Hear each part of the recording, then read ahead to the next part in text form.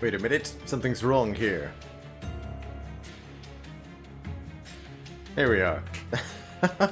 How's it going, everybody? Good to see you all.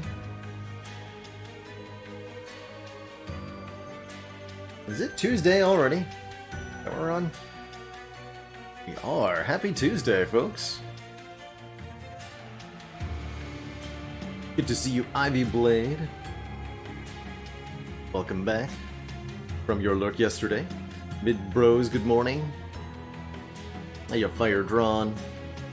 Enjoy that lurk mug. All Thamos. Hello, hello. Imaginary friend, how's it going? Choo choo, says more better. Is that an Austin Fuego in the chat? Chicken Man feels here too. How's it going, Arc2Tech? I don't currently have any plans to check out the RimWorld DLC. I've actually never played RimWorld. But that could be a really good one for the community vote. It's something that's been on like the edge of my radar. I had a close friend try to convince me to pick it up and play it at one point, but I also eluded those efforts, so I've never played RimWorld. I always kind of meant to wait until it was finished in some capacity. Seems like there's a still ongoing development, which is super exciting. I didn't realize it was getting DLC. It's safer that way, that's right. It's a, you know, think of all the time I could have for myself if I never tried to play RimWorld. How's it going, Watsy Woo? Happy Tuesday. Hey, Zatanna Okami. Happened to boot up Monster Train, and then I boot up Monster Train. Coincidence? Yes. Yes, but a fortuitous one, so celebrate it anyway.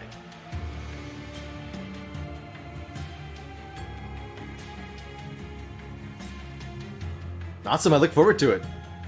There was a, as a reminder, there was a three-way tie for the game vote this month, and I've chosen to executive decision and pick There Is No Game, a cutesy, sounds like it's kind of meta-gamey puzzle game, which is why I personally decided I was interested in it. It looks very intriguing and like it's gonna mess with me personally. So I look forward to being messed with.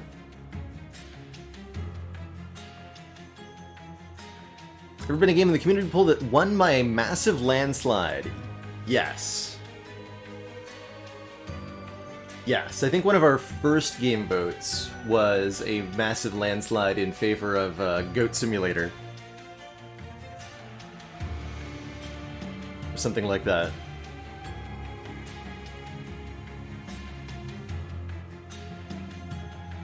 Keep Talking and Nobody Explodes did pretty well too. But as the game votes have become more participated in, they've become more competitive.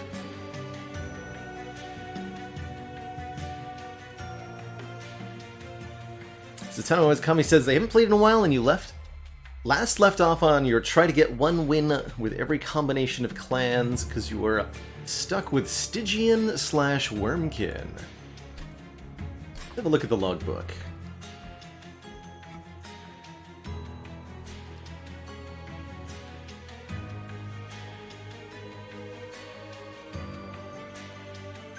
Oh, I do have those completed both in the logbook, both of those combinations. I was gonna say, if any one of these were uncompleted,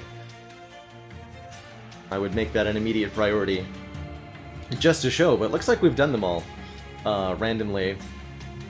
My personal advice is that you can get some crazy stacking with incant keywords or the activate on consume keywords with these two clans in particular. There's lots of ways to add consuming spells with Stygian Guard, and lots of ways to add spells with the Wormkin, so their synergies kind of cross over one another fairly nicely.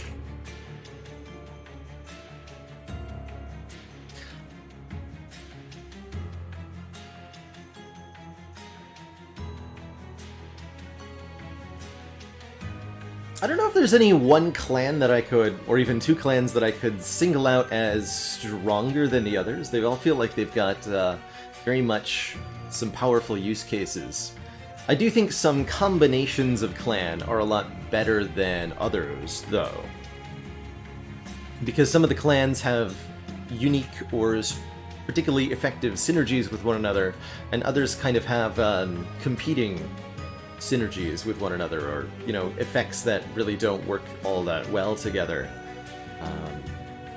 For example, I don't think Umbra and Melting Remnant pair all that well together, as the idea of feeding morsels or boosting with buffs a unit that you're maybe reforming a lot is going to be particularly effective. But some clans have natural synergy, and one of my favorites is the Awoken and the Stygian Guard. I think this is a particularly strong combination, as these two clans are able to abuse one another's mechanics really well. The Stygian Guard benefits from repeated spell castings, and Awoken has a lot of fun little tricks to do that with stuff like Thorns. Where's the Awoken spells?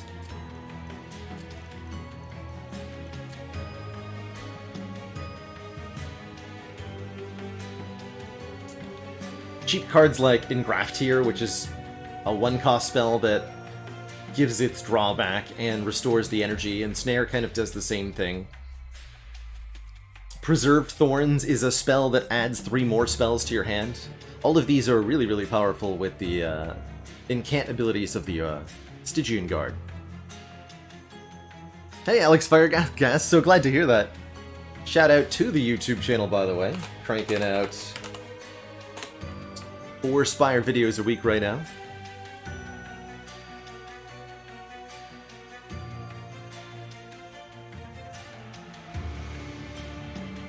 Howdy, Fast As Panda. Howdy, howdy. Hey, Azuthus. Alright. I think we'll just play a random run here and see what happens.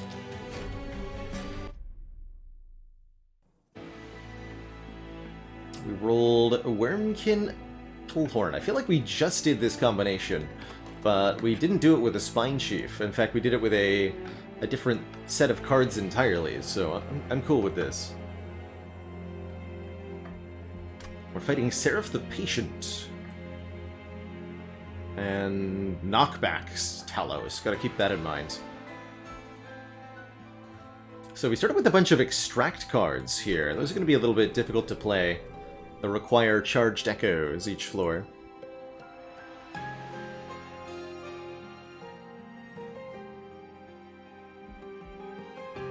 Got a double artifact start. Do I go with the champ first? Always difficult to pick. I think in this case I'm going to go with my artifacts first. Oh, we do get offered Carving Koriska. Alright, what a start. This is one of my favorite relics for the Wormkin. And it gives you 1 Ember, 1 Energy, and 1 Ember / Energy, whatever you prefer to call it in your head. I usually call it Energy, but the game calls it Ember. And 1 Echo. So that's basically a refund on the extract cost. And notably, we started with 3 extract cards. So that this gives plus 3 echoes, plus 3 energy through our deck here. And as we get more such cards, especially if we can find something like an infused Proclamation. I've had a Wormkin run used an infused Proclamation before to just do absolutely broken things. You get a spell power upgrade, it becomes 200 damage to the front enemy unit for 0 echoes cost. It's great. Anonymous, thank you so much for gifting that sub to Fast As Panda. Welcome back to the Cozy Club. Panda, ho ho! And is that a base charge I see? Starting us out with 2 echoes on each floor. That means we can pay for these proclamations instantaneously. And we'll even get the refund from the Carving Choriska. Heck, yes. I want that. Firewall's not bad either. But you can't convince me not to take base charge. This is one of my favorite echo-generating artifacts. So, given these considerations, do we create an Infector Spine Chief who can create more echoes for us, or do we go with the Corruptor variant who gives bonus damage to friendly units based on how many echoes are on the floor? Oh man, we get another artifact next floor too, and it's probably going to be Merchant of Steel Wormkin banner for me.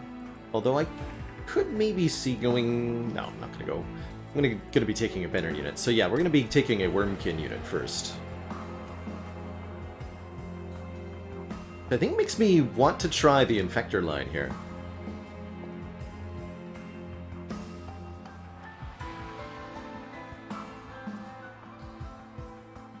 Friendly does count itself, that's right. Yes.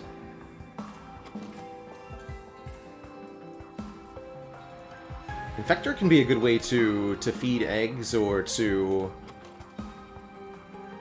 combo with something like bug flies. Although you'll want to cross path into Corruptor. Let's see, what are the progressions for this hero anyway?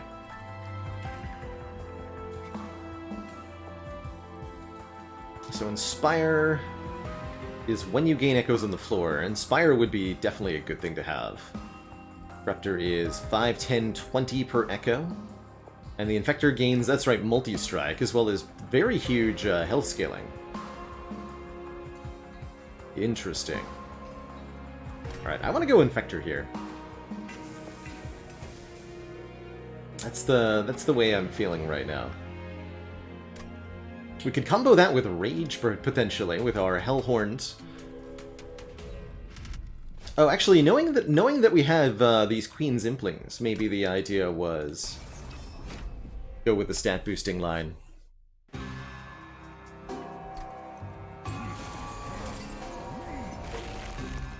I'm not going to regret my choice, though. No siree. These fractures are going to do very good damage thanks to base charge. Reap is a status effect unique to the Wormkin clan here in Monster Train, and it causes enemy units to take damage at the end of combat. So not once per round like Frostbite, but after each turn, basically. Equal to the stacks of Reap multiplied by the echoes on the floor. That means the fracture will do 6 damage immediately, because we have 2 echoes to start, and we get +1 for playing the fracture. Better question, what floor am I going to set up on here? You get Ember Drain up top, but I think I will tolerate that, since I can get both units down on the top this turn. Go with the Spine Chief behind the Steward. And then apply Reap to this guy, so he takes damage a bunch of times, and KO the healer. Reap does not decay like Frostbite does, it is permanent. We can just donk the front guy with a big boot. Let's the Queen's Implings, which also give us echoes here. These are so nice. And bonkify. This man may have more Reap. Enjoy it.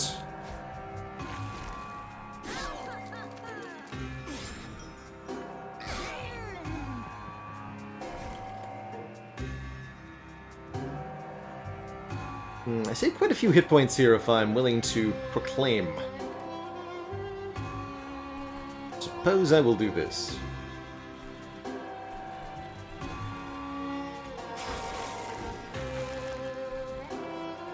And I will put Implings here. Nah.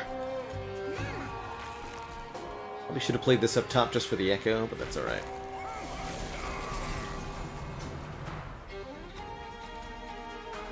Ooh.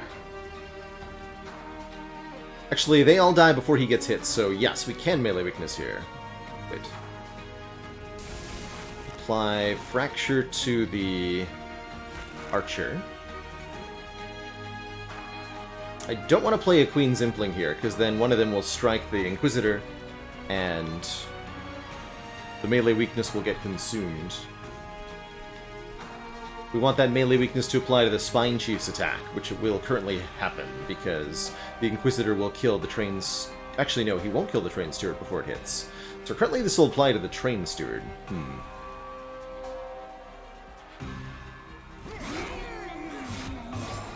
Not sure what to do about that. Hornbreak my own Train Steward. Out of sheer desperation. Is that where we're... Is that actually optimal, so that we line up the melee weakness? I think it is. Genuinely. Alright, sir. Die? And then we put the new one behind. That's funny.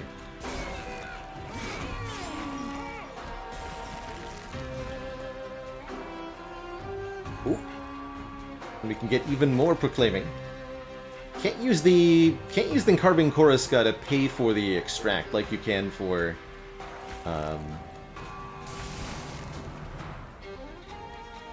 if the card is infused. Bonk. That worked pretty well. We took on the trial with 0 damage taken. Yes, look at this. Look at both of these, quite frankly. But especially look at this one. Infused Extract 1. 0 cost. This actually generates, even though it's an Extract card. Because it has both the Infusion and we have the Carving Choriska, it'll be a net of +1 echoes on the floor, in addition to gaining hit points on the unit. I would prefer the Echo transfer to scale, especially with multi-striking Spine Chief or something. But I'll take the card that's infused, thanks.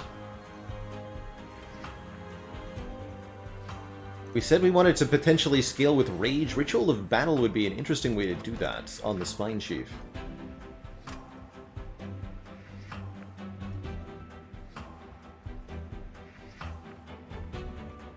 Hidden Passage is always fun. Being able to overstack a floor can be very, very potent.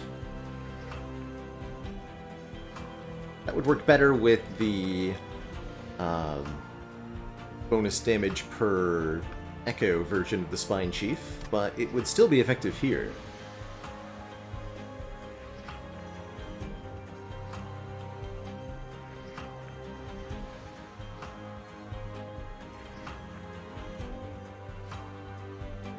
Harrison Climb's an interesting choice.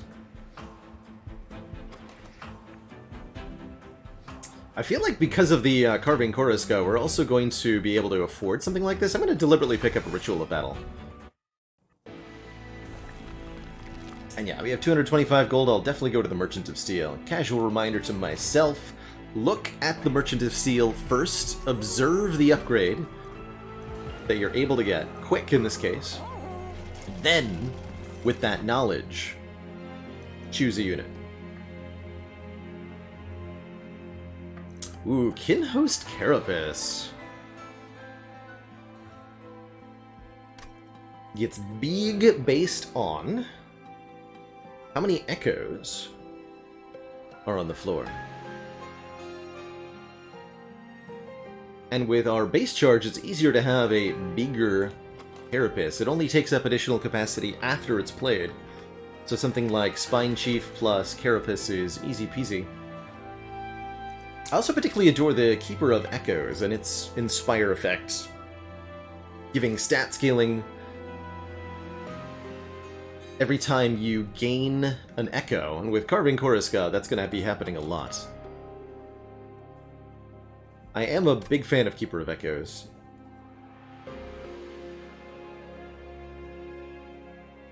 Oh, and that's also a good way to scale our multi-striking... Oh, actually, yeah, just pair that with the Spine Chief, right?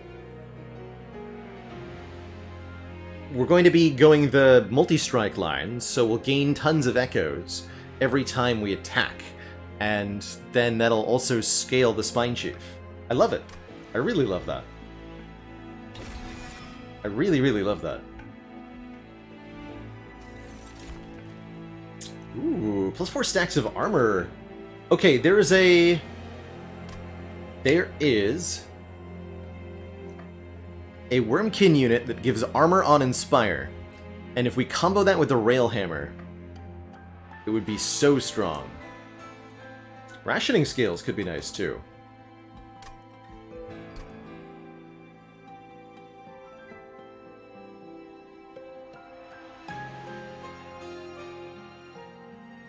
Don't get another Wormkin banner opportunity for a while, but we could be randomly offered one.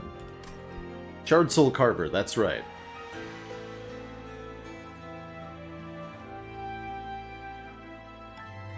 I'm gonna just... Objectively, this is currently worse than either of these options. But there's also some Hellhorn unit infusions we could get, like the... Not the Rail Beater, the other one. That gives armor every round to the whole floor. Alright, I'll definitely go with a quick infusion on the Keeper of Echoes. It doesn't have high base damage, but just having something with quick is, I think, really appreciated. Ideally, I guess we're also giving it multi-strike.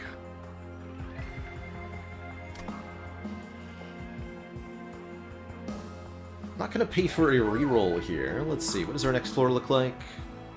Probably gonna go Merchant of Steel, Hellhorn banner. Okay, so we'll get another Merchant of Steel. Okay, yeah, I'm just gonna go with the quick upgrade then. And we'll add multi-strike or something. Not sure what I would do with Endless. Not gonna make an Endless Queen's Imp, I don't think. Well, that would be an option. Definitely want a unit draft. That's one way we could find the... just anything with armor as a generation source would be great. But I think my ideal way to scale this run from here would be to get the Shard Soul Carver infused into a Keeper of Echoes. Have the Keeper of Echoes be in front of the Spine Chief. Steelworker. Yeah, Steelworker infusion would also work just fine, giving them both 9 armor per round. Either of those sounds grand. Oh, I see. We're gonna have 10 armor on the Super Reconciler, huh? Well then. Do I set up atop? We could set up on bottom to try to deal with the stinky lads, but that's not actually gonna help me that much, is it? You go first regardless of where you are.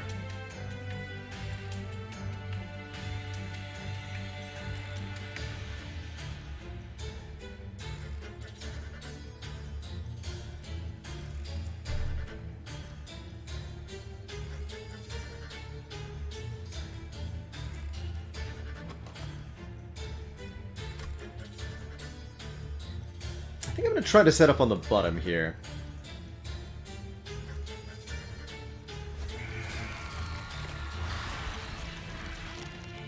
The purpose of this is to deal with these curse-adding enemies as they come up. I'm not going to take Murder Rain, but you are going to go there.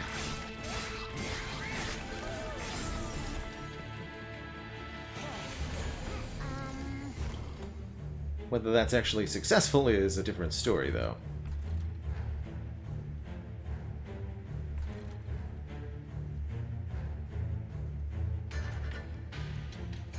Alright, we can donk the front one here. The Hornbreak can kill either of these two, preventing more Sinner's Burdens from being added. We want to use something to kill the top here. I guess the Queen's Impling also kills the middle, right? So I can Queen's Impling here. We'll Hornbreak up top, and I can Proclamation you. That will work just fine. Let's get stat boosts down there.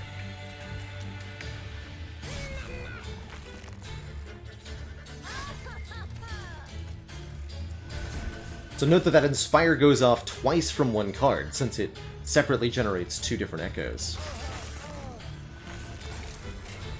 Just anytime you're gaining echoes, you get 1 Inspire activation per echo.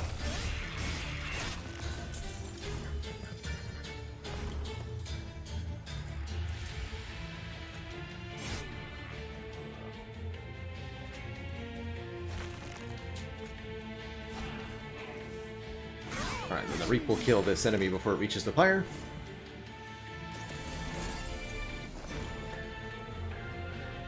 Cool, that worked out perfectly. GG. Ooh, na na.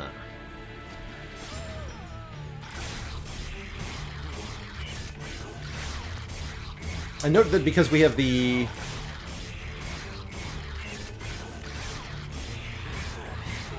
Spine Chief generating echoes mid-endless combat, that continues to scale the stats every time they attack. So just imagine that happening more often. Another Echo Infusion sounds great. It's not infused this time, but that's okay. Giving us more defensive scaling. Take an Echo Snare for some easy AoE damage. Actually quite like that. Actually really quite like that. Or an infused Bogfly. I don't have capacity for this thing. I don't really plan on taking capacity. Let's grab this Echo Snare. Shame it's not infused. We can get a second Ritual of Battle? Oh, I love that. I'm in. Alright, that's one option, is to just add a second Keeper of Echo, like infuse one Keeper of Echoes into the other, so that the one Keeper of Echoes is getting double in Spire scaling.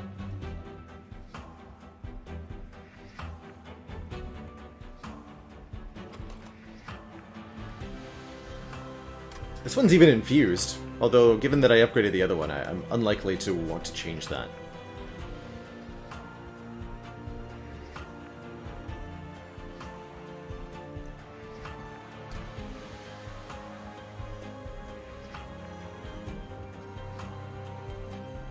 It's a pretty reasonable choice. That would ideally then be paired with Multi-Strike. The Horned Warrior comes with its own Multi-Strike. But I don't think either of these are a good base unit to work with here.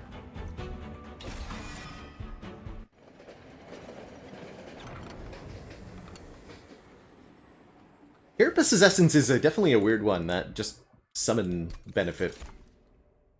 Let's see, do we want 25 gold more than we want a bonus for our knockback Talos fight?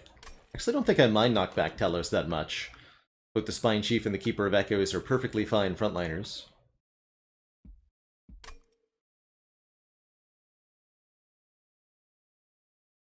Give me the money. And that'll help me afford whatever's in the Merchant of Steel here. Not duping anything, right? I wouldn't mind duplicating our Echo Infusion, but I think this is a better way to go. Alright, what do we have here? Quick again. And you are... Deranged Brute. Interesting.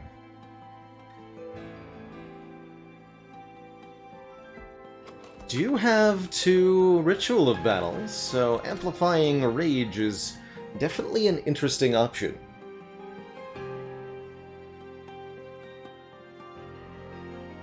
Don't want the Branded Warrior. I think I'm good with our doubled Keeper of Echoes, quite frankly.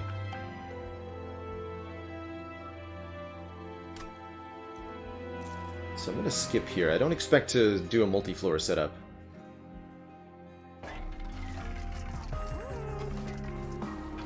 So I am going to infuse one Keeper of Echoes into the other, I think is what I decided. Don't really want to buff the Imps. It's going to pay for a reroll here, looking for Multi-Strike. Plus 3 damage per Echo, though. Ooh, actually, I really like that. That'll give this Keeper of Echoes some immediate upfront punch, and give them bonus scaling as...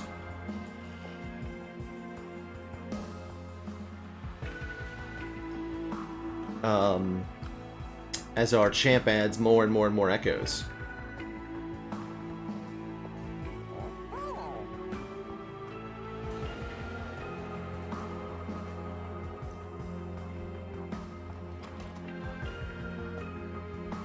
Yeah. Let's do that. Okay, this should be interesting. should be very interesting. Would I dupe this unit? Yes.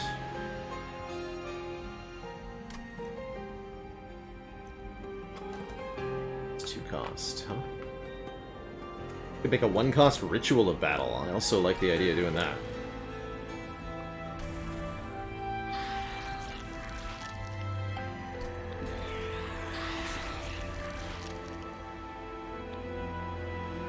And it also learned the hard way that a reformed carapace keeps its current capacity. Oof. Yeah, you better have room for that chonker the second time around. I want to Purge Stone anything? I actually kind of like the Fractures right now. And we can't Purge Stone a Train Steward, so I'm going to go with no. That does put us quite high on shards. 70 shards going into Talos here. Which is definitely a decision that I've made. We're offered a Rail Spike. We can get an Awoken Rail Spike? No! Why did I take the minus cost upgrade before I looked at the event? We could have had a minus 2 cost Awoken Rail Spike. Dang it. I mean, I probably still take an Awoken Rail Spike. They're very good. Draw X and apply minus 1 cost to those cards. It's a very, very good effect. Especially in a deck that generates excess energy with the Carving Koriska. I'll take it.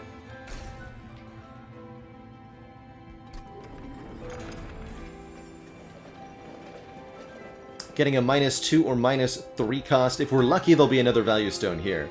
Awoken Rail Spike and then duplicating it is definitely one way to break a run, in my experience. Is there an optimal order to do the events in Monster Train? There are reasons to do either order. And I think you could probably try to spreadsheet out the reasons, and you could estimate that, you know, maybe 50% of the time it's, or 70% of the time it's better to do option A first, and 30% of the time it's better to do option B first. But there ultimately are optimal lines for both possible choices, depending on what you get. One of the more frequent outcomes of a Concealed Caverns is adding an upgrade to one of your cards, particularly one of your units. So upgrading your units before you go to the Concealed Caverns is usually a good idea, since if your units are at their maximum upgrade slots, you just get to add a bonus slot with the event upgrade.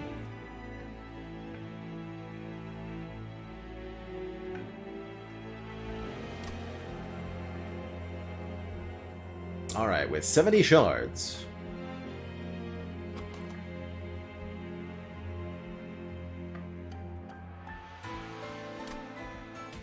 We go.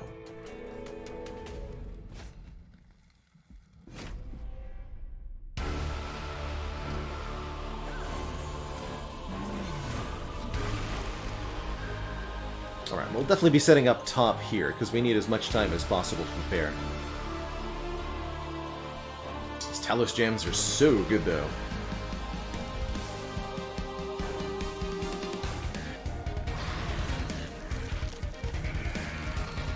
Apply Reap to all 3 of these nerds, and then they'll take additional Reap damage, which causes this man to die if I play out the Queen's Impling here.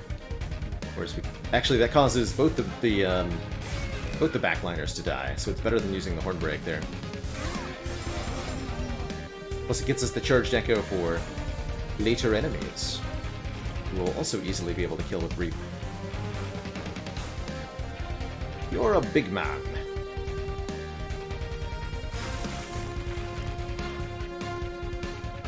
Don't want to play further spells on this floor. Let's do it up here. Another Proclamation. Give it to him.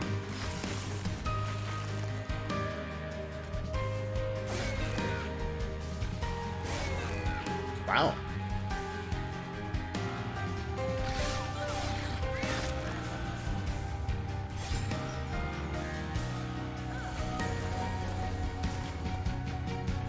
Let's get some Inspire activations up here, hey?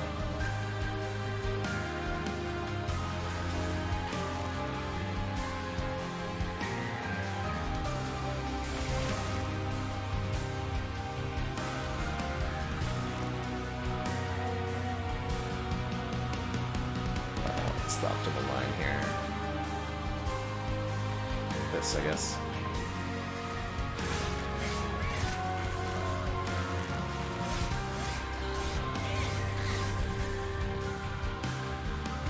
You leave those imps alone.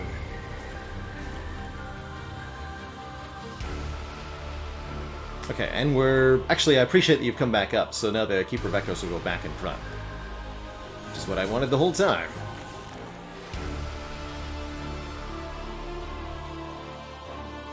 This lad needs to start taking damage now, before he gets to the top.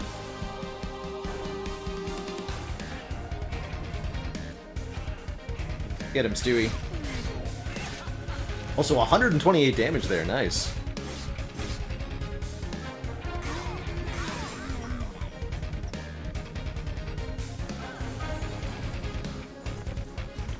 Definitely Zatanna. If we're hoping to Spire, or if we're hoping to scale by using the Inspire keyword, then we definitely want to be adding lots of cards that are infused, or taking options to generate more echoes. There's a few cards that are dedicated echo generators we can use. Should do some good damage there. Not quite a kill, so we will take 2 fire damage, tragically.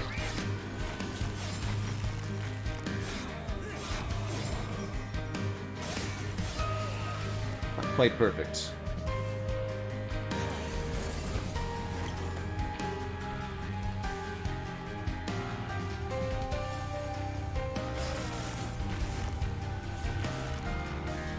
Okay, now I'm just gonna try to scale up top here.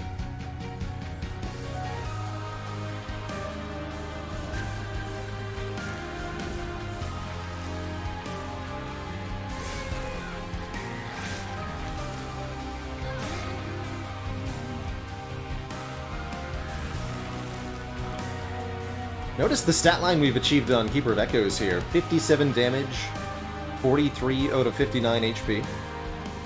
Plus counting.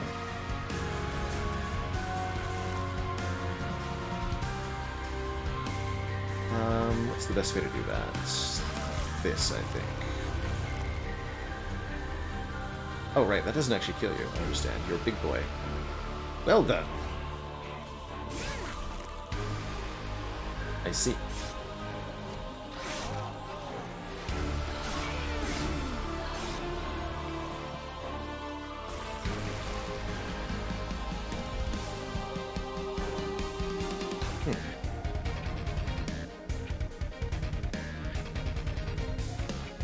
How about we don't lose, though?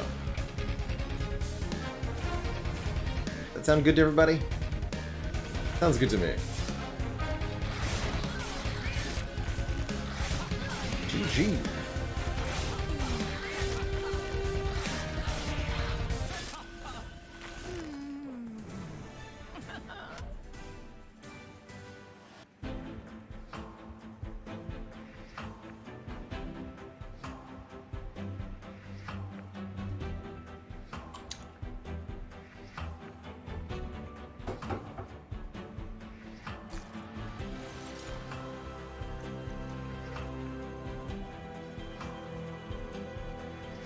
Ace Tyra! Did you know that the angels sometimes dine on Twinkies? That's right, it's the Heavenly Hostess. Well, we could have had a cool thing with rage doubling here. Echoes of the Past is very interesting, giving us +6 per echo and then clearing the echoes. It could be an interesting way to scale our Spine Chief in particular, who's going to replenish those echoes very quickly. I want to try that. Let's try that. Might regret that. And there is the Steelworker that I thought we might get. Resolve, apply armor 9 to friendly units. We chose to do something else. So, I don't think I'm going to be taking this unit.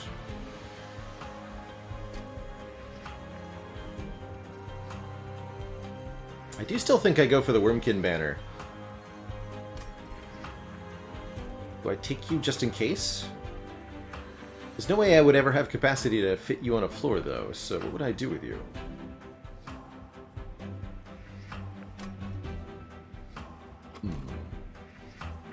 would be very tanky.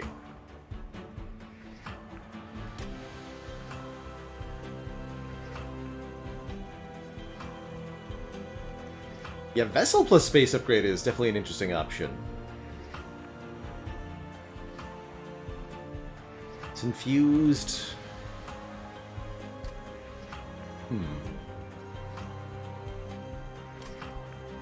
It's an interesting option.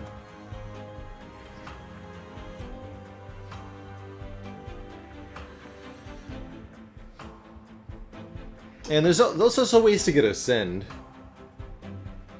Interesting.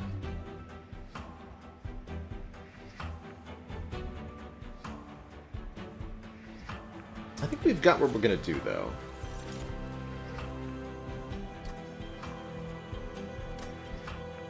I'm gonna take bonus draw here, so that we can start to use our energy engine to play more cards.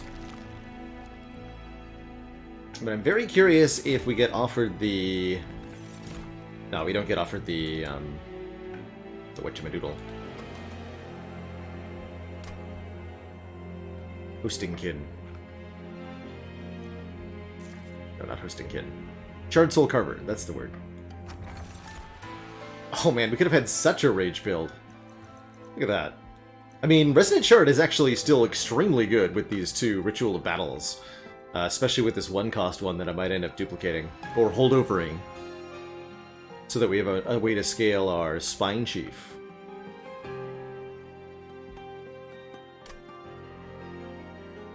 Infusing Steelworker onto an Imp, also totally an interesting option. I do like that one. Yes, we got another value stone. Chat, it's happening. Mine is 2-cost Awoken Rail Spike. Let's go. Yeah, that just became the best card of the deck by quite a margin. Definitely going to the Merchant of Magic next here. Getting us another Concealed Caverns event. Gonna be removing 2 Stewards. Sorry, Stewie boys, but you're not infused, you're not welcome. Give me that multi-strike, please. Give me that multi-strike. Oh, I'm so excited for this run. Didn't get to use the Railhammer, though. To think we could have had rationing scales. Well, Shield 2 is a little spooky. It doesn't affect Reap, notably, and the Hornbreaks actually pierce through, so it mostly blocks our proclamations, and that shouldn't be unmanageable.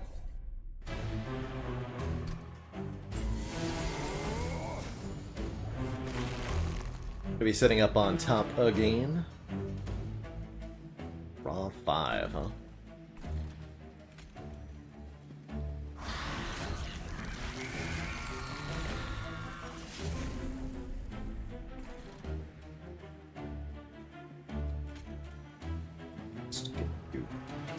Killed sounds good.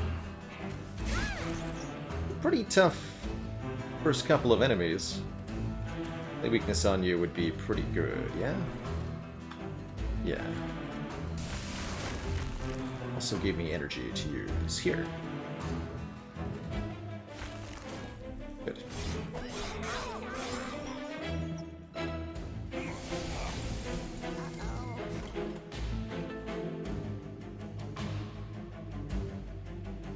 Okay, we definitely need to start scaling these two. So this first hit actually matters.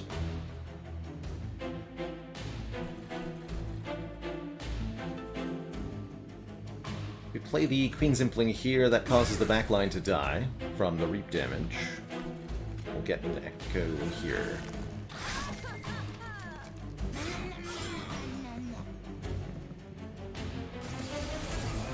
Okay, these waves are getting beefier and beefier. But Ritual of Battle is here, and that's where the damage will come from. Good. Prepare for some incanting, sir. You're gonna benefit quite a bit.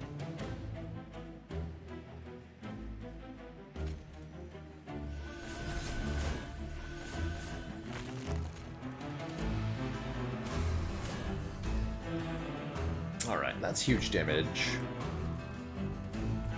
You need to die. Post haste. This do give me energy and an echo, but... Actually, we are going to get those back, too, so this is advantageous, yeah?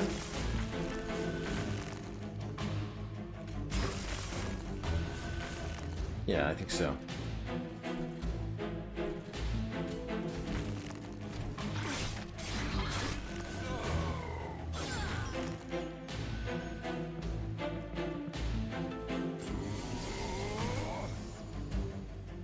These waves are super scary thanks to how many shards we have.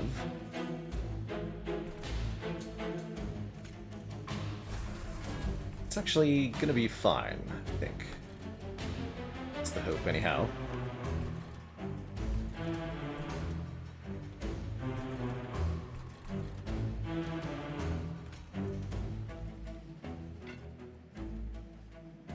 But I'd rather just ritual the battle, right?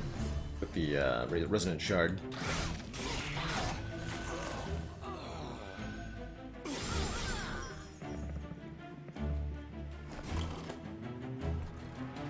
How are we doing up here? Not good. Not good. But I think this ritual of battle will take us high enough that we'll actually kill both of these two. Yeah, okay. And then we can... what?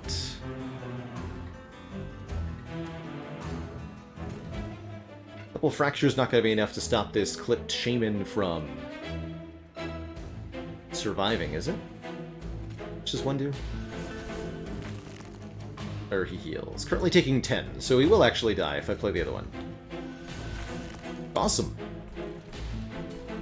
Looks like we made it.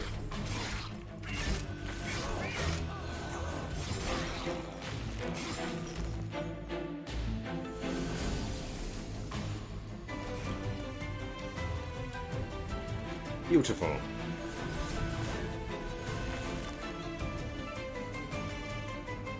Let's see. Even you have spell shield. Okay, noted. Noted. Get that for the stat boost. Donk you, donk you.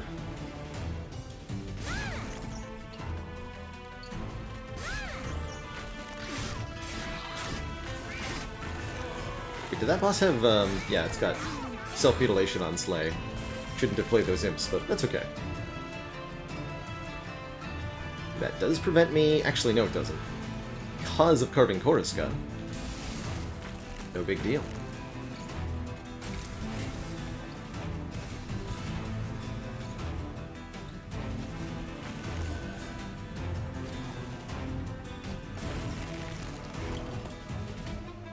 Look at this champ! 95 health, 147 by 2 damage output. We're only on ring 4 here.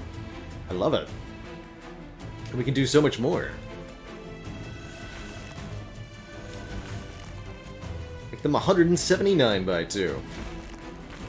Beautiful.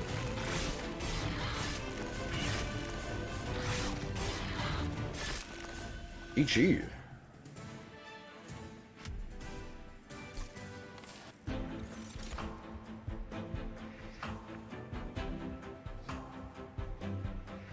Wormkin Spike, huh? I actually love that. 4x Reap to enemy units, that's a ton of Reap, a ton of damage if there's lots of echoes. And it's infused itself. And it's got Consume on it. Although we're not actually benefiting from Consume right now, so that's not a benefit. But it could. Another Extract one with Soul Crushing Guild applies Dazed 3, which is very good. Causing it not to attack. Particularly useful against, you know, bosses. Especially really annoying ones like Seraph the Patient. Ooh. That's worth thinking about. That'll stop Seraph from attacking for 3 turns.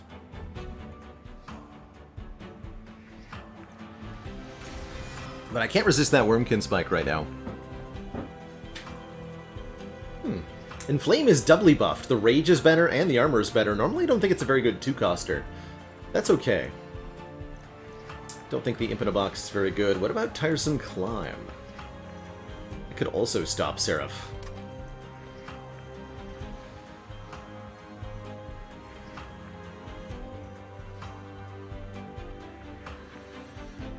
And it's infused. I think because it's also infused, I'm gonna grab it. It's a 3-layer buff. Said I wanted to go this way. So we are offered Eternal Stone. We could remove Consume from the Awoken's Rail Spike. Make it just a permanent X+1 redrawing card. That's pretty potent. Or we could just make it a +3 Rail Spike instead, which might be better. Just draw 2 more cards immediately versus be able to use it repeatedly. I think I'll look at the Concealed Caverns first, before I assign my spell upgrades here. We could get another spell.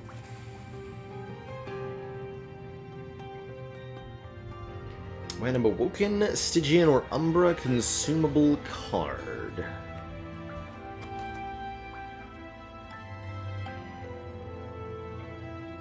You get a fairly specific set of cards with these.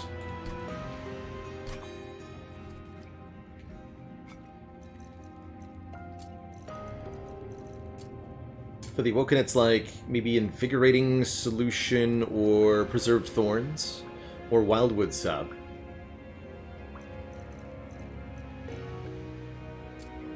For Stygian, I think the possibilities are like Urchin Spines.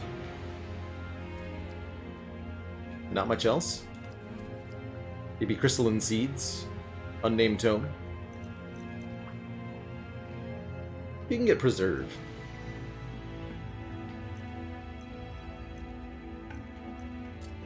For Umbra, I think it's going to be either like Prismal Dust or Packed Morsels. It's not the full set of Consume cards like you might expect. It's a really limited subset. So I don't think, for example, that Furnace Tap is a possible outcome for the Umbra card. See what Stygian can give me? Okay, we can get offered Crystalline Seeds. But I don't think I want it, so I'll take the $10. Brain collapses. Feels like we have plenty of cash, so do I need more? Not really. Hellvent Unstable Vortex, very tempting. Hellvent the Awoken Rail Spike. This is also tempting. Not sure how we ended up with so much money. Oh yeah, because I haven't spent any money here yet. I understand. Here, you do damage. You become better. I don't think I'm going to apply Remove Consume. Gonna make an X+3 and we'll dupe that. Do get holdover. Yes. So, holdover on what? Holdover on 1-cost Ritual of Battle seems like a completely reasonable choice, given that we have, you know, Resonant Shard. Holdover on... Holdover in Flame could be amusing. Holdover on this Echo Infusion to just generate a ton of Echoes. Also an interesting possibility. I think I'm going to go with the Holdover Ritual of Battle, though. That just sounds nice and easy peasy.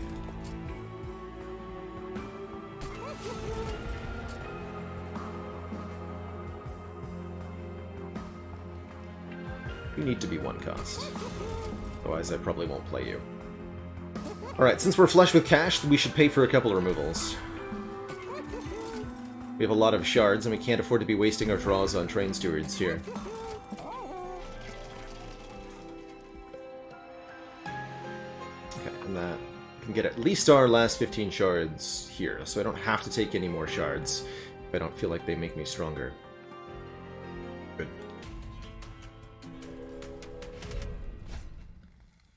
Ooh, Heaven's Seal can be really tough, causing enemy units to full heal when they move up to the next floor. I think this deck can handle it. And I want that random artifact, so I am going to risk it for the biscuit here. This is a very, very dangerous choice with 85 shards.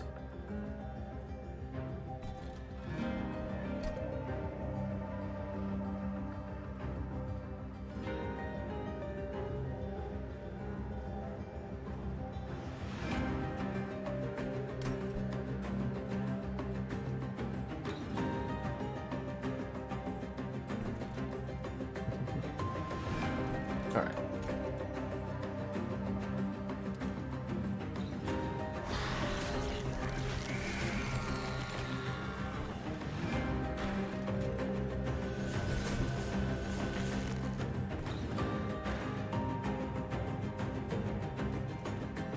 kill you. Fortunately, he's going to get some armor, but he's also going to get melee weakness, so he'll be fine.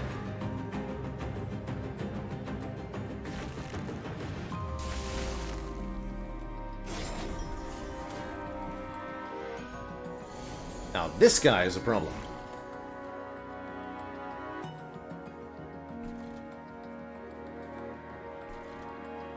Boy, is he ever.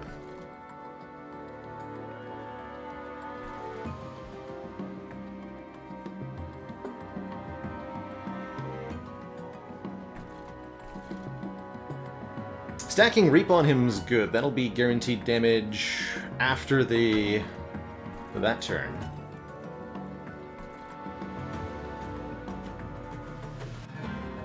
I think I'll even Proclamation so that I get an extra energy to spend on Wormkin Spike on this floor.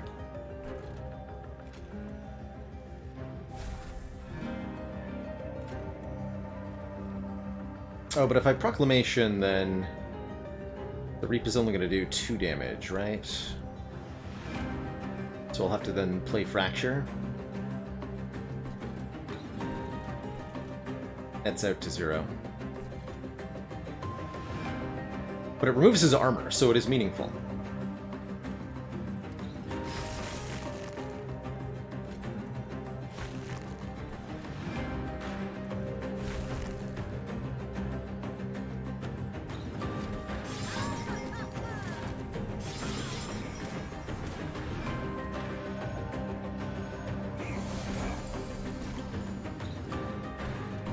Here's Ritual of Battle to ensure that we can actually kill this man when he arrives.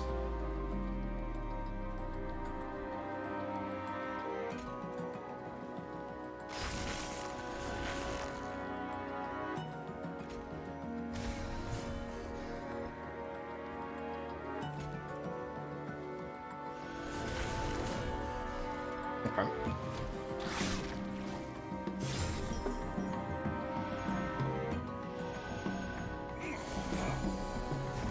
Starting to get a little trickier, but Holdover Ritual of Battle is here now, and our damage is properly online. I think we're going to be fine. Right?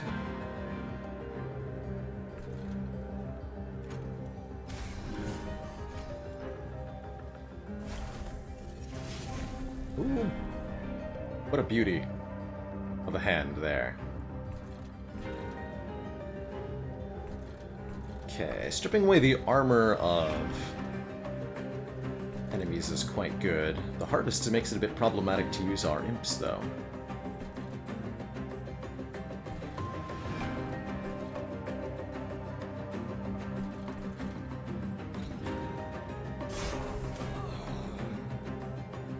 It's okay, this kind of nets 0 there, right?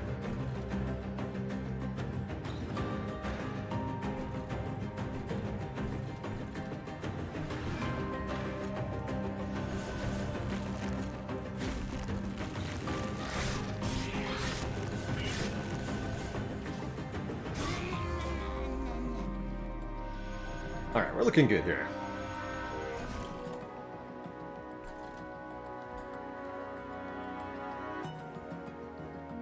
That's a slight problem, though. Just a lot of raw damage headed my way.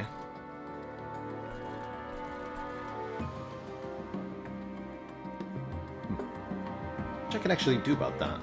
We can use melee weakness to ensure that this guy dies to the first hit.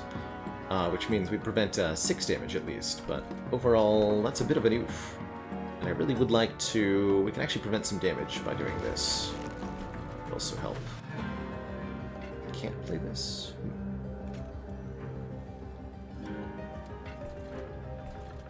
Need to do enough damage up top too.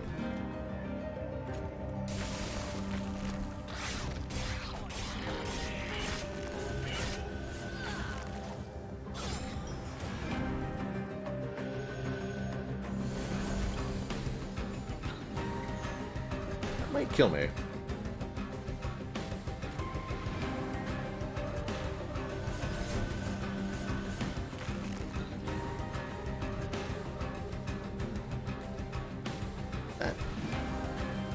That might kill me. 14 damage, and that'll happen 10 times?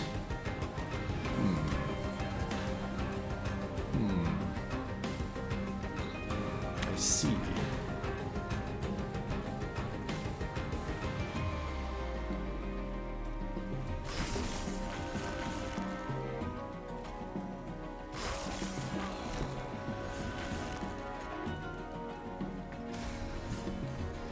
See, now that's a bit concerning, yeah?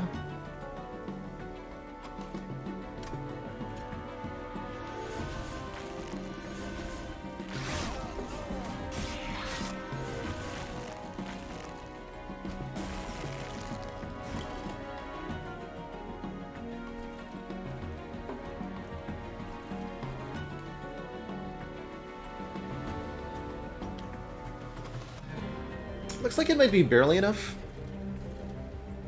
Question mark? Help?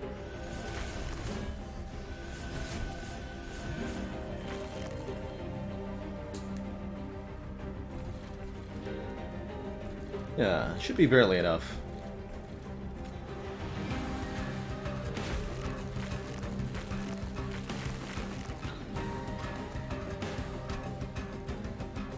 I think this is worth playing still.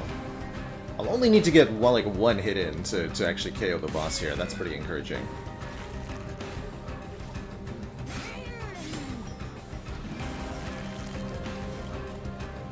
Oh yeah.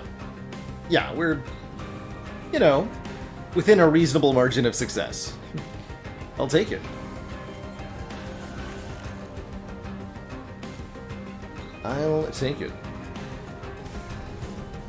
GG. That was pretty close, though.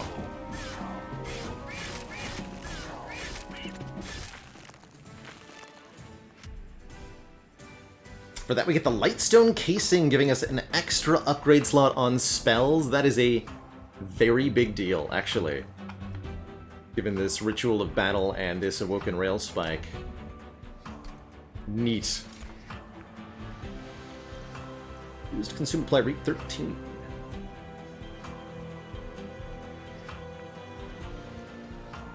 Forgotten Trade could be good energy generation, too. Kind of nice with the Awoken Rail Spike.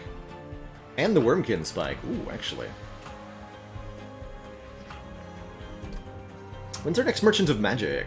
We're doing Hellvent, Unstable Vortex. Oh god, we're not getting a Merchant of Magic until endgame. Okay. Dang. Alright, well, so much for these 3 upgrade slots being, like, particularly good. Question is, do I want a Soul Cripple? Just weaken stuff as it comes up the floors. Probably. This is a good way to pick off like a 100 hit point unit. But what about the energy, though? Alright, I'll take even more card draw, I think, is what we're going to do, and then that'll make that good. Another Infused in Flame? Are you kidding me? Alright. I've never had Inflame seem so good.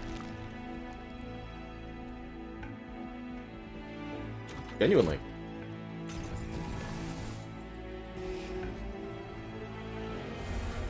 Alright, you imps. You're out.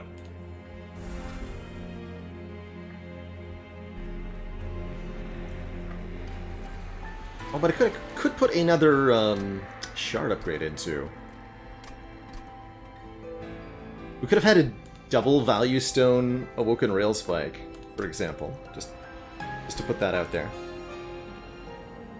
This is also a pretty good card to put an Extreme Stone on. Make it 200 damage to the front enemy unit. Could even add Piercing to that. So it'd be 250 Piercing damage to the front enemy. It's a lot of shards, though.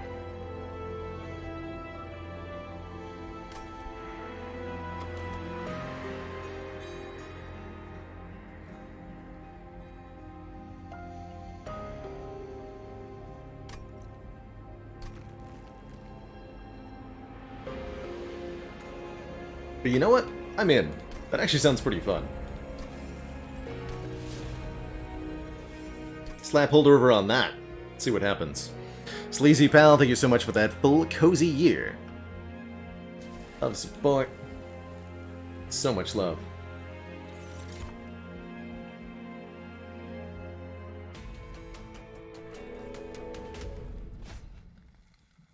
Alright, we've got the incant and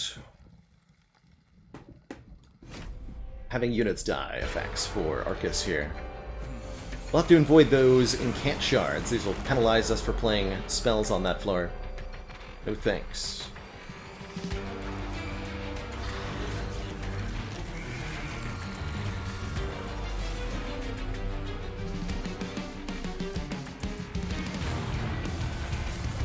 Yes. Ward.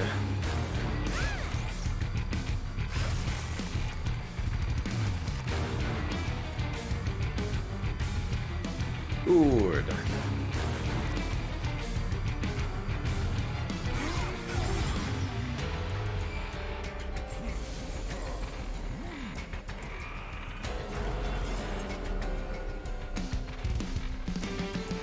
One of your units dies. Cool.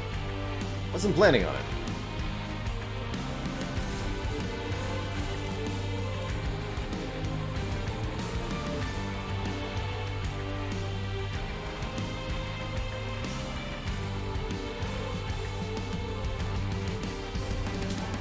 Some reburn.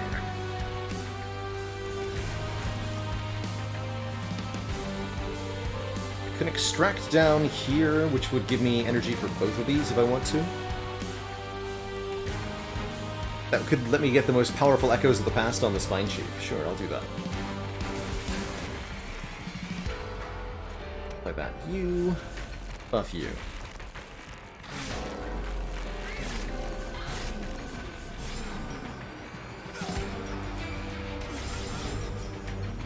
The Spine Chief is going to be particularly brutal against Last Divinity when we can guarantee they'll do 3 strikes per turn. Every turn. Forever.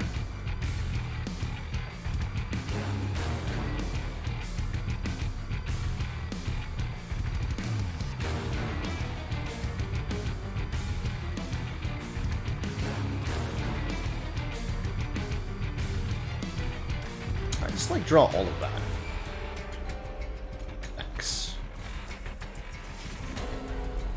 And now we have a holdover, zero-cost Ritual of Battle with Resonant Shard. Here, buff you first.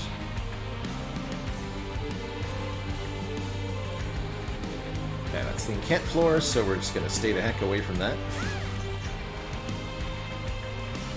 Do not want to make all spells in hand more expensive. That sounds miserable.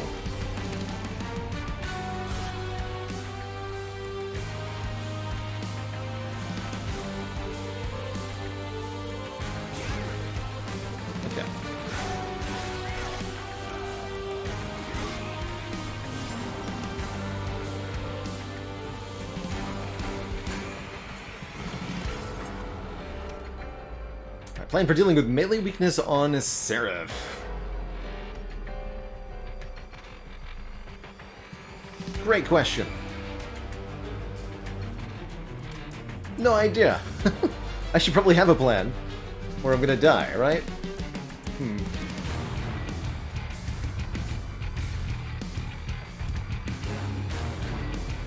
Because that is gonna be spooky.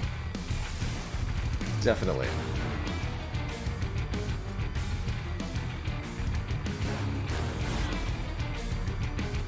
Super spooky scary.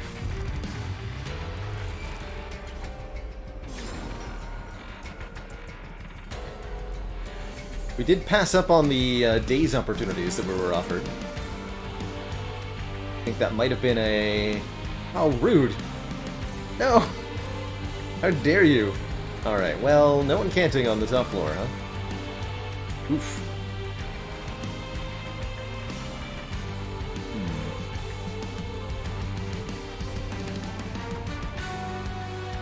Alright, well, I hope you enjoy your rage, sir.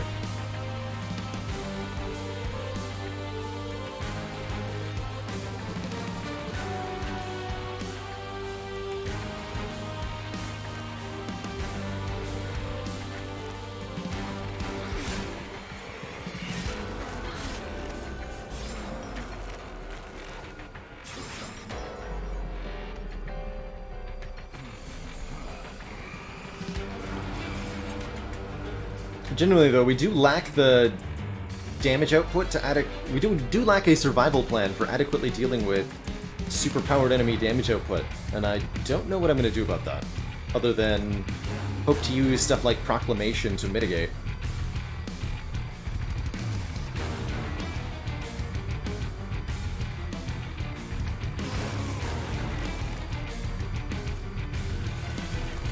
By reducing the number of enemies I have to deal with.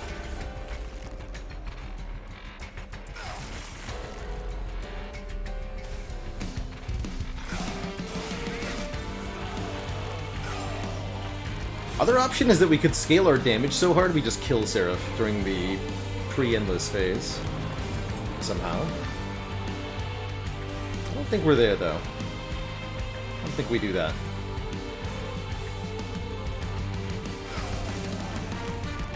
Doesn't feel like a thing we're doing. We have seen that Extract Days card. I chose not to take it. What did I choose over it? I think I chose the Wormkin Spike. I have enjoyed that so far.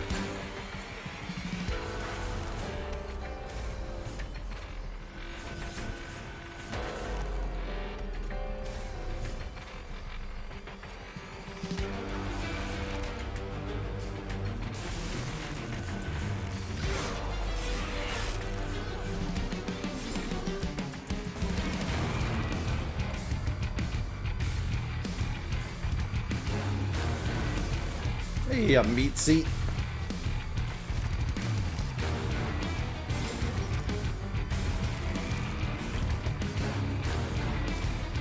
Yeah, we're not so strong that we're just able to easily defeat the boss either. He does almost get through the front unit. 1,000 damage though, dang, dude.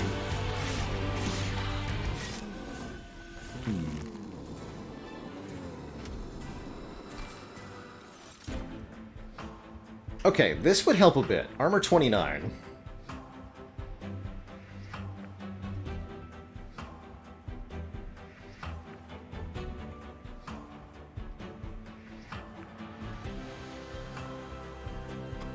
Last Stand is an interesting option as well now that we have Holdover Ritual of Battle. Which is going to eventually be Holdover Zero Cost Ritual of Battle.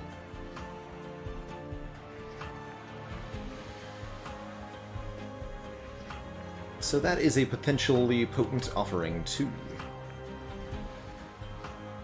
Deal with melee weakness by just scaling up Rage so hard that we murder everything. I think that's going to be a better option than Alloy of the Ancients. We'll see if that's true, and I do think we need the 7-drop return for any of these strategies to work. Carving Koriska will be our energy generation.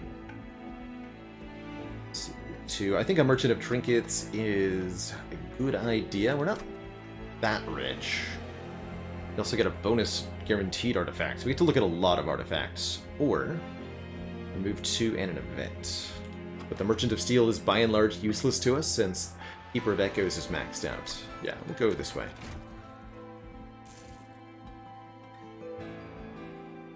What do you have first? Split Anvil. When you play a spell, spells in hand costing less are reduced to 0 cost for the turn. That works with X cost cards, by the way. So that can let us use these varied cost spells to great advantages. This is even more energy generation, especially with our insane card draw. Good. So max multi-strike. The higher base health on the Spine Chief is also going to be massively useful here. Ooh, a little bit late for the Dun Echo, but I do like Echo Seedling. The first time each battle a card with Consume is played, for example, Awoken Rail Spike with 2 upgrades in it, we'll get 2 more copies added to our hands. Or 3 copies of Last Stand. Or Forgotten Trade. Like, there's a lot of really dumb things this will do.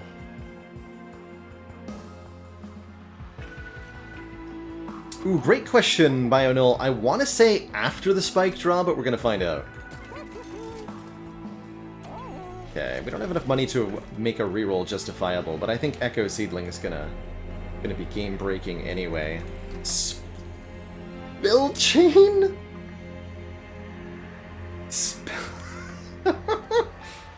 Ooh. Oh, I didn't think I could put... Yeah, right, that is an option. That is an option.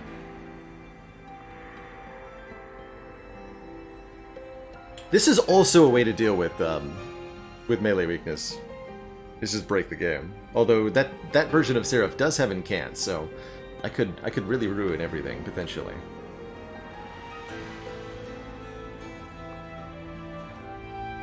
But a spell chain on the +3 Awoken Rail Spike seems kind of insane. For only 15 shards.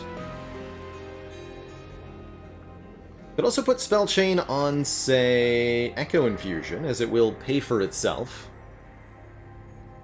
It's actually a really good upgrade on the Echo Infusion.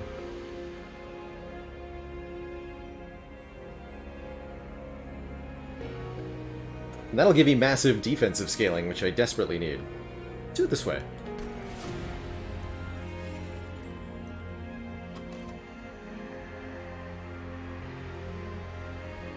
Gotta be careful about how many shards I add.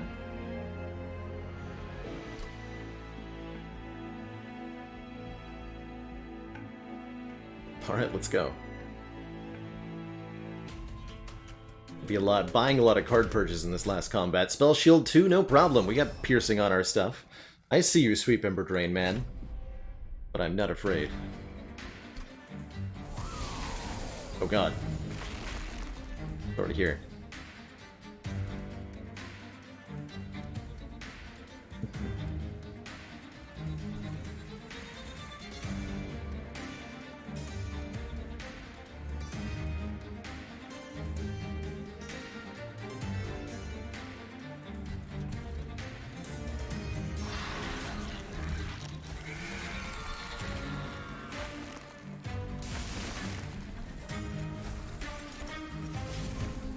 Oh, right. Right! Oh, God. Oh, my. Oh, I've already broken it. It's all gone.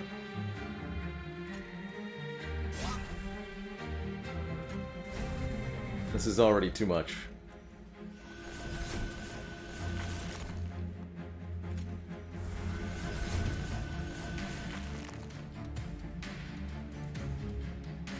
Draw 5 more.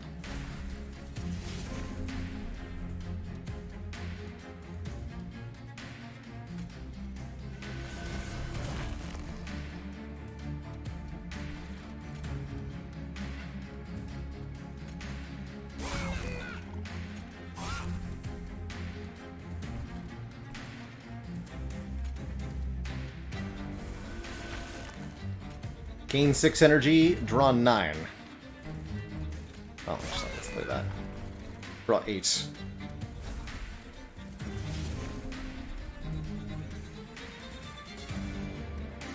Did I win yet?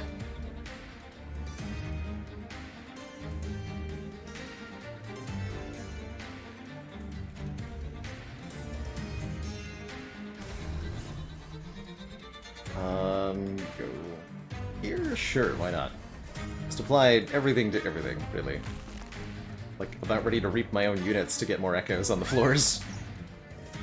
Here, you just, like, die. How about... That sound good? That sounds good to me.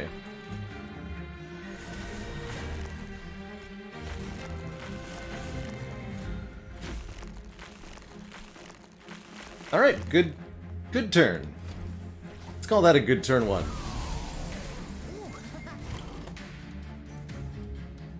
Did you know that I still have more of these? Oh my god. The deck is entirely free now. Don't forget that we draw 7 cards per turn base.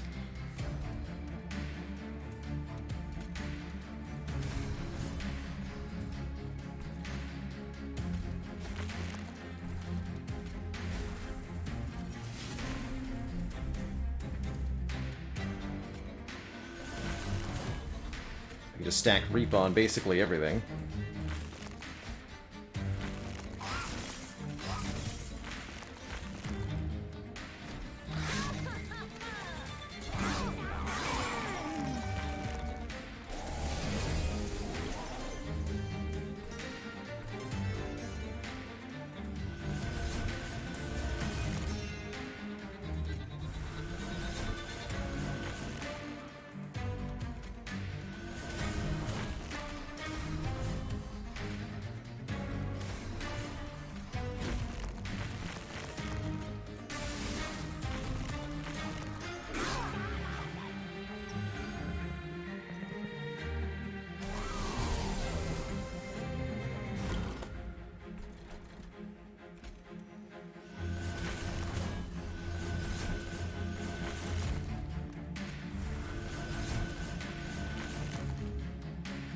Oh, right, and the spell chain version is also 0 cost if we drew that card with the Awoken Rail Spike, so it becomes a +2 energy generator. Not that it needed to be, but here we are.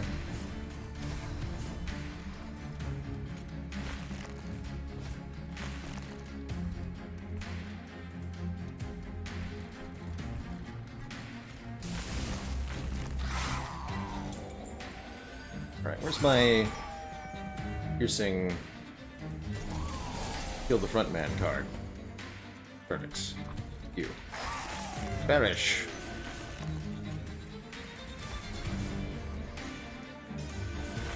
These even units, that's right, so they'll both double their rage. Good. Double your rage then. 502 by 3 damage, 236 damage with quick on the front there. It's too powerful.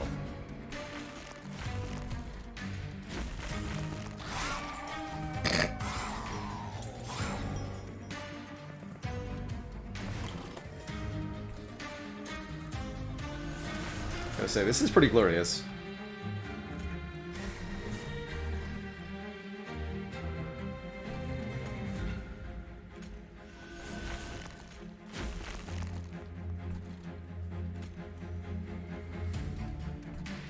Take the Sweep Ember Drain there, but that's not going to matter.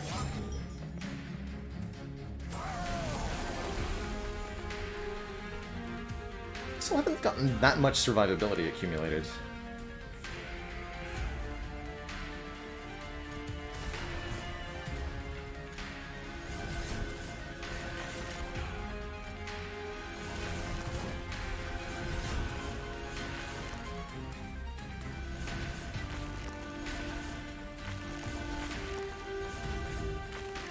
God.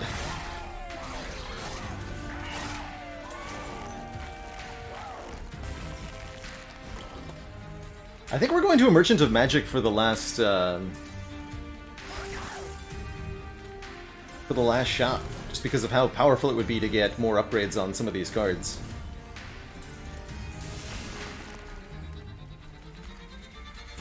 Here. Try to kill the boss in one hit.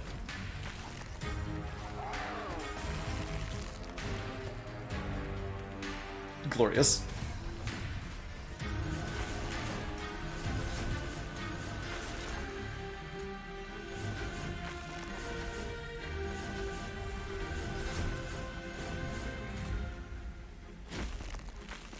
Get him.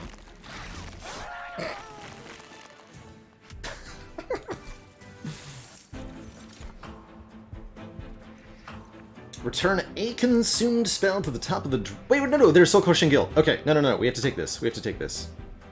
We need this. This is the card that we need for Seraph. And probably for Last Divinity, too. That'll give us the missing bit of survivability that we needed.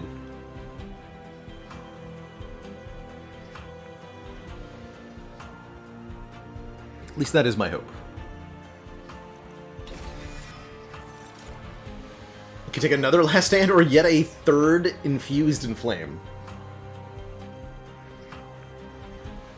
I mean, if one is good, two must be better. Comping the Spell-Chained Echo Infusion, yeah, unfortunate that the Hellvent and the Merchant of Magic are on opposite sides of one another. I am going to go to the Merchant of Magic here. Because being able to put another spell chain, or best of all, an Eternal Stone on one of these Awoken Rail Spikes.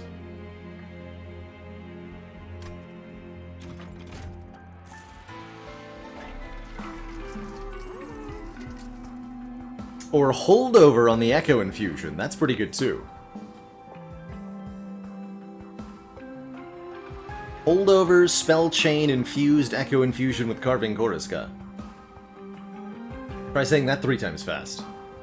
Could also hold over this soul-crushing guilt, and just have that be our answer to any kind of damage that would threaten us.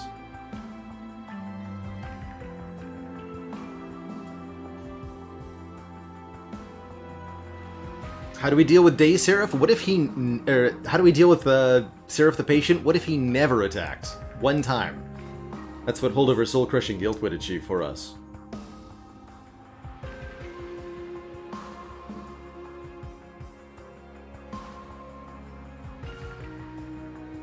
This also means easy top lane setup against Last Divinity.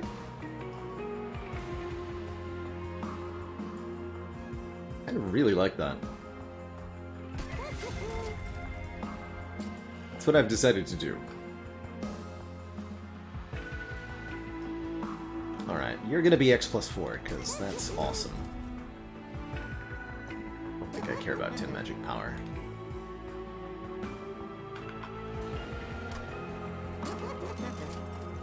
Double stack. Rage 8, armor 14. Wait, I can double stack the holdover ritual of battle? Okay.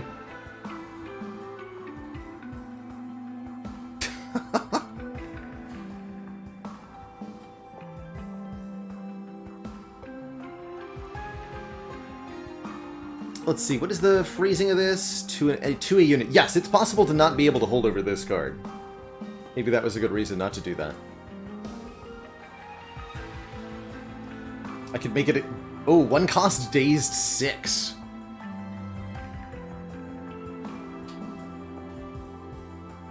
Makes it better against the bosses, but for the day-to-day use, I'm not going to need that. Let's go hold over Rage 20.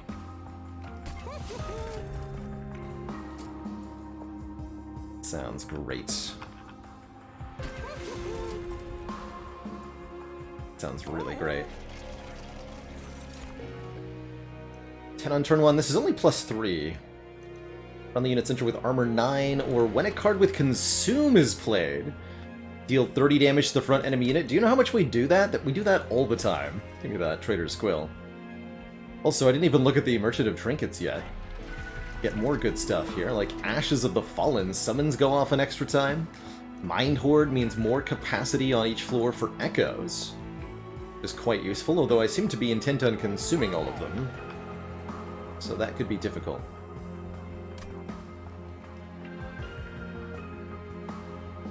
This is still at least mildly useful. I think I'm gonna pay for it though. Now this is good.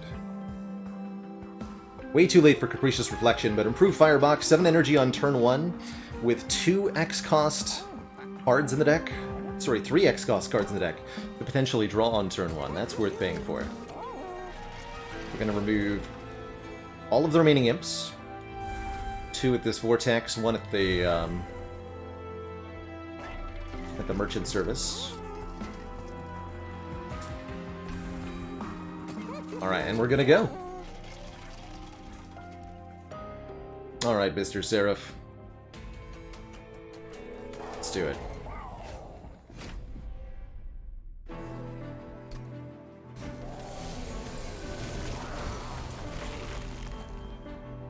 So, Seraph the Patient personally attacks. They'll also apply melee weakness to our units. Draw 14? I guess I should have added magic power to something, but we'll take the points. We'll take the points.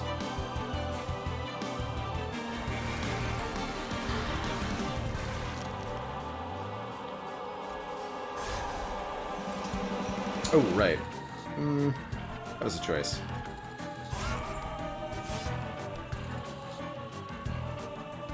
Didn't want to hilariously overdraw. It's okay. Give Seraph some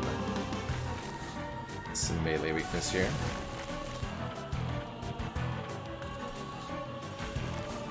Okay. Draw 9 cards and make them cheaper. Basically every card. And now we have energy generation thanks to carving Koriska, so this turn may continue.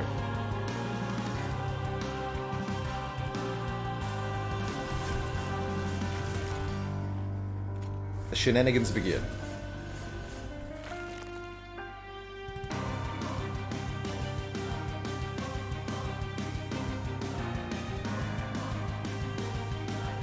Here's our soul-crushing guild. We do, in fact, are missing one echo, but I can get it by playing Inflame onto Seraph. So I'm going to do that.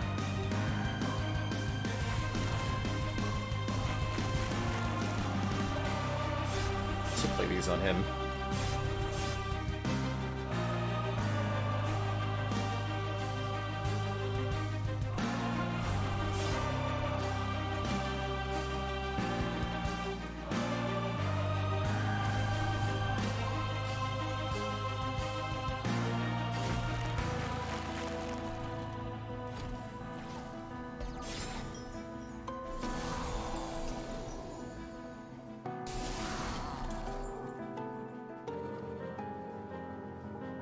Cool.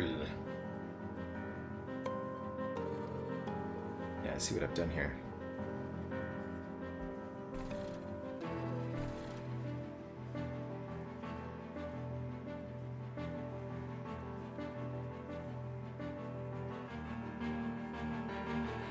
What's the order then?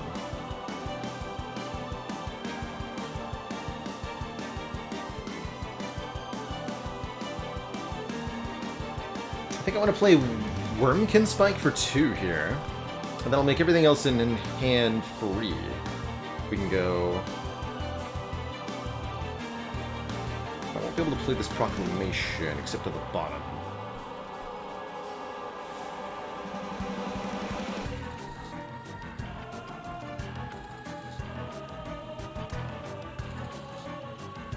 There's a bunch more potential energy in the draw pile, too.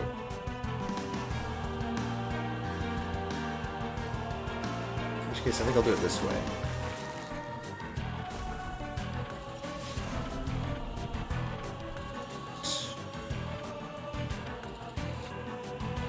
That's perfect. Alright, enjoy your reap, sir.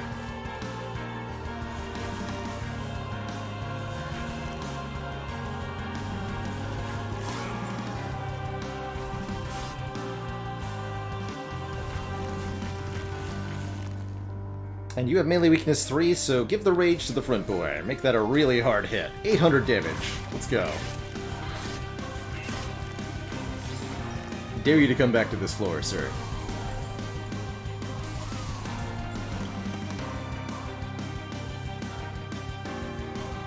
I dare you.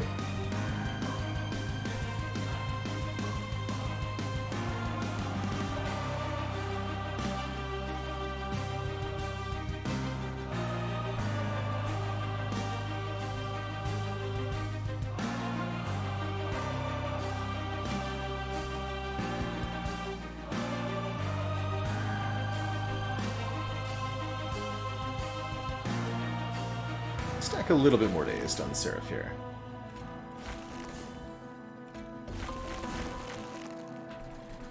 Gonna play Last Stand yet.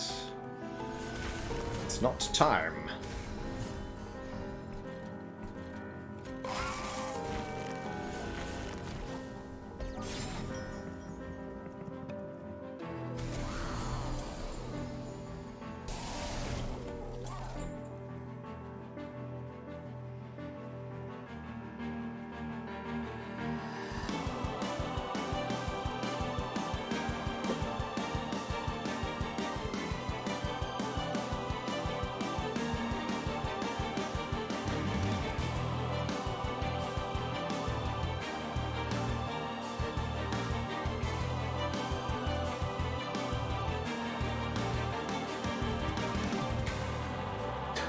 I hate how bad this pun is. Okay.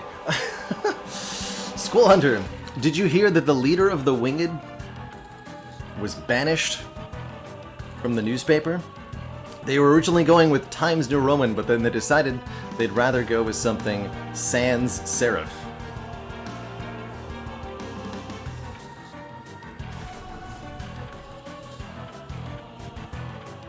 You're welcome.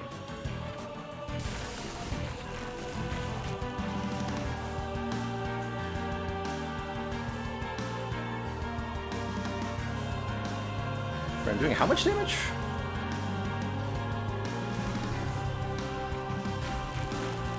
$1,480.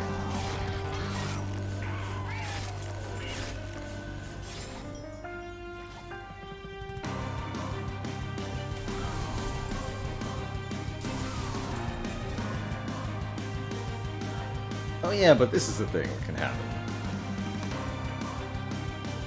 No, we're fine. This is why we gotta thin out the waves quickly, though, rather than focusing on doing damage necessarily directly to Seraph.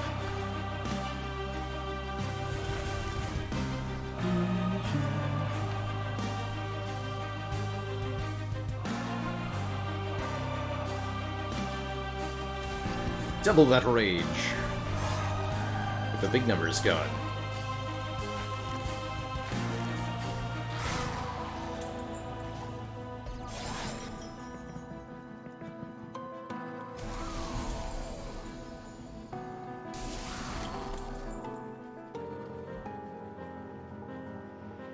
no you don't.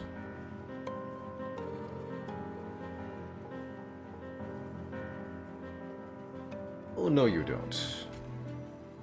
Are you only taking a... Oh, that's just the reap damage, I understand.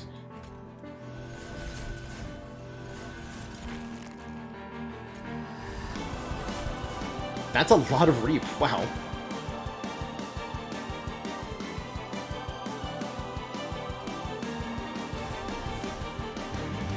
That's more like it.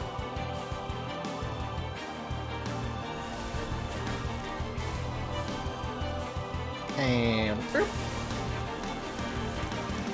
GG, nerd. GG.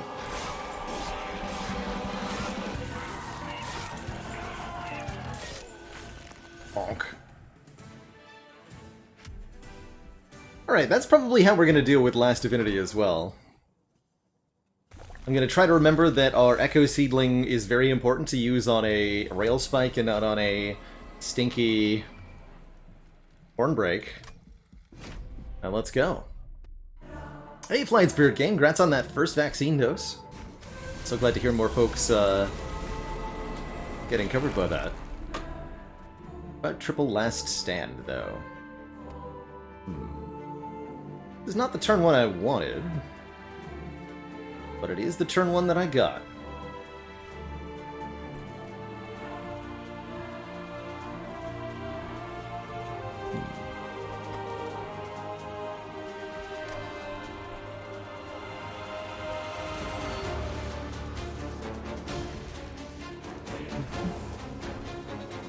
I'm going to buy myself the most amount of time by setting up on top. That means we have to deal with the sweeping damage of TLD, but that's hopefully what our holdover soul-crushing guilt is going to solve for us.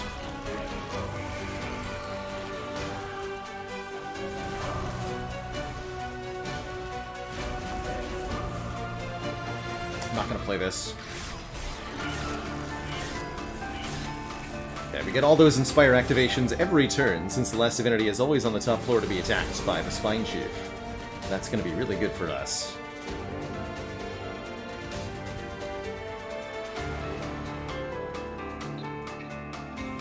Gonna have so much energy this turn. Alright, I know what I'm going to do.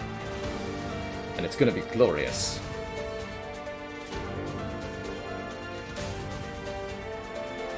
Absolutely glorious, I tell you.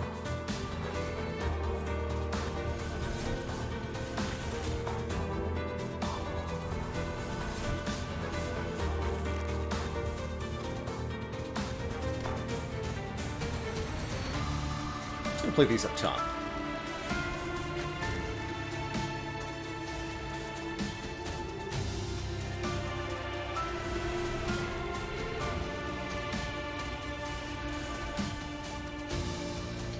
These give me 3 of these.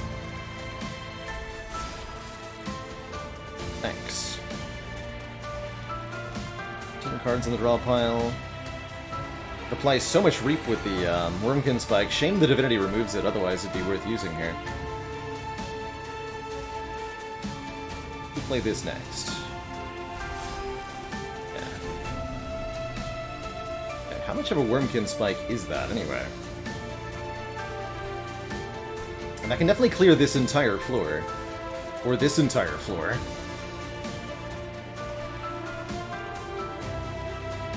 Oh, and we get the sickest Echoes of the Past at the end, too. Beautiful. Beautiful. Hey, Quietus Guy. Yes, there will be some Spire on the menu after the Monster Train. Today.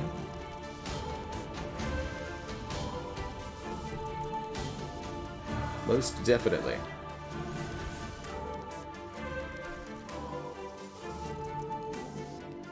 Most definitely.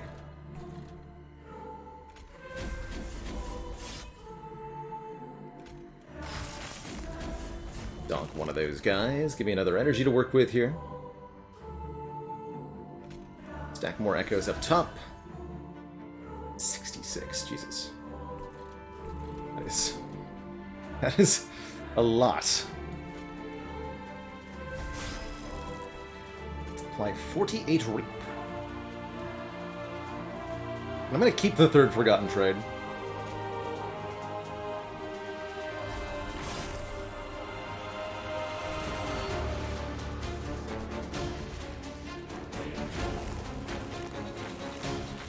Alright, good turn.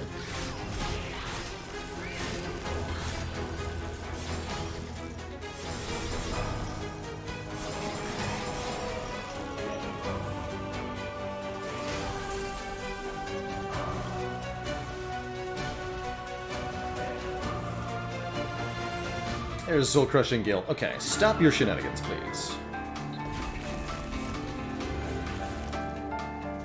If I play this for 4, all of these expensive cards will be made free by the Split Anvil.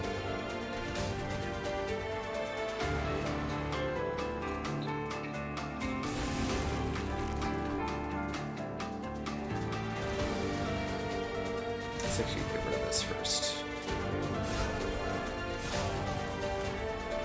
Double kill there, nice.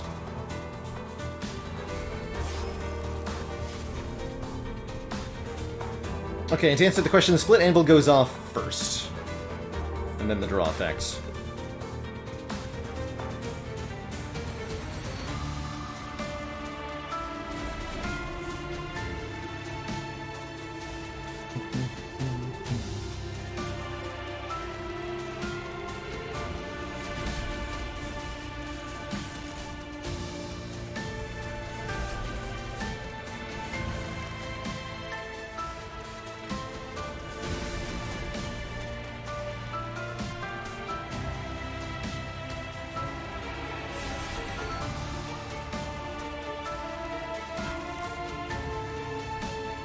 I'm gonna keep the Forgotten Trait again. Do I have any X cost left?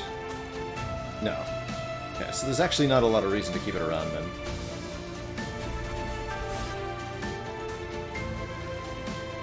I'll die in.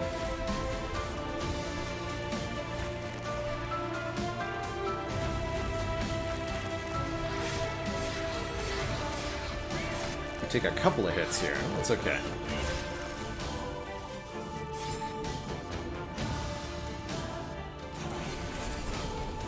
Exactly, getting rid of her floor essentially allows us a recovery turn, or even better yet, a DPS turn, where we can focus on donking the boss here.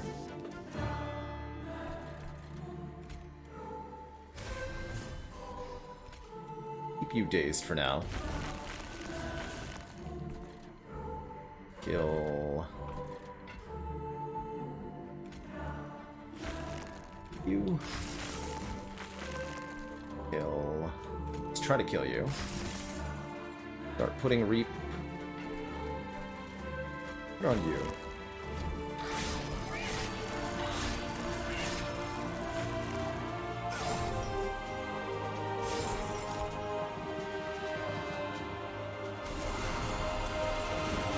Choo-choo.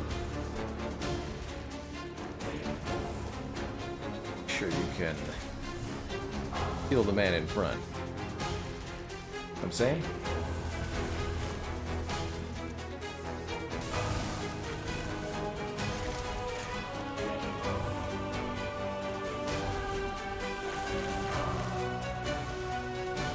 Could have dazed this enemy so that I wouldn't be getting the Weight of Contrition.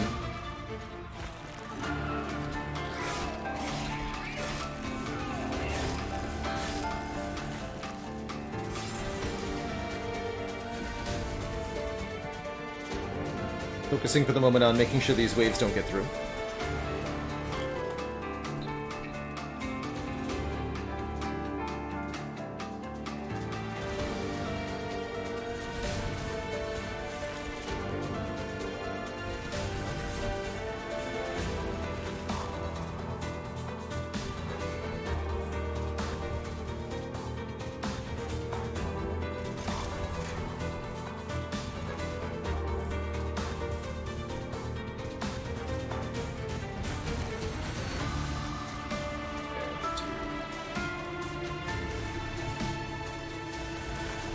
Double that rage.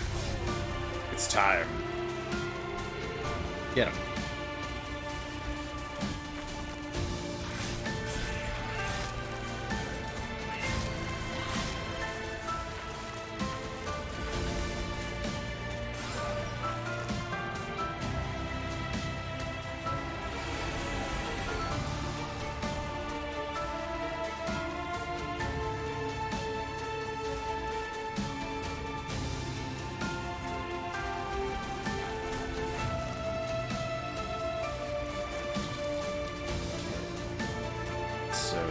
actually striking you.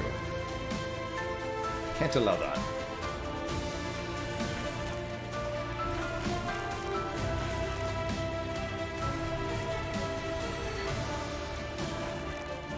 Good morning, Phaley. We're off to an incredible start so far in Monster Train today. With, well, some shenanigans happening on screen. Really loved buffing the Spine Chief in this run. We got another one, that's right, we have 2 of these. Brilliant. Well, you love to see it.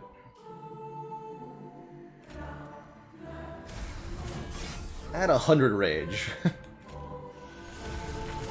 It's like all casual, like, you know?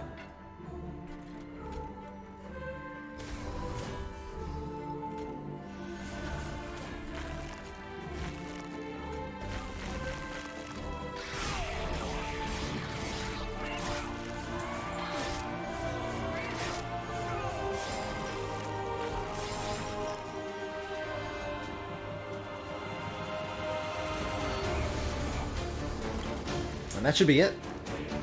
Yeah, GG. Big GG there. Yes.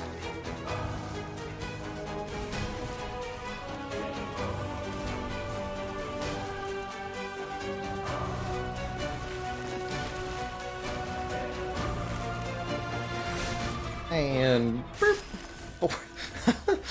that one hit would have killed from full, pretty much. GG.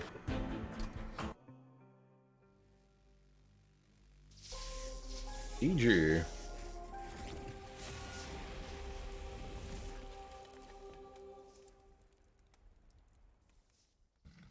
What a glorious run to start out the day, if I do say so myself.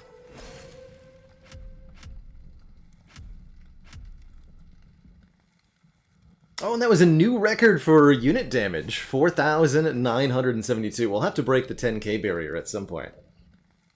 Let's go again. I got one more in me. And then we'll switch it up to Spire after this. Looks like we've rolled Awoken plus Umbra. 2 Space Prisms, 2 Wildwood Saps. Very, very interesting. Lonkus Restores. Okay, this could be the time for Thorned Hollow. Double Wildwood Sap, and we're fighting Consume Seraph, not Purge Seraph, so we can indeed try to do regen things. I would even take the double regen relic if I saw it.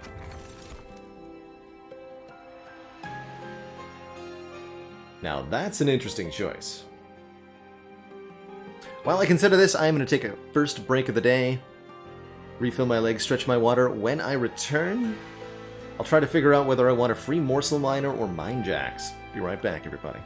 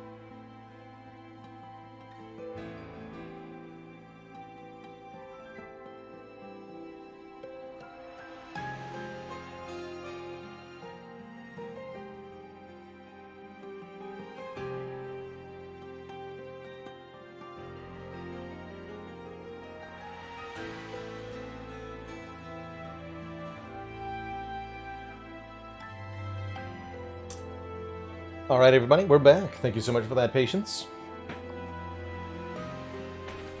So, some interesting options here. Small Minds asks, the strat you love with Monster Train was to stack the Damage Shield Morsel Eater, such that they are essentially invincible going up against the bosses. This is still viable against Last Divinity, however the problem with it is that in the Last Divinity fight, the main threat is not the boss itself, but rather the waves of enemies that must be dealt with quickly before they reach the pyre. Stacking Damage Shield is definitely a good defensive strat for such a fight, but you'll need to have the offense to match, or it won't get you anywhere. Thinking of that fight specifically, not only does this deck, I think, want some generous capacity, so that we can have, like, a floor where we feed morsels to something, or just one heavily loaded floor, but we're going to want to avoid the top floor in the Last Divinity fight, since that floor has Sweep. The boss will hit every enemy on the floor.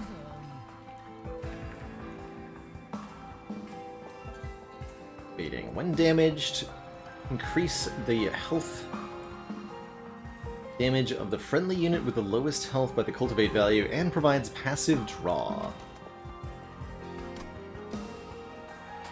I'm not that familiar with cultivating Sentient. I suspect Bristling is going to be a lot better in the short term, especially because we have Plinks and Restores. We need some way to do guaranteed damage, and I think that has to be Bristling. Otherwise, we could genuinely lose the first combat if we took the cultivating version. I don't want to lose the first combat. And Serdam, thank you so much for that Prime sub. Welcome to the Cozy Club. Now, correct me if I'm wrong, but I believe there's 0% chance of a Super Archer if you only take the 10 shards to start. And it's actually helpful to have these 1 hit point enemies summoned initially, because it means our Plinks can generate morsels, guaranteed.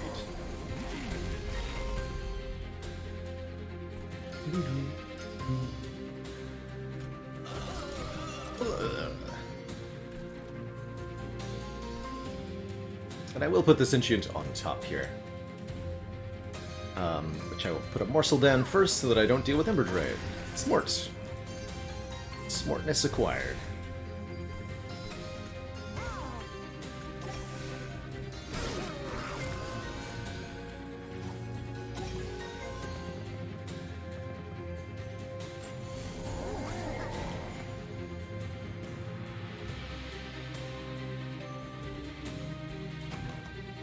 I don't want to draw -2 next turn, though, you know?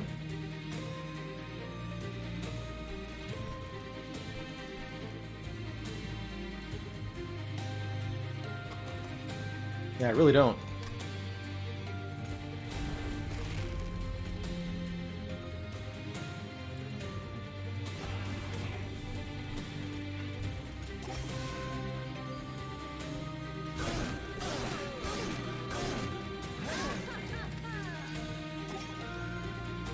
These 40 health guys are just, like, invariably going to our pyre. They're going to do damage, and there's nothing I can do about it. Or is there? No, there's not really anything I can do about it. Link, why are you so bad? Alright, well, that's just the reality of it sometimes. Brutal.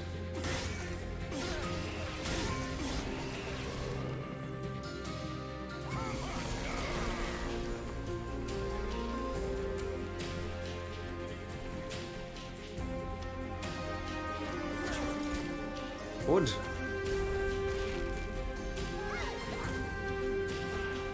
Everyone behind the Sentient. Let's go.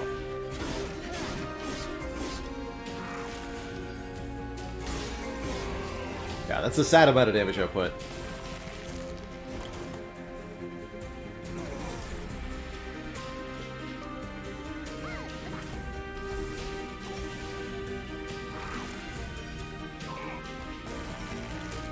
At least the boss is completely walled.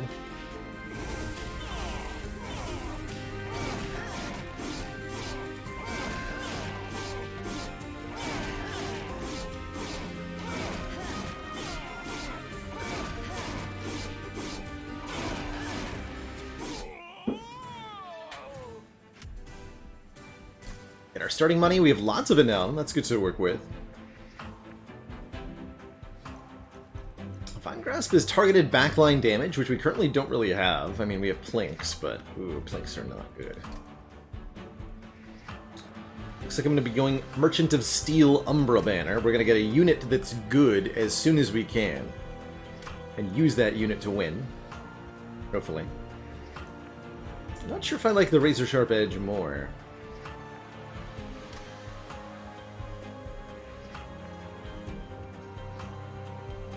Grab a Vine Grasp. Just one. Don't need more. Space Prism. Packed Morsel seems good, though, for consistent zero-cost energy generation. Lifesteal doesn't feel like it's going to combo very well with regen as a thing.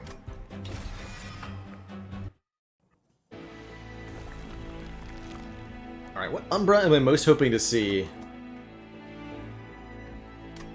Not sure. We're offered multi-strike, that's good. Means we could potentially have a lot of damage output. Don't have a good enough morsel generation for an alloyed construct to be viable here. But Crucible Warden with its Gorge Gain damage shield. Maybe that's perfect. Of course, that doesn't work with Spike Sentient, right? We'd want them to be on different floors, maybe. That seems reasonable. Spike Sentient on a different floor than our damage shield boy. Yeah. Yeah, I think I'm cool with that.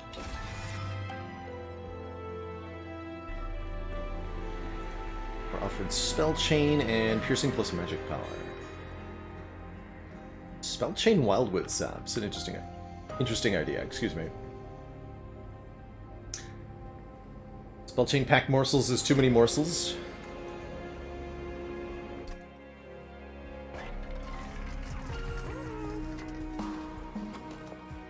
Do I want to go with the upfront damage shield 3 just to ensure that they don't die? Probably.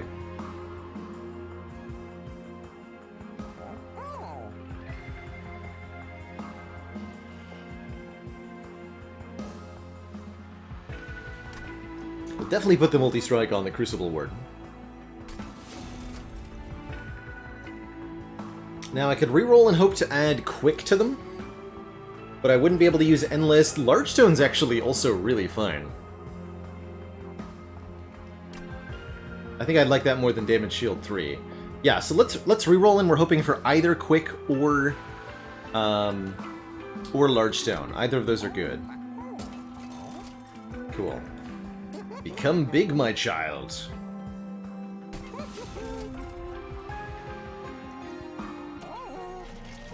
Become big.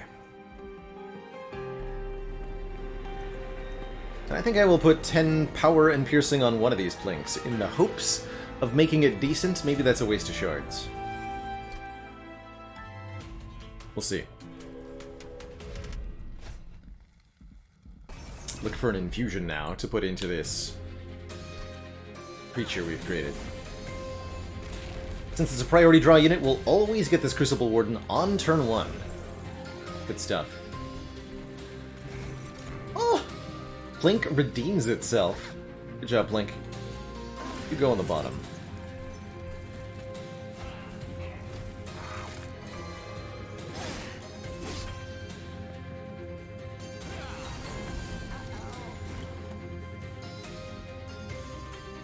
More Plink redemptions.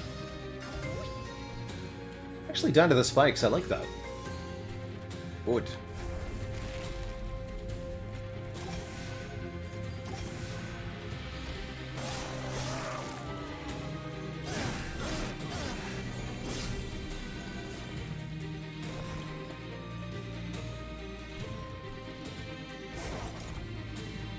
The plinkening continues, successfully, shockingly. I want the minus draw. Here, have a steward friend.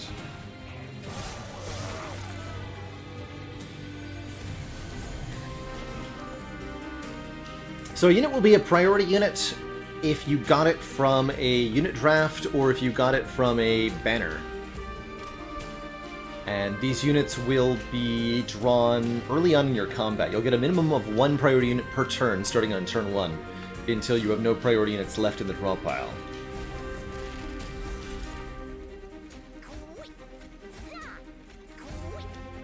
Pizza.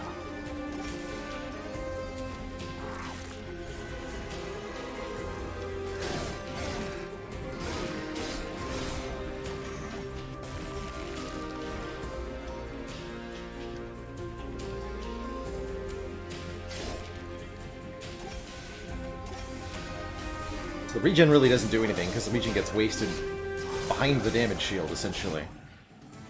That's alright. Our big boy stomps the boss, no problem. Not really interested in Sting. Resto Det could be nice to heal Sentient with. Helping us weaken the waves. But I think I'm going to skip all of these. I don't have a good reason to take them. Perils of Production. A way to apply more damage shield could be nice for survivability purposes. Particularly giving Sentient damage shield could be quite good. Let's grab the Prismal Dust. Oh, and we can add Quick as an infusion to the Crucible Warden. I really do like that. A rare sighting of Vine Mother, who adds a Sting spell to our hand, 0 cost, 10 damage to the front enemy unit, draw 1 more next turn. There's also the possibility to pair a Morsel Master with the Crucible Warden. Could even infuse Morsel Master into Crucible Warden, such that we're doubling all of the morsels that we play on that floor. Oh, I actually really like that. That is an extremely good infusion for our Crucible Warden.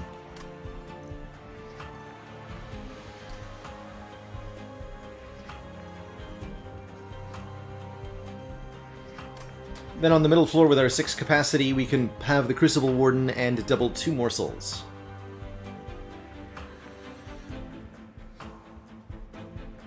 Per turn. Though they won't be quick. Looks pretty good.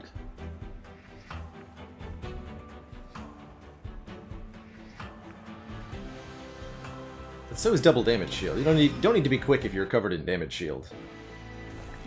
That's just common sense, really. So is it Merchant of Magic time? I have a lot of money. What do I do with the Merchant of Magic? Purchase a -1 cost upgrade. I would gain 10 gold from this banner unit, maybe? We could add another spell power upgrade to Plink, one of these Plinks. That's a reasonable choice. And I'm not doing anything with the Merchant of Steel currently. Okay, yeah. There you have Eternal Stone. Some interesting options there. 20 magic power and consume is definitely perfect for a Plink.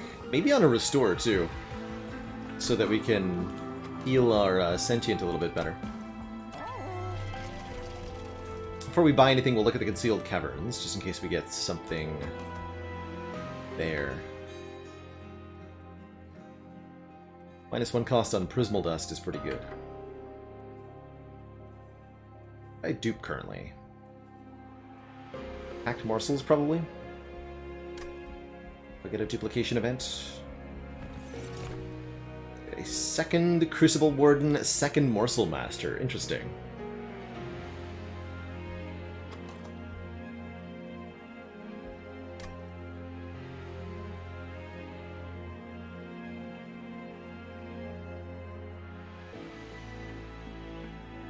Infusing a Morsel Master into a Morsel Master is, like, oddly tempting.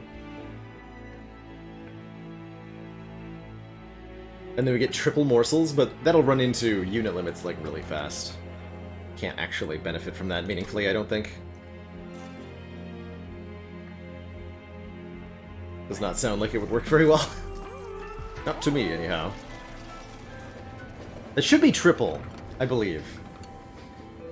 Oh, we do get... Dupe freaking card. Of course we do. So I should have taken the... Ah!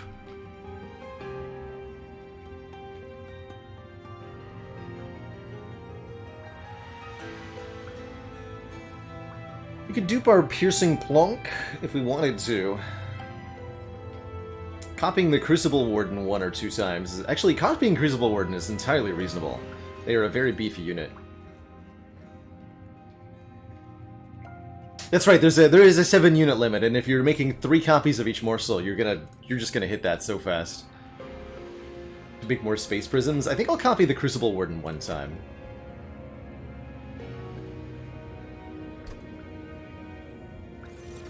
Get 2 of those beefy boys.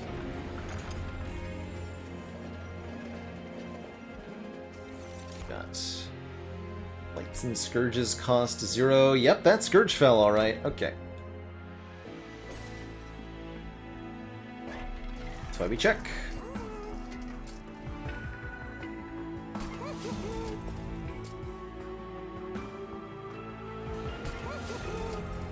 Is why we check.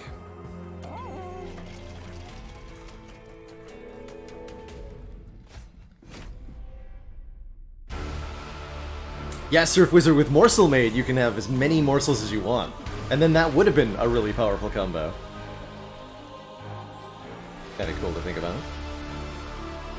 Get plonked on. Nerds.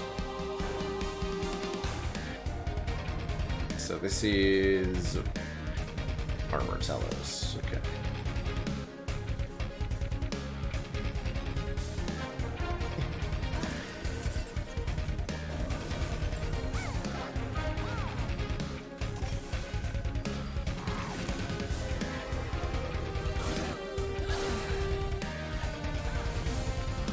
Boy.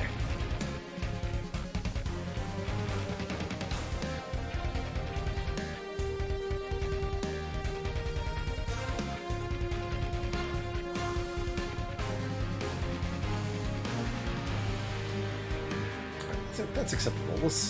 We'll sack the sentient early here.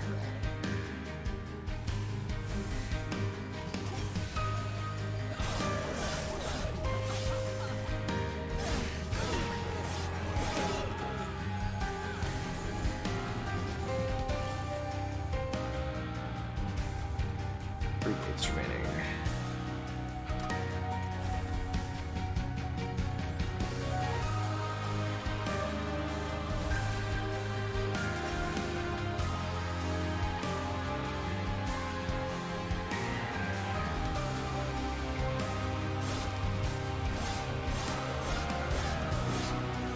It didn't matter which one I hit. Should have hit Talos, I guess, with the Divine Grasp, technically. Oof, those turns are gnarly, hey?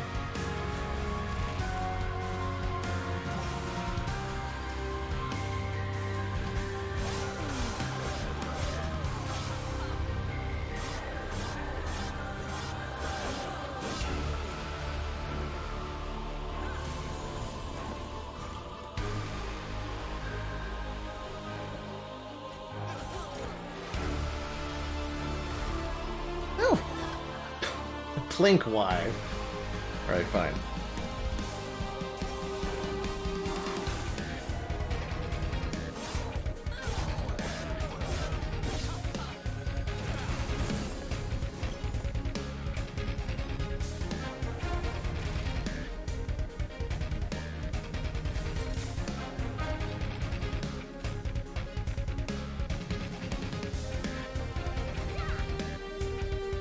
Oh, we need it. PG.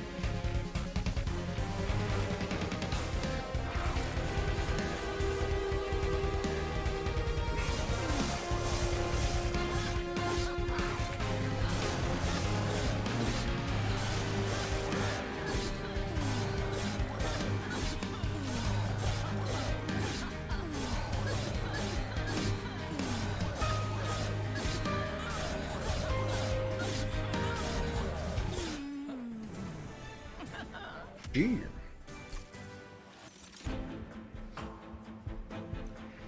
Return eaten units to your hand is good morsel generation, as long as we've generated some morsels prior. Nice zero cost card. There's so much expense for what it gives. Trample could be interesting.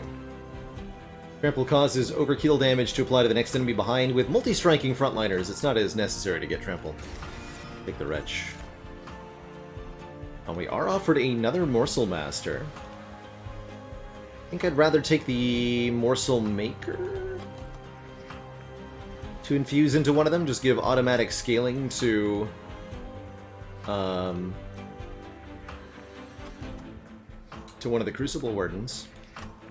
Another interesting thing that you can do is infuse a Morsel Master into a Morsel Maker, and then you generate 4 morsels at the end of the turn. It's kind of neat.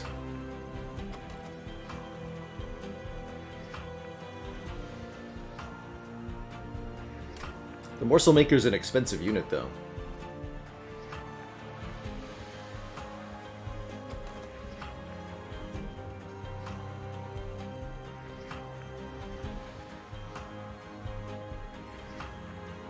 And that's right, if you play it first, you can't play anything else on the floor, which is like hella awkward. So I am going to take the Morsel Maker, but I'm not going to use it in that way. Zach desperately needs more card draw.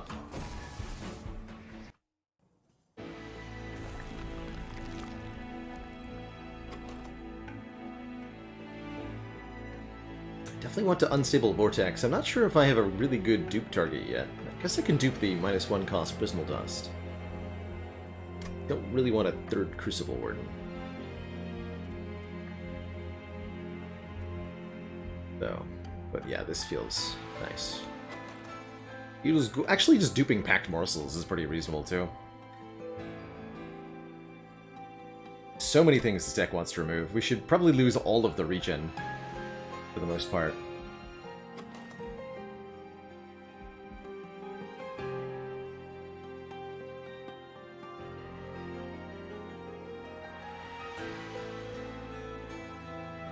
Infuse, then dupe. Now we just have three Crucible Wardens. If I do the Morsel Maker infusion, that's actually kind of reasonable, right? They'll just be auto-scaling units?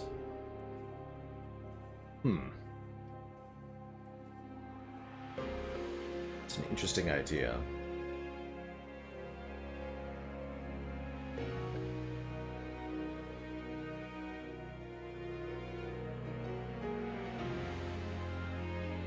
And we have one on each floor.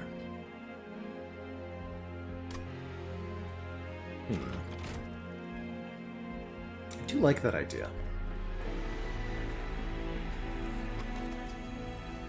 We can also -2 cost the Prismal Dust. So it's X plus 3 damage shield and dupe that. That's pretty reasonable too.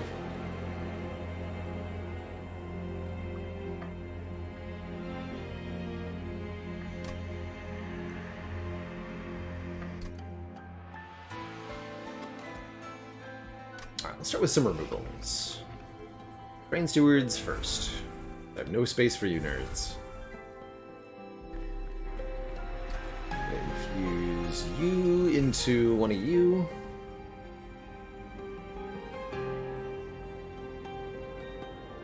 +6/+6 every turn.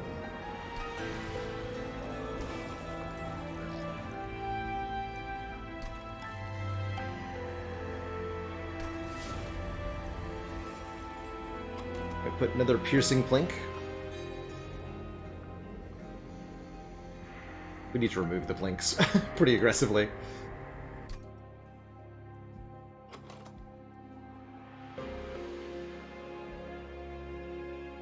So dupe this or dupe this?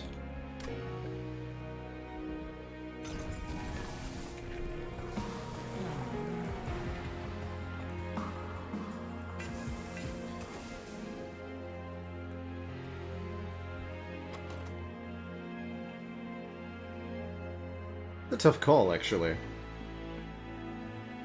I can see trying to run 3 of these against Last Divinity going pretty awkwardly.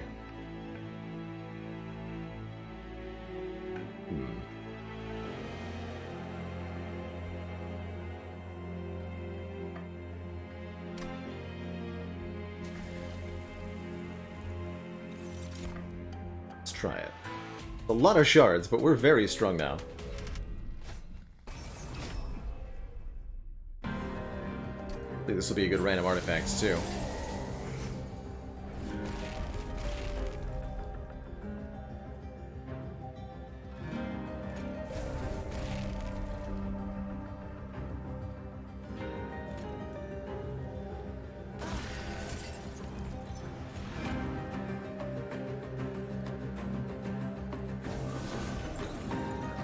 This is going to be our main one.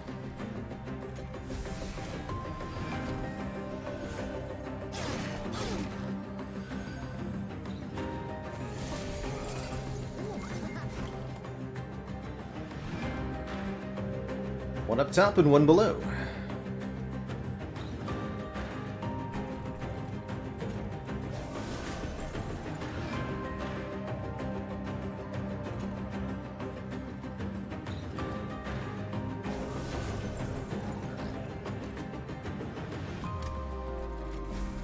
We'll plink down here. And if, yeah, well, shouldn't be surprised.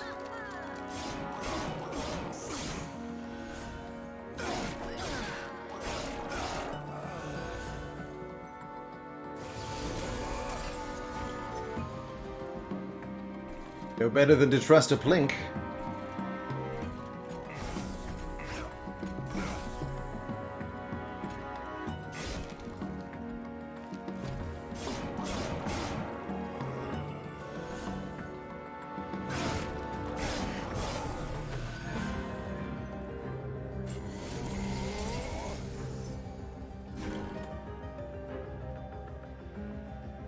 I haven't made any morsels.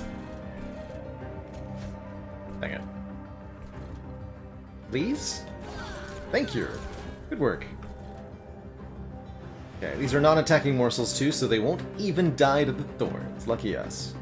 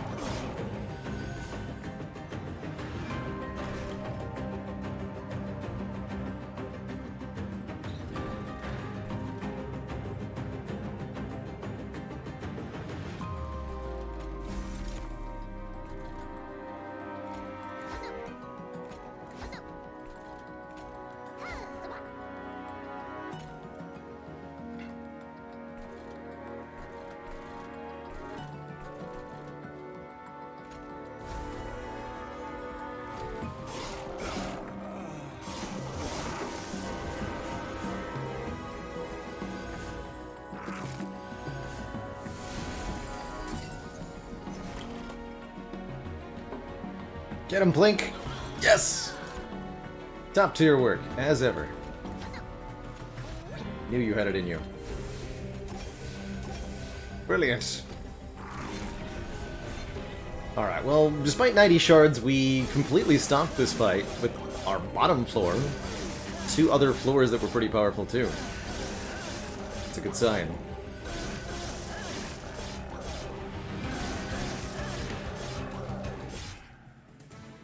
Crunching. Get a Capricious Reflection, so future cards will come with a random upgrade. I think that's quite good for the late game here. Holdover Focus Growth. Now that's kind of interesting.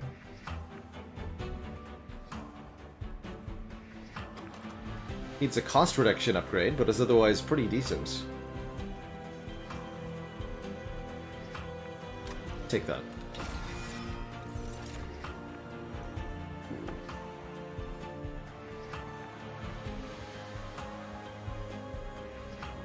Pair that with some engine upgrade. I like it.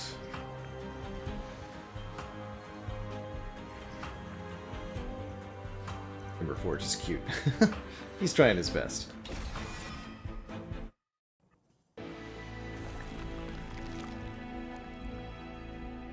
To dupe again? No, I think we want to pay a visit to the Merchant of Magic here. Lots of good potential upgrades to apply to these spells. Although remove 2 is juicy right now. Probably prioritize remove 2 here. I'm planning on infusing the last Morsel Master into the Crucible Warden.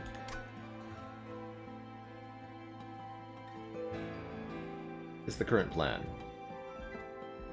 Otherwise, the duplication would be on... yeah, like, just...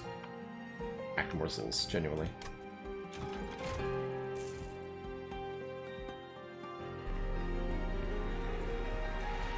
Got another Value Stone, lucky. Okay, so we can do Value Stone, Holdover, Focus Growth. That's pretty good. That's actually a bonus to card draw in addition to being free. I like it.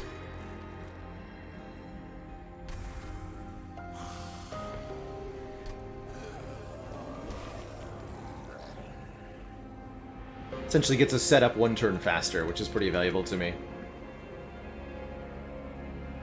Do I want to intrinsic the Packed Morsels? I think so. That'll give us guaranteed retch value.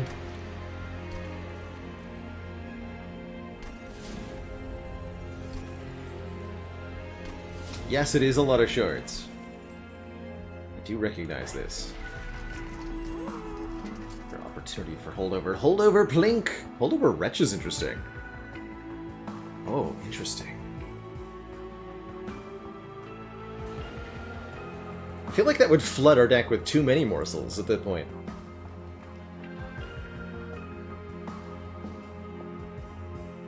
It's an interesting possibility, though.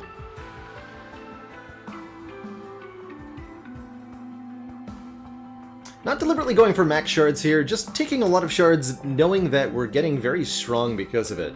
It's really impactful to get these morsels down on turn 1. It's really impactful to have a big bonus on our Prismal Dust. This Focus Growth totally felt worth it too. And we paid a lot for the 3 units, but I think we're super strong. Holdover is an effect that says when you play this card, next turn it goes back on top of the draw pile. Which is pretty glorious. Essentially means you'll draw that card every turn.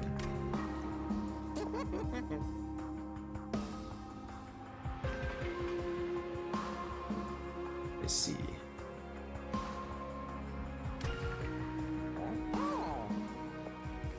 We're gonna buy some purges here. Let's see what the Concealed Cavern says first.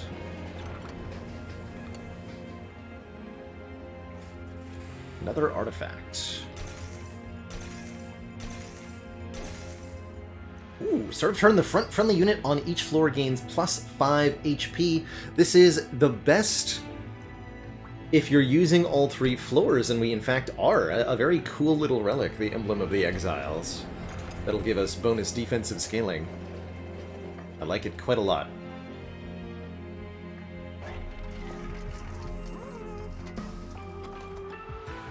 Alright, time to deeply consider. I guess I don't have to play the Wretch every turn.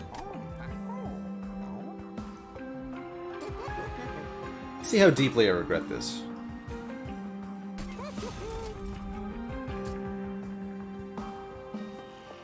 This Plink or that Plink? Not sure.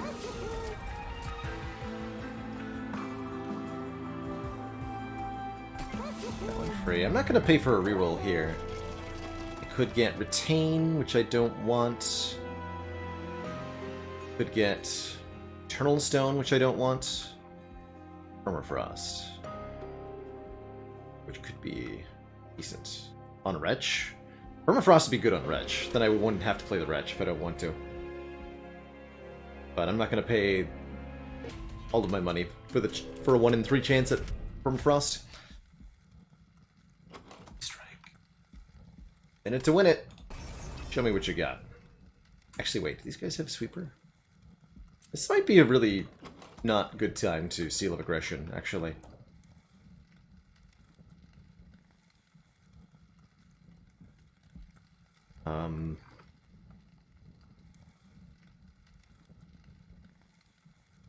Yeah, Sweet Multi-Strike. It's a little spooky, don't you think? But I have Holdover Focus Growth.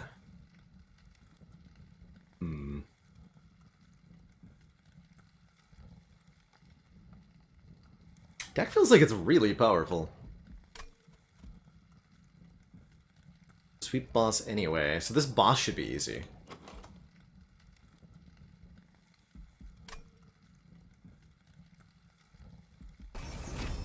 Let's try it. Oh, right. Oh, that's scary. This is deeply terrifying. Or is it? Get plinked on, nerds.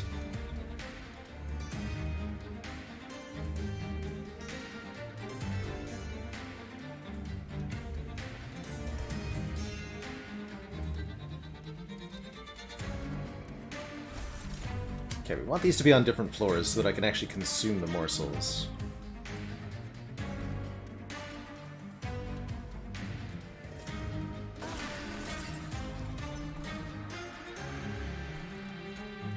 Which means you're going up top.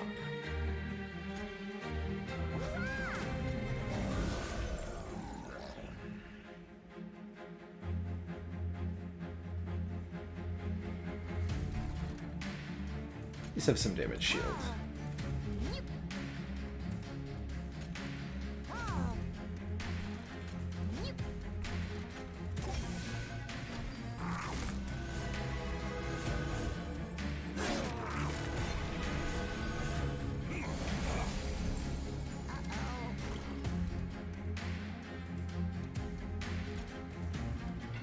So, Master.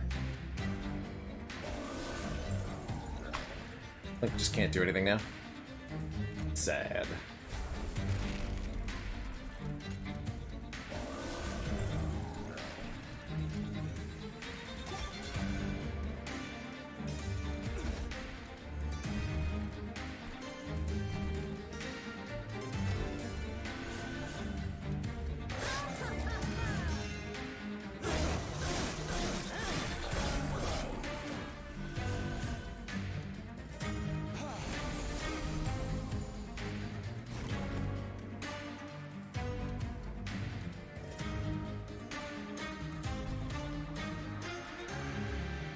You're not sweet. Not that I have a way to make morsels anyway.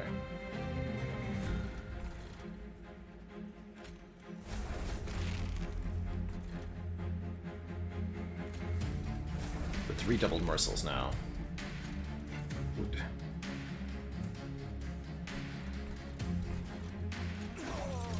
Plink. Doing good work.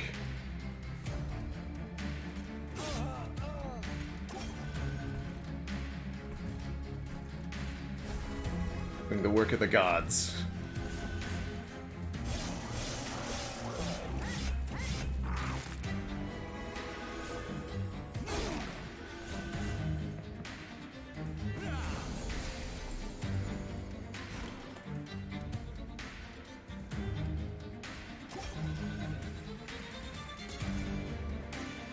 $11 is not enough damage. Not for the super stealthies. I suppose. And yet it gets there anyway. Destroyed. Alright, wretch. How many units am I about to get back? Yes. Good. Good. Right, scale.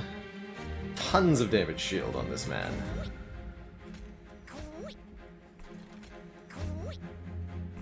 Oh, I love it.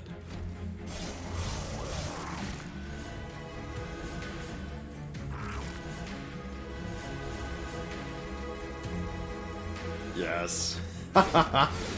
Perfect. And to think I thought I wouldn't be able to handle multi-strike? You know that we can do that every turn? Just every single turn.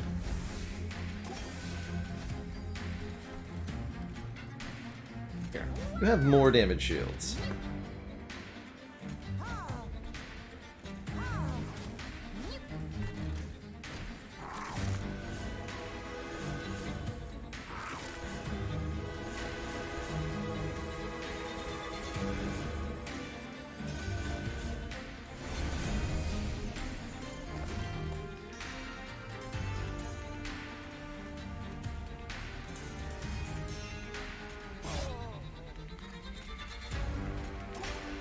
think I'm gonna take plus capacity at our next boss.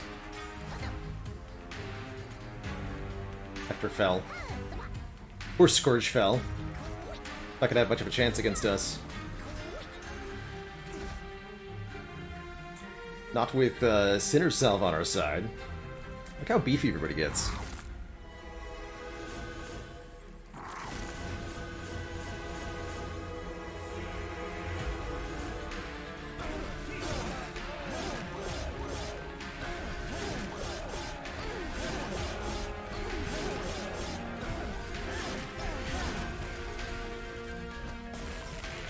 $35 damage shield, by the way.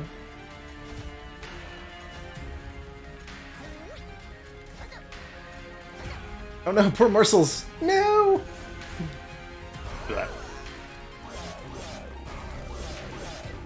I used up all the lifesteal charge though, so that was actually worth doing. GG. Not that you can lifesteal from a, Ooh, probably rooted to enemies that reach the top floor. That buys us an extra turn. I love Root Split Mask. Permafrost Invigorating Solution is kind of interesting. An Endless Edge Prior, also weird. Yeah, max hand size is totally in play. I was just kind of goofing on that last one. Does this even help? Because we're already at base 8 draw per turn, so this actually gets wasted a little bit. I'll skip. Uncommon or rare? Ooh, Holdover Cave-In? Wait a minute. I don't think so, right?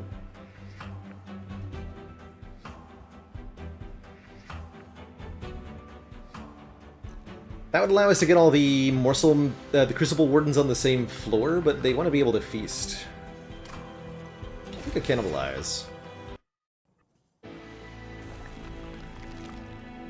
We're definitely going to go remove too. This deck wants so many removals. We want to lose the unupgraded Plinks, we want to lose every Restore, and every Train Steward.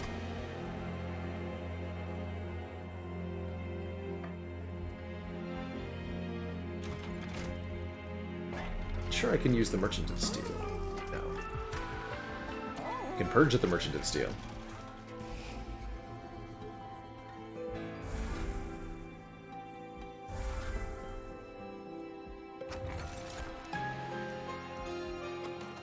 All of our units cost one less, that's helpful.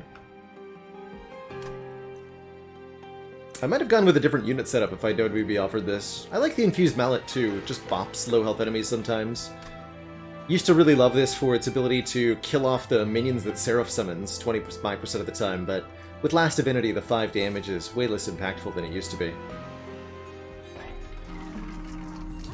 Just pay for a couple purges here. With these unupgraded Plinks.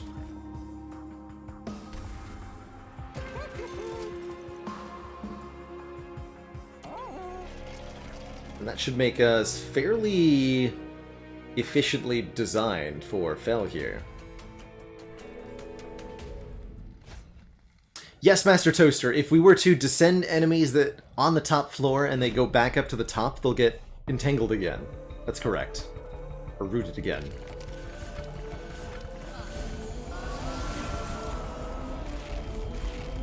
But right, you cannot descend if you're rooted. Prevent the next time this unit would move between floors also counts for downwards. So good catch there.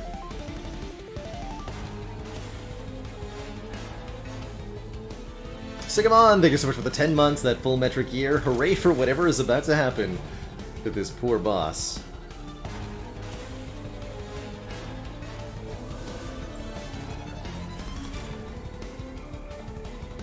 Some damage, and damage shield. Spikes 20 will kill this Absolver, that's super helpful. Not that we care that much about preventing the curses, because, you know.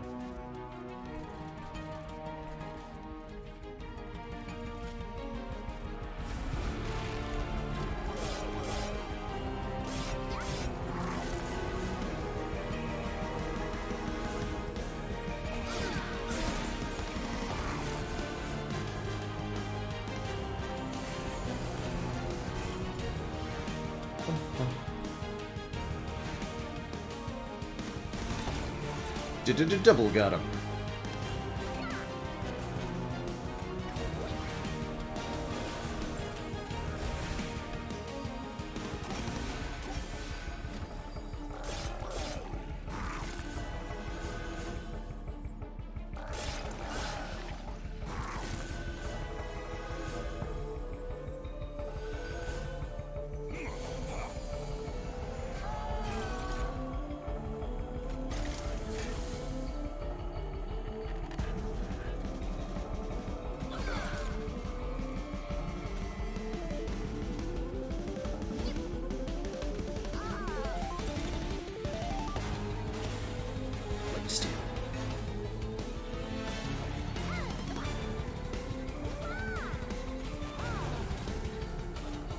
Oh shoot, I did that to myself.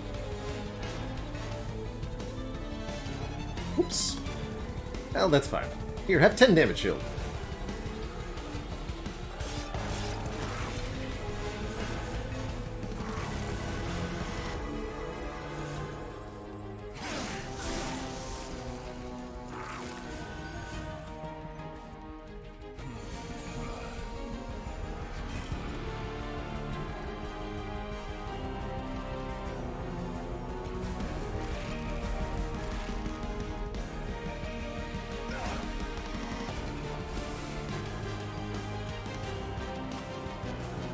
Well, I'll draw exactly those cards. Good.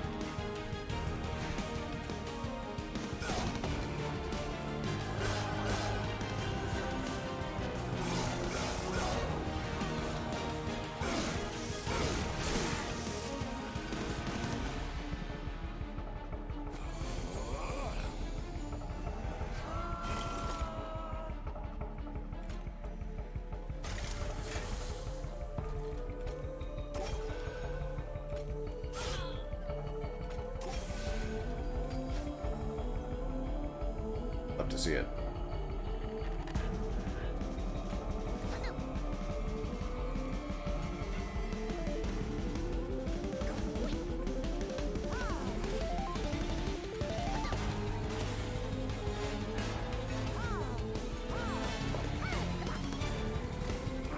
Dude.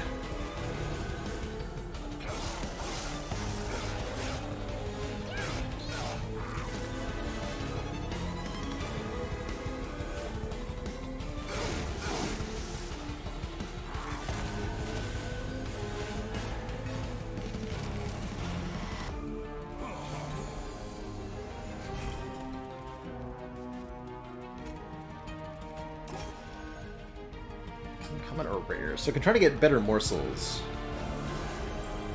doing that.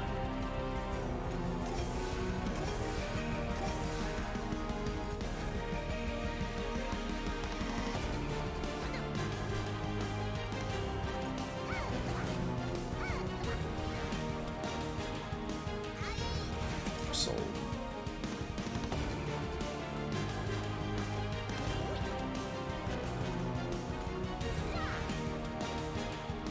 Pizza. I've never had mass morsels work out so well for me.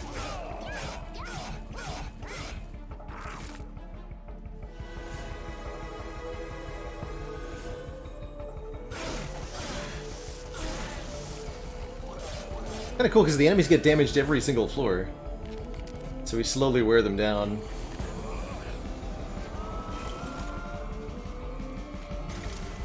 For more space to play morsels, I think we'll be sacrificing Sentient at some point to make more room for more morsels. I am going to take plus capacity so that we have room for more morsels.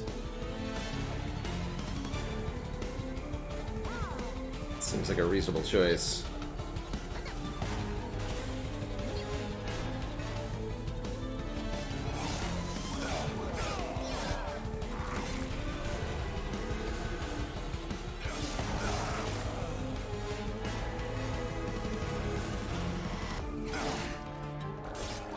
This was a slight problem in last Divinity fight. We currently can't play any morsels up top at all, as the sweep will kill them. Big time murder them.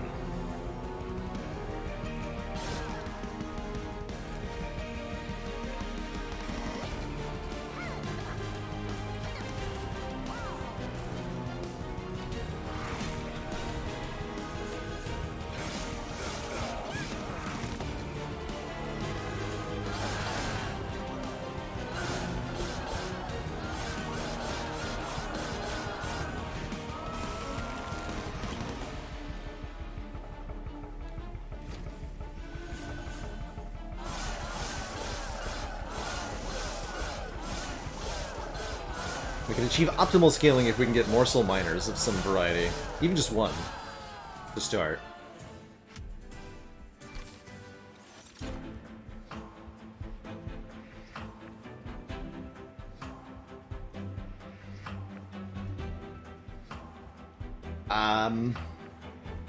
So these are all insane.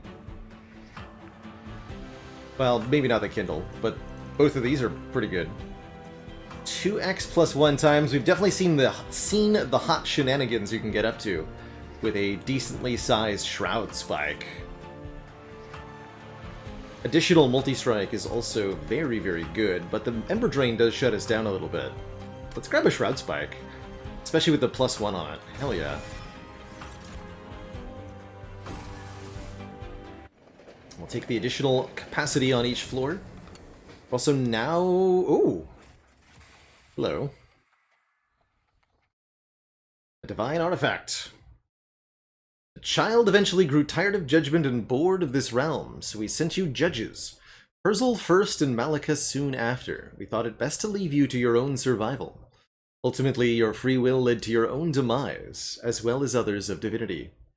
Now you're all just grains of sand in an endless desert of time.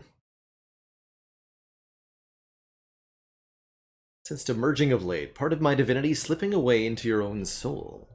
I suspect it to be a part of our shared pact, a consequence of the collapsing time. Damage shield 4. We're on what, ring 7? I don't feel like we're going to need help in ring 7 here. Although Divine Mark of a Champion and Exile are pretty sweet. Would help make a decently difficult trial more easy.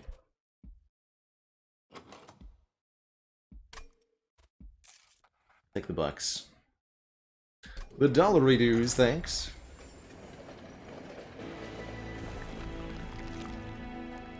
Unstable Vortex again. We just want to keep purging, removing all the weak cards so that we have only the good ones left, and then we lose to this kind of Seraph? Be a little careful with that. But I still think we go this way. We want Merchant of Magic after all.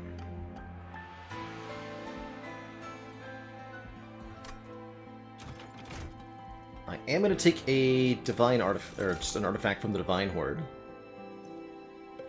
Wing Clippings could save us against Seraph. Spell cards with Consume have a 50% chance to be discarded instead. Split Anvil could also help make everything in our hand free. But I think being able to keep the Prismal Dust, being able to keep the... Well, some of these we don't want to keep around. Some of them are insanely good if they return.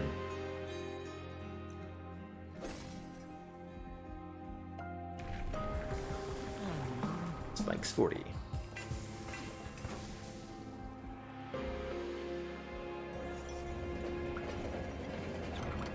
Cavern now.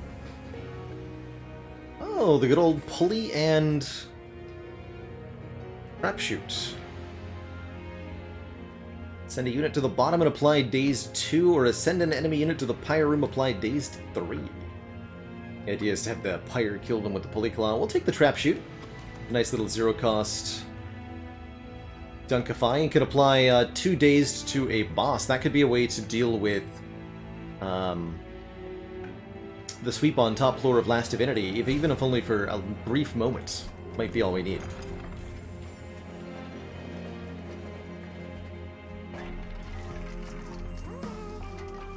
Double stack. Dazed 4? Yes. Dazed 4.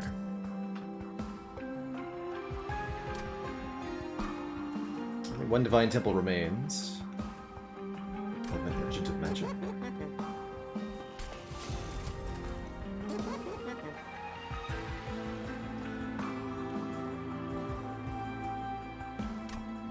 Sure, I want to spend the 25 there.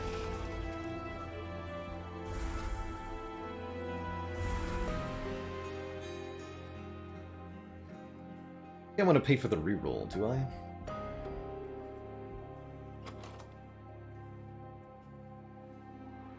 Remove Consume, less important with Wing Clippings. Frozen, not important. Yeah. We're good.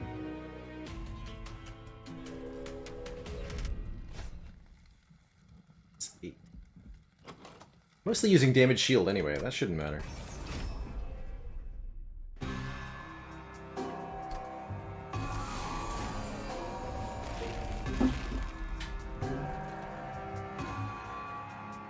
Oh dear.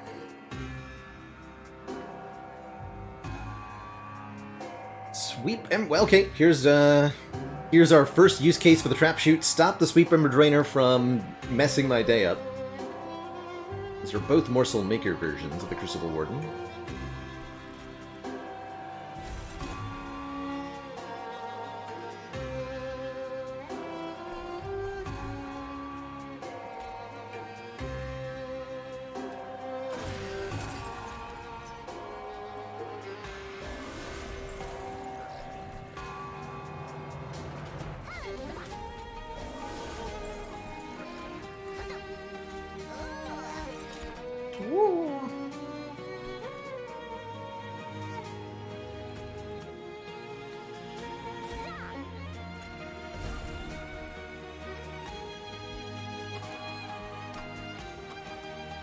Okay, nothing has been saved so far.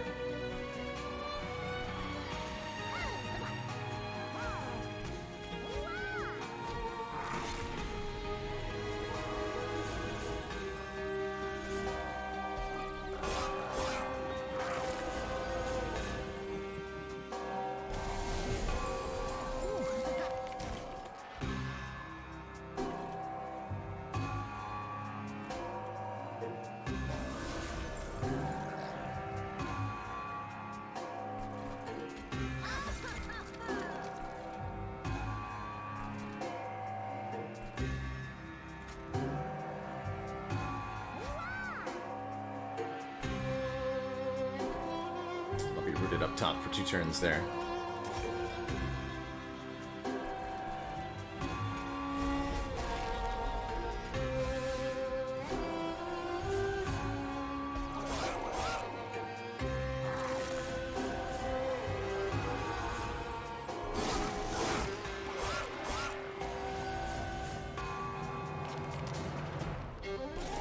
So far, not so bad. Not too bad, excuse me. Here we go.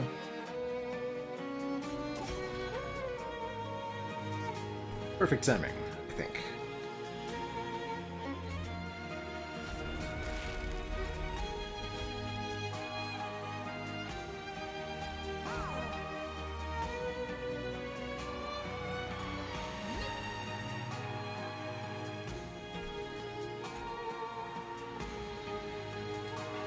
Morsel just dies down there.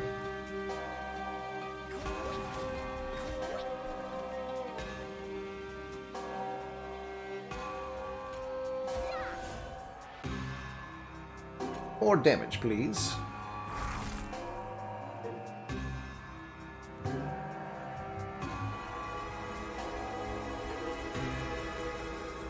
That seems pretty good. We get a ton of damage output, ton of damage shield, and I think we're pretty well set up now.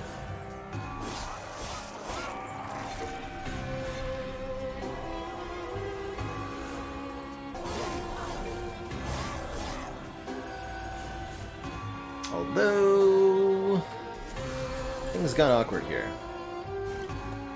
Just a bit.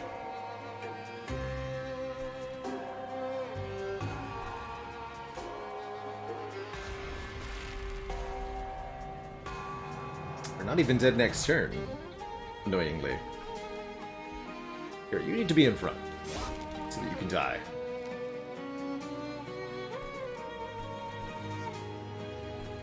Thank you for dying.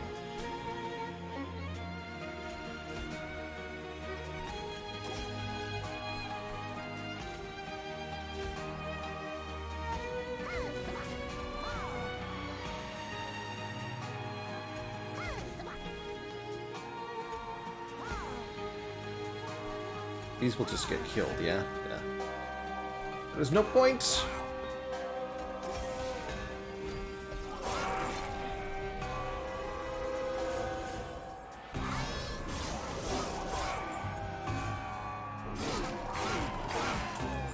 Ow.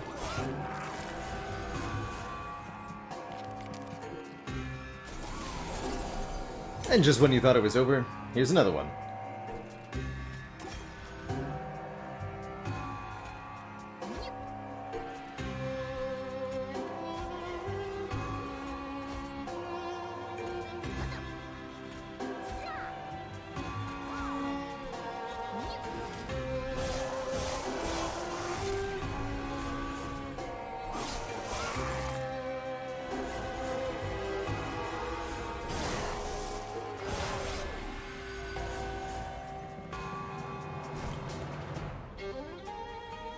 It burns! Oh no.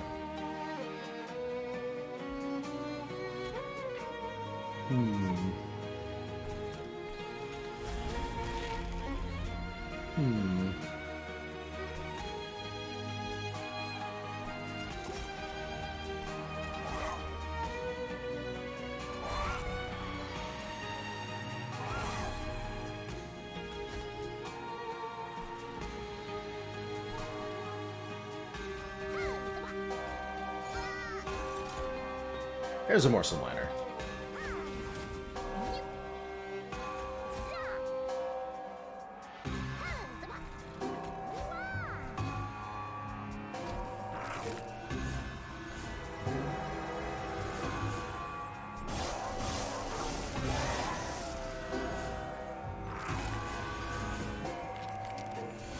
Okay, all things considered, not too bad. Not too bad at all. We actually basically beat this boss here and now. I think we can do it if we heal a little bit more.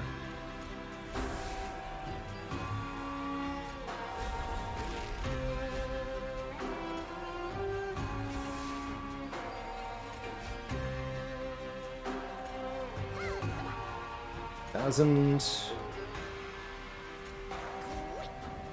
Almost. So close. Yep.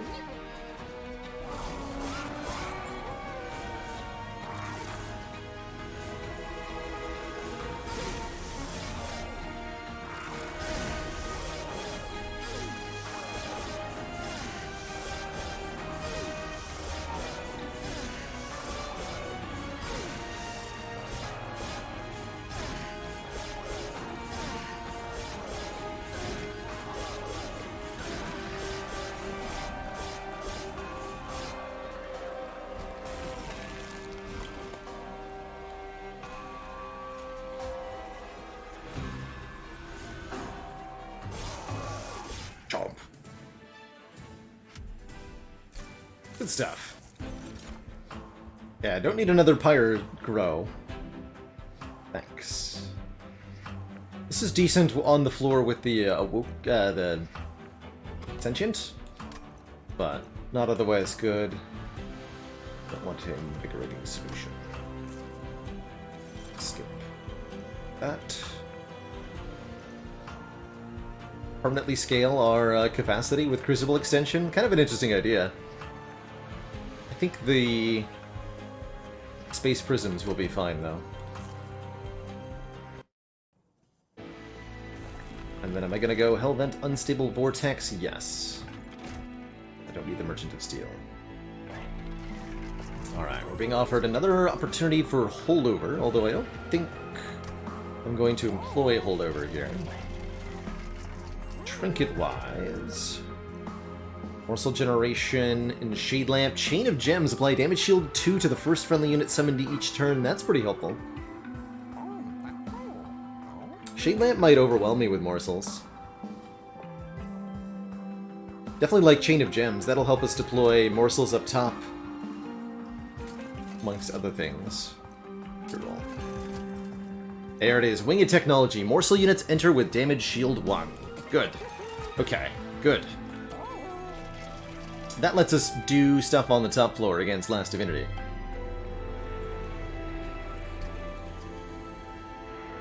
Spell Chain Wretch. That doesn't actually help. Spell Chain Trap Shoot's kind of interesting. That also just stops the top floor.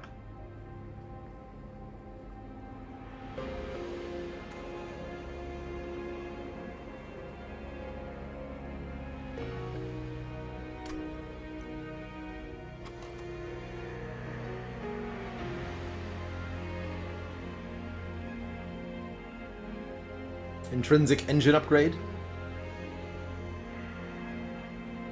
I could make the trap chute intrinsic, and then we just have sweet protection up top, although I think this makes it irrelevant.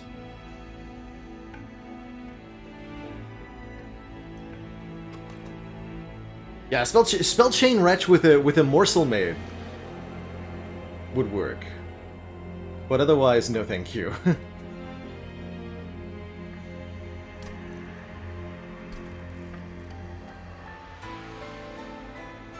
Just putting it on a space prism is pretty reasonable.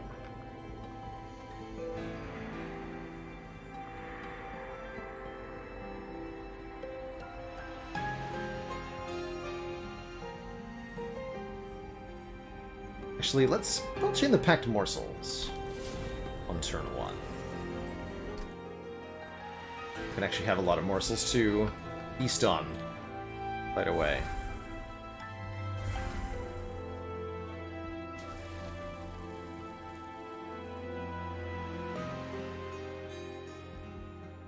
Doop.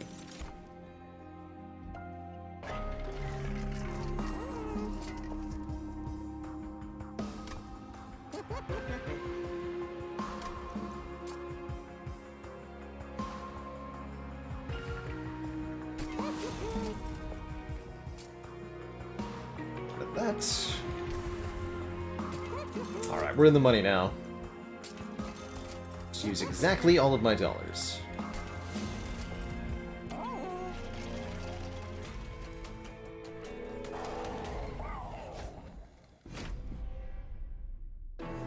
Do need to be mindful of this draining emblem. The first card we play each turn has consume.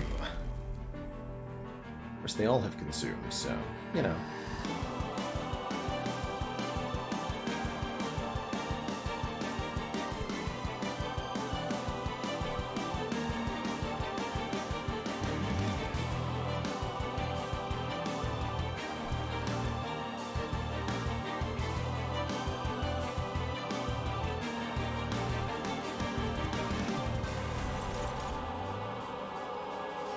Yeah, there's no cutoff for shard buffs. They can continue upwards indefinitely. The scary stuff.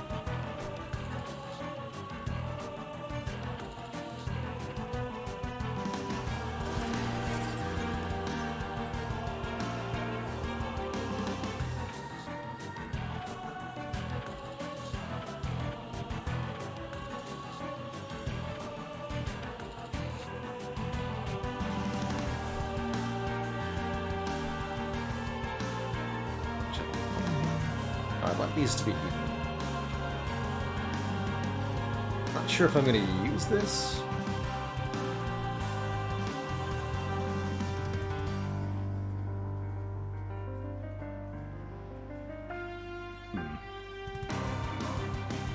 Start with this for a moment.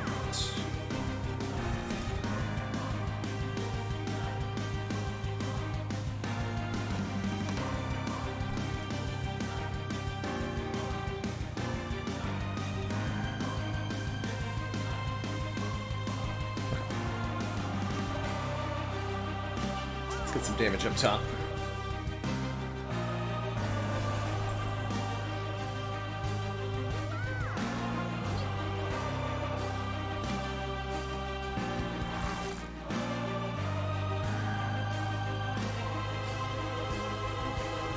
And we preserved the rail spike, so that was totally worth it.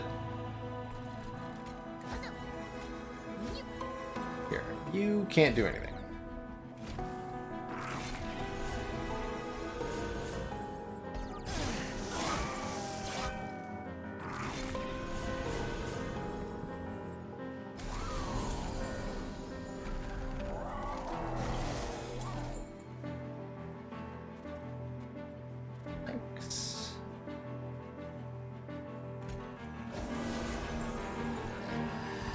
Highest odds of Blink working below here.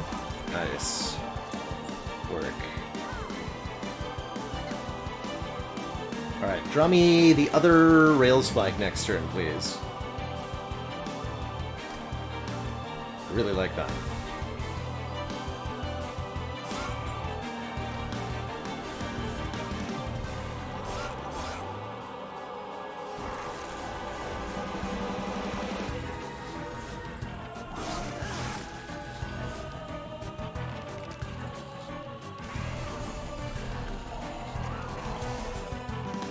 Nice. Bad news is that I've failed to draw morsels. So if I want to do the thing, I'll have to sacrifice sentient here.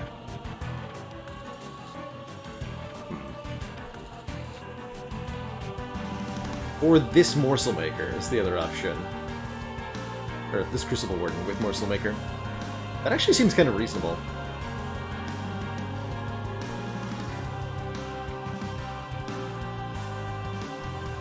Please play the Consume card first. Thanks.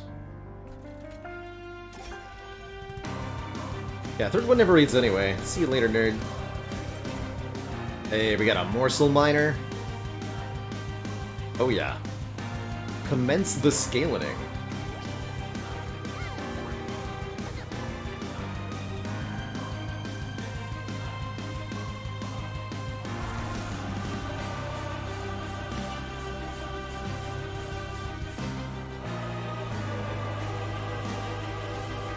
Beautiful.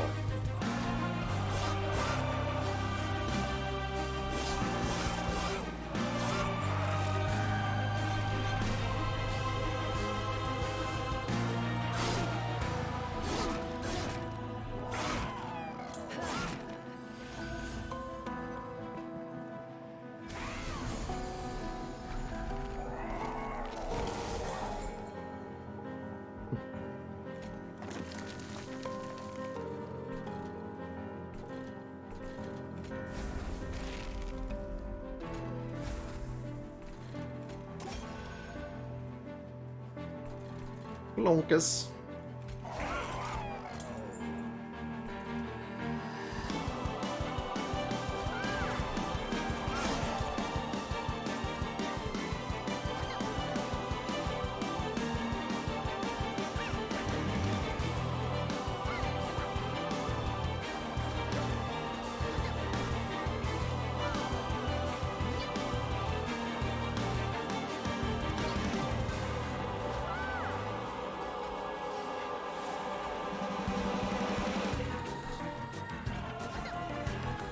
That is beautiful. Feed my children.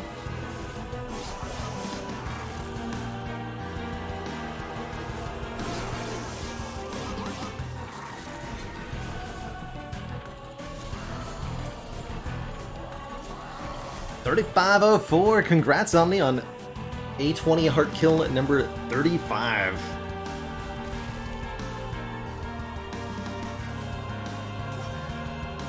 That's genuinely awesome.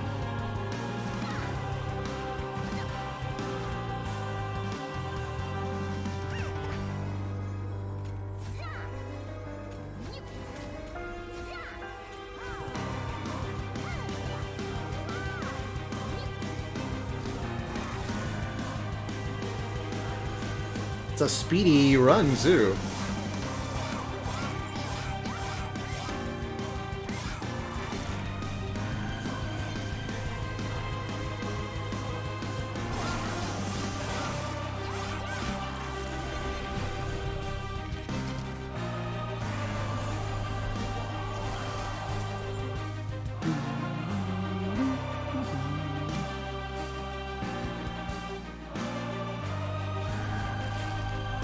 More energy.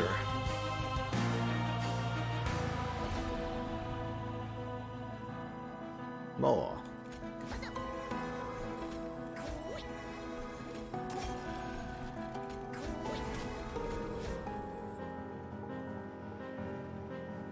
Be back the Morsel Miner, interestingly.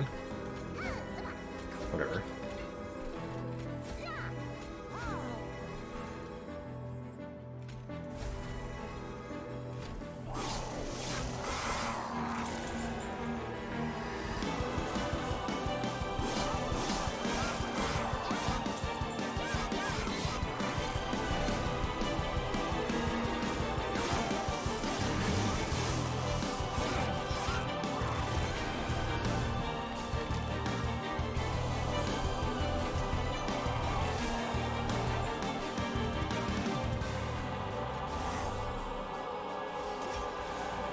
Where's the Morsel Miner? we can serve.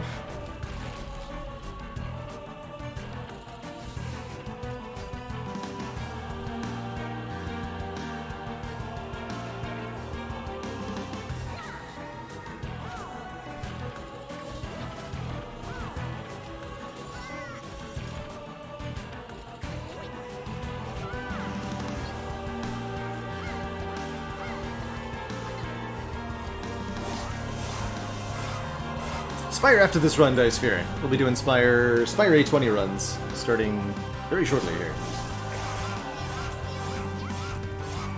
Get him. Dufka, thank you so much for the Prime sub and those 8 heckin' months. Not 6 months, 8 months. It's many moons. Many, many moons. I have to say, the Holdover Wretch has been way better than I expected. It's genuinely so good.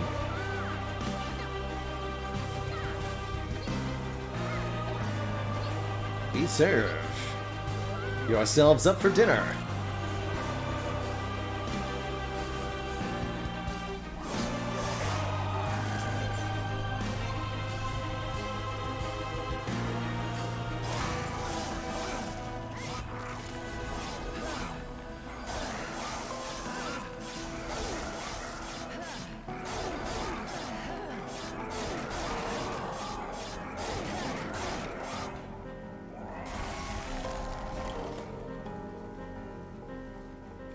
Oh, but I'm not done yet, sir. Oh no.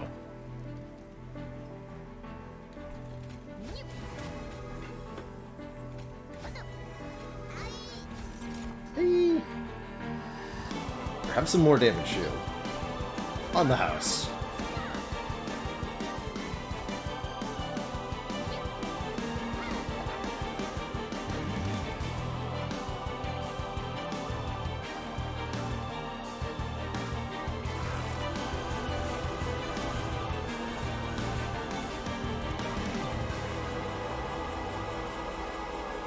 You know, just a real casual, like, 81 stacks of damage shield.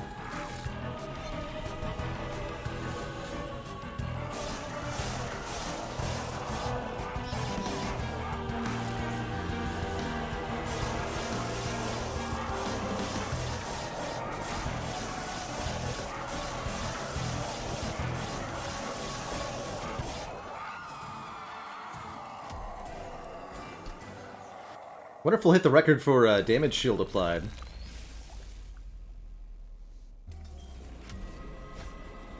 Alright, Mr. Giant Shard Crystal Man.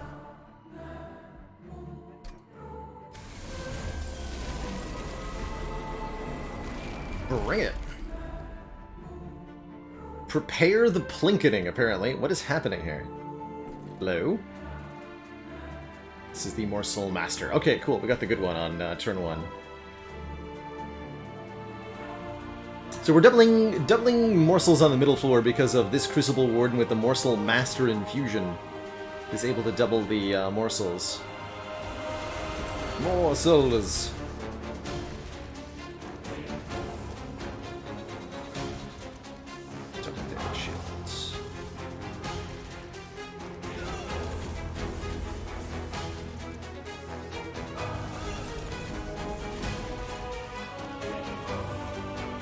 We definitely want to get damage going, but also damage shield going. Put damage shield on Sentience.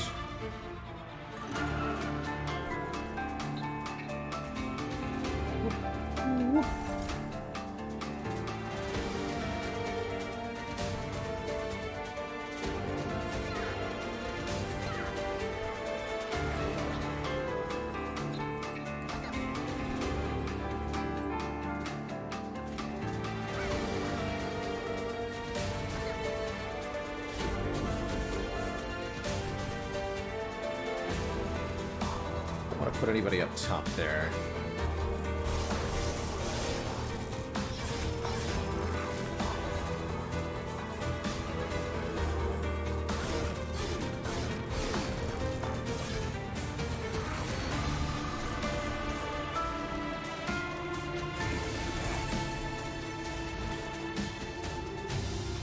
Okay, there's our holdover focus growth.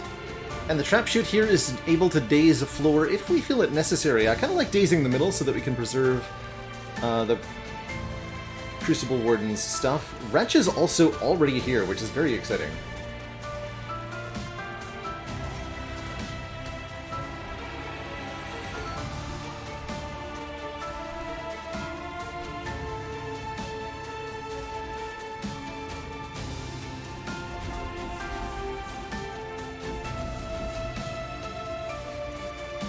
We do waste some damage shield if we're unwilling to take the Ember Drain.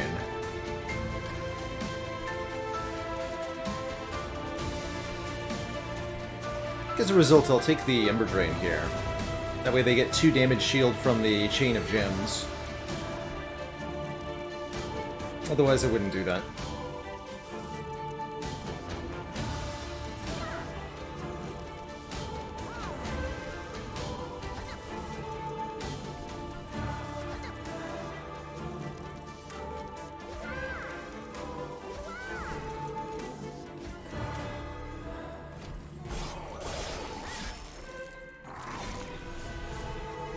This is going to do really well here.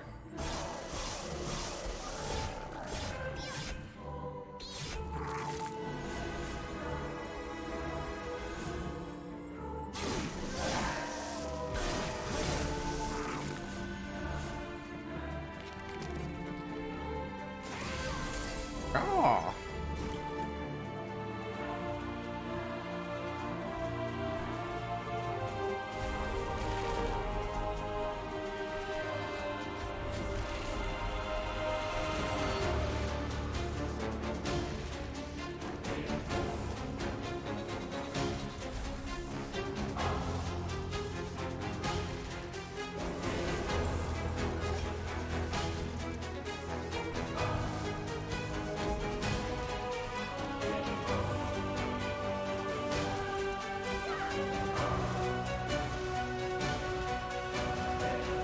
Imagine if I could draw them together. Shroud Spike 1 Rubble Morsel, and then Shroud Spike a second morsel. Pretty hype.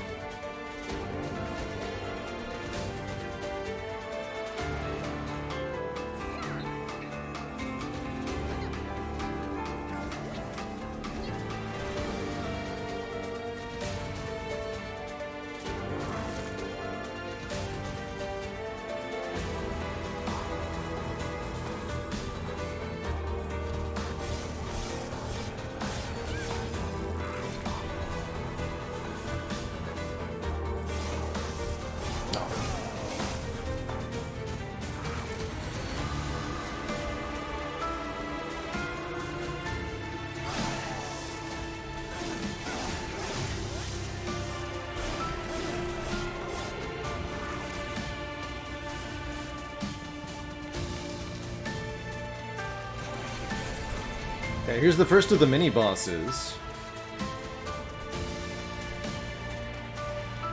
They could prove a bit of a problem for me. I might want to put more damage up top because of the Rooted, since this one will get to fight enemies 2 times, essentially.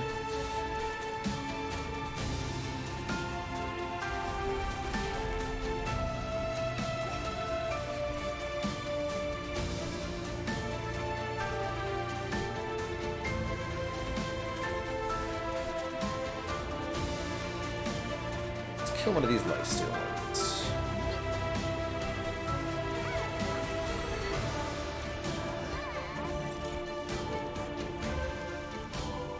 Okay, lots of damage shield, but not a lot of damage output.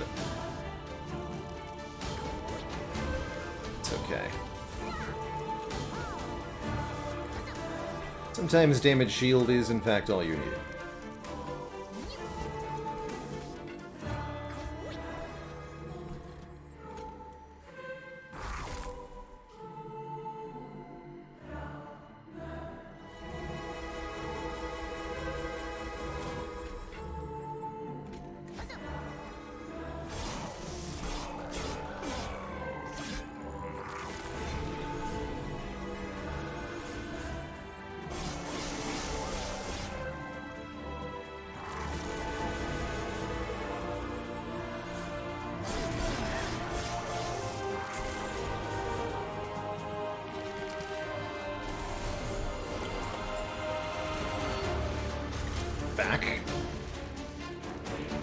You'd love to see it.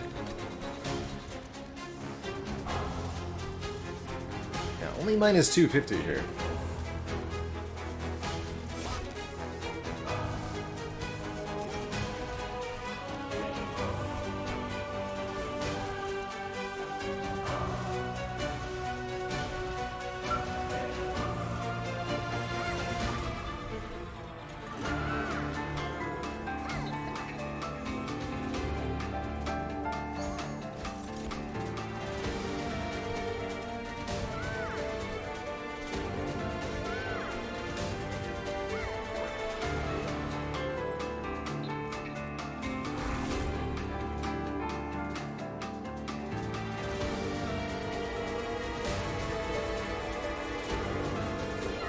You got it, buddy.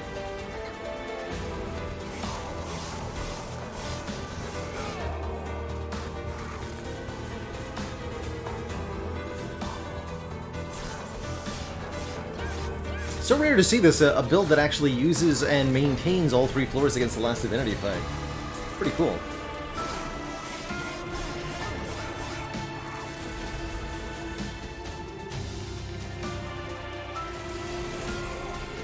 Rooted on the top floor is having a huge impact here. We would be almost dead to this enemy without it. Pretty crazy.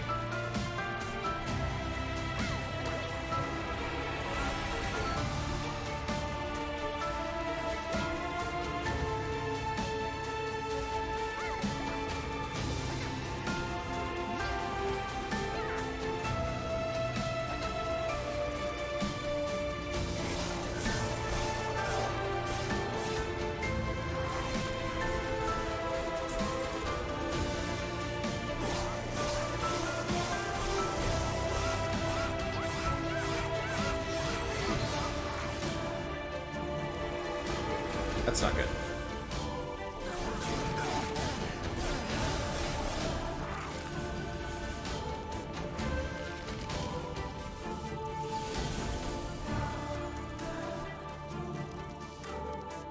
Okay, both of them die. This is gonna be a problem, though. That's what the trap shoot's for. Okay. Good.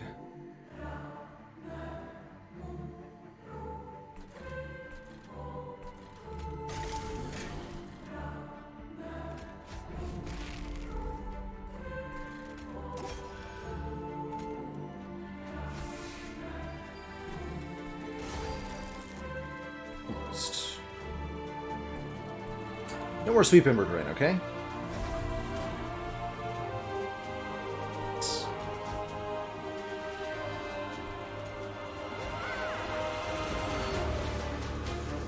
Up the damage in the middle here so we can kill an enemy with each attack consistently.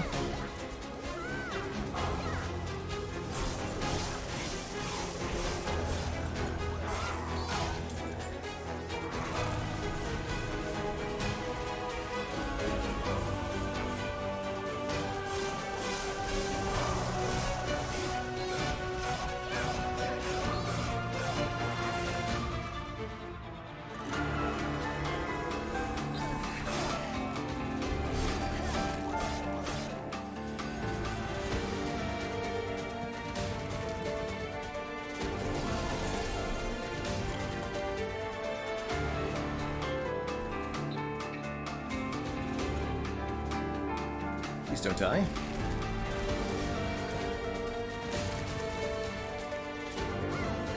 Sentient lady. One morsel minor, unfortunately.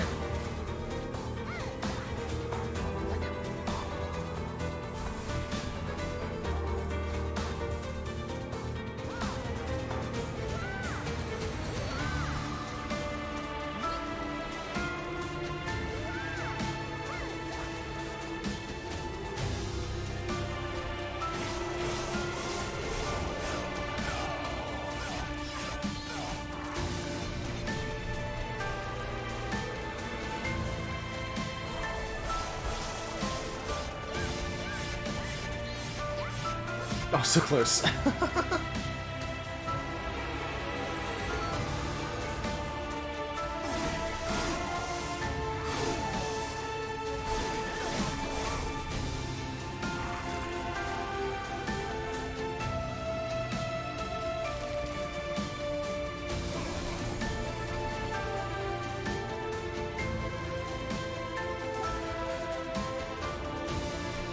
Get him!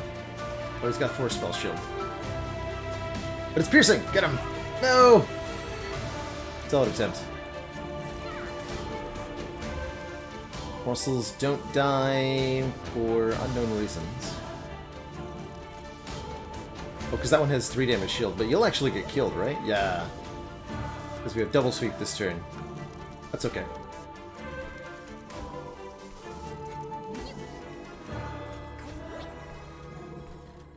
And this was the second mini-boss, so we're through the worst of it now. All that a GG then.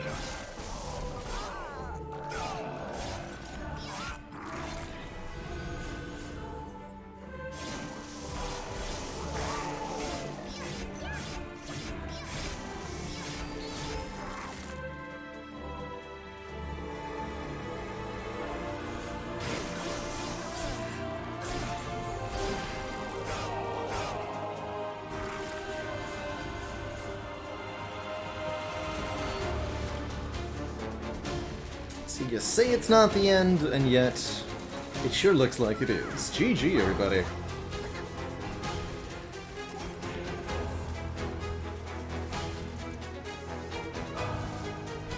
Go bottom to top? Wait, what? What's the order here?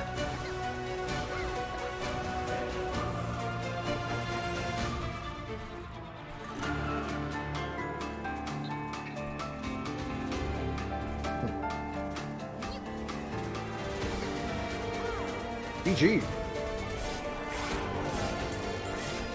Now these lower floors shouldn't get to resolve, right? This combat goes, and our top floor wins. Each of these floors would independently probably beat the boss. Nom nom. GG. Very, very powerful Awoken Umbra victory there.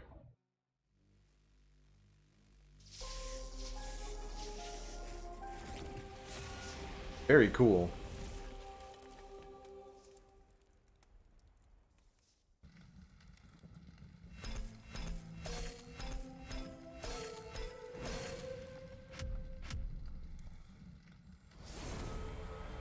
Get Divine Mastery on the Pyre, which was apparently missing it. Hell yeah. Was that not a record of damage shield? Impressive if so. Impressive. GG. GG. Alright. Couple awesome Monster Train runs to start out the stream. Let's switch it on over to the Spire now. Some E20 runs to round out the day.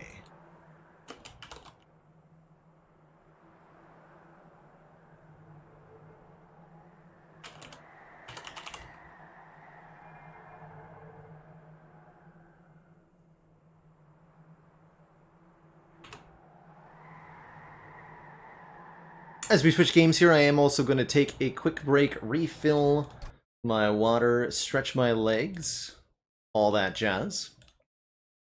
So a quick couple minutes of transition time here, and then when I return, we'll play some lovely Slay the Spire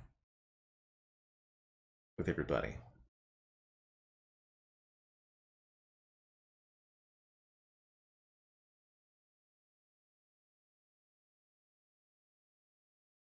Get Spire booted up before I go.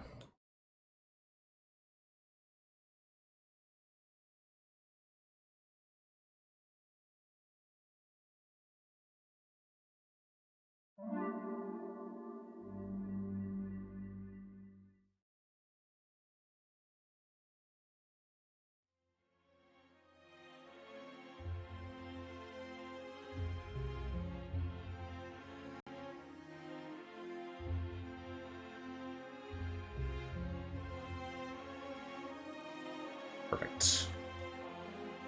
Okay, I will be right back. When I return, some Spire.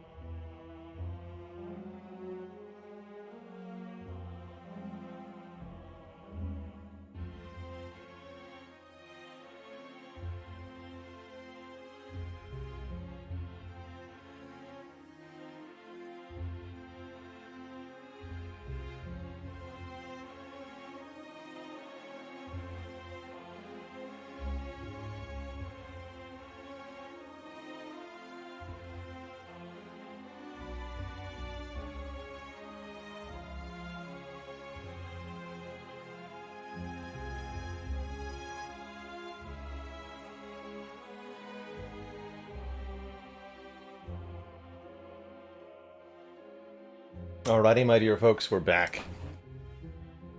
Greatly appreciate your patience as always during these transitionary moments in the stream.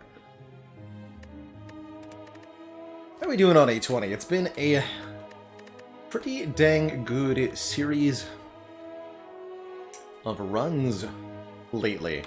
Currently on a 3 streak after losing it with the Defect. Poor Defect couldn't quite get there. Eventually perishing to Donu and Deka. This deck just wasn't able to scale quickly enough. So we didn't get the orb scaling cards we were hoping for. Merchant where we bought nothing is pretty telling. Oof. That's oof. But we are on a bit of a streak with the Clad, currently 3-0 there. Silent is on a 7 streak.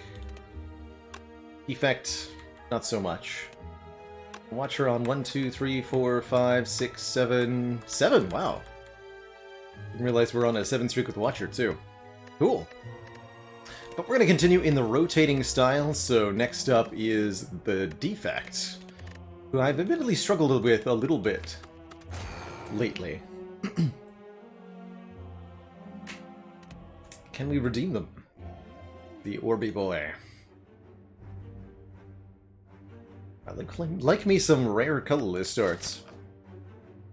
Generally speaking. Pretty gentle beginnings to the act as well. We've got Spire before the first elite on a couple different possible paths. Darkrim, thank you so much for the Prime sub. Welcome, welcome. Rare colorless card could be something like Master of Strategy, Hand of Greed, Apotheosis. Simply removing a card, I think, is an acceptable start bonus, or a random common relic. Of course, Boss Swap is also viable a lot, especially on Defect, who I do think thrives with it. There's a 4 elite path with the Burning Elite included. There is! As crazy as it might seem, there is. I don't mind the 3 elite route involving the Burning Elite, although that gets relatively few rest sites. Let's see, our Act Boss is Slime Boss. I kind of like the rare colorless start. Particularly like Apotheosis or Hand of Greed, but Bomb would be great as well with Slime Boss at the end of the act. There's that Apotheosis. Apotheosis says, upgrade all your cards for the rest of combat. One of my favorite colorless cards, and I think that does then encourage us to go to 1 rest site, upgrade Apotheosis, and then just try to fight 3 elites from there. That sounds grand. Along the way, we're going to look to pick up some cards, ideally some potions too. Let's start here.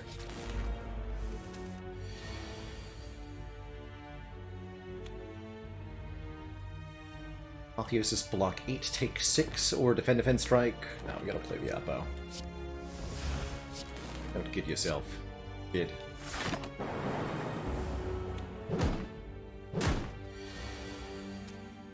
Yeah, definitely correct.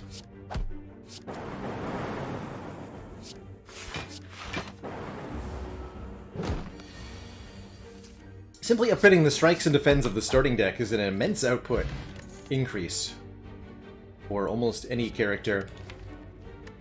Gotta say, I dig a Steam Barrier here as a 0-cost block addition to the deck, allowing us to get this Apotheosis down a little bit more easily. Could take a Claw, or a Leap for a reasonably solid block as well. 12 when upgraded, versus only 8 for the Steam Barrier. But I'm gonna grab the 0-cost block. I don't feel the need for a Claw right now.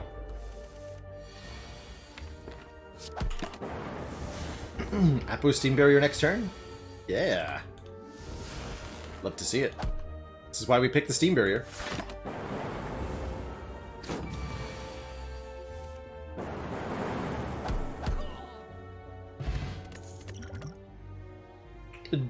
Double Steam Barrier. I guess I'll take the Cool-Headed for Frost Orb and card draw. Draw 2 when upgraded, which will help us draw into these 0-cost cards. A little bit worried about our damage output, as we have yet to be offered a decent attack. That's okay.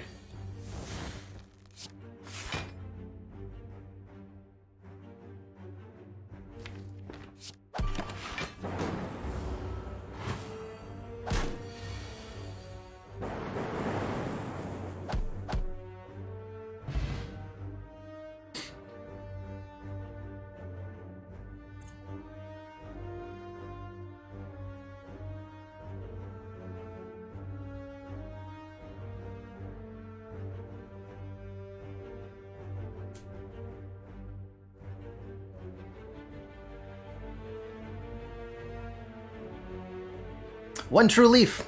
What's the difference between a card that upgrades everything else in your deck and a female sibling who decided to become an apothecary? Nothing. They're both an apotheosis. Oh no. Continuing to not be offered damage here. Consume is an interesting offer, though. Giving us Tukis. Price of an orb slot. And that would let us pick up any source of orb slots. Go for the Eyes is reasonable too. Yet another zero-cost card. It is an attack. I feel like playing for the late game is smart right now, though. I still have 2 more card rewards before my first elite fight. If I go to this one, which I will. I'm not going to go to this one. Go for the Eyes, boo! Dog!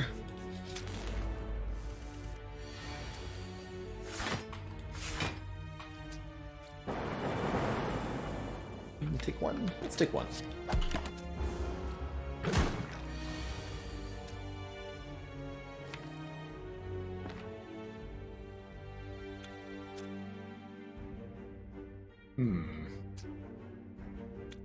Gives us strike does 9, brings him to 38, not a split.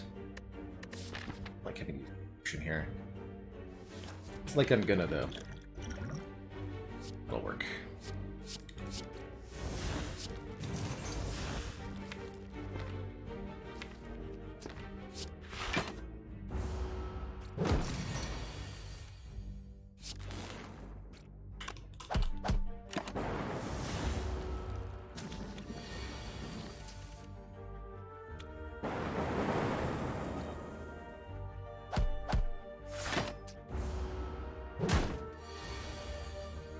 Worked out okay.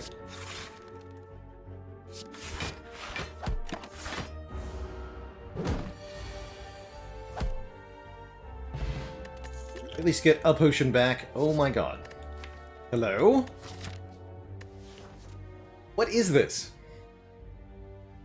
Damage cards, please. Anywhere. We've been offered, what, Go for the Eyes and Blizzard so far, right? I'm not going to say no to an Equilibrium, but we are definitely way loaded on defense cards here.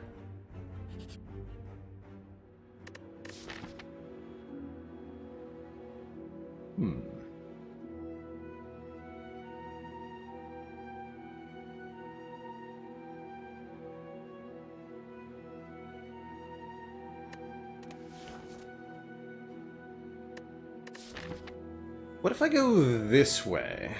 Event, upgrade, combat. We got a relic and a store with 275 gold. Then we fight an elite. Oh yeah, and claw. We saw a claw too.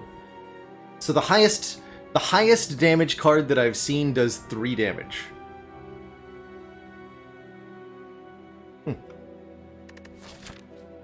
Now, to be fair, we're actually only really at any risk against Gremlin Knob. Both Legavulin and Sentries will be quite easy with this deck. But we're very, very skill-oriented, and Gremlin Knob will smash.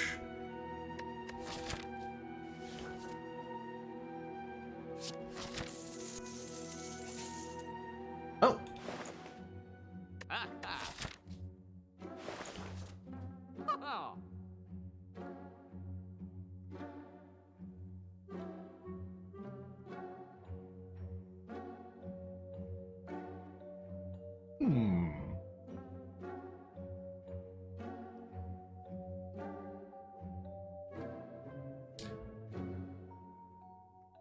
Those are some mighty early relics that don't do a whole lot right now. On sale Bullseye is damage, that's true.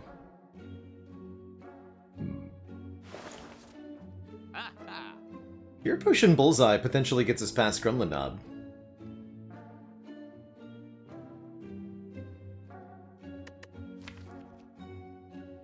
So it is Capacity Potion.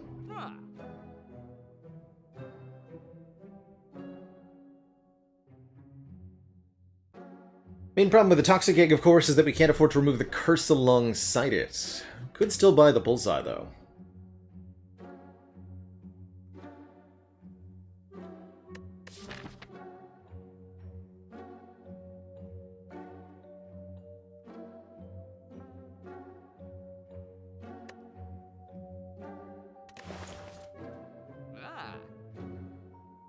Oh, that's true. We have an Apotheosis. That does kind of make Toxic Egg less important now, doesn't it? What am I doing? Right. There's no need to fall for this. Okay, let's make the short-term decisions then. Which means we actually go back to fighting 3 elites now. Right, I don't know why I was so worried. And that means we can buy Glacier. Glacier and Fear Potion. I'm in. So in.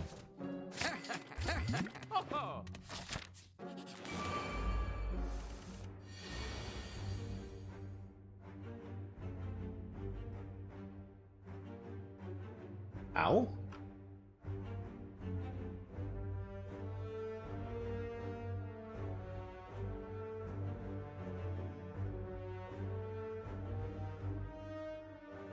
That's just straight up 21 damage on turn 1.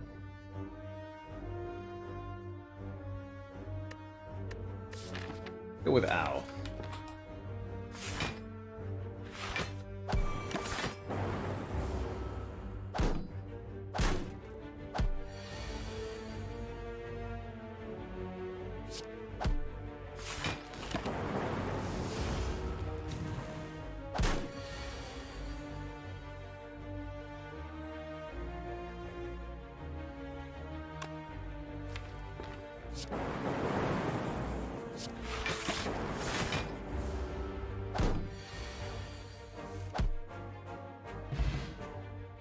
Potion. Okay, Doom and Gloom, there's a real attack. Summons a Dark Orb and does damage to all enemies. Don't want a Force Field, and I think it's unwise to take a multicast, too. Wait. And it was, in fact, Gremlin Knob first. This is why we're afraid of this. Let's just keep that lightning orb.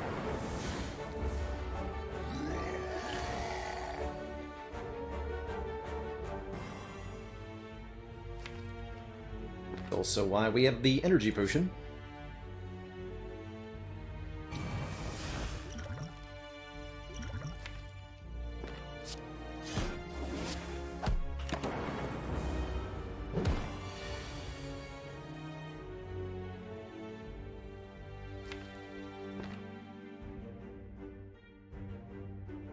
Yeah, this will be something like Equilibrium Defend. We have to take this hit, unfortunately. Which means we're in a bit of trouble. Somehow I expected to do the rest of this act without a heal? What the hell is wrong with me? That's not gonna happen.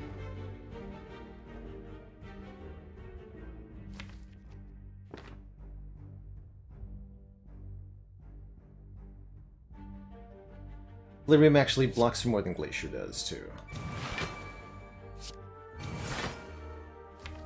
Do some quick math. 13, 13, 16?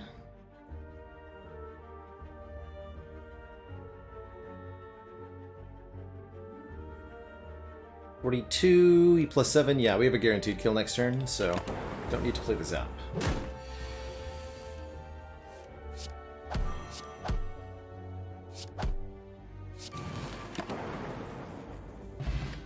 Okay, Ceramic Fish is here to give us money.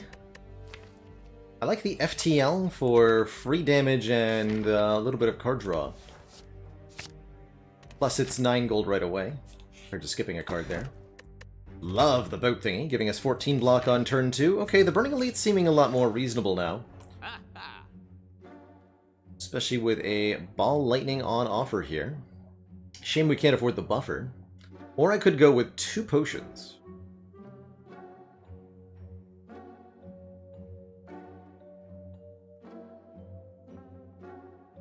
That's right, the Burning Elite won't be a super knob.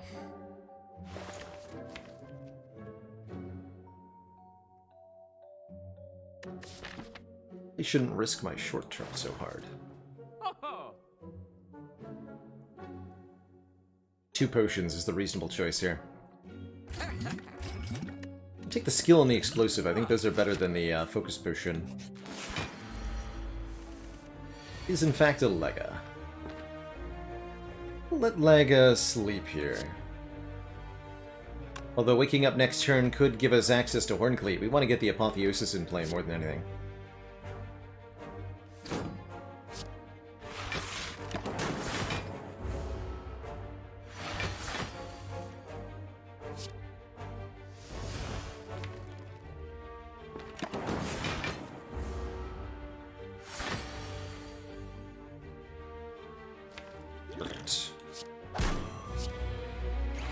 Starter was ideal.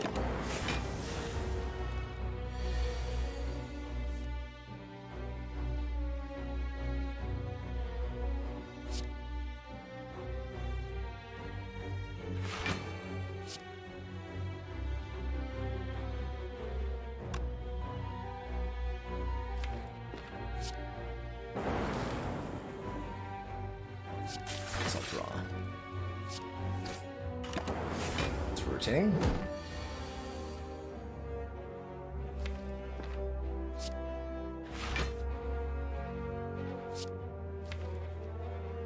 Turn consume and dual cast.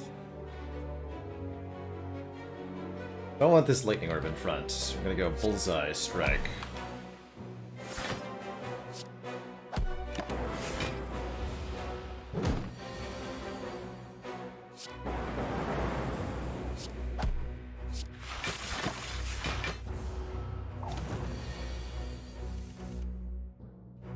Okay, this is about what I expected from Lega here. With Sentries I wanted the potion for.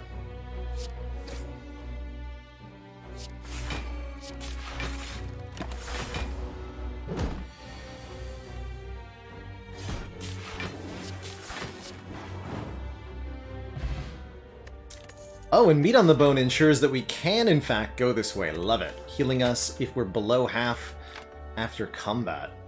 Beautiful. An early algorithm is here, but what about Hologram to get stuff out of the discard pile? Stuff like Zap, stuff like Dual Cast, stuff like Bullseye. Their Cold Snap ain't bad either.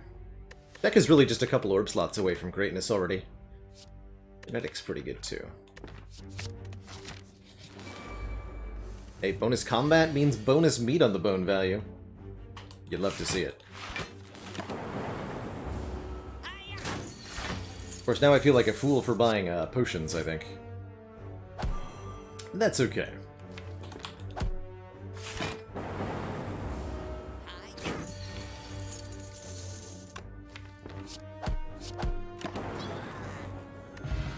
Well, and sometimes the potion that drops is not one you wanted to pick up, so maybe it was smart after all. Kind of funny. We go double Doom and Gloom here. Yeah, that would actually let me take a Snecko Eye, like, really happily. It's a pretty good offensive presence, regardless.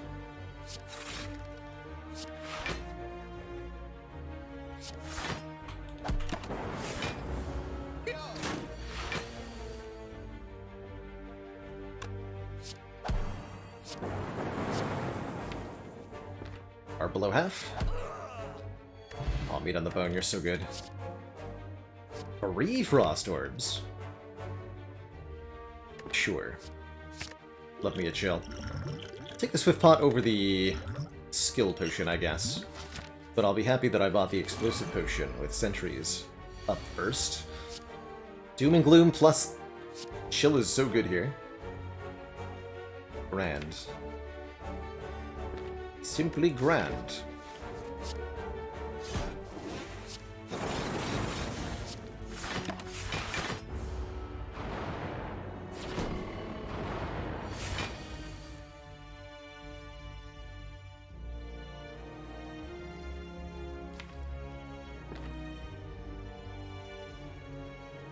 Got Meat on the Bone, so I think I'd rather preserve the potions at this point. Just take the damage if it comes to that. If it comes to that.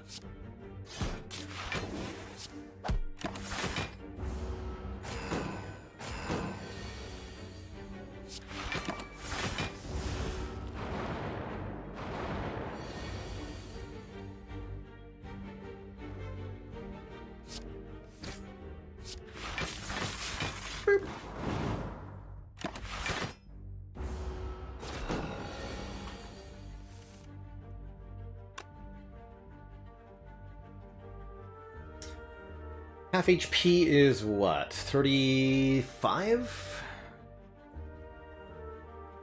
Not worth it. Kunai. Play 3 attacks in 1 turn, we gain Dex. Dex is reasonable because we have a lot of block cards in this deck. Makes something like a Go for the Eyes quite a bit more desirable. Another 0-cost attack, or attacks that draw cards, also pretty good. Let's go with Go for the Eyes, because of the Kunai here. And that starts to put us in the direction of maybe wanting an all-for-one now, with FTL, Go for the Eyes, Steam Barrier, and a Kunai. You can make some interesting stuff happen.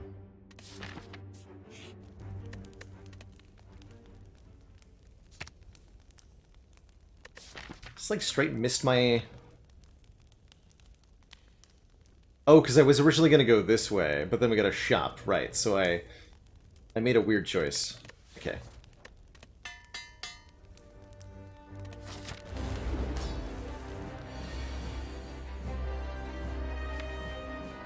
I don't like this turn 1. It's a bit better.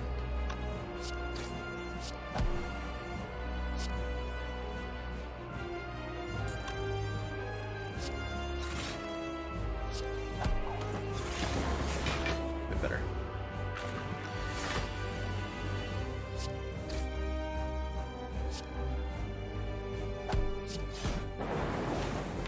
This is not the turn to draw Apotheosis game.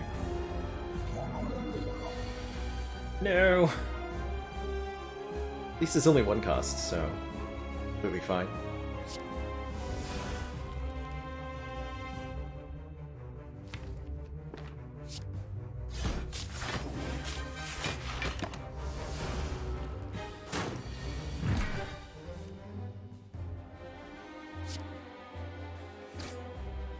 One away from a split.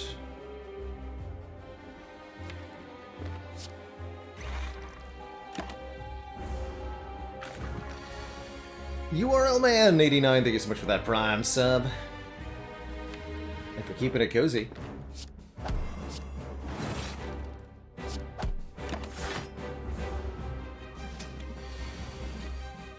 GG.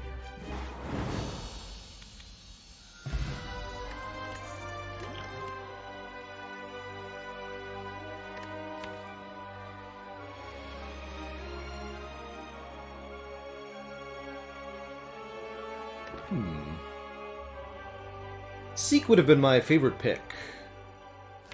Both this Echo Form, letting us duplicate cards each turn, and the Fission, letting us remove our orbs for some hard-drawn energy gain, are both tempting here.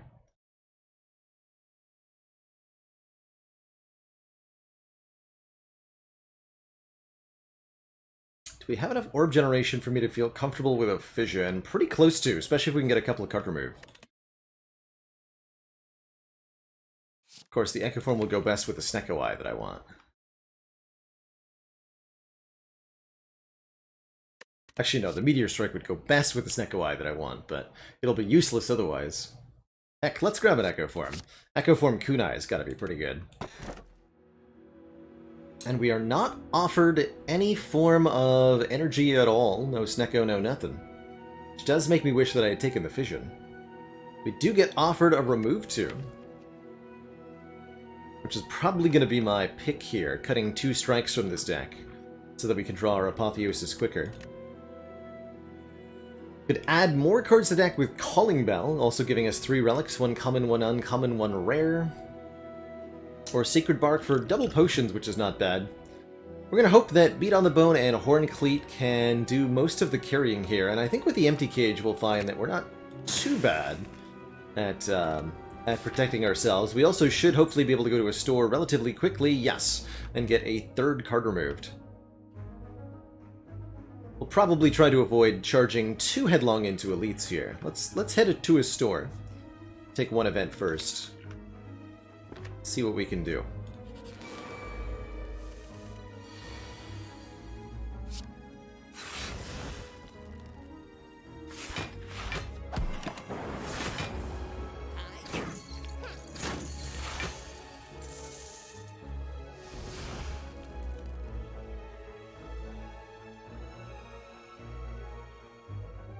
5 each, so I can go dual cast consume here. Yeah.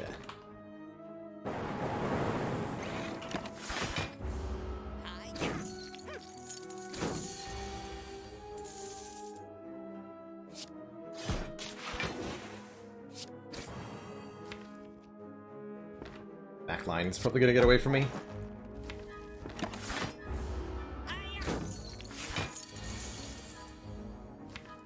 Not a lot I can do about that. Ah, at this point I can't do anything about it. Very well then. I'll see you and my money later. Only took 40 gold from us though. That's not too bad. Recycle can generate energy for us. Echo Form is actually a decent target for it. We'll need a bit more card draw, but that's okay. I'm going to take the energy generating card that I see, because I feel like we need it. And I'm actually okay losing 25 current health to gain 5 max HP, because Meat on the Bone will just heal most of that back for us anyhow, sustaining us to approximately the same point regardless. Alright, very few relics better than a Bag of Preparation, giving us 2 additional card draws on turn 1. Unfortunately, not able to purchase Bag of Prep plus card remove. It's okay. Could go for a second go for the eyes here. But I'll be buying Bag of Prep. Get us to our Apotheosis more quickly. Let us get Echo Form on turn 1 more often. Let us use Recycle to do stuff more frequently. The Bag of Prep's definitely better than Remove. Wish I could have afforded Flash of Steel alongside. Question is just, do I take a second go for the eyes? And I think the answer is yes. With Kunai, I believe the answer is yes. It's only 21 gold. With Kunai and 3-base energy, especially. Oh, that's gonna help a lot in this fight, too. Greetings, bird nerds.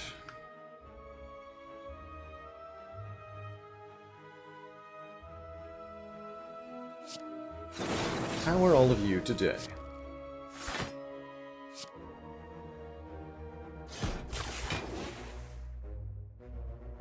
Let's see, this is 15 block, taking 3. Means if I zap, we take 0, right? That's right.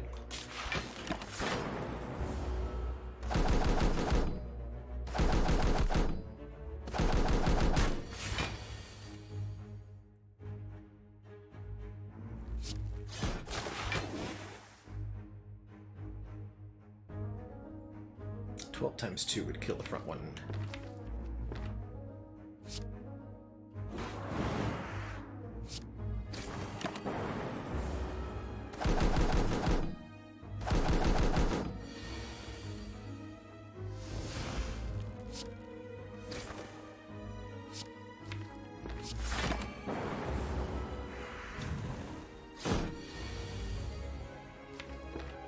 Echo Form, more like +3 energy form. Got him.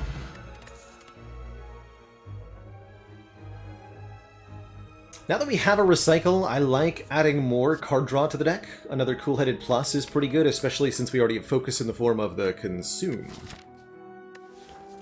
Don't really want an Auto Shields. Melter could actually be decent. Take the Cool-Headed.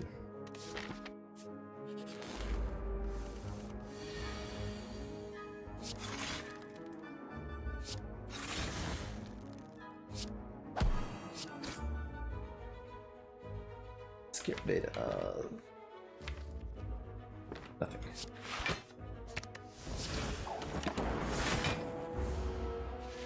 So what's our half HP at this point? 35 plus 3, 38 is the magic number, which means we can heal up to 50. Okay.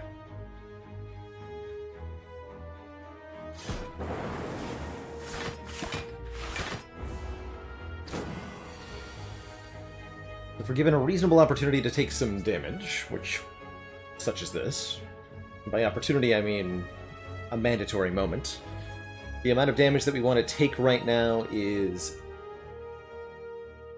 7.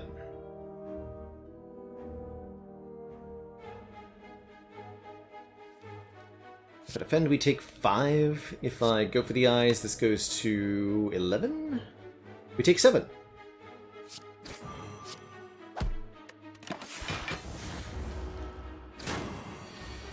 Perfect. Then, not perfect. Because further damage happened. Further damage is illegal. Looks like I should use a potion here.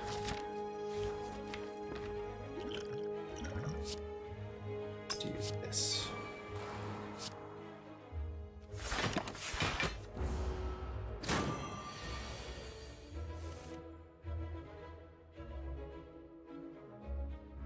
Please stop attacking me. Yes, sir.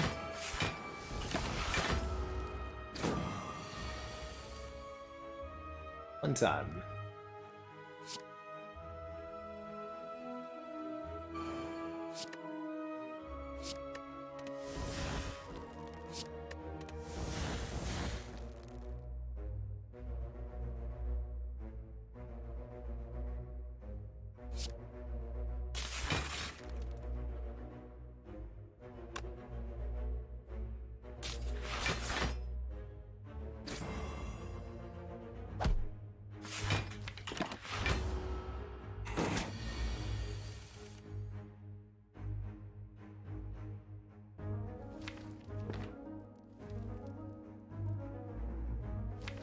One of the most absurd Snecko fights I've ever seen. What is happening here?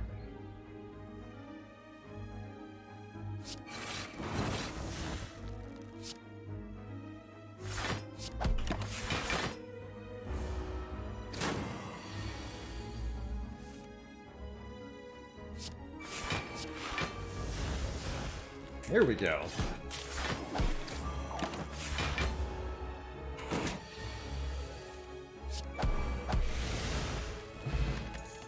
Spooky tough. Loop! Okay, loop goes with consume, and taking the lesson from the last defect, I'm not gonna pass on the scaling when I see it. Dear God, no.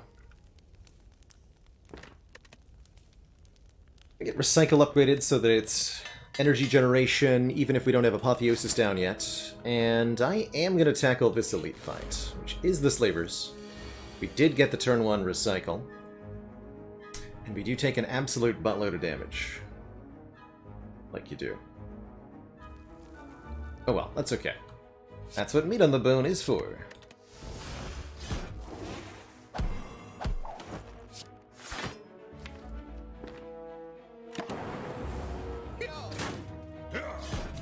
And boat thingy.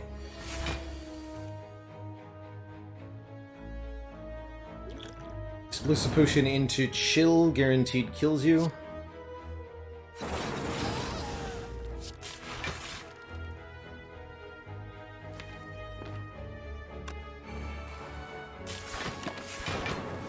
Should be okay from here.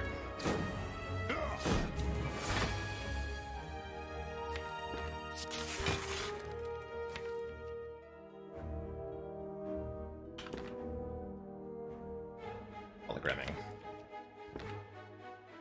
Cycle, maybe? No. Incoming damage is 22. We're blocking for 18, so hologram perfectly blocks. Let's get Bullseye, I guess. Does the most damage.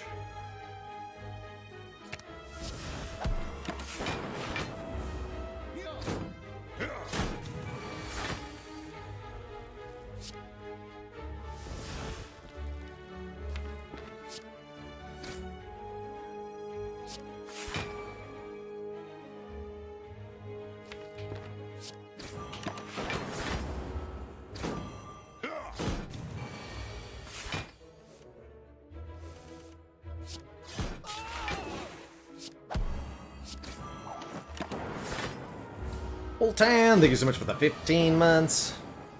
Love your viewership. You keep watching, I'll keep streaming.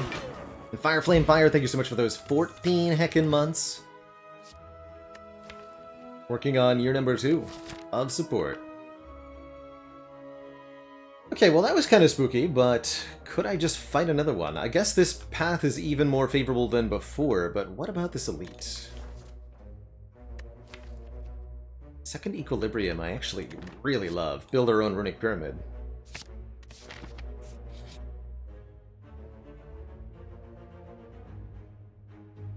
Bullseye does not affect the Dark Orb target priority. It'll still target the lowest health enemy. I can't afford to lose any hit points, so I'm not going to here.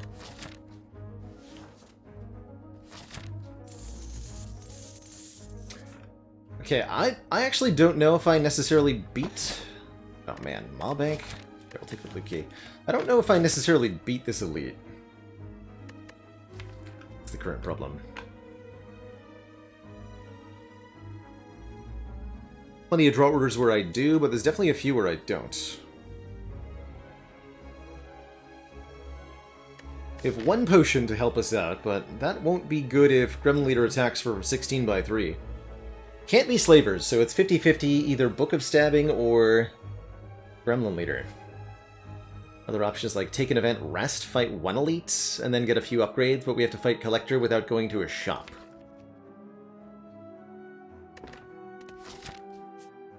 Let's see what happens.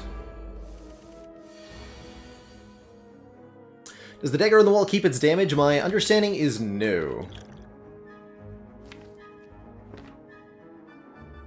I think I'm going to color this on turn 1? A little concerned here. Probably going to hologram this, go for the eyes. I'd like to get a kunai proc. Let's do this now. And sure.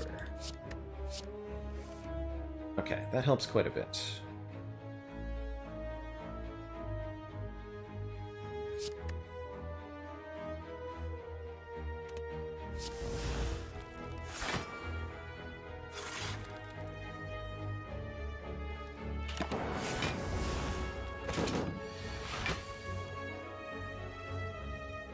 This is one of those draw orders where I'm very scared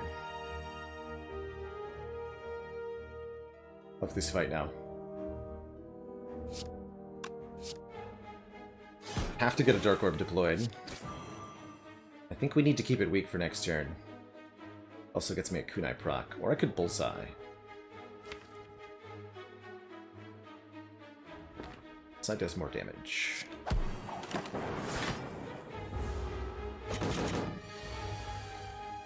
Good. Actually, pretty good draw order so far.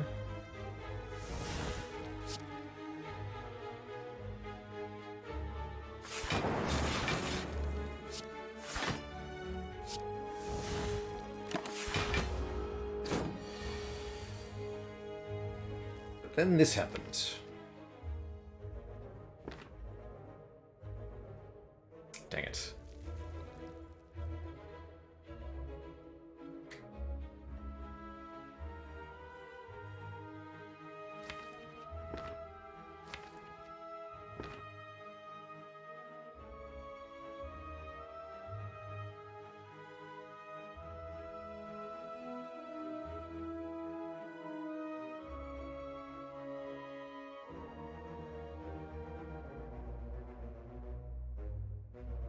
Loop Consume doesn't keep me alive, does it?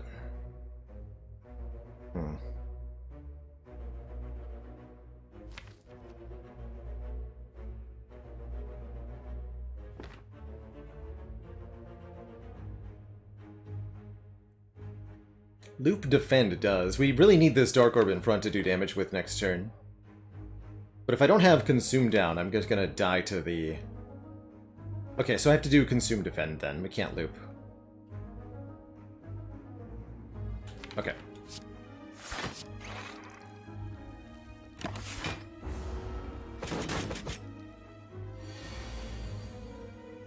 Then this is probably not good.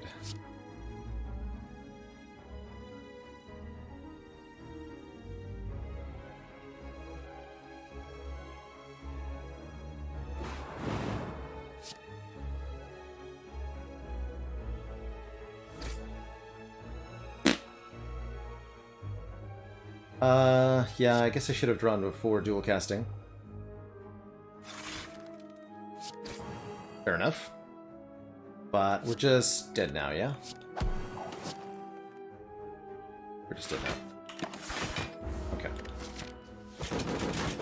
Not surprised. So, from this position, what was my way out? Ah, it doesn't matter.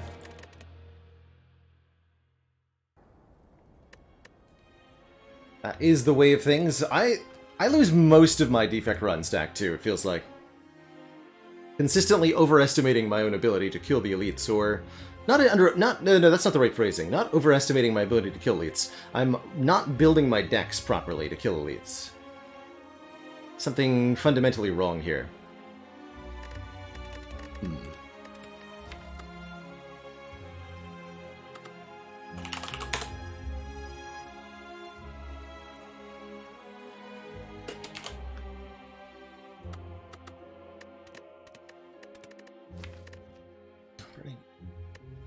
This is why Dark Orbs are so unreliable. I should have drawn first, but that wouldn't have made a difference. That wouldn't have saved my life or anything. Maybe it was fighting the elites in the first place that was the mistake? Potentially. Potentially.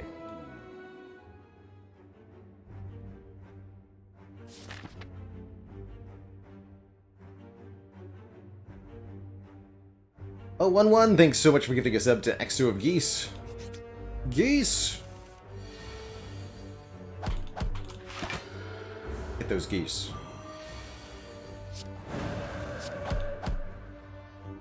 Hey, Grease Piglet.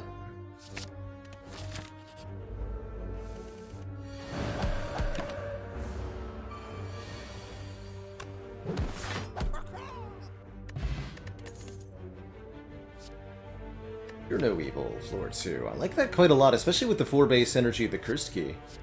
Take that over an empty body. Already got some really good start here.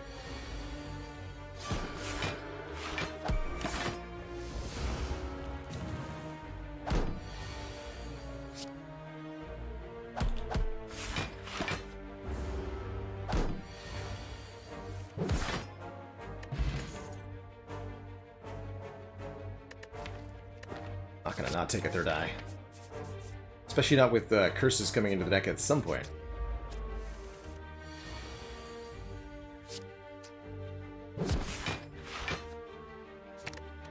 Sort of one of those.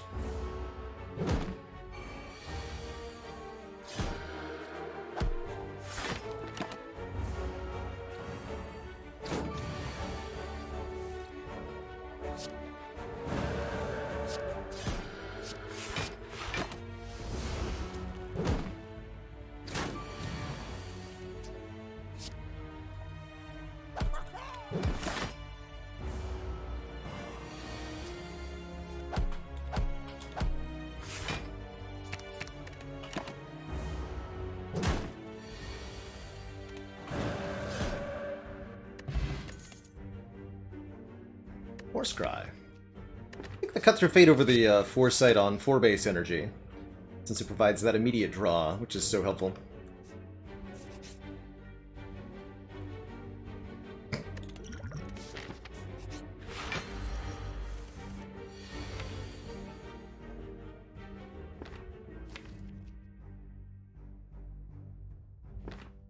No time like the present.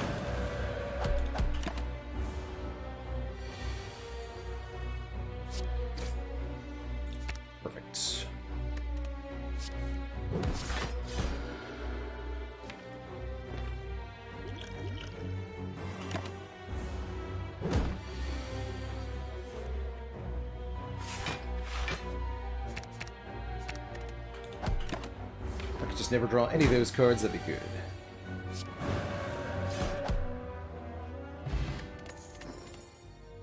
Duality gives us dexterity whenever we play an attack, making cards like Halt extremely good. Meaning we don't necessarily need a Mental Fortress, although this does look like a pretty good Mental Fortress too. Let's grab the Halt over the Mental Fortress. I want to see how this goes for us.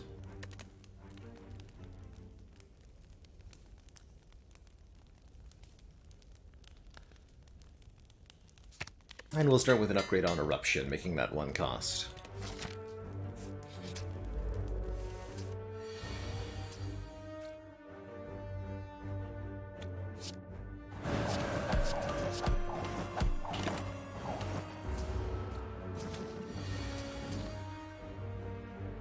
Why use potion for 2 hit points? Because it was also 5 hit points on the following turn, so 7 hit points from that potion.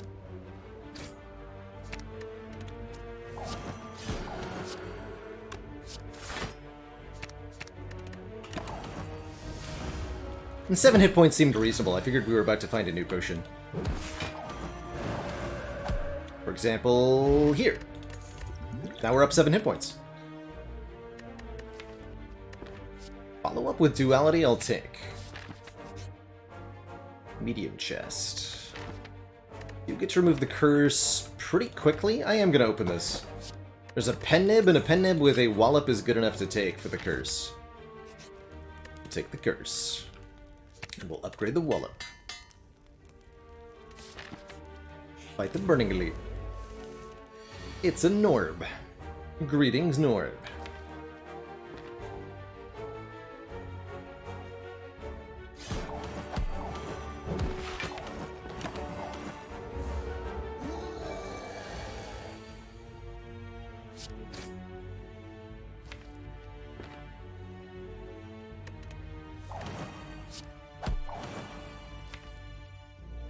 That's not going to kill anything.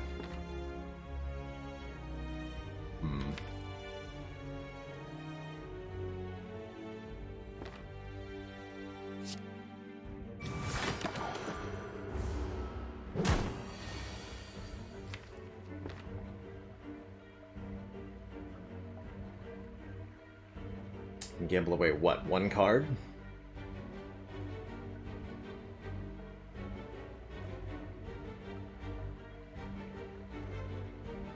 I guess I should have gambled last turn to get the eruption on this turn?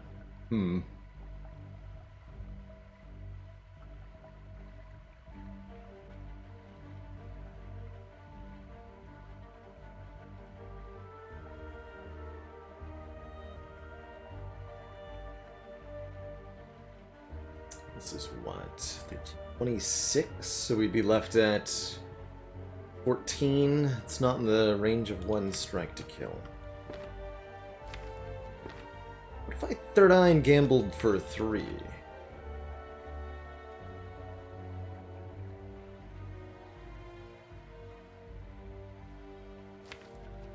I mean, even if I draw Wallop, I can't play Eruption, right?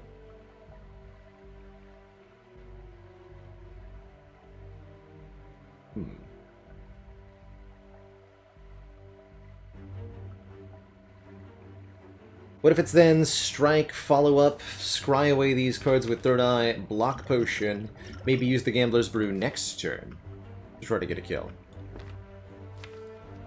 That actually feels most reasonable. Also lets me play this defend, I guess.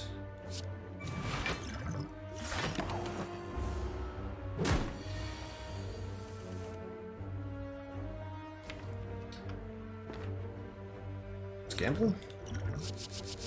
Yeah. Not what we're looking for. Jeez. Thought we had a better matchup in this fight.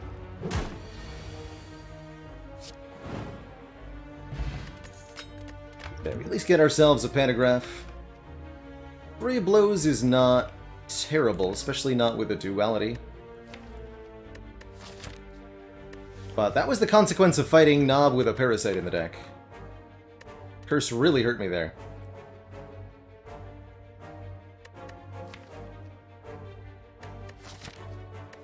Guardian. Grab an empty body then. Parasite came from our Curse Key. Same place this Apotheosis is going to come from.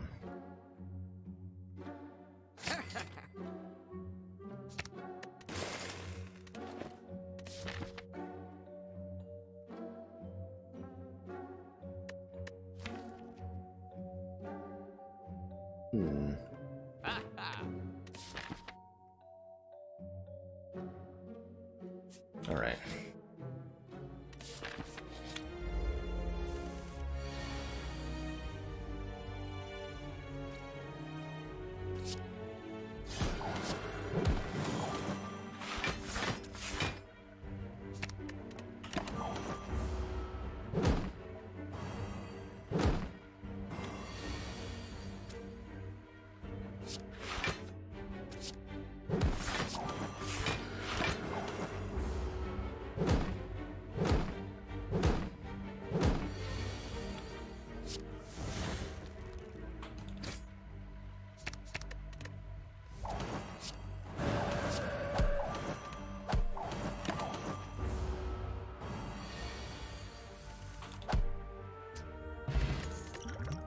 Bottled Miracles are very good with the Apotheosis. Let's add a Crush Joints so that we have access to Vuln here. That's going to make for some seriously devastating wallops. We do get to upgrade Apotheosis thanks to the Pantograph healing us 25 at the start of this Guardian fight.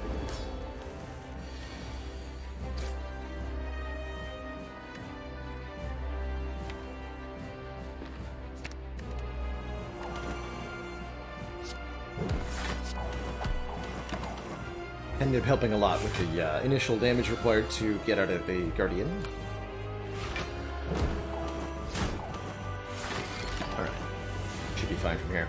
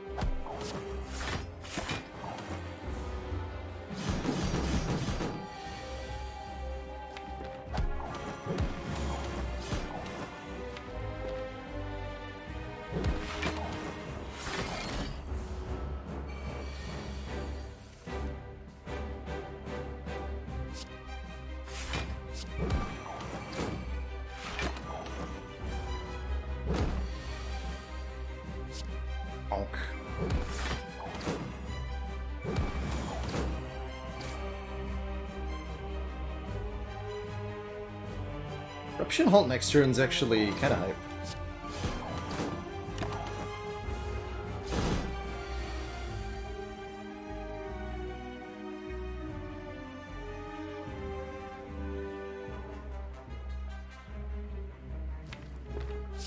Example. Thanks to the bonus dexterity from Duality, we're able to get 22 block out of Halt there. Meaning we can just effortlessly full block even a 10x4.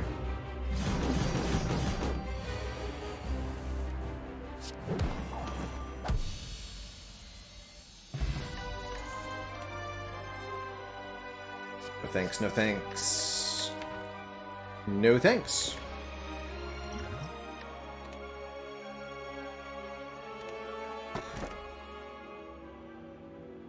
I'll happily take a Black Star, giving us extra relics up from elites. We've already got 4 base energy here with Curse Key, so we're not as desirous of an additional energy relic, and boy are these 2 stinky ones. No potions or basically no cards. Instead, I'll take the Black Star. And I'll fight 4 elites this act. Yes. Well, maybe. Might need to stop for healing or something, but you get the idea.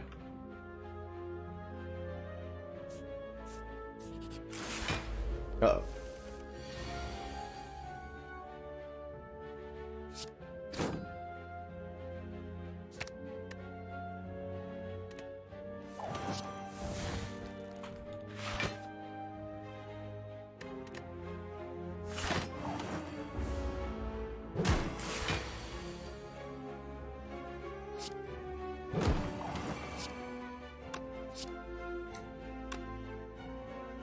The bunketing.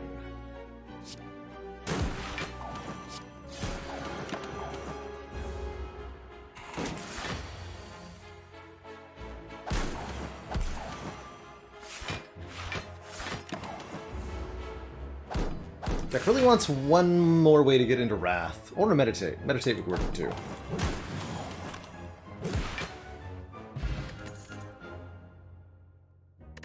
to get out of Wrath? No. Way to get into Wrath, please.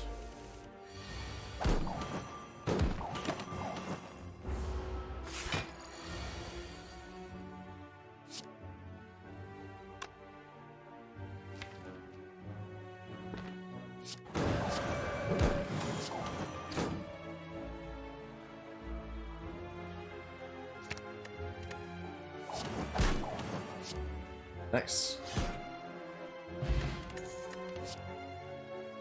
I'll take another third eye. Hard to go wrong with more scry.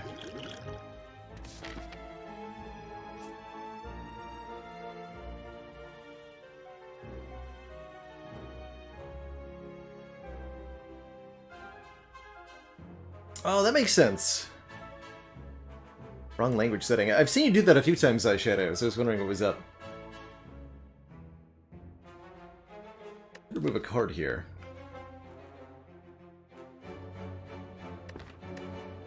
Hmm.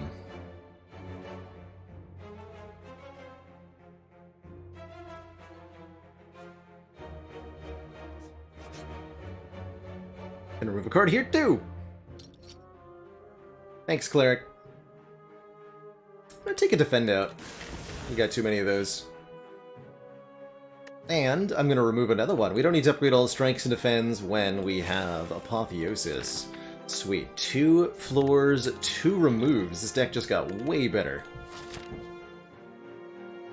At least 20% better. Per capita.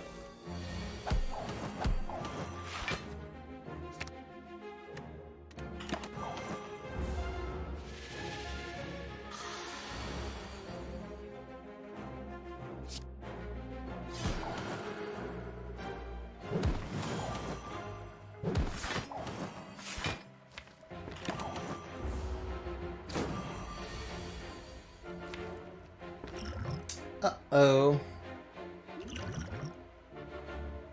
Spaghettios.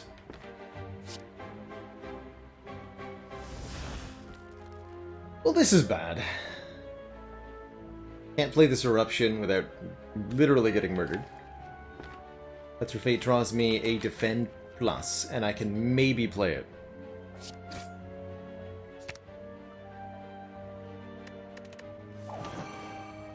Blah. Ouch. Okay, that answers that question.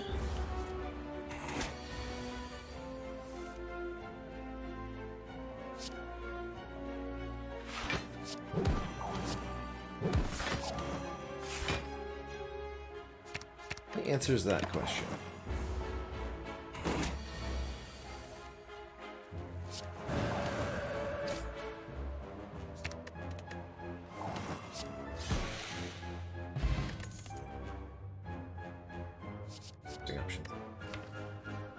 Question being, do I try to go 4 elites with no fires? And the answer is no.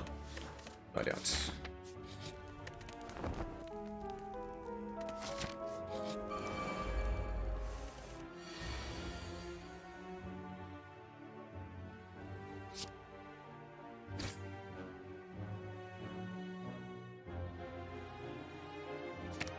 Let's just lose the Ascender's Bane.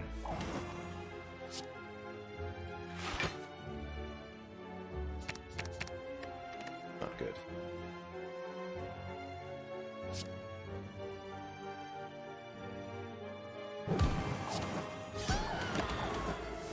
This might hurt.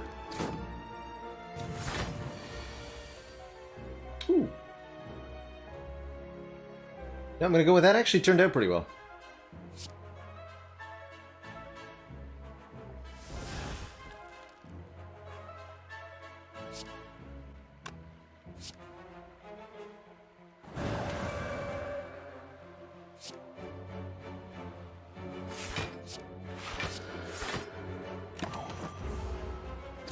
Take 12. That could have been a lot worse.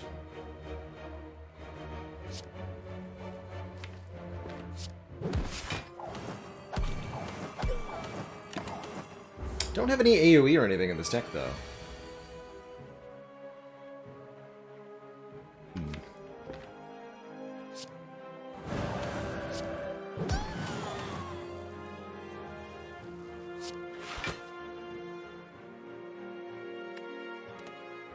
Not gonna generate anything.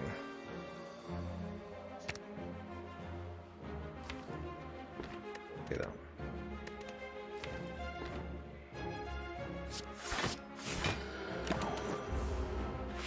A20 streak is at 0, kill a penguin. We just had a perish with defect.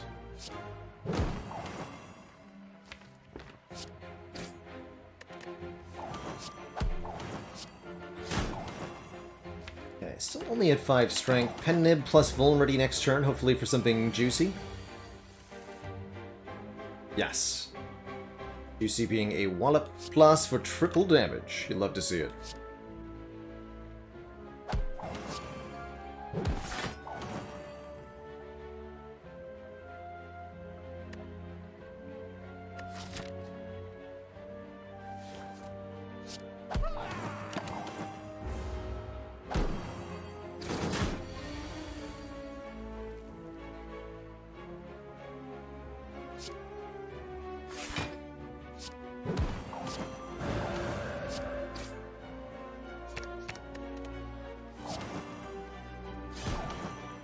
Okay. Out of our first elite fight, we get 2 relics immediately. The Blood Vial for 2 health per combat, and the Incense Burner giving us intangible every 6th turn. Deck does not need another third eye, but it does want a Wave of the Hand, I think. Yeah. Applying AoE block. How do I feel about campfires right now? Actually not very happy with them. Gonna rest at one of these and then not go to the other one? Yeah. Not go to the other one.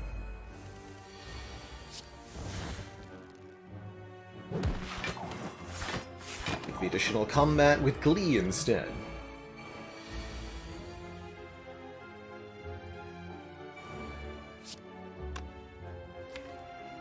Stand.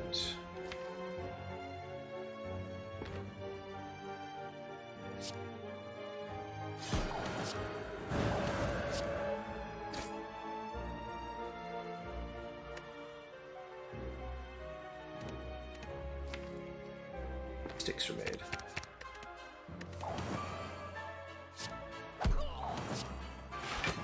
Not that big a mistake, though.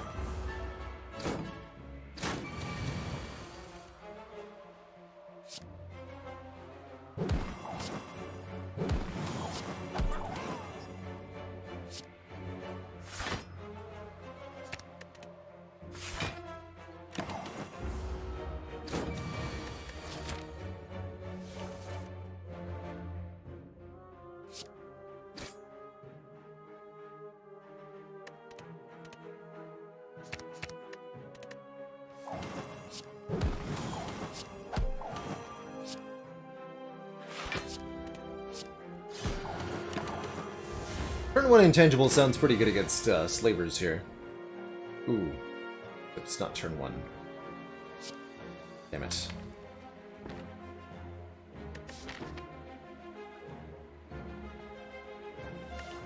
I think that's actually worth using the duplication potion. If I dupe pot here, we get to go with turn 1 intangible and a charged pen nib into this fight. Kind of a big deal.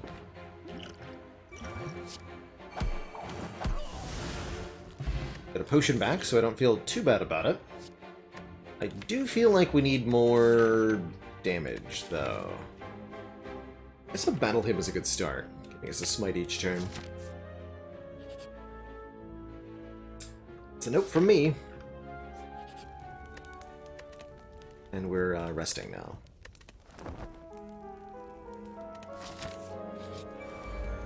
Okay, not the slavers, but still helpful. At least still helpful.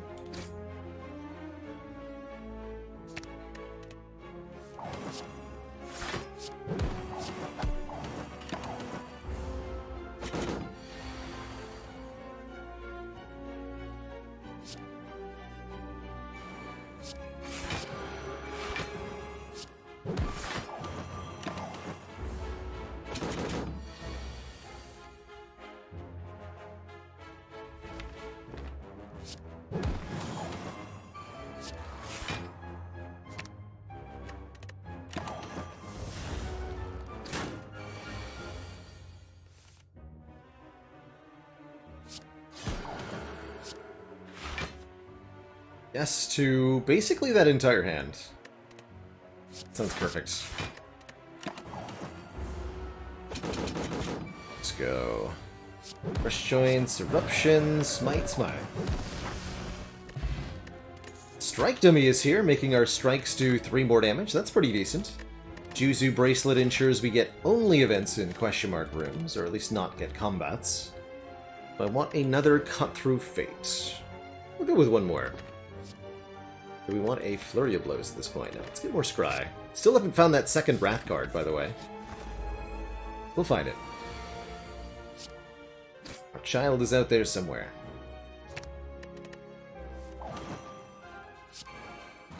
We're intangible next turn? Perfect. Wrath it is, then.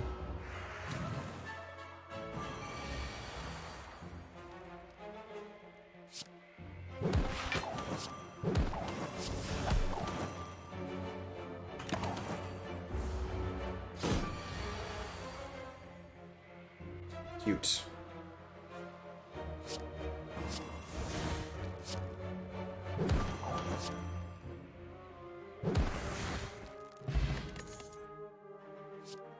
Wallop number 2, I'm gonna go ahead and take that. Not a bad Deceive Reality either. But with Pendant, gotta be 2 Wallops. Happy to trade this Essence of Steel away for a random relic. No need to give up gold or our third eye. It's only a mediocre potion at best anyway, although it's decent with Wave of the Hand. Get an Orichalcum, which is just as good if we end our turn without any block, gain at 6. Fele.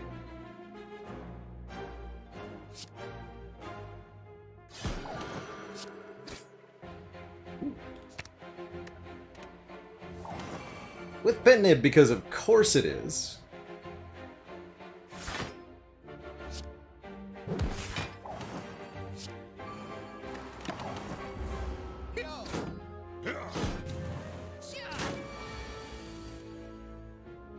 Make these slavers look easier.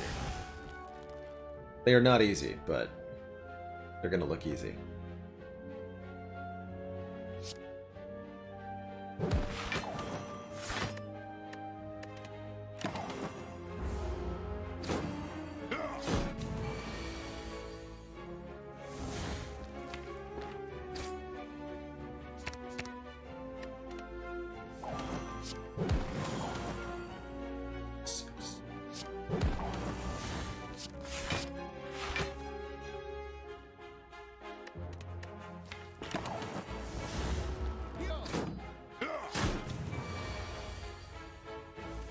Now, only cards that exist when the Apotheosis gets played are upgraded, unfortunately.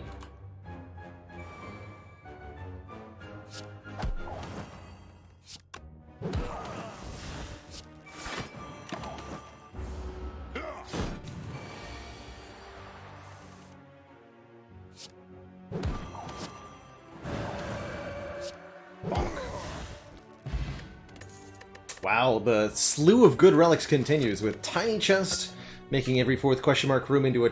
Wait, I shouldn't have even picked that up. And an Ancient Tea Set. We'll just try not to visit 4 question mark rooms in Act 3. Guess I'll take a Scrawl. Scrawl's good.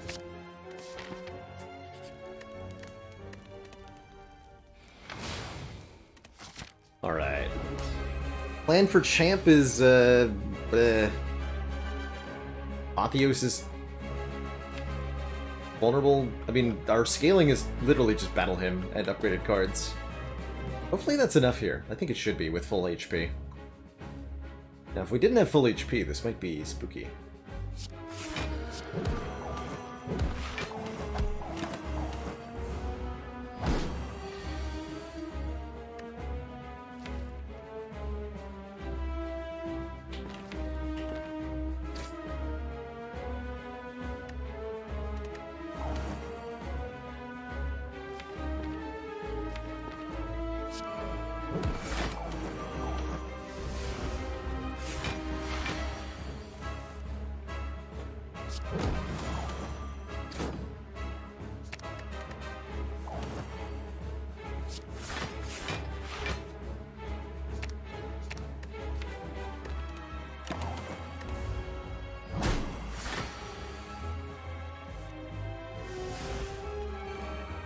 We'll try to keep the scroll for later in the fight as well. Also, we have an Incense Burner, which can help with Champ quite significantly, too.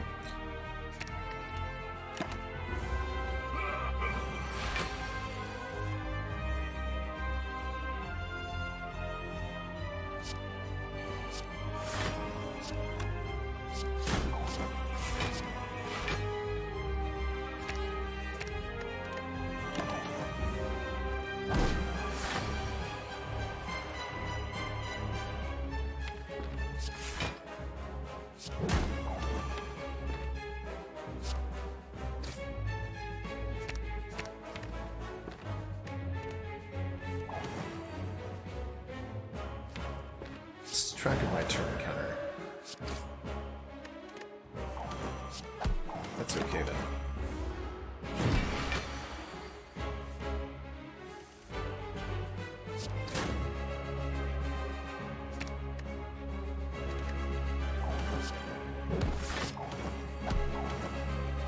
Okay, that's below half. Did I want to do that? No.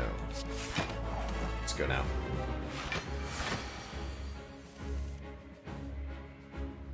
This looks pretty good. Might have to use the Bottle Miracle, though.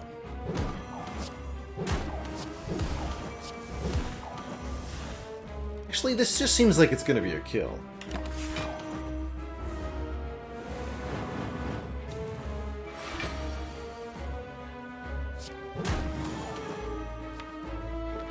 Yeah, you're just going to die. Sir. GG.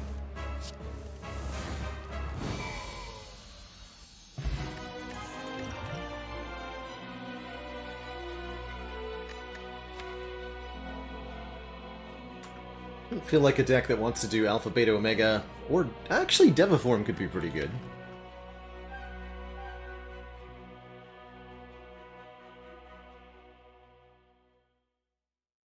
Devaform is okay. It's not great, though.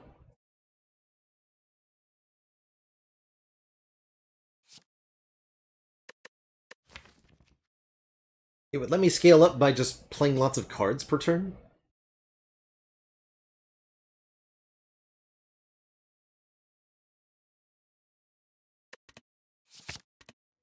We'll add one. And then I'm definitely going to take the Slaver's Collar. Bonus energy during Elite and bosses. We'll figure it out during the regular fights, but I don't want the disadvantage of plus strength or of not being able to see enemy intents there. So it's an easy choice given 3 functionally almost identical relics. Get another card removed. Instantly punished.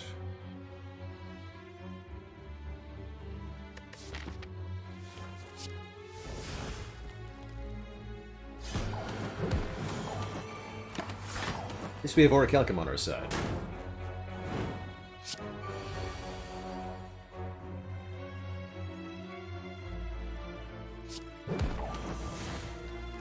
Instantly punished.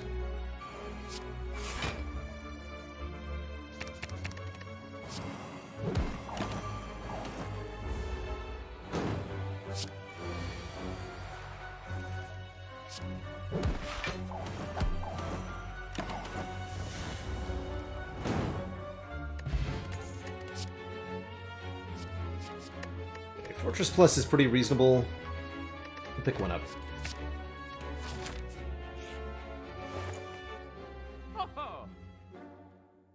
Feels very weak. It's a little slow, definitely, is Devaform. It takes several turns to pay back its own price, as you might note. But it can definitely, in longer combats, pull its own weight. Definitely want this Meditate here, letting us get cards out of the discard pile, pulling back the Wallops. Or pulling back Eruption, since we have yet to see a single card that says Wrath Stance on it.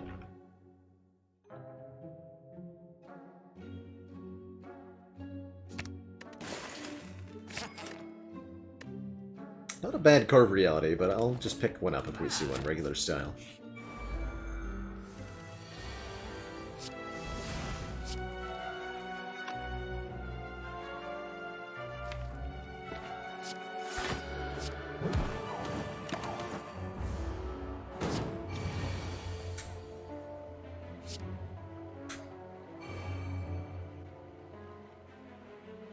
And punished. Any other card would be better right now. But I won't say that during the boss combats, so I shouldn't complain too hard.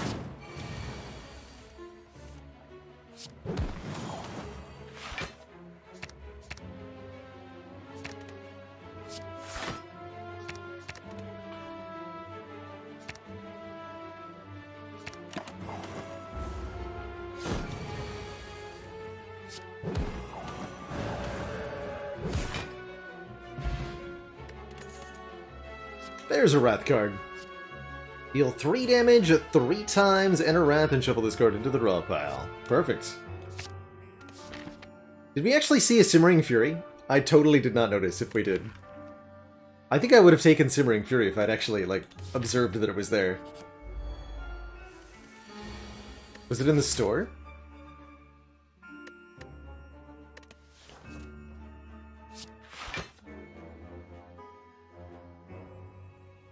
Well, I'll be able to play that if we're being attacked. Oh, no, we're intangible next turn. Perfect. Okay. Smartness 5,000.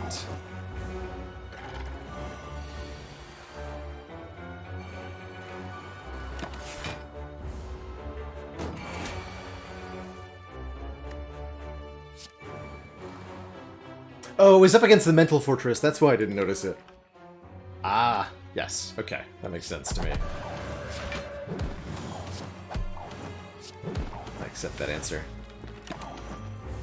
Kind of just... No, we're fine.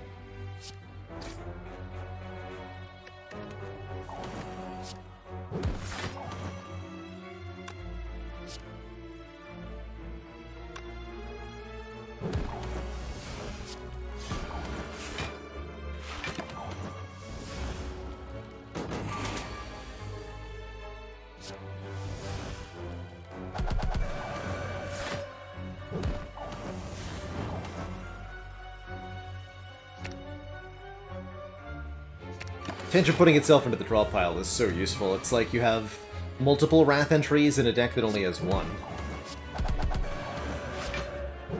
You're constantly... You just add one Tantrum and a bunch of stance switching cards, and life gets good. Worship Plus could be a fun way to scale, but given that we have a Tantrum, I think we're fine. Let's get that. Yuzu? Yuzu.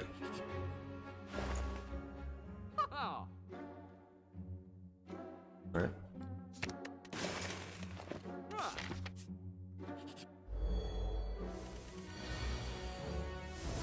Not bad.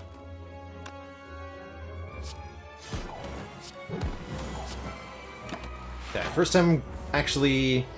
Well, we did it last fight too, but first fight where the Deviform might actually really matter.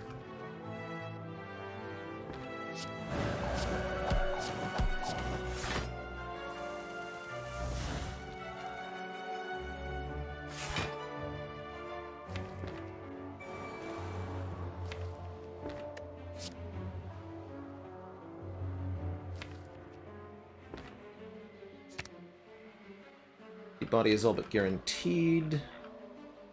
Take the follow-up then.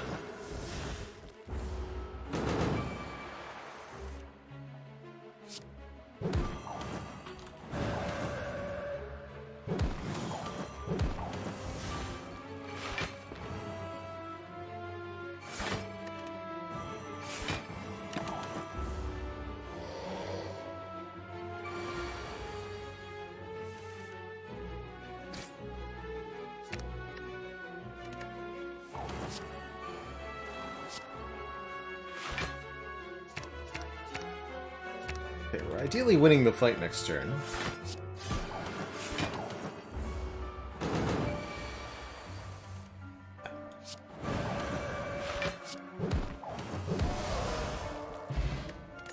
Okay, more potion slots is definitely appreciated, as is Gremlin Horn, which will make Reptomancer much easier to kill by giving us a card draw and an energy when her daggers die.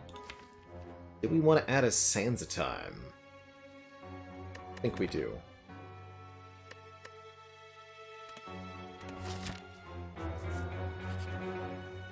Time to spin the wheel. For better, or for worse. For better, we get a relic. What relic will it be?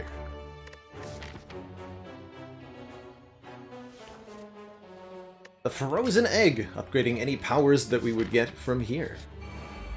And there's Reptomancer. Perfect timing.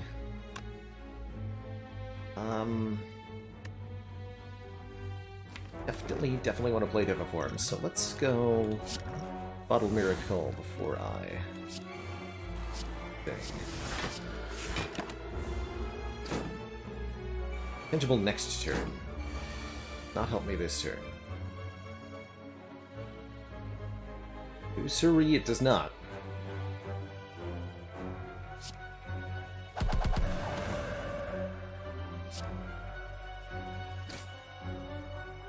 Yes, this is a good series of cards to draw in order.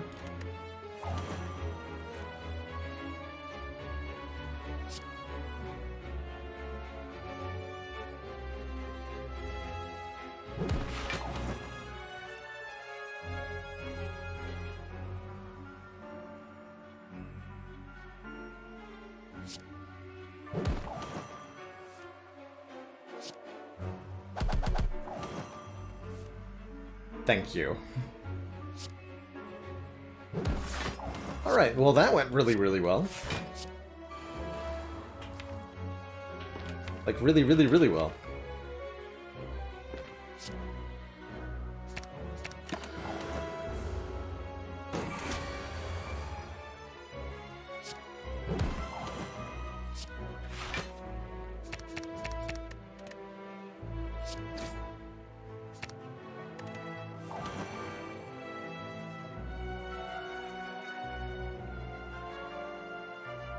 If you remember, I do have that add-on installed.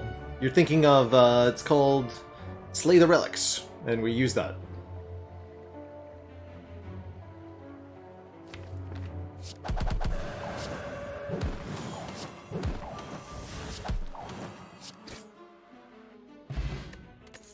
Ceramic Fish, 9 gold per card. The Eternal Feather's at least reasonable healing. Get a devotion. I don't think Divinity is something I'm going to try to add here. Okay, we do have to crack this chest open. So I could open this chest too. But I'd rather just not go to it, right?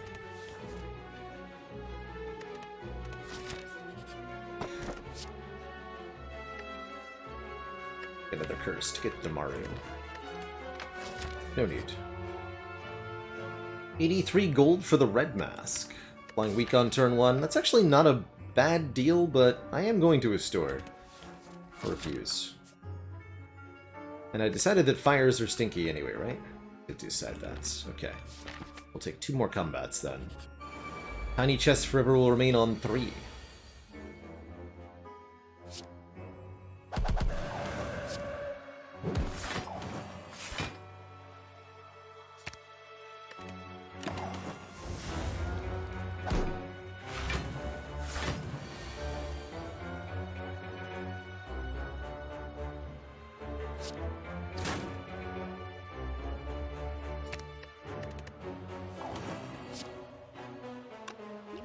Definitely an explosive bot turn if ever I've seen one.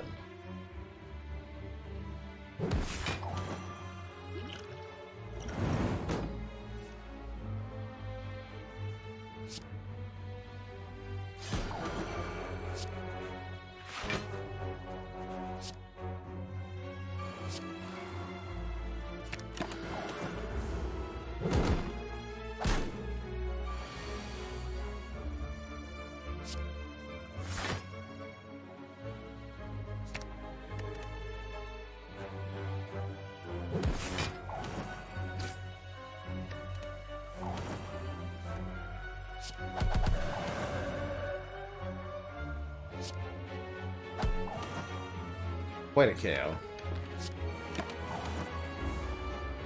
Gremlin Horn helps a lot here, too.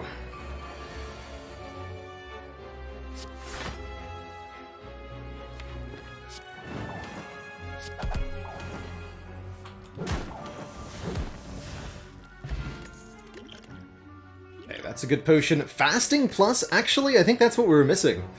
That is how we can scale with the Devoform. 4 points of strength, 4 points of dexterity. We'll lose 1 energy per turn. So it's just a base of -1. So instead of 4 per turn, you go to 3 per turn. It doesn't get consecutively worse. But still, good.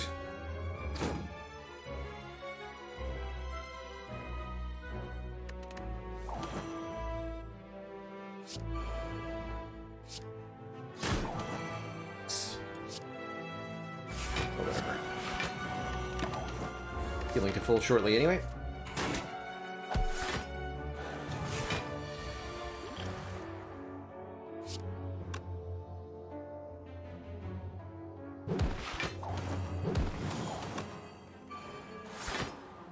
Yes, yes, yes. Don't forget Gremlin Horn.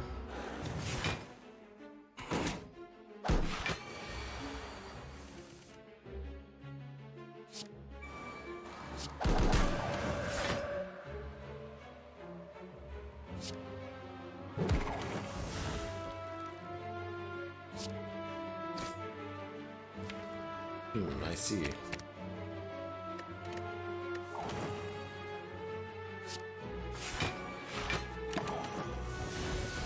Ow.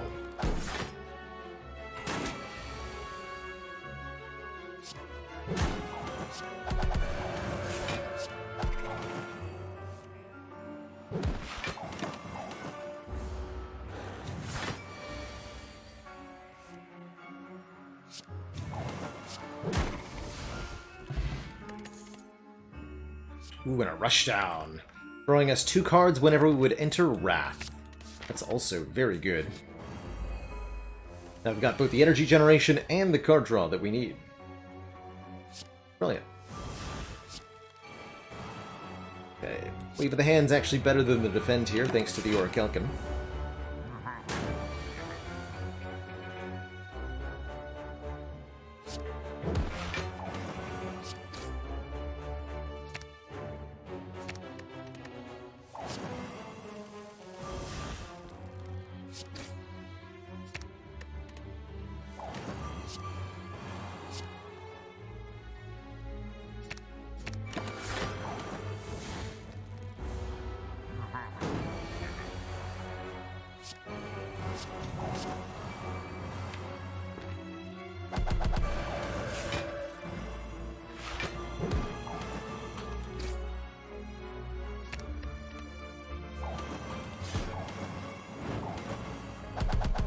Dang.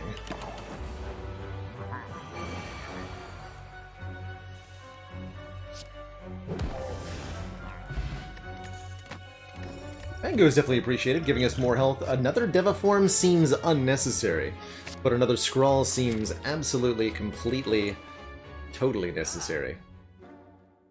Shame about that lack of Dead Branch. How about I just remove our curse? Miss out on a potion? I'll just remove the curse. Alright.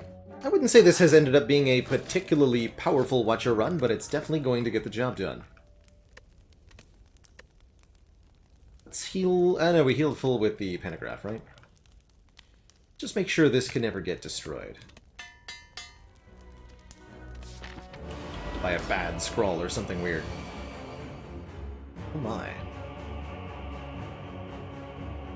Alright. Perfect amount of energy for a perfect turn. Bonk.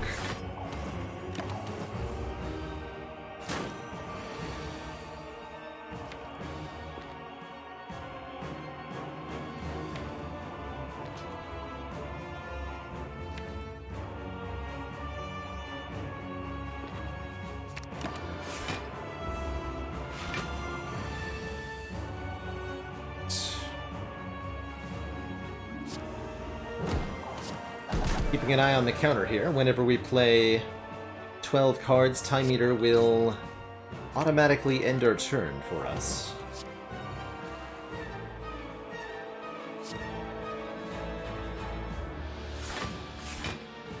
First.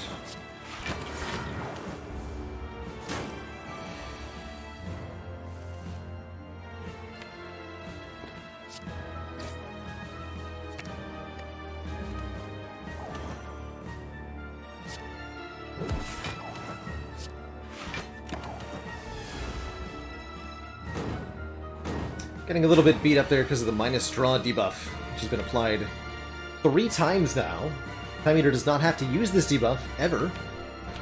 But, if they choose to, it's going to be a tough time.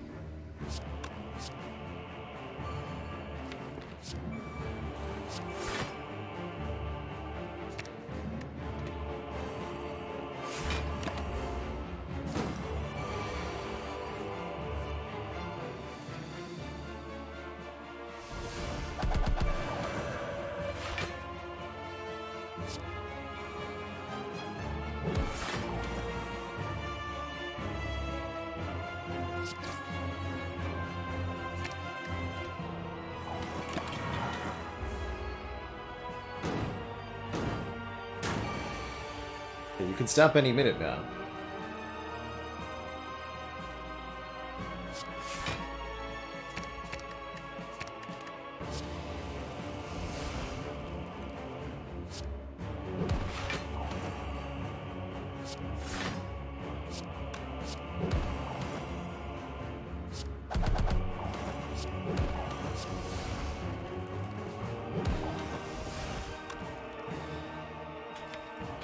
Works for me. Destroyed.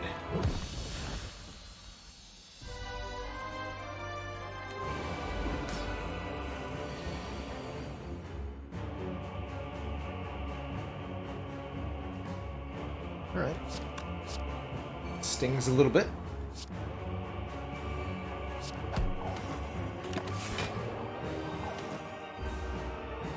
Getting Deviform down is always good, though. Oh dear.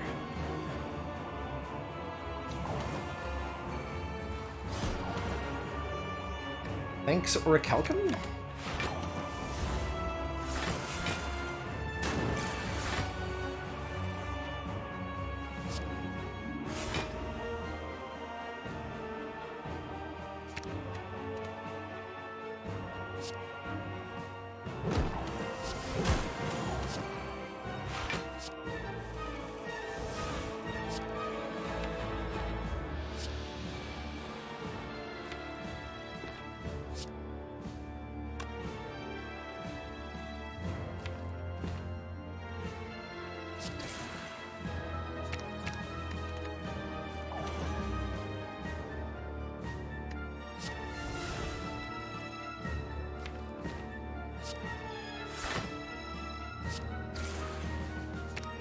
Just have a fresh straw here.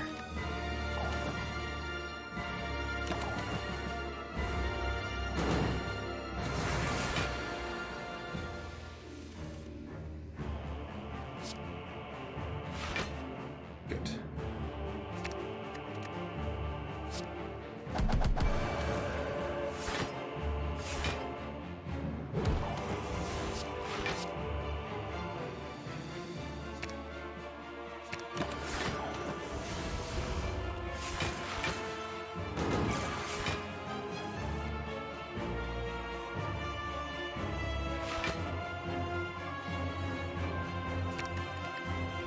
These are all pretty good draws. No need to use Crush Joints first or anything, of course.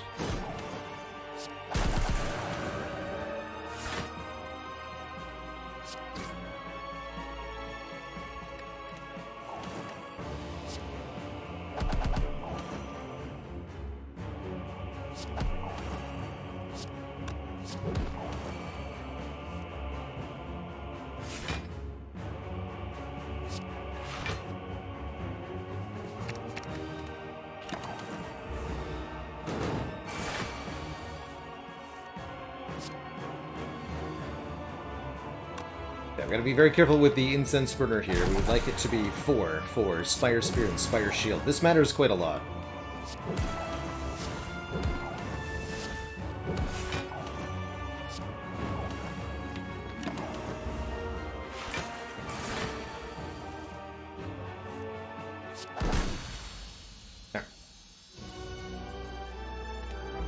Onwards to Act 4. Two Thump. Two Thump. Two Thump.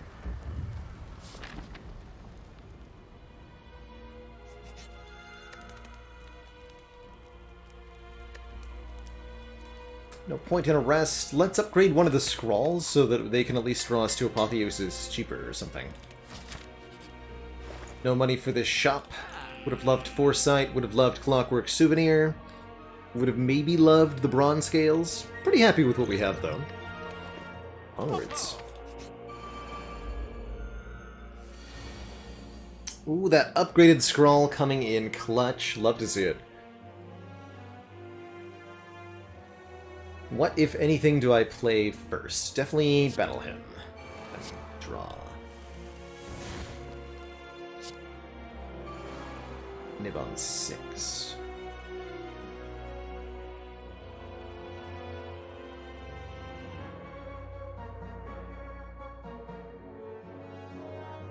I can go Eruption, Strike, Wallop, Wallop. Full block this, stay in Wrath, be intangible next turn. It's pretty reasonable.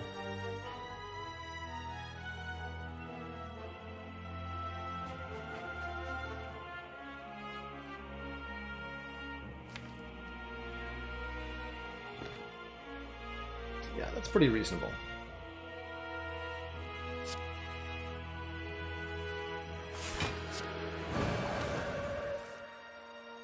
Right.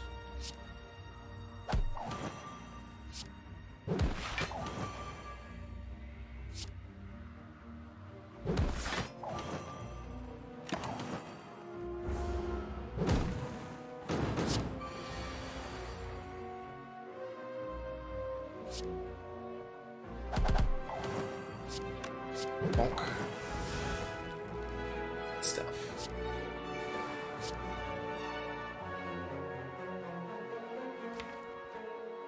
Thank you for your cooperation.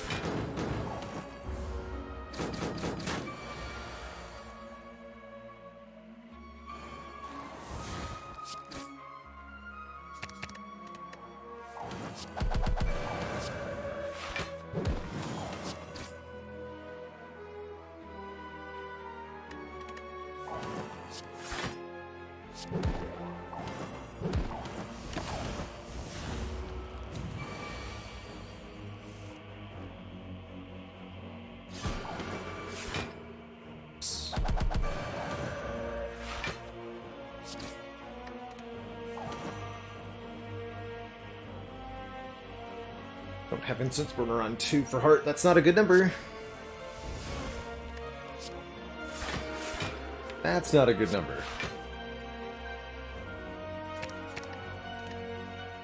Like, super not a good number, you know?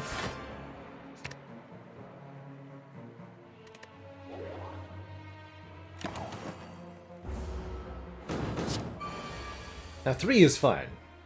3 we can do. 3 or 4 are both equally good.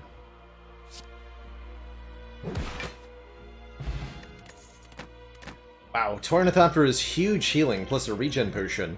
That's 35 additional health we just got. And I think with the Deviform thing, we're going to take one more upgraded cut-through phase.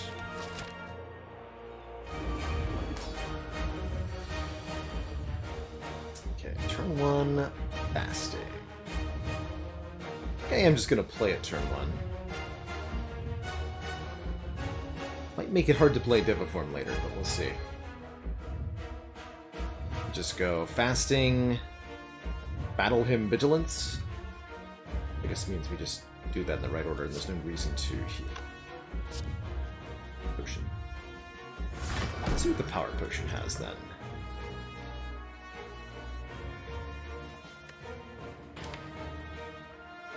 Okay, I'll take bonus rush down.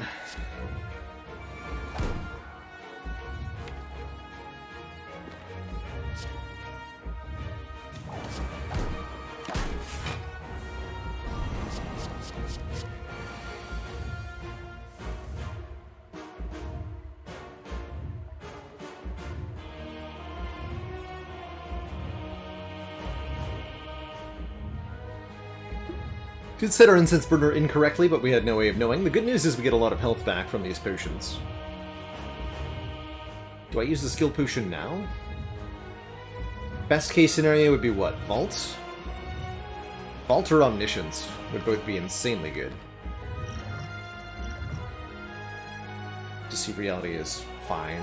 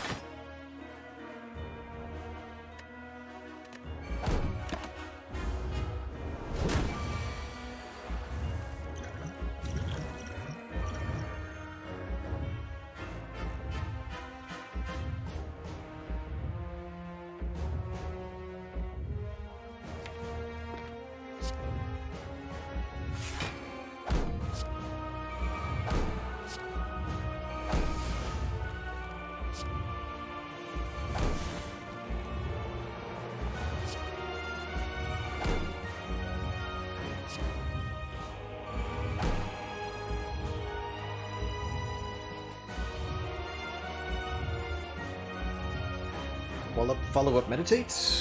Yes.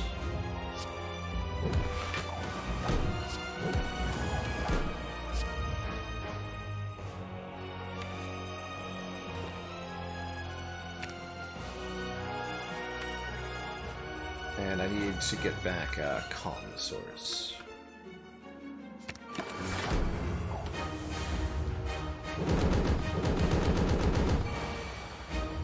Alright. Debuffs are gone, and it's starting to look pretty good in here. Safety sure blocks for a lot.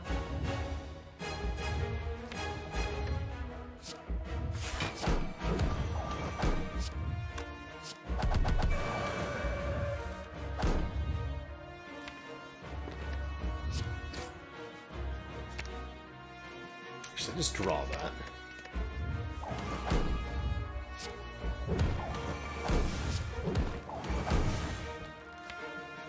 Try to draw the void?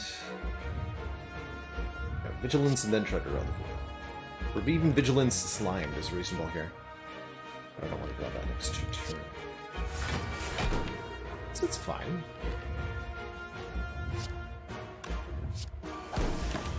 If I get rid of them, I don't have to draw them again. Surely that counts for something.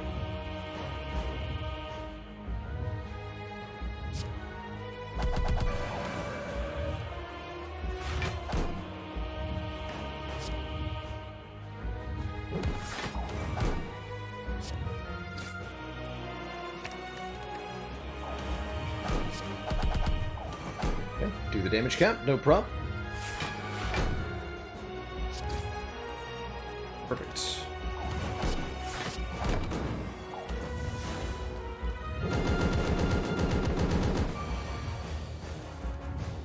Looking like a clean fight to me.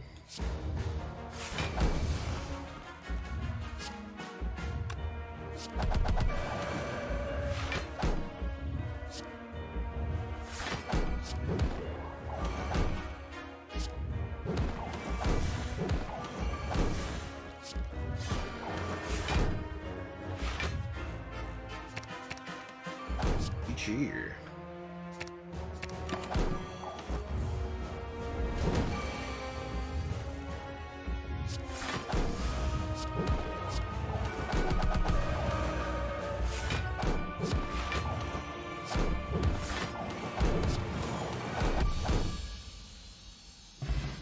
GG, Mr. Hart. Get bonked.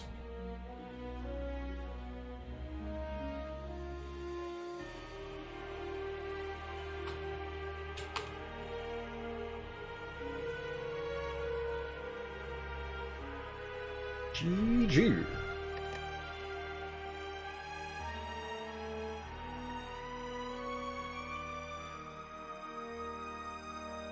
Yet another Racha run where I'm very, very grateful that we had enough hit points to just tank a heart hit for 67. Seems to be like one of the requisites for consistently winning runs for me. Just eat a big slap to the face. Take a look at my past few Watcher runs. I want to look at just the heart damage specifically. The Watcher. So, 59 damage to the heart, 49 damage to the heart. This one did well, 6 damage, but that was Snekawai. 61 damage. 2 damage with Tungsten Rod Apparitions. That makes sense. This one had Tungsten Rod Tori. We only took... Still took 47, though. 43... 91. Yeah, mostly taking tons of damage. 43, 45, 40... Usually take, like, 40 plus. Perfect everything else. Eat. Fatty needies. Next up, some Ironclad. Let's embark.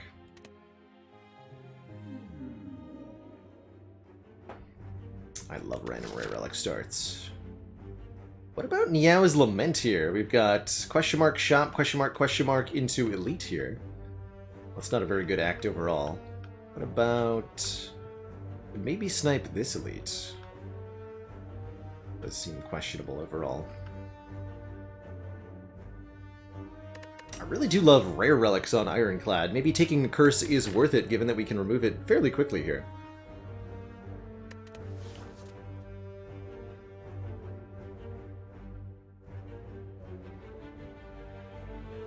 Incoming Stone Calendar? Yeah, well, Guardian at least it's decent against. I'm actually cool with the Stone Calendar, floor 1. Give me a Stone Calendar. Ooh, a Tungsten Rod. Whenever we would lose hit points, lose 1 fewer. It's intriguing as an opening thing.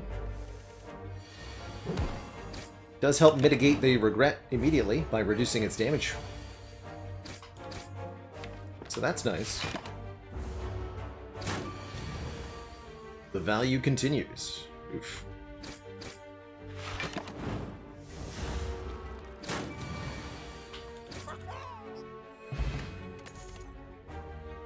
Yes, damage and card draw.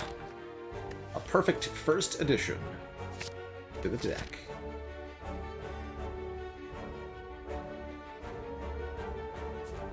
Yeah. Bonus combat, I actually kind of appreciate that.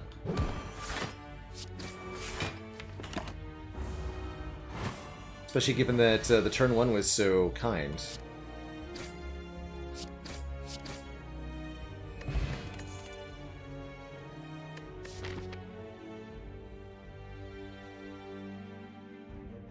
This doesn't feel like a Searing Blow to me. Anger looks good, though. Zero cost, do some damage.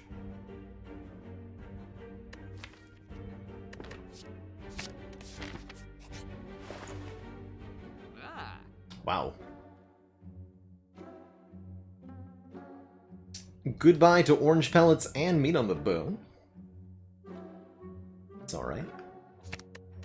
Because we can't afford an on-sale spot weakness, which is an excellent complement to a pommel strike and an anger here.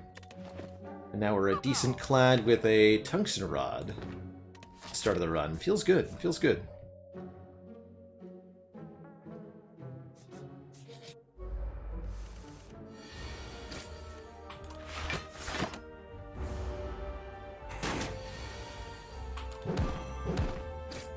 Of course, the problem with spot weakness is that sometimes it fails to apply bonus strength. It's alright. Some AoE with a cleave is good. True Grit not bad for Guardian, but going into our first elite feels like the damage is the important thing to get.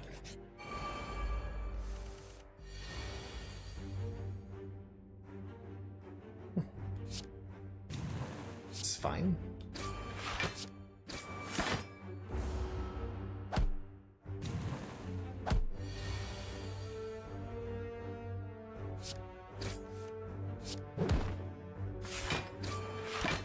Our stars, thank you so much for the Prime 7, those 8 heckin' months. Closing in on that full year of support. Double anger? That would be a very angry Ironclad. How do we beat Guardian with that? No, we should take this True Grit. So that we can beat Guardian. We'll be probably fine.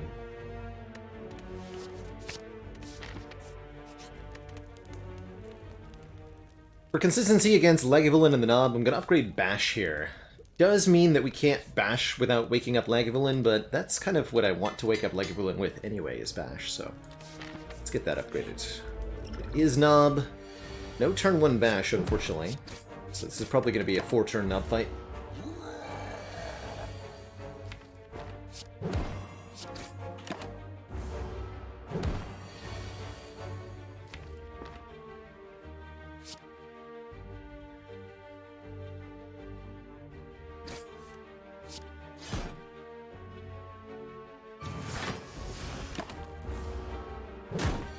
Regret that deeply.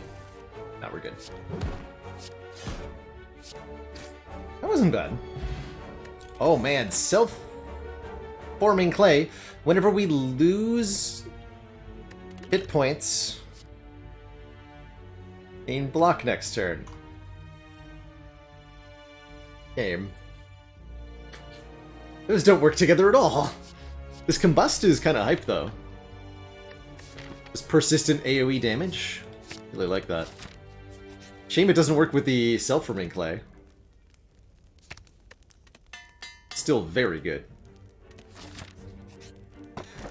Oh, and so is Akabeko, making our first attack each combat do 8 bonus damage. Heck yeah. That 19. Bonk. To all. Keep the potions for now.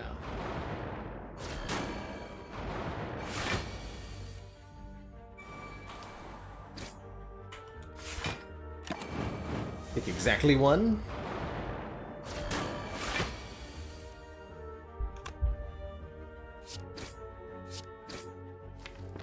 Getting burninated.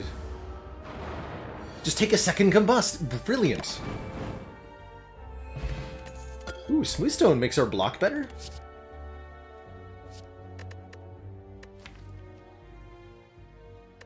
Hey, boomers? Boomerang's pretty good, actually, especially with the Akabeko. We'll pick it up and maybe even upgrade it. Anger the Mycology. It's a good fight for Combust. Good fight for Akabeko Cleave, too. Akabeko.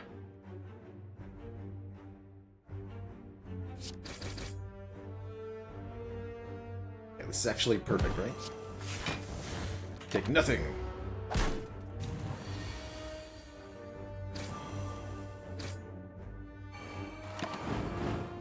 What a start.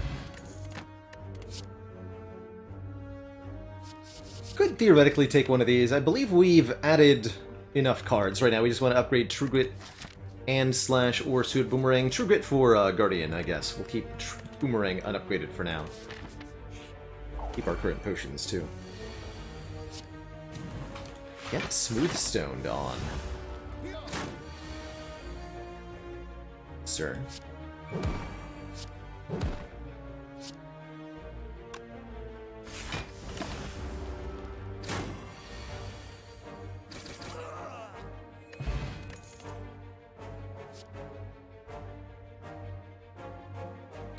Rupture. Actually, like an armament's just fine. That can help with the relatively low upgrade density we currently have, and it's good with this Moonstone too. But Rupture doesn't do anything, unfortunately. Normally, that would give us 1 strength per turn with Combust, but just like the Self-Forming Clay, if Tungsten Rod blocks the self-damage, then Rupture will fail to activate. So, no thanks. No thanks. Aw. Where are the cool cards at, man?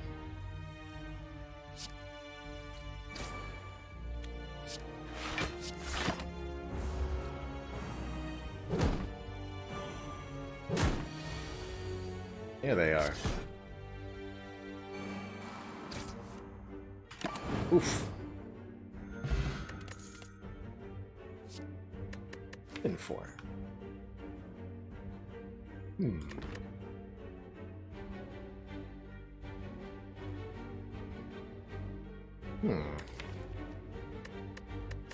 Feels like a trap. Feels like a trap currently. Would have been nice here, though.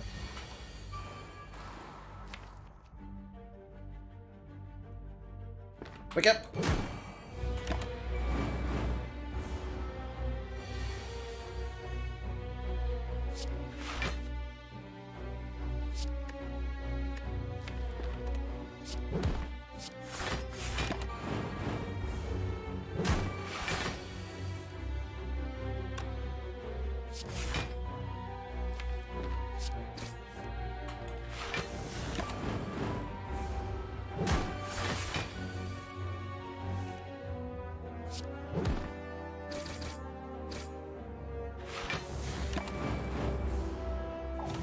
Yeah, Clay is not activating from Combust because of the Tungsten Rod, which is preventing Combust from doing damage to us. If we don't take the damage, then, well...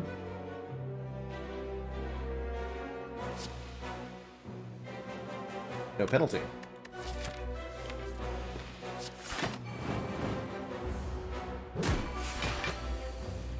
Or no bonus, rather, from the Clay. More healing. And more shrugging? Actually, wait, this does 1 damage to me. Shrug. And yes, that would mean Brutality would be free if we pick one up.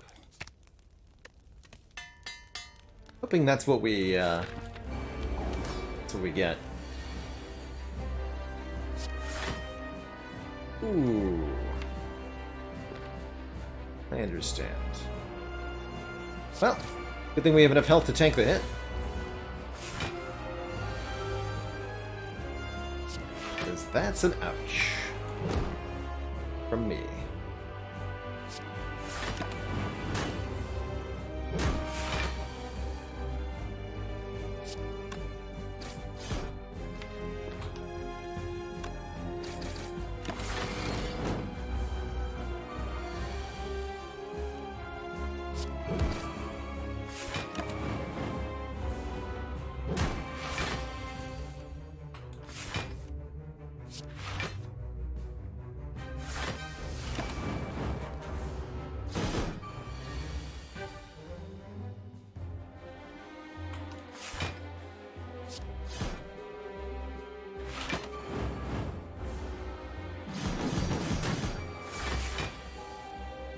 Spot weakness has not been cooperative. Alright.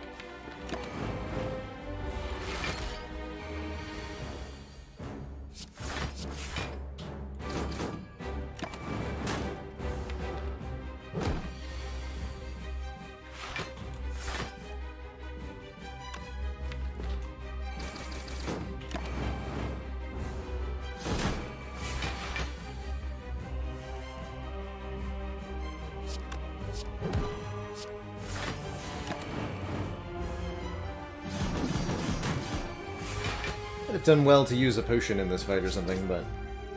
Jesus. Stop!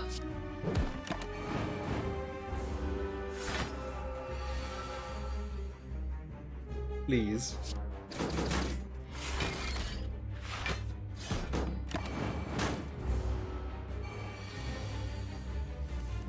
Thank you.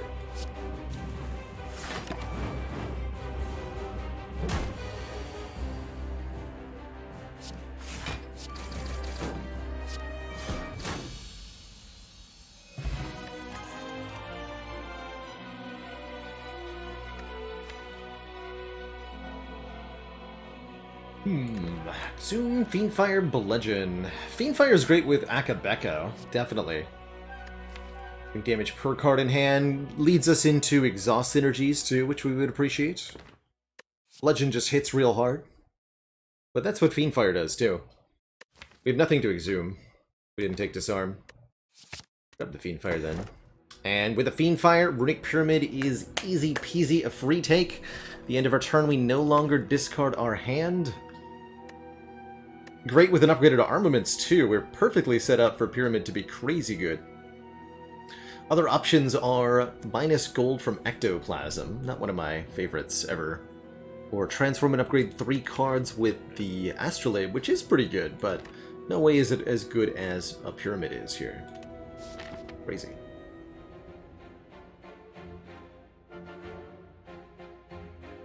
Healing, hello. Rest sites are cancelled. Well, we got an Arma Plus, that's all we need, right? Do I dare?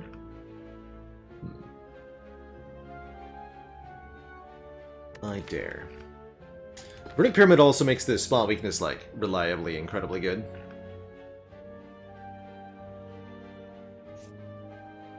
Probably be more strong next act. But I'd like to go to a store this act. Those shops require me to skip basically all the elites. Let's go to this one. Well, let's start over here then. Let's see how we feel.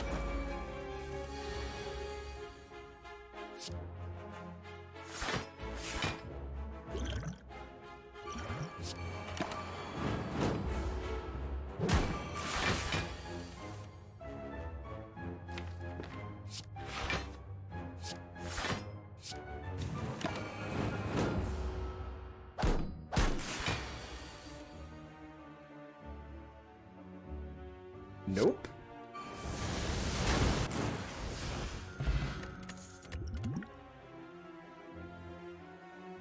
I like all of these with the pyramid.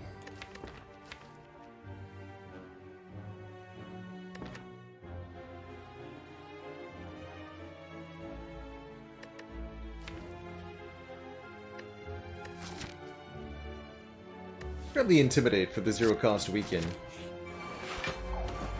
Quite appreciate that.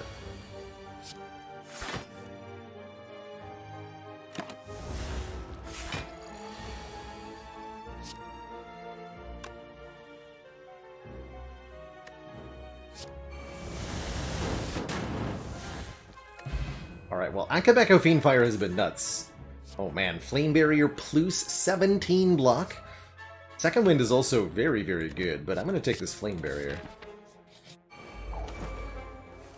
Consume is a really good card, Femorim, especially if you've already got Orb Slot Generation, which it sounds like you do.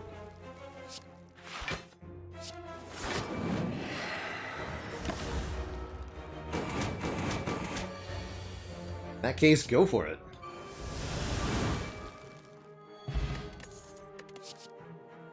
One way to think of it is that after playing Consume one time, your orbs are twice as strong. And so even though you've only got 2 orb slots now, you're getting 4 times the orb. I feel confident enough to go this way. We're going to go this way. I think I want an unupgraded Trubit, though. 100% cursed. Eh. Say no. Akabeko Reaper. Akabeko Reaper is pretty good. I mean, Reaper just with spot weakness is pretty good. Reaper with Runic Pyramid is pretty good. I'm gonna take that. 85 gold. Oh my god, that is enough for Feel No Pain and a card remove still. Wait, no it's not. Alright, well, just Feel No Pain. I can't math. Feel No Pain it is. Card removes later. Yes.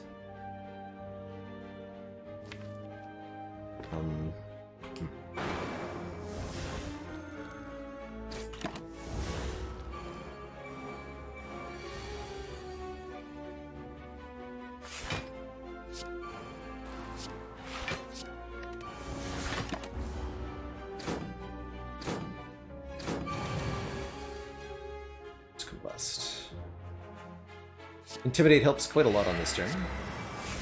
It's just Flame Barrier.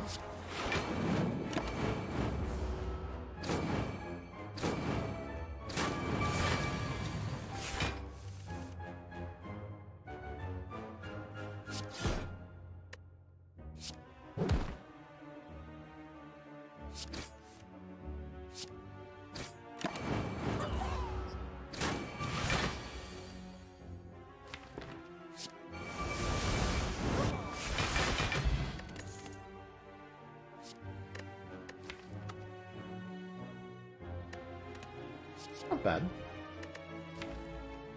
Body Slam is really good with everything we have going on now, and upgrades to be a zero-cost attack. I'll take that. It's a good potion. Well, yeah, this is a good fight for a strength potion.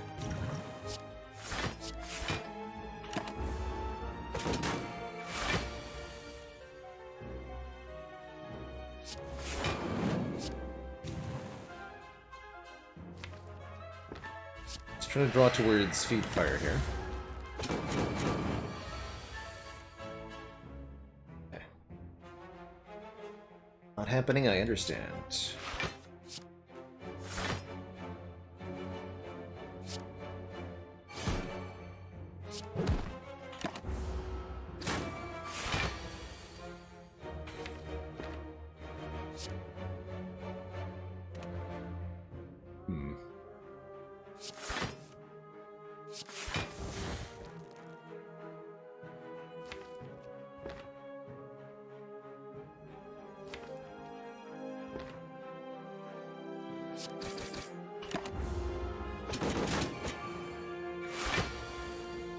Oh god, come on. Thank you. Whew.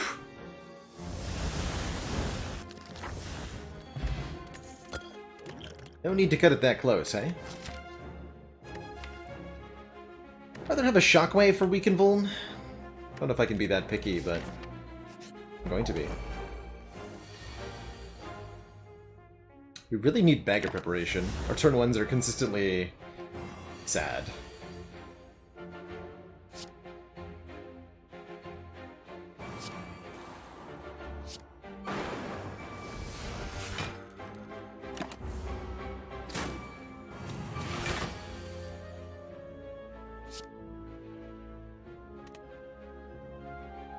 Better die.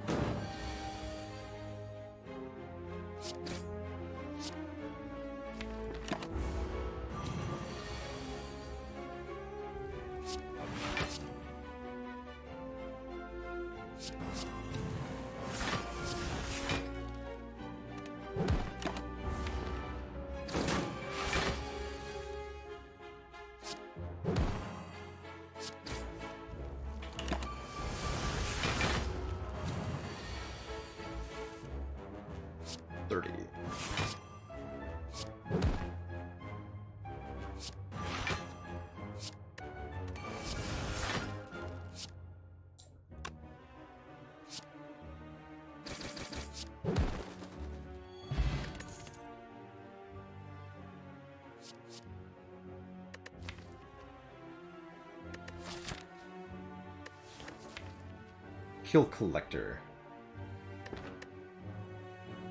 Not clear to me. Spot weakness plus sword boomerang, maybe? Oh, shuriken, actually. That'll be perfect.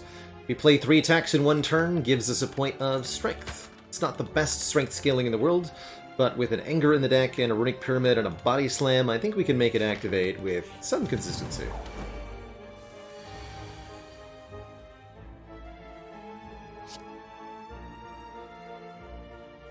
Okay, we'll actually use this Reaper next turn to heal back up to half. Even though we do get weakened here. We can take all this damage and then use Akabeko Reaper. I think we'll go ahead and Flex Potion too, so I can Flex Potion, Reaper, Cleave, Anger. Notably, that doesn't actually kill them.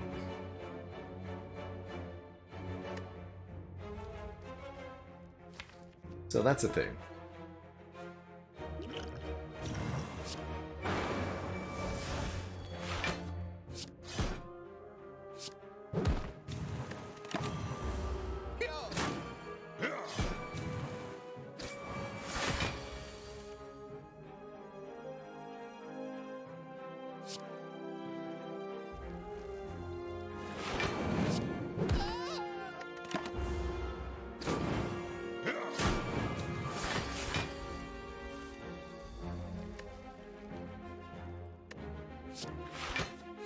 Two turns a week is a serious annoyance, but it's not too bad.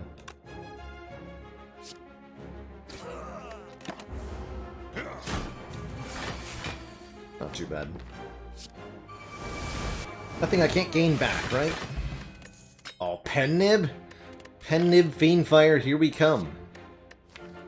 We take another Body Slam. Not yet, we don't. Entrench could be interesting.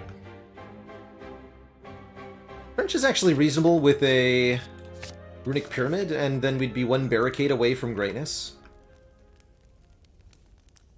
Crypto asks, how good is Clay? Extremely. To build around Clay, you want to add cards that do small amounts of damage to yourself with some consistency. Notably, Combust and Brutality work really, really well with that. There's also certain enemies, for example, the Heart, whose attacks will naturally cause the Silphoring Clay to activate many, many times.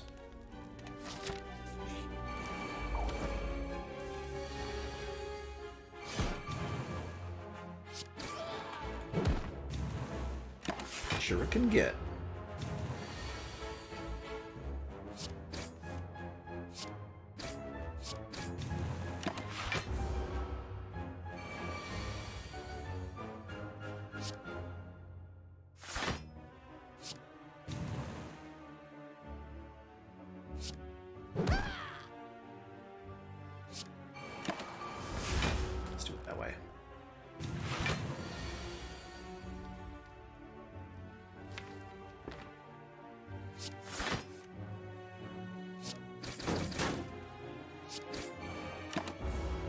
primed.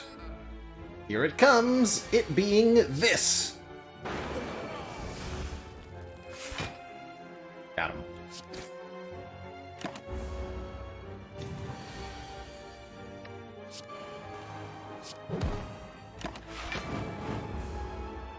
Hand is clogged, but the hand is clogged with block cards, which is kind of a good thing.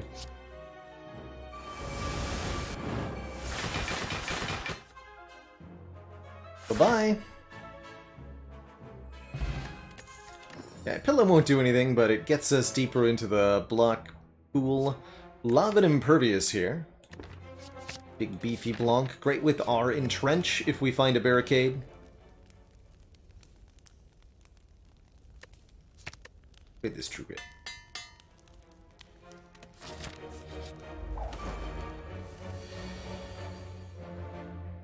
I do believe the Reaper animation scales with the amount of healing you got, on some level. I think there's a correlation there.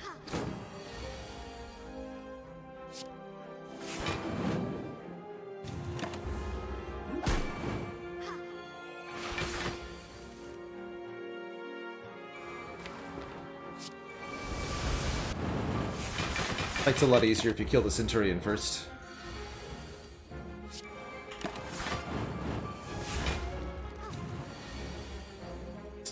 Mystic doesn't even really attack.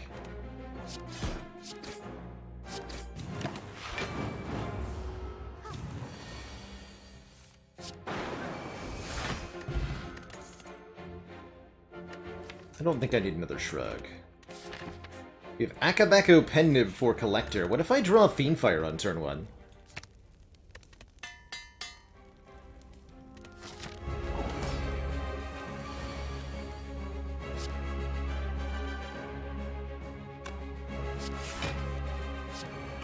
On.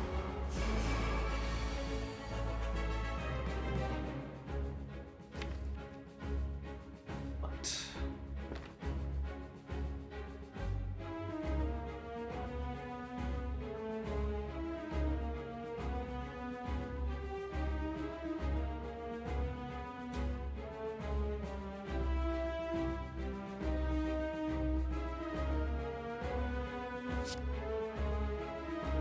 This will help me even if this doesn't work out.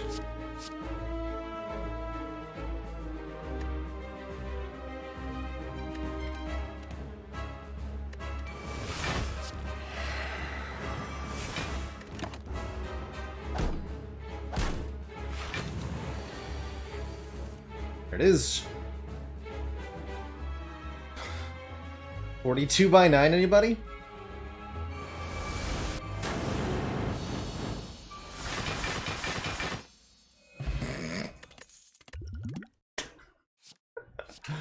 Got him.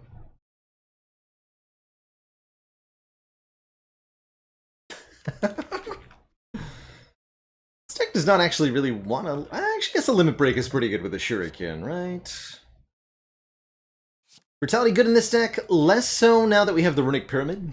It's cool with the Tungsten Rod, but the +1 draw per turn is often not actually usable by us. Grab this Limit Break instead. There's also a Runic Cube on offer. Whenever you lose HP, draw 1 card. Also not functional with the Tungsten Rod. And this is like the worst Tungsten Rod I've ever seen. So it has prevented a lot of damage. Or I can take energy in the form of the Busted Crown of the Sozu. Those are both pretty tough. Do not get a barricade. I guess Sozu is pretty fine. Crown could be takeable, but I'd like to be able to get, you know, a Dark Embrace, a Corruption, a Feel No Pain, a Barricade, any of that.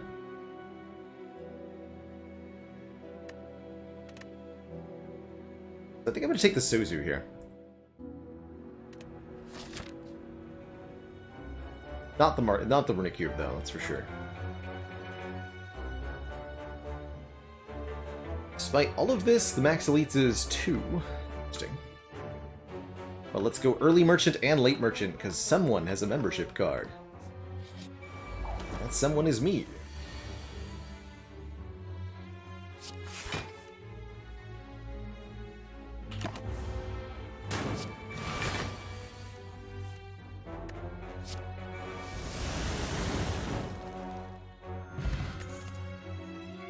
There's that shockwave I wanted. 3 weaken, 3 vuln to all enemies. That's good stuff. Medical kit lets us play status cards so they don't clog our hand. That's quite useful. There's the second combust if we do want to double stack combusts to activate the self-forming clay with. I'm not convinced that we do want that though. But I will take the medical kit for sure. I will remove a card, also for sure. I think that's all I'm gonna do.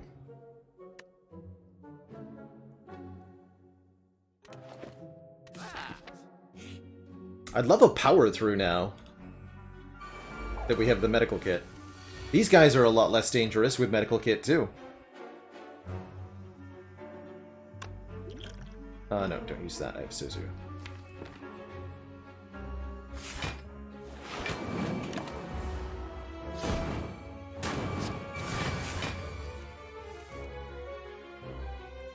You'd love to see it.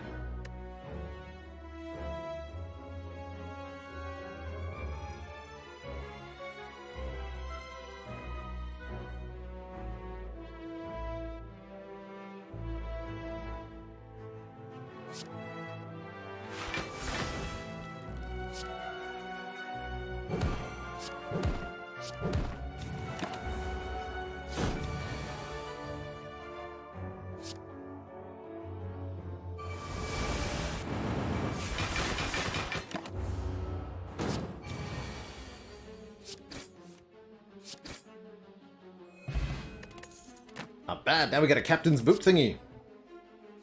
X Plus is pretty good with limit break. With limit break. Use a strike. Quite happy about that.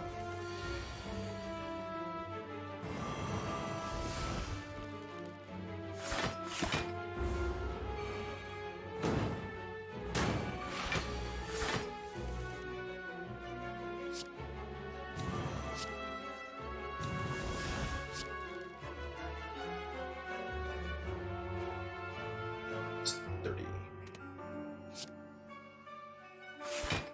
31.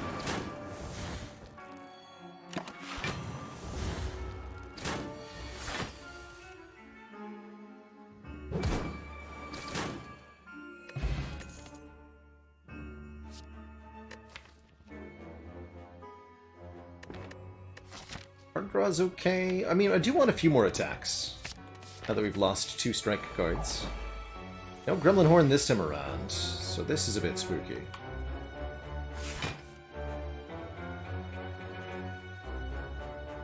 I'm gonna keep a handful just in case we draw a Fiendfire here. Not, okay.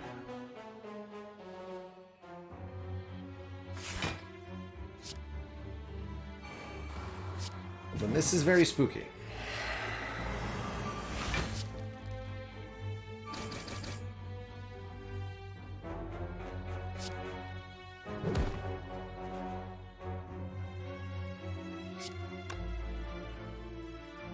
Ouch.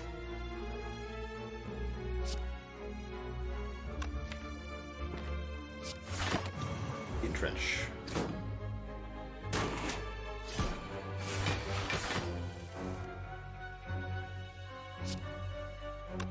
Actually, just dunk yourself.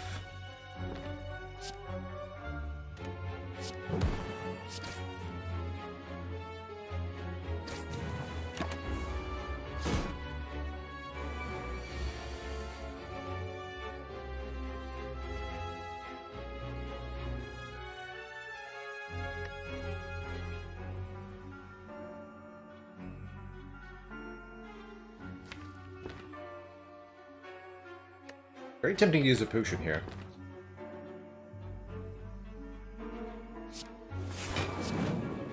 This way.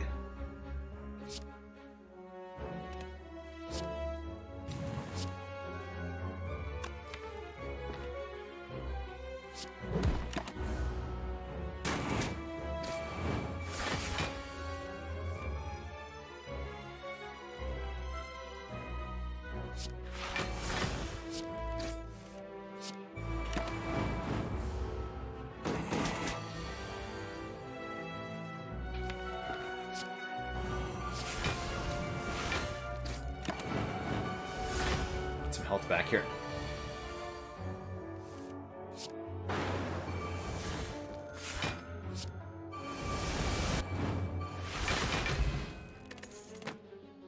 Pocket Watch lets us play cards on turn 1 and then still draw a bunch of cards on turn 2, which I actually quite appreciate.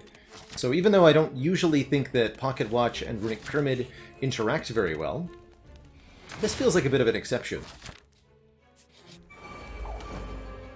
Can we kill the Transient, though? Jeez.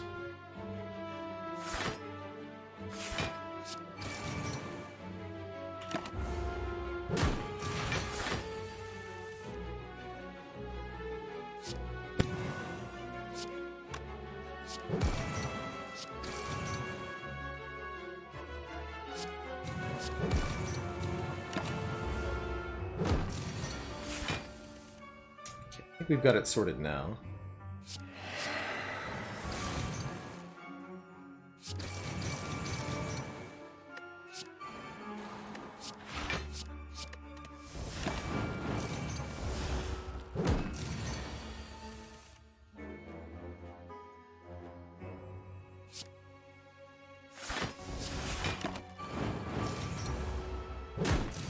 Exactly 0 damage there.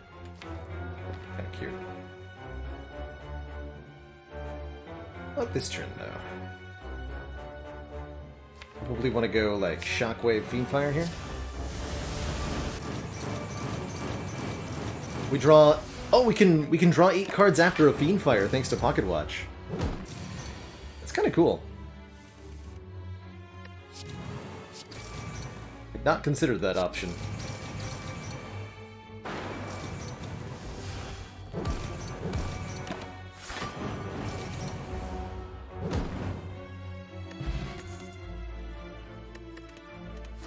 I think I want another boomerang.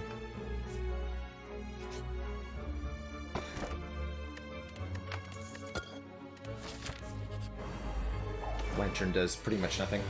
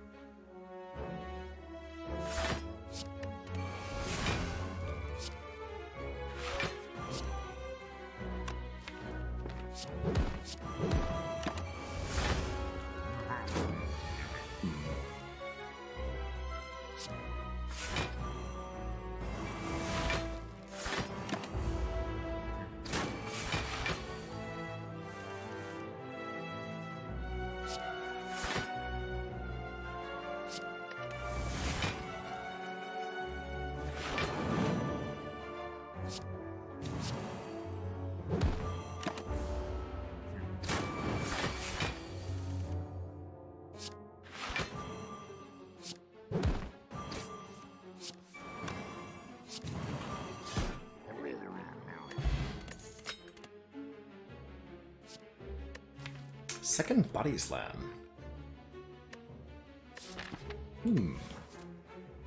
Second wind's pretty good too, but less useful with a medical kit. Take the Body Slam. 2 merchants. Actually quite like that. One offering me a Vajra, 1 more point of strength, and don't forget we've got a limit break, so we're doubling that. I like Master Strategy for the card draw. Can remove several cards here too.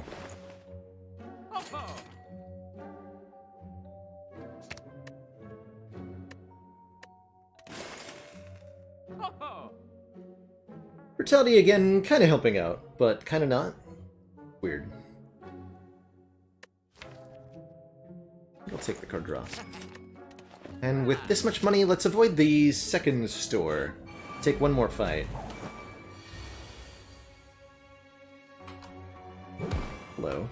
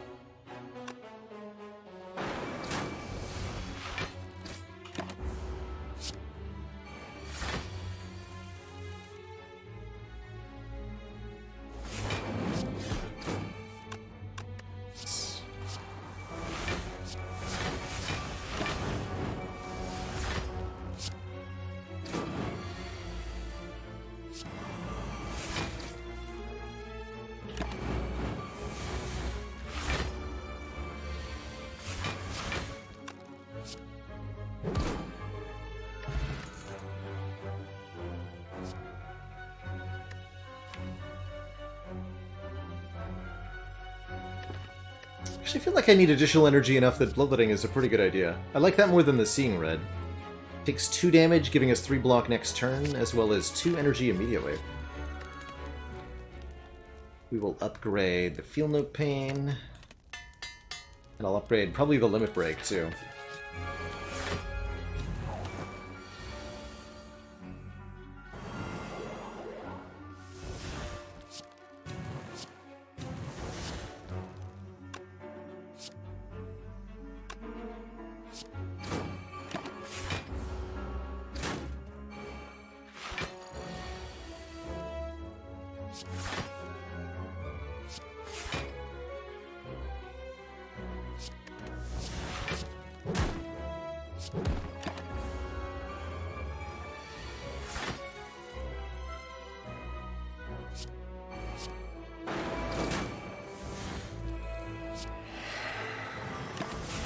My favorite non-corruption Ironclad power? Oh, it's definitely Dark Embrace, Slim Cut.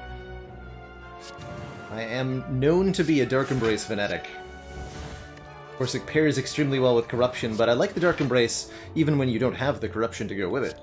Just a really good source of card draw. I tend to think.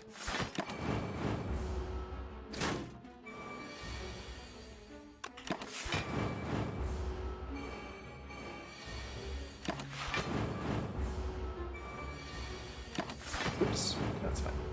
I think bottle on 9.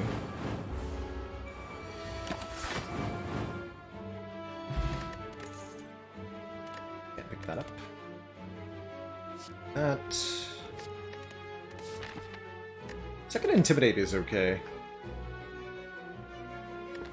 One more of these.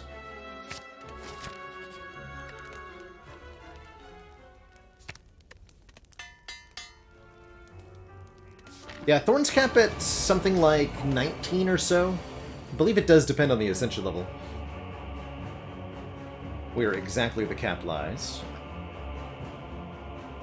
Probably will eschew the Combust this fight, but we will play Feel No Pain. That's the only power we need to play, so we're pretty good at the Awakened one. As a result. In fact, I'm okay dunking all of this. Killing a bird. Drawing 8 more thanks to Pocket Watch.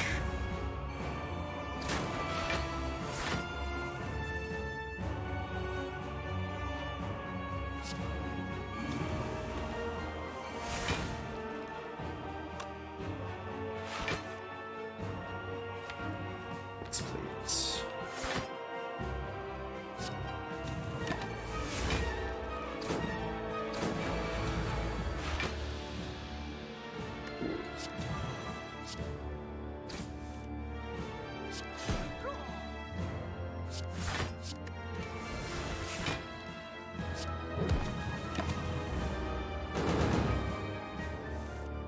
That True Grit really the only way I have to exhaust my cards? It's kind of sad.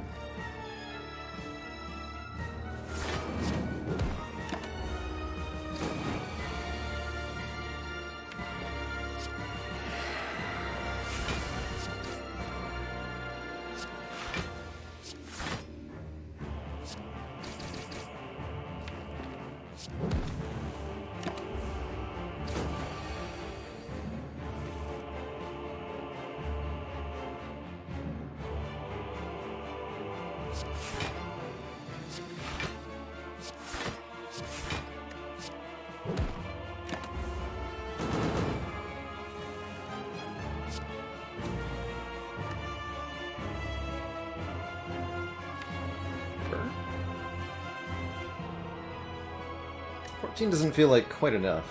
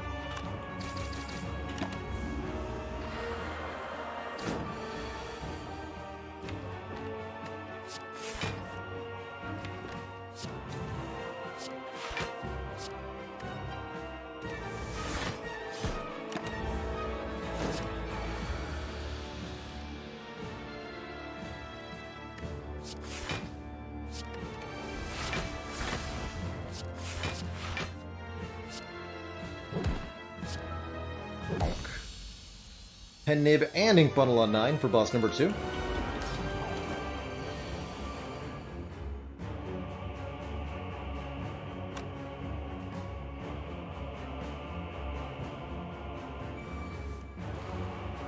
Do Shockwave then feel no pain so that I can block for 6 with Orichalcum instead of 4 with the feel no pain.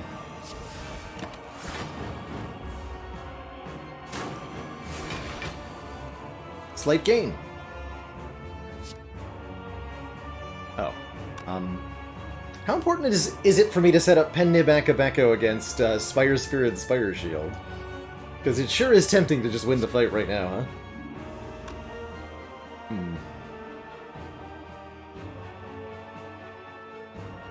Pretty easy to set it up.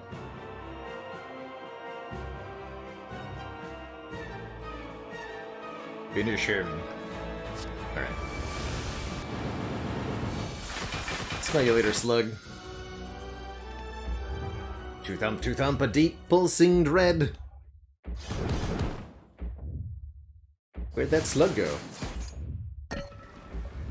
Hello?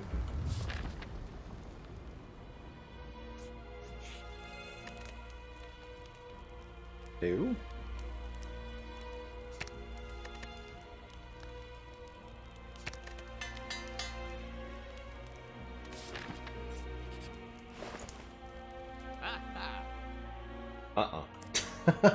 Not today. No, I have no way to block vulnerable from heart, I have no disarms, I have no real way to reduce incoming damage, so I think a Brimstone would be a little bit suicidal. I do like Paper Frog, though, making vulnerable enemies take a lot more damage. That seems pretty good. Or we can go maybe Hard Remove or Secret Technique. Let's take the Frog. Frog sounds really good. Can't buy potions. Turn 1 Fiendfire? No. Turn 2 Fiendfire?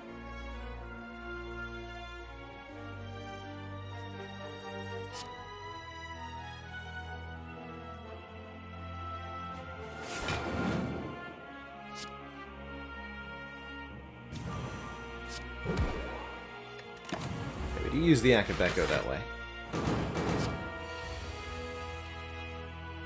It's fine.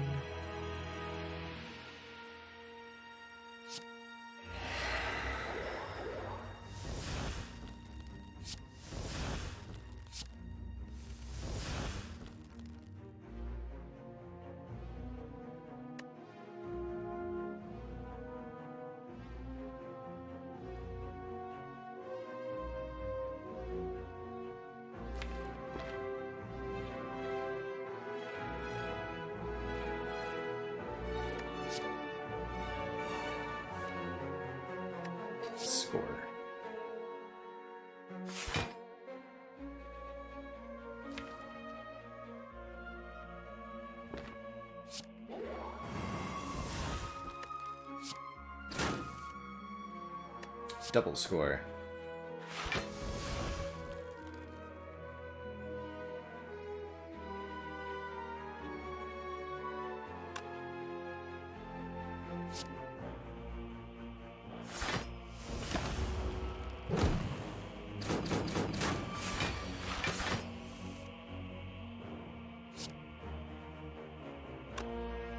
Looks easier to entrench body slam, surely.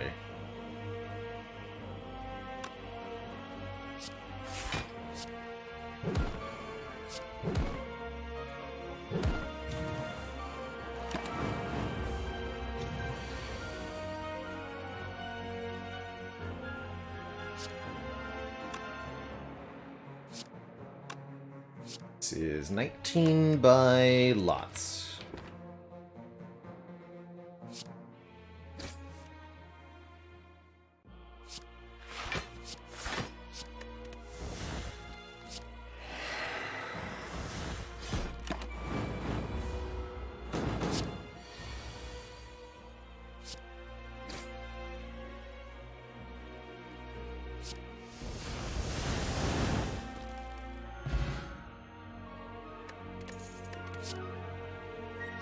Backup shockwave sounds helpful.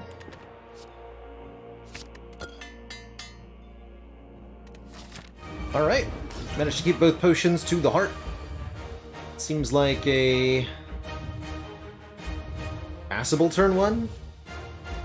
Every time we play a card, the heart is going to do damage to us with Beat of Death. 2 points of damage per card we play. Tungsten Rod reduces that to 1, and then Cell-Forming Clay says gain block next turn. So actually pretty okay, if you ask me. Happy to see Flame Barrier in hand. I guess I'll do this. Gain a point of strength. 12 block next turn sounds grand.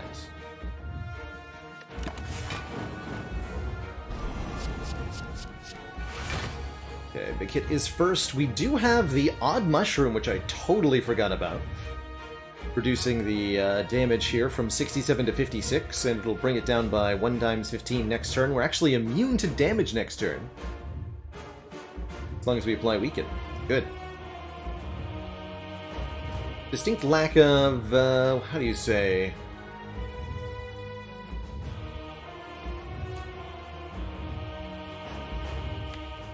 Feel no pain. What's happening here?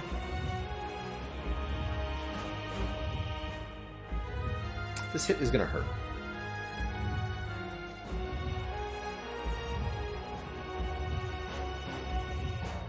Save the Flame Barrier for next turn, when it'll do a lot of damage back.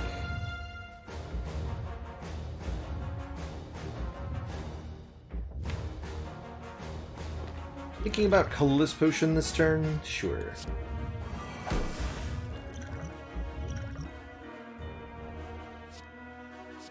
Zero cost Chrysalis is kind of interesting. I'll take the card draw, though.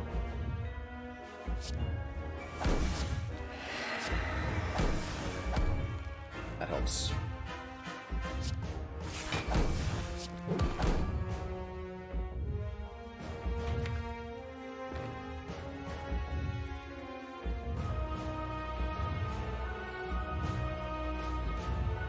Play a bunch more cards? Sure.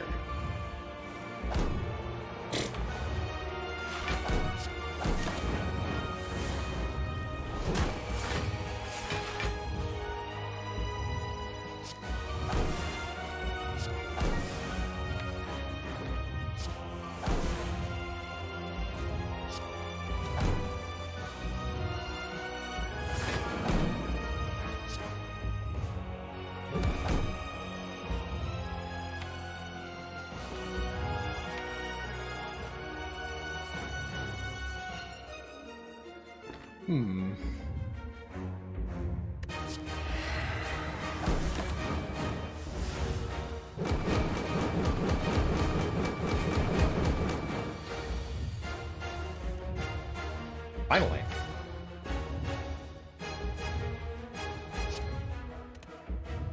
Just gonna take the Beat of Death damage so that we get some free block next turn.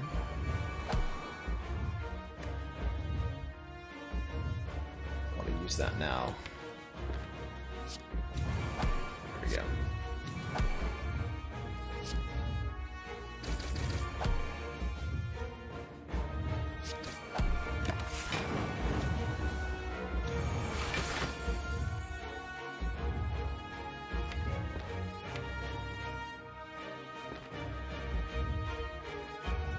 These should be the last two attacking turrets.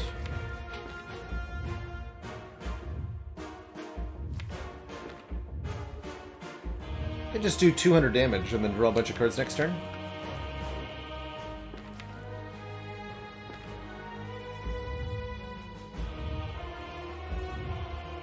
Let's make sure we charge our pendant.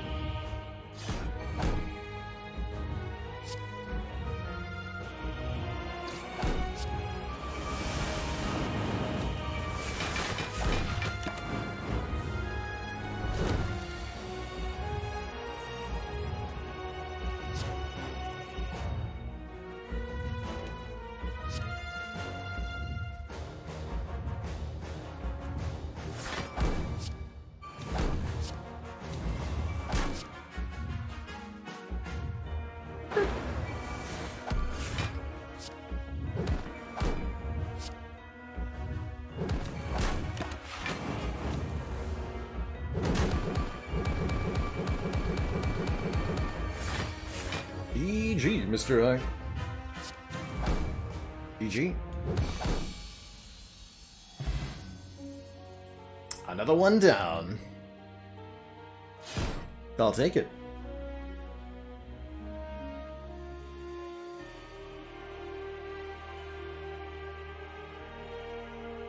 GG.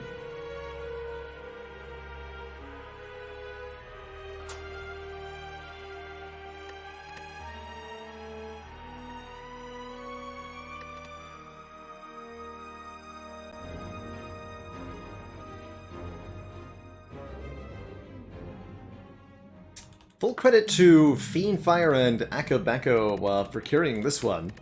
We had so many fights in Act 2 that we just ended with a single card play, right? Close to an hour runs there as well. Good stuff.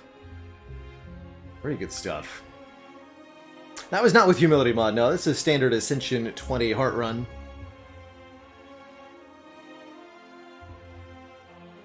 Next up in the rotation is the Silent. Silent is currently on a bit of a streak here themselves with 1, 2, 3, 4, 5, 6, 7 wins in a row. First one being a month ago. Month-long 7-game win streak.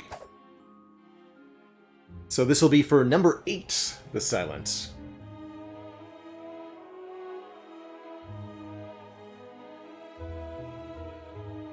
As far as I know, the record is 9, so we're only just a couple games away.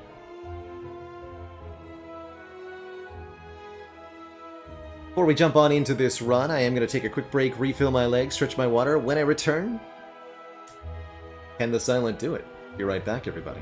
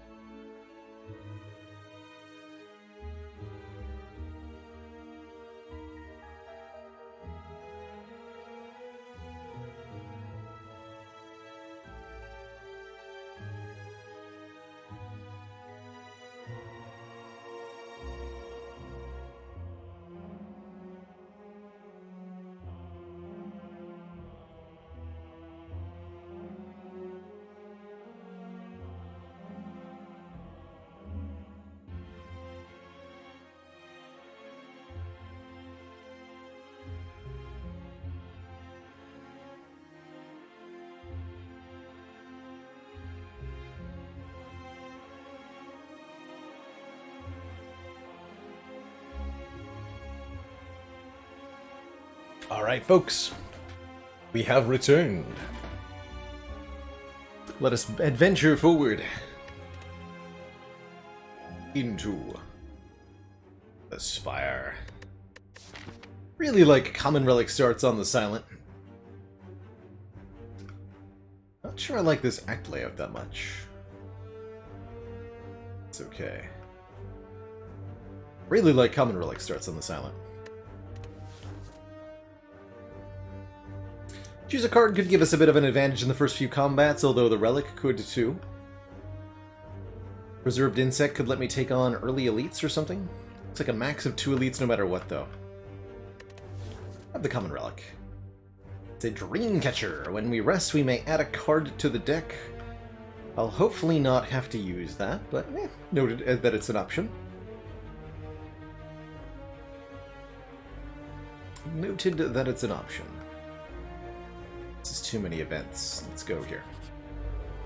I like to do 3 or 4 combats before my first elites so that I have a chance to gear up and get enough damage for that challenge.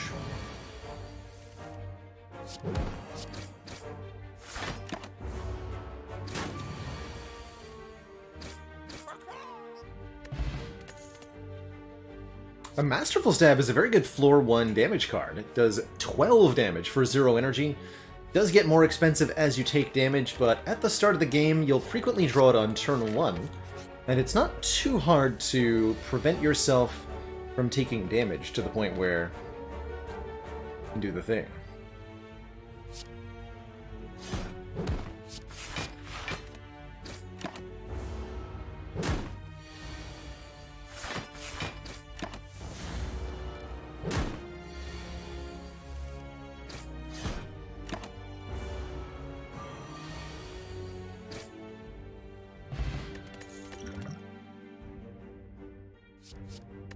Am I willing to add a Sneaky Strike? We currently don't have a discard thingy. But it is good raw damage, and I think we need good raw damage, so take it. Like it more than I like a Cloak and Dagger or a Dodge and Roll, both against Hexaghost. Showerm. In the event room. With a candlestick. No, this is not with a humility mod. We're just playing regular style Slay the Spire currently. With just some cosmetic mods for stream. Dash. Dash makes us great at elites. Footwork is a little tempting to improve our block, but the dash will do that just fine too. First, maybe there's an extra fire here. Go like this way. Probably leave that burning elite for later. The silent streak is ongoing. Simple to bum bum, you're looking at it. We have yet to lose.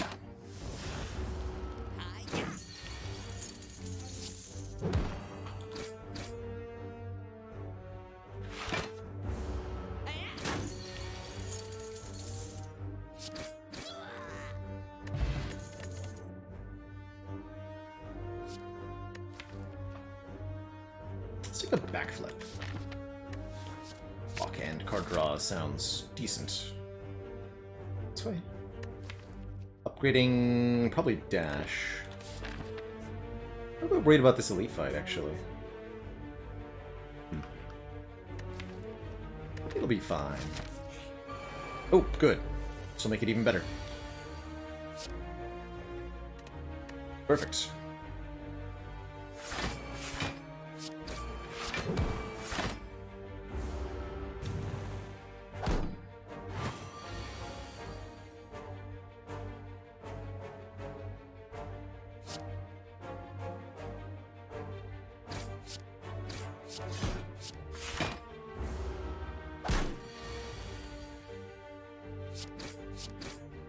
Potion. But late plans helps a lot against sentries and Laga It's actually pretty decent with the Sneaky Strike, too. Flying Knee is respectable as well. Let's grab a Well-Laid Plans. We're really hoping this is a Lagavulin first, or something.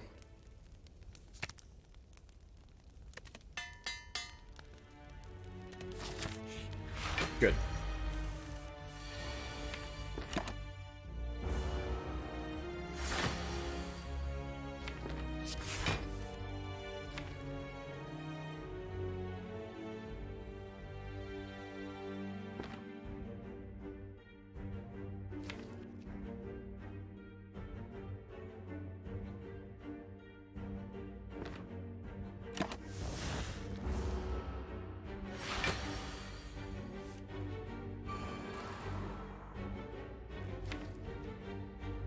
Gonna keep the Survivor.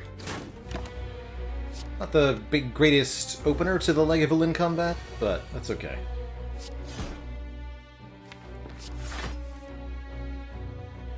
One.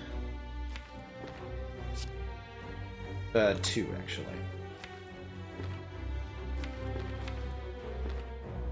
Be really careful about that.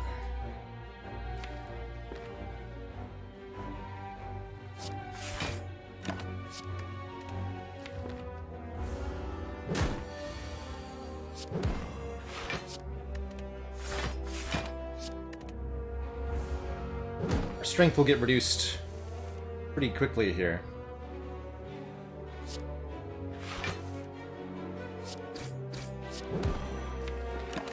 We must be cautious. We need to make sure that the Masterful Stab gets played at least a couple of times. Full block with the Speed Pot, but let's just go Stab Dash. Hold the Sneaky Strike.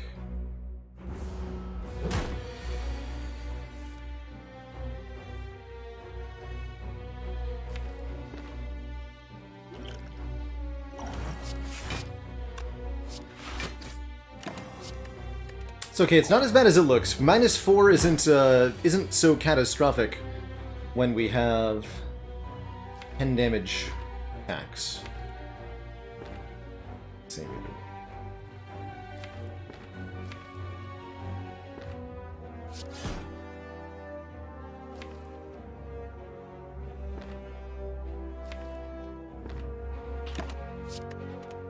Okay, this is pretty bad though.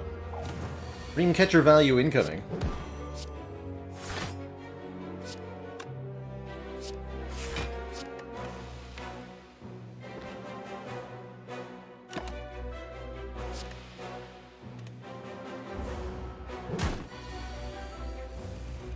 Nice.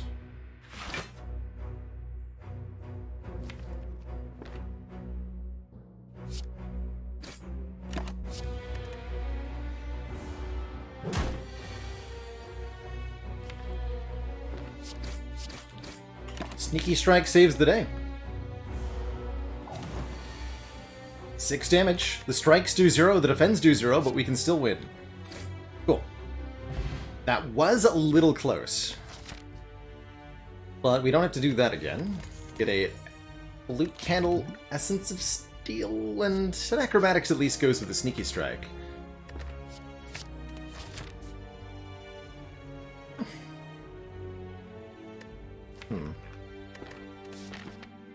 We can go for this elite next. That seems more reasonable than doing this one.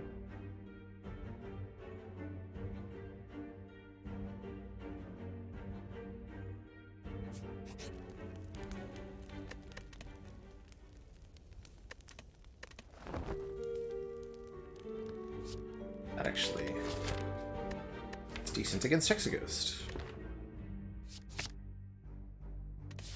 Second Acro was okay there too. Love a gambling chip, letting me discard any number of cards and then draw that many on turn 1, making Sneaky Strike decent on turn 1. You're gonna go this way. Maybe I'm gonna go this way. I'm just gonna take this curse. Be a shop.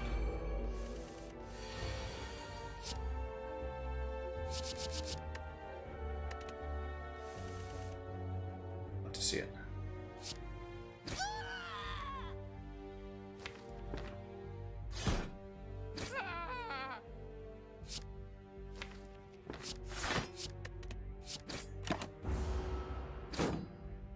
Root, thank you so much for the 7 months. Lucky number 7 months of gaming and a cheer.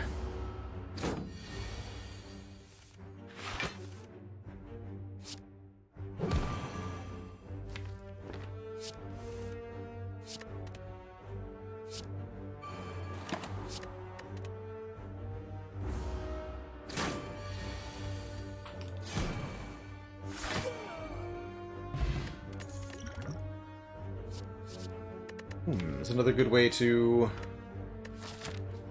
Well, it seems redundant with the Caltrops. Nerd gold, huh?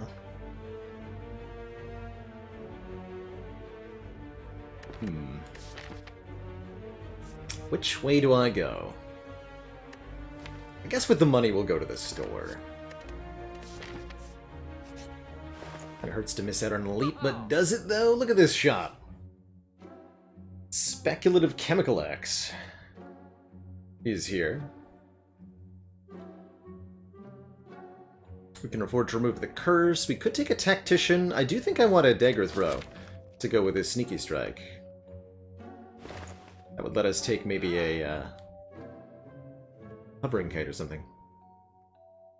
Silent has so many X-Cost cards, I will take Chemical X here, in the lack of something better. Mango is decent, but it's very expensive. I will take a Piercing Whale since we have a well-laid plans.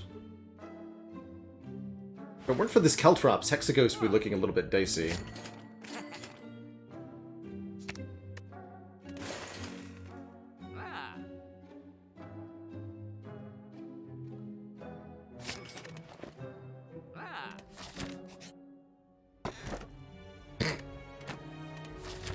Nice timing.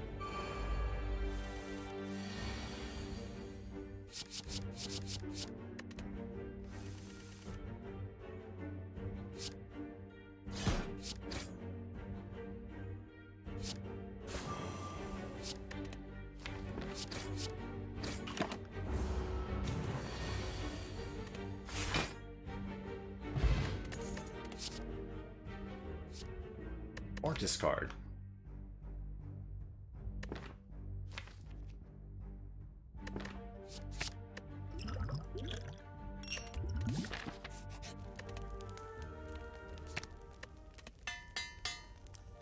Fortunately, the gambling chip will help ensure that we get this in play before turn 2.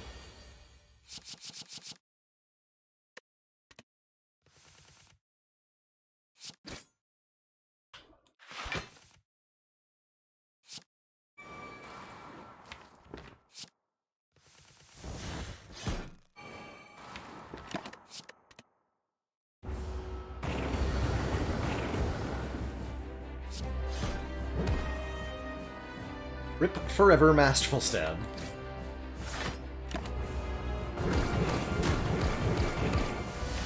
It's now 4 costs. Suck.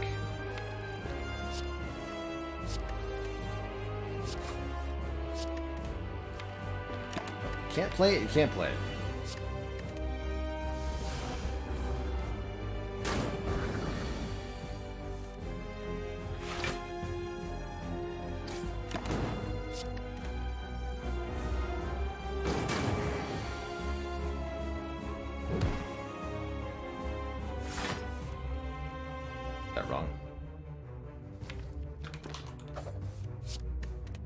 It's not 3.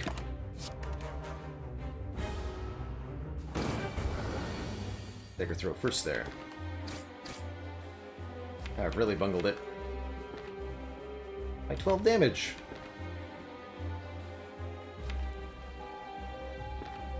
I really need to have Piercing Will in hand for the Inferno turns, so I guess I've just whiffed on 12 damage there. Ish.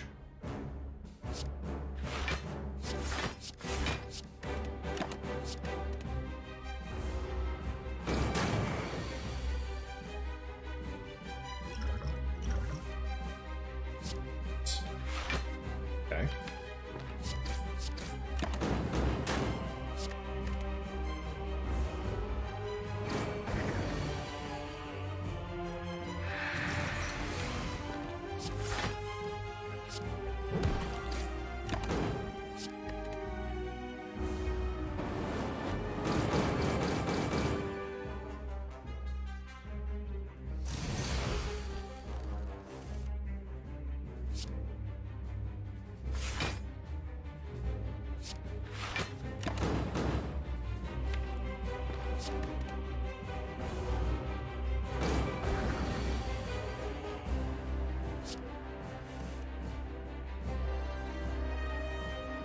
No,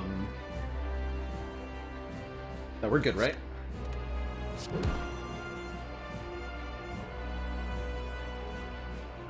+12. Okay, so I have to duplication potion this strike to not die.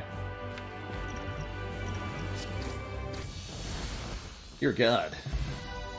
Show me an X cost? Yes, Malaise. I'm in. Chemical X Malaise plus Caltrops is real damage. That shuts down Book of Stabbing really well. A little bit worried about, say, the 3 Slavers or something. And there's the Hovering Kite. Whenever you... the first time each turn you discard a card, we're guaranteed to get that on turn 1, gain an energy. Works with Gamble, works with Acro, works with Dagger Throw, works with Survivor. That's a genuinely easy Hovering Kite. Shame to have punted my duplication potion there. Yeah, not playing the Sneaky Strike really did cost me quite a bit, as you saw. But we're here now, and that's what matters. Certainly never going to take Ectoplasm with Courier. We could do 6 cards per turn with the Ring of the Serpent, but giving up the Ring of the Snake when you have Gambling Chip, I think, is a criminal offense.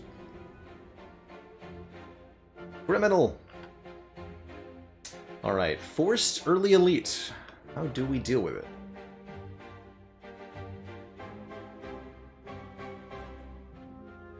How do we deal with it? I think I want the fire in between the elites, so I can rest if needed.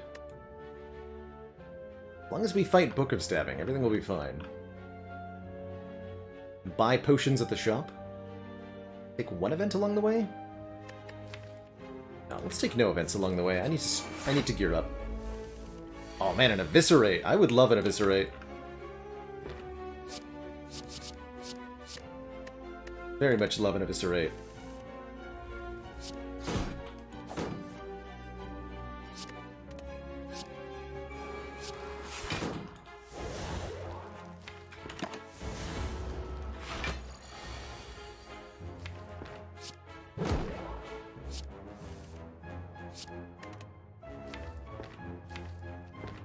Gonna hurt a bit.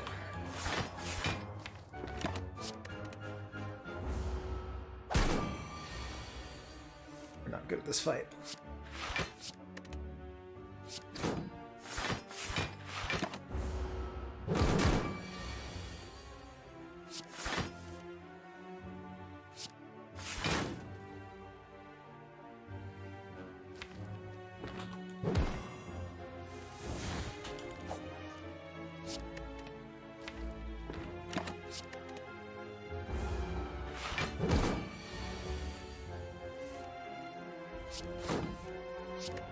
Actually, that could have been a lot worse.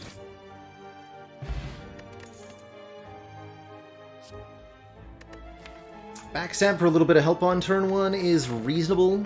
Helps in particular with the 3 Slavers and with Gremlin Leader. I think that's enough reason to grab it.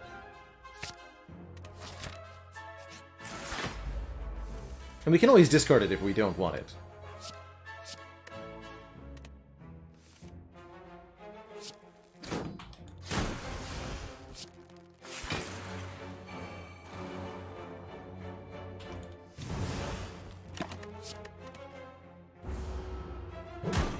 -3 strength is pretty debilitating to this enemy.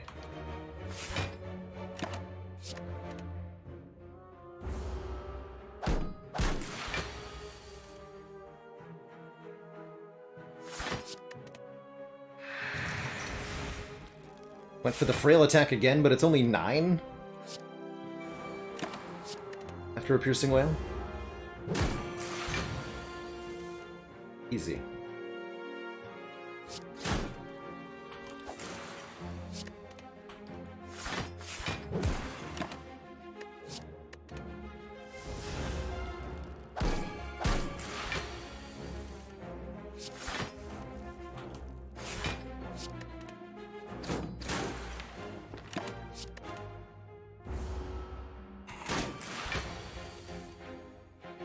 Perfect avocado? That's good. That's really good.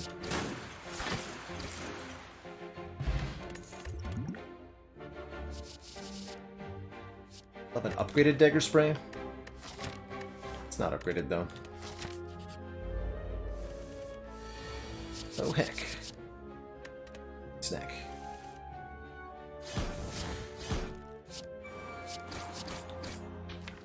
I got 5 strikes still? Yes, okay.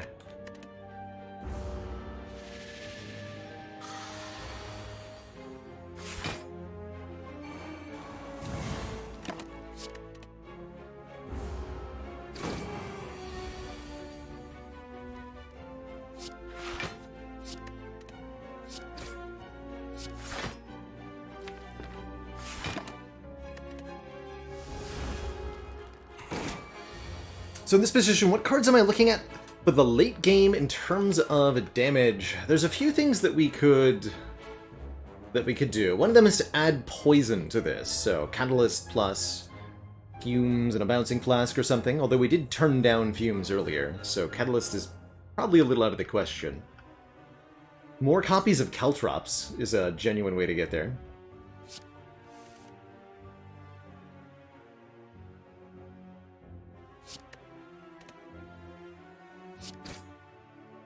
Oh.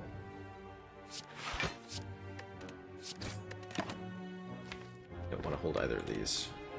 Terror would help, but it wouldn't be enough. We'd need to also get some strength and slash or upgrade. At least one or two of our attacks. Eviscerate would help. Again, added with terror. Really make it do good work in particular.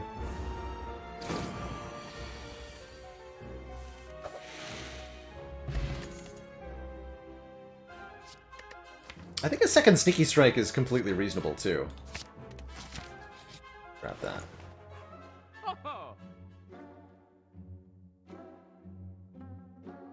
A Reflex. If this card is discarded from your hand, draw 2. I think that's kind of the direction we want to be going here. Ori would let us choose and add 5 cards to the deck. That's tempting, but what about a second Chemical X boosted Malaise? Looking at something like Reflex plus Card Remove plus Malaise. And maybe a potion on top of that, because that's what? 220, 250-ish? I think I can afford a potion on top there. Take this Reflex for sure.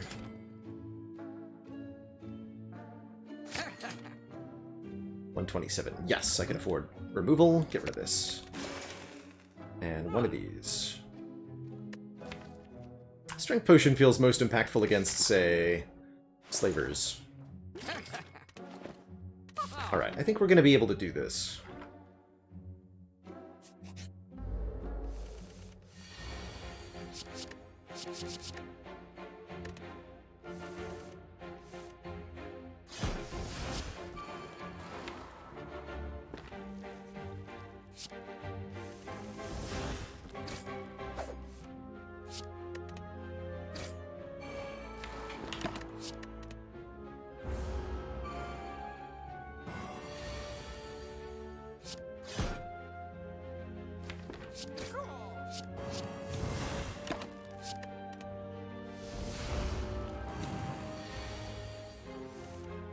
Nice try, nerd.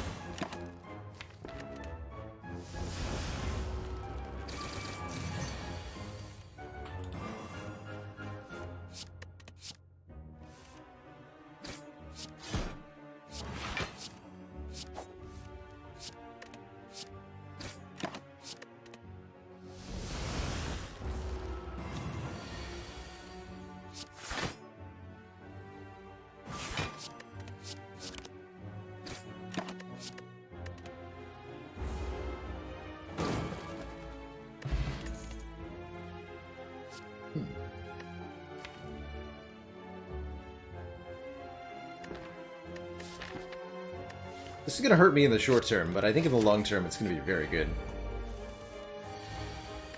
Might not even hurt me in the short term, necessarily.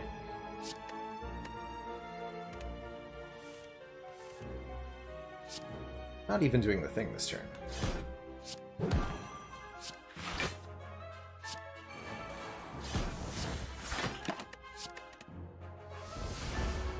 Super happy we're fighting Book of Stepping first. That means I don't need to use any potions at all.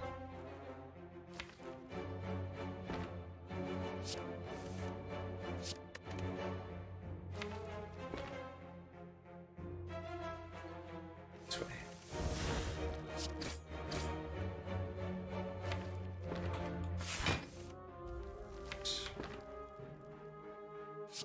Okay, this brings you to...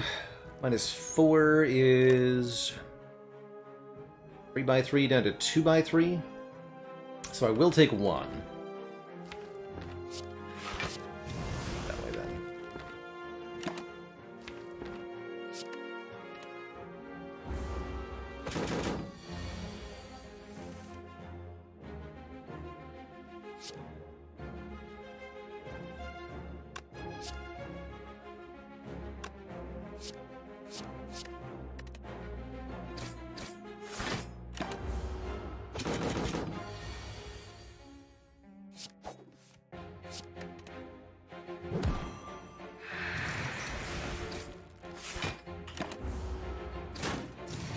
So close. No!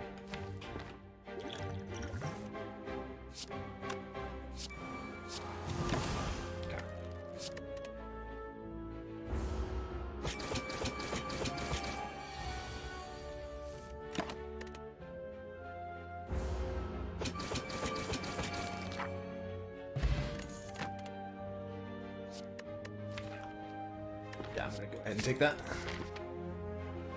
And upgrade it, going into the Burning Elite. That should make my life a lot easier.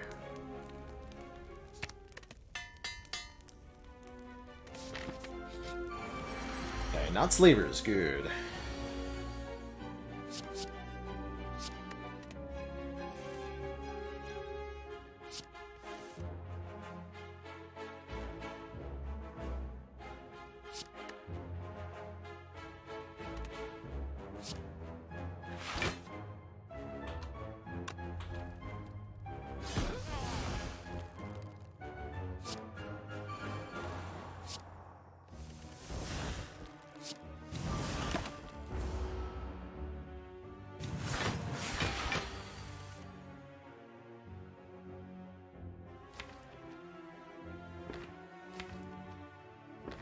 Tell me the wizard gets me.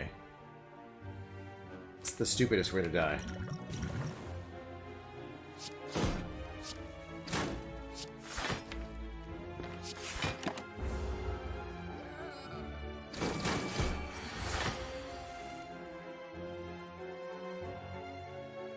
Oof. Thank you, Strength Potion.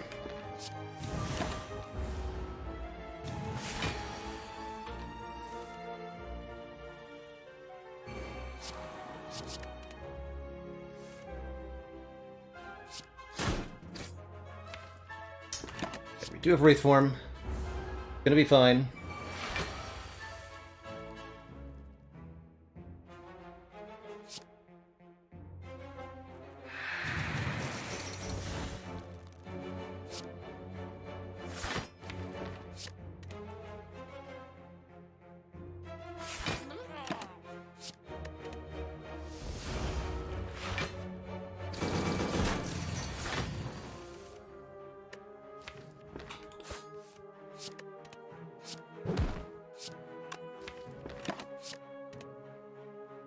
Is it, though?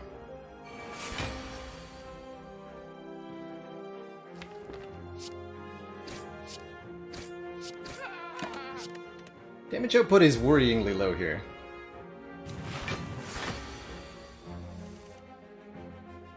It's time.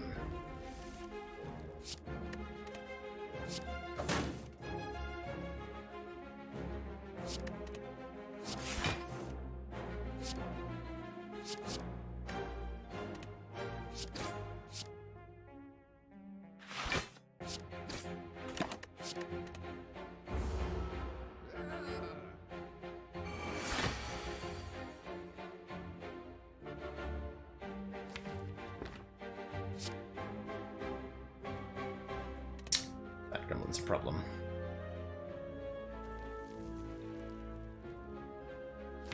It's time, though.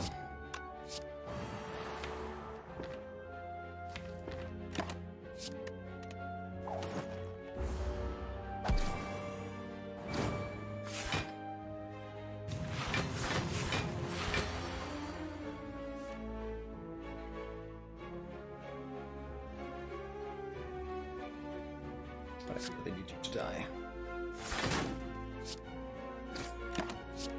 This is not good.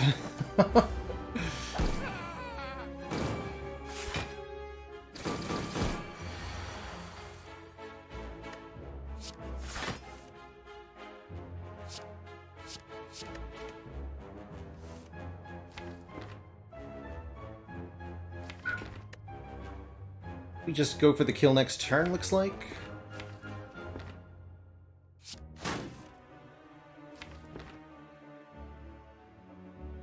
Or I can kill the wizard now and hope that the Grim Leader doesn't attack me next turn. That's the other option. The current turn damage is 10 plus 10 plus 12. We bring him down to, like, very little.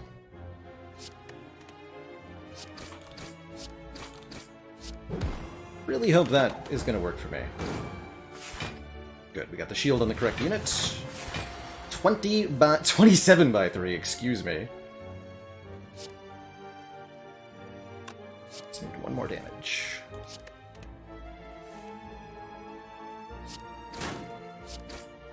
Okay, well that was absolutely terrifying. But we're alive, and we have nag calipers. As well as another piercing wail or a bullet time.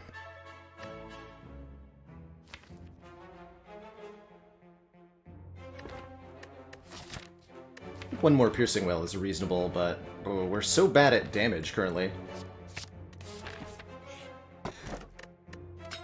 That could help. Go for a third elite? I think so. Could be Book of Stabbing again, which would be really, really nice.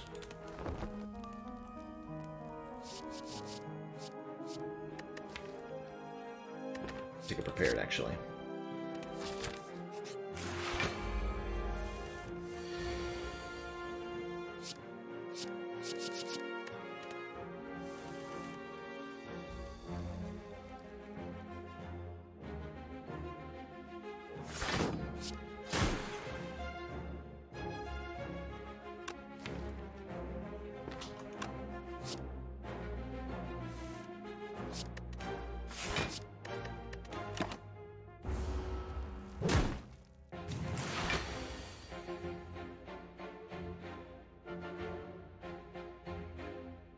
Right. Okay.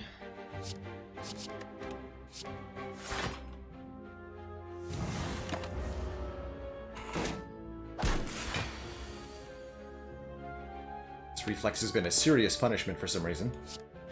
Not sure why. Reflex just always is.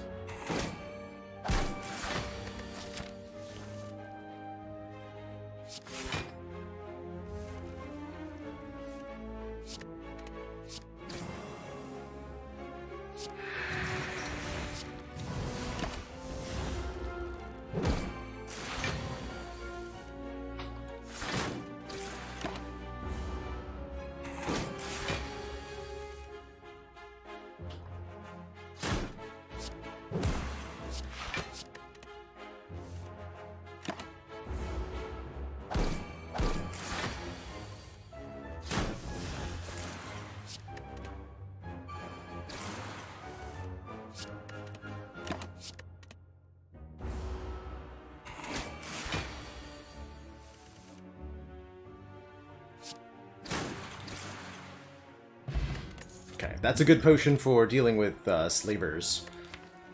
I feel like we're also in a desperate enough position that Flechettes is starting to look like decent damage.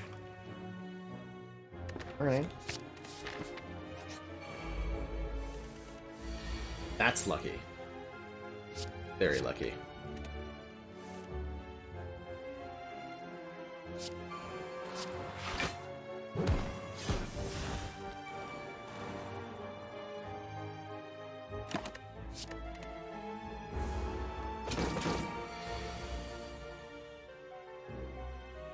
Bad book. Bad.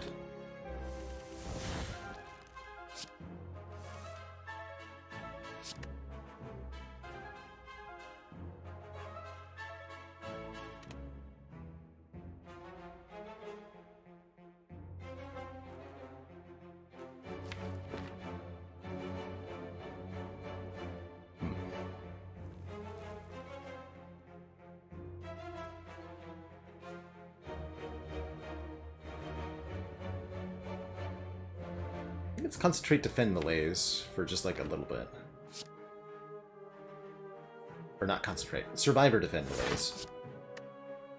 Means I get to play both sneaky strikes. 2.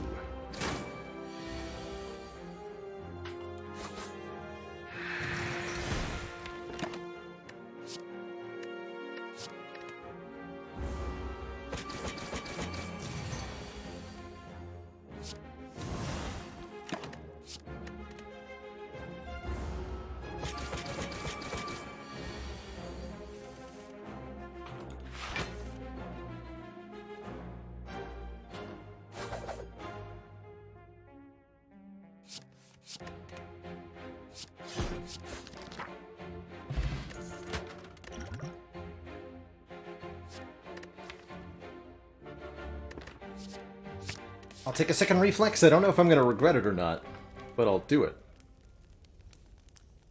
Gonna upgrade the well-aid plans, and I think I'm gonna upgrade one of these reflexes?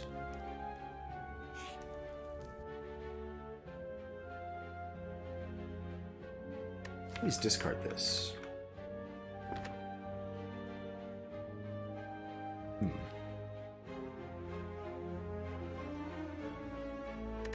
How bad do I need a relic? Not as bad as I need removals. Alright, Bronze Automaton. Attempt to upgrade Calculated Gamble? That's also a really, really good idea. Actually. I really want to get everything upgraded. This would be a good deck for an upgrade all. Of the some variety.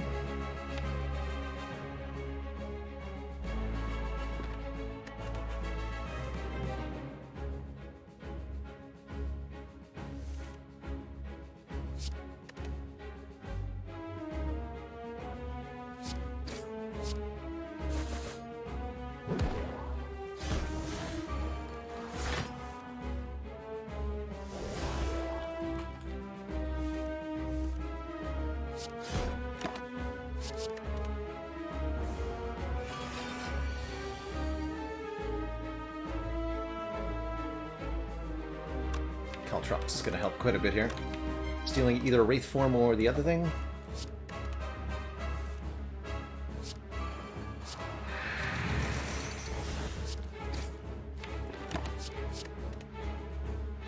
Get him, Caltrops.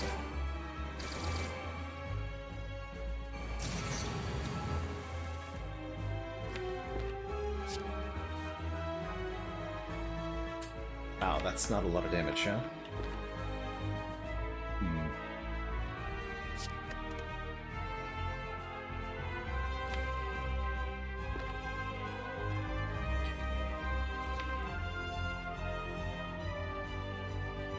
Oh boy.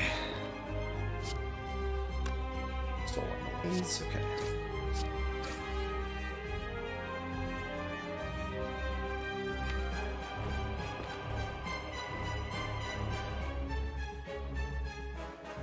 To hold on to this Wraith form, I think. I really don't want to play it, though, is the thing.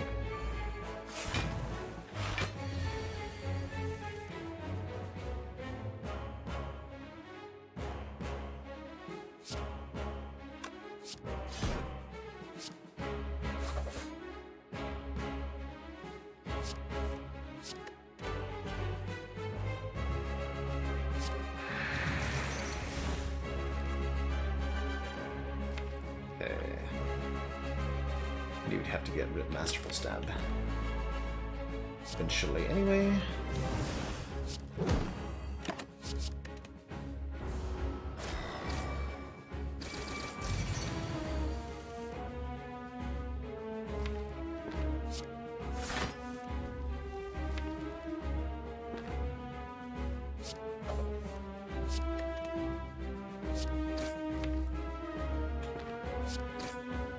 I'm gonna keep Dash Concentrate.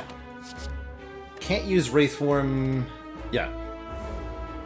It's gonna be a long fight, unfortunately.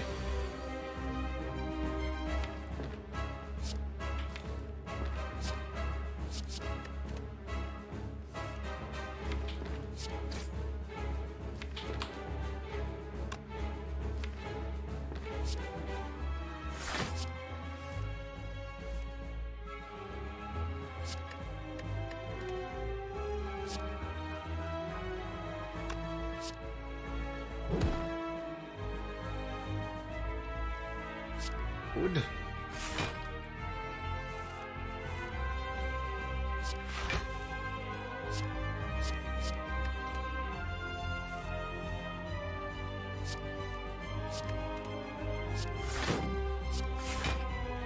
Not bad.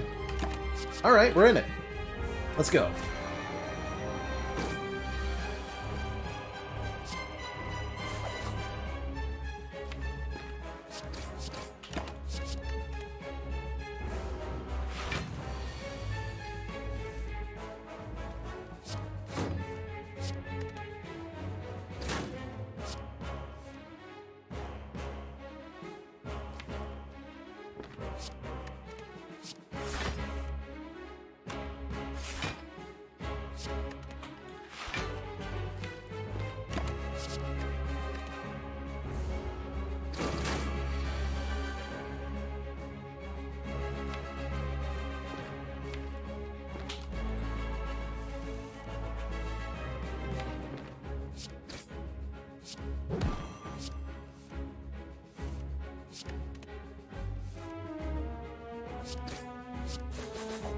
Really glad I upgraded Calculator Gamble here.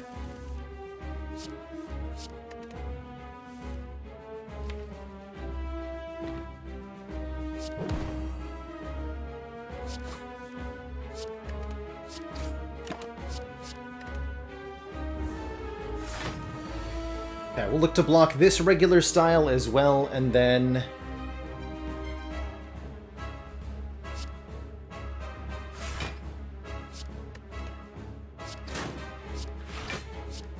the next one will Wraith Form for.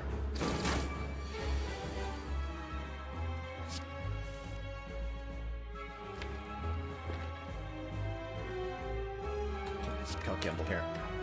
Do some damage.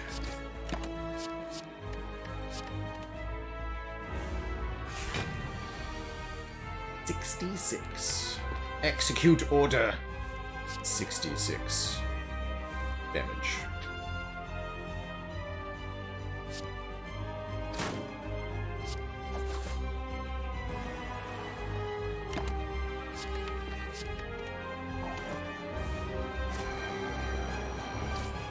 Alright, only a 13 plus turn Bronze Automaton fight. No problem. No problem.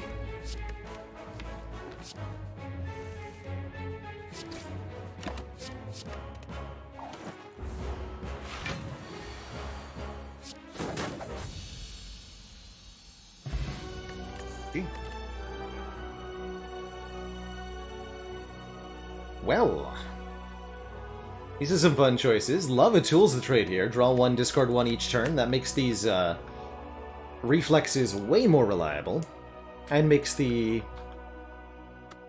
Hovering Kite reliable. A second Wraith Form is more imperviousness, or an Envenom would give us actual damage scaling.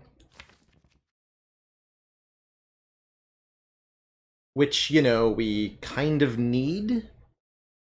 If we're going to do something like beat Giant Head, or beat Reptomancer, or anything, really. Really like the tools. Really like the tools, actually. Blackstar Tiny House Suzu, huh?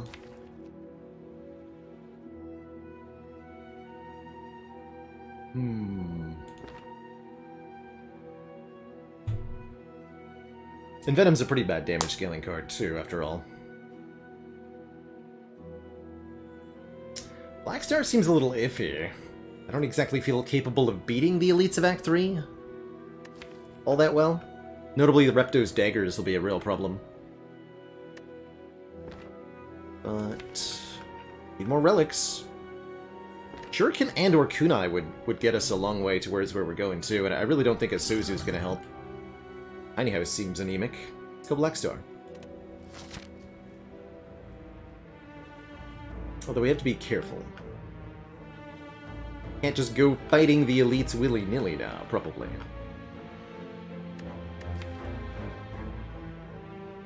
That definitely upgrades all cards. Okay.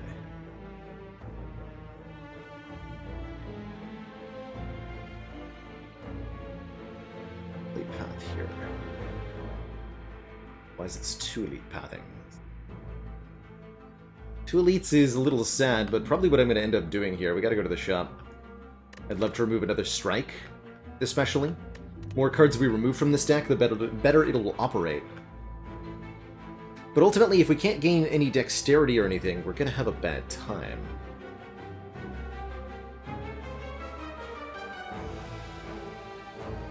Start here.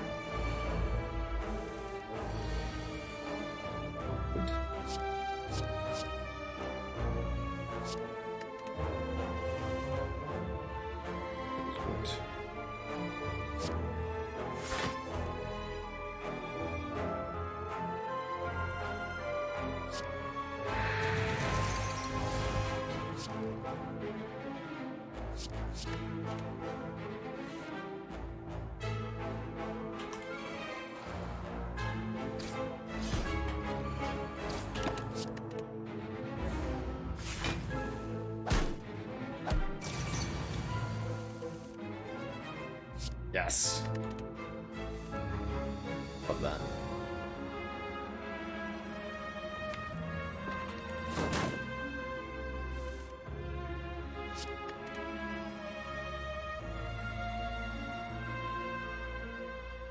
Oh, sorry, I already discarded a card.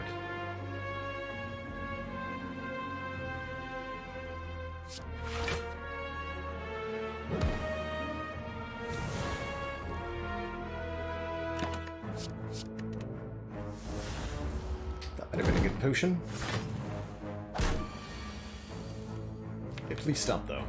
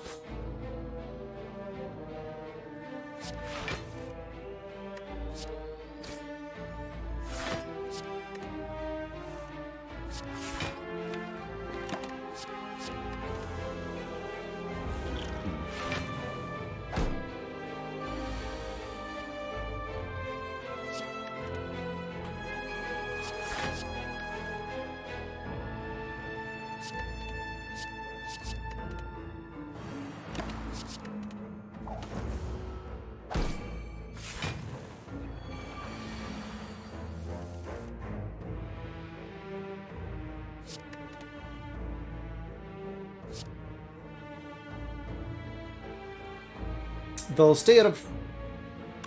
they'll take an extra turn to return if they die to Thorns.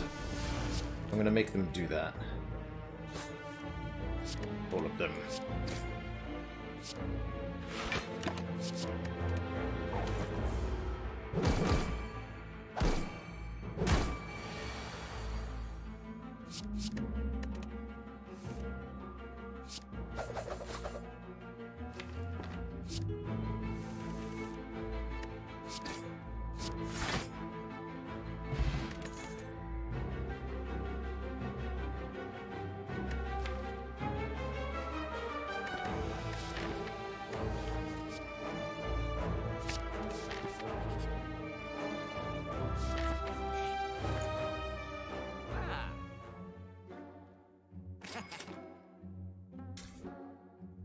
Okay, that doesn't really help me right now.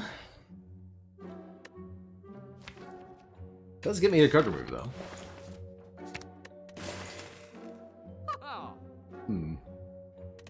Damage? Low damage.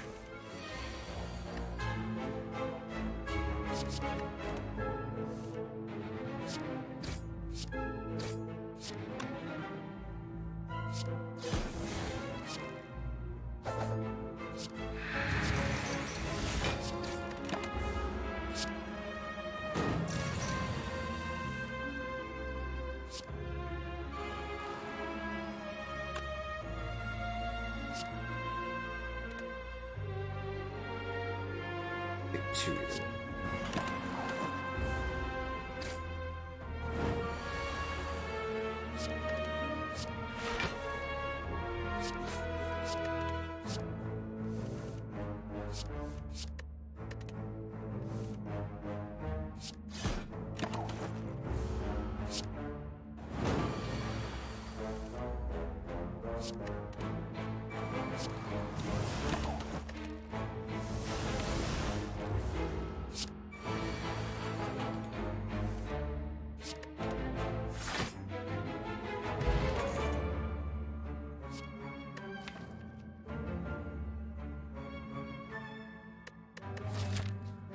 I can't use Finisher as a damage source. We just lose the Time Meter if I do that. I think. We're never going to be able to reliably make that work anyway. No. No.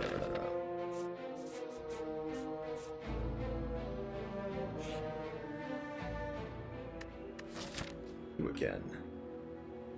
Membership card courier. This is probably worth doing. We can play the curse with the blue candle for now. But I can get use out of all of that money. And we can do something like buy a bunch of upgraded cards at this store. Okay, one upgrade to make my life impactful here. To make an impact on my life, rather. Take Mind Bloom here. This is a reasonable rest.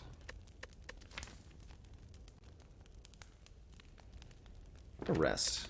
You also get a card. One more Sneaky Strike? Jesus. Is that how we do it? Just like a million Sneaky Strikes and discard cards? It's not enough damage. They're not upgraded. None of this is upgraded.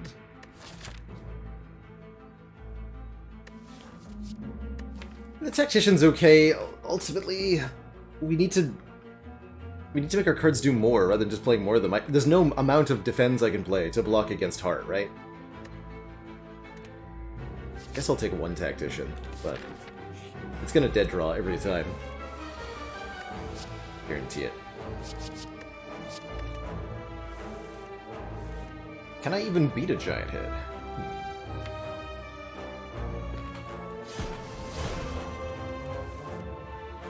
Guess we'll find out.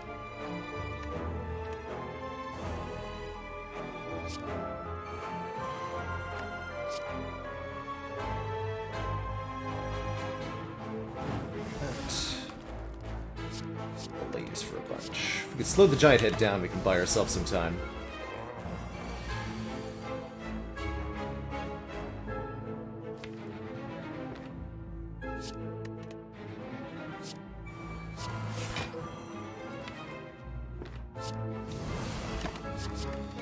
One.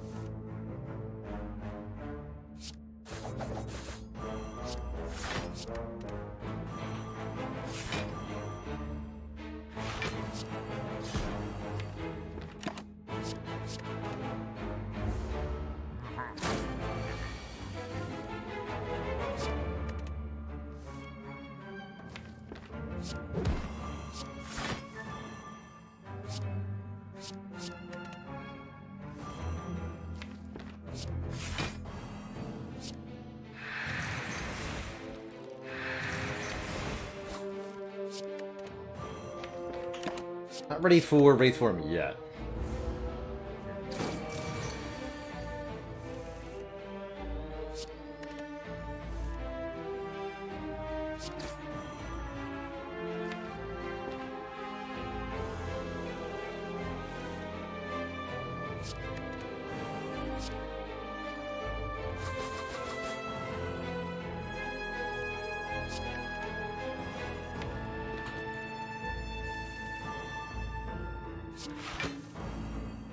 God.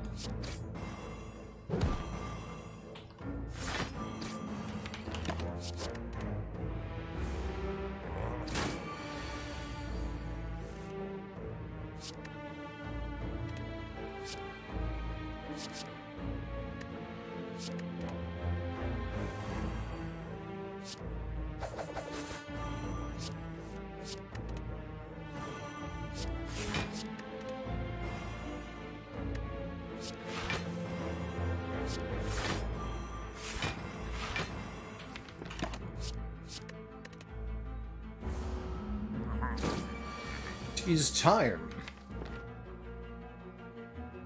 Time to duel.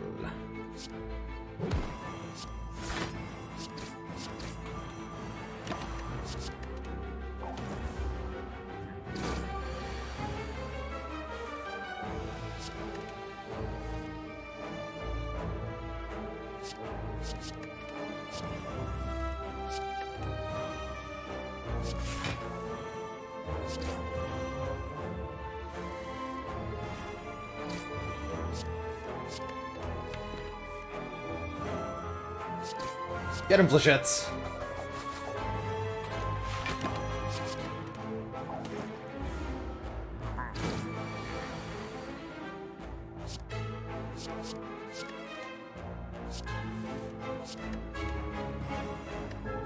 Got this.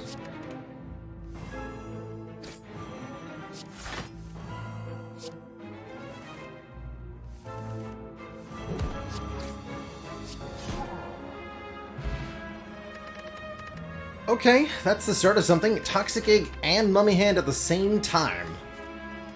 So now powers make stuff free, and all skills we would add from here on out are upgraded. Such as a Prepared Plus.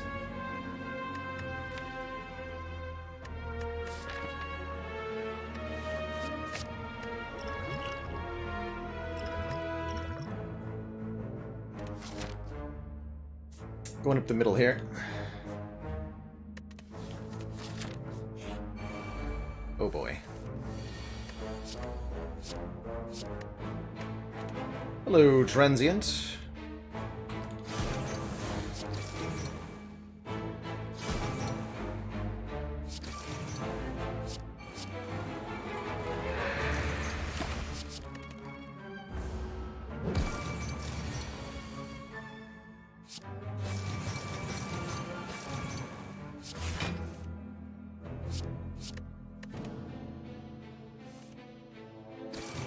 Wraith form will make this a very easy fight.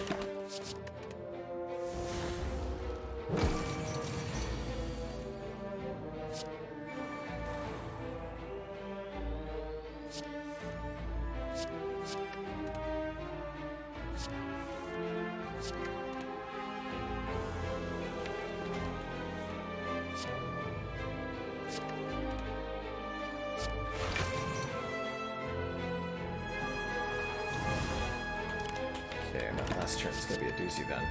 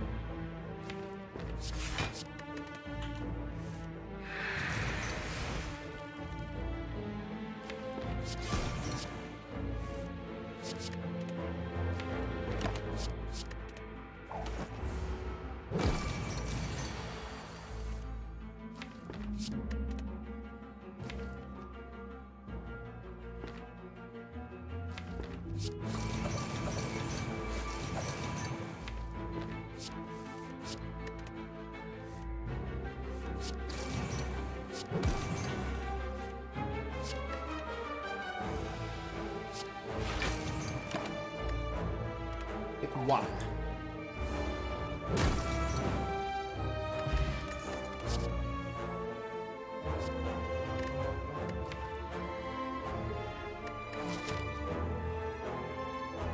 Am I desperate enough to take a Crippling Cloud? Or is that actually making it worse? Not clear. It is upgraded.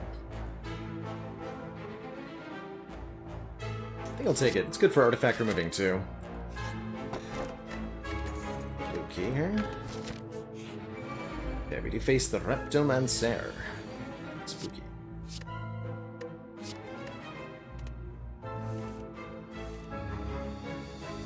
Okay, very important that we prevent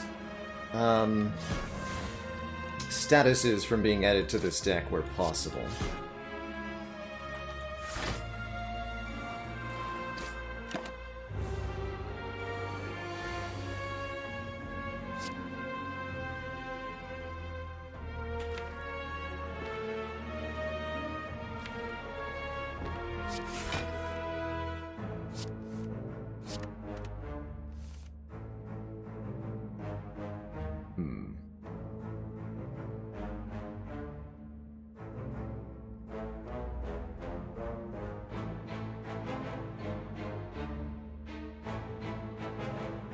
Wraith form now. It's not going to end well for me.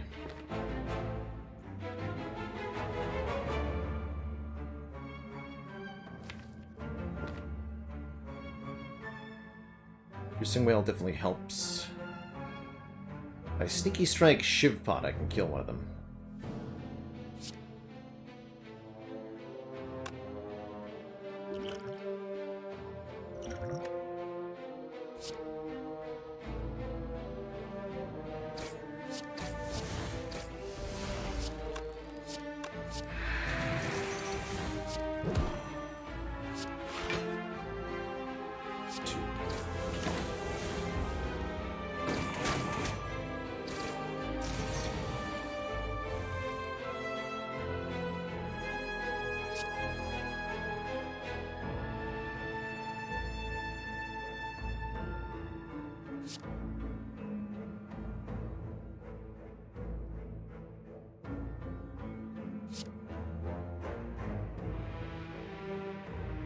Shit. 8.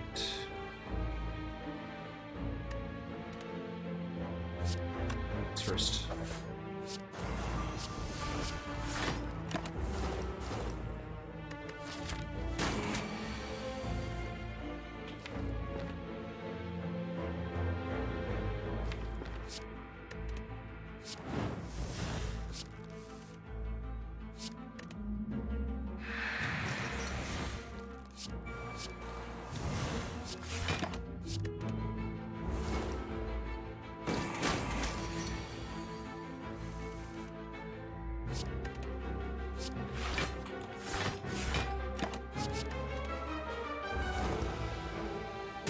What are we doing? We're struggling.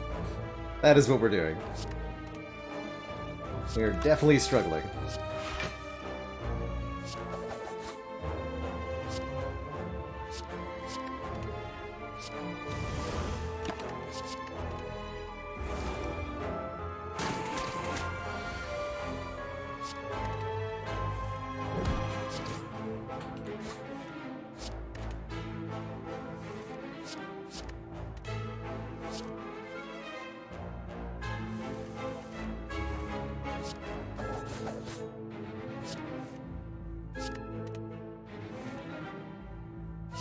About how I was going to block this hit. Not really.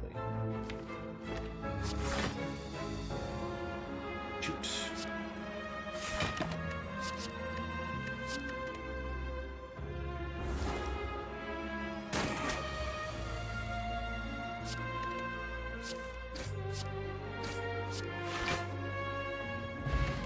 Single best card or relic to improve the deck?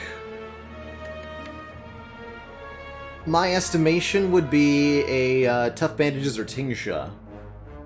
Ideally both. 2 Wraith Forms might do it. Alright.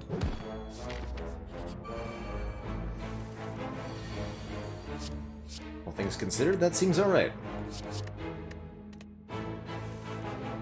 We have all the eggs now, right? Hmm.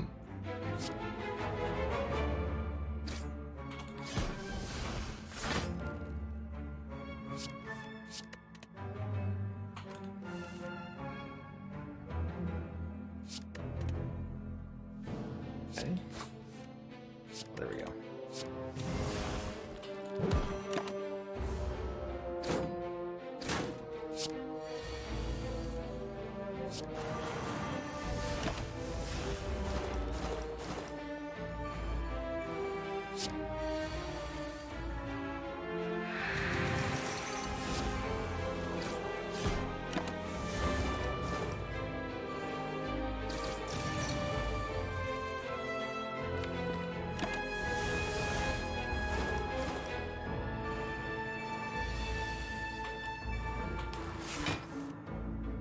That could have some really bad drawers, huh? Oof.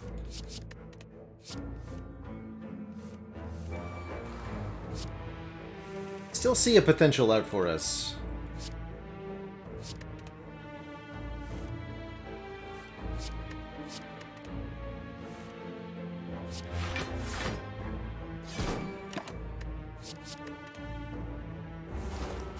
At the next question mark room.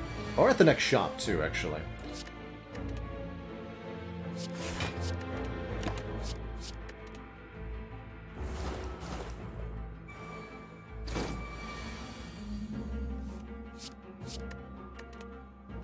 Don't forget, anything's possible with 2 Wraith Forms.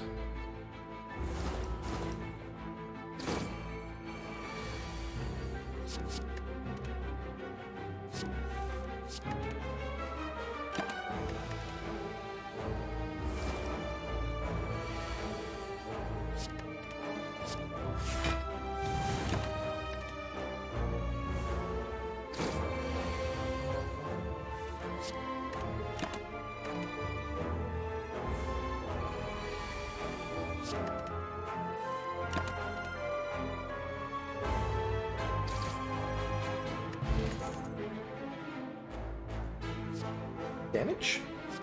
I mean, Acro Plus actually seems pretty good. Raw consistency. Oh!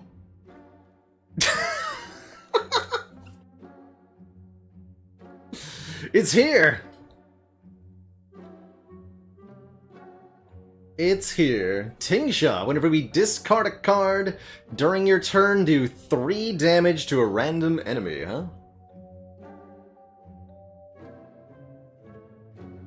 My god, the power. I'm also going to take another Caltrops Plus. That will help immensely, too.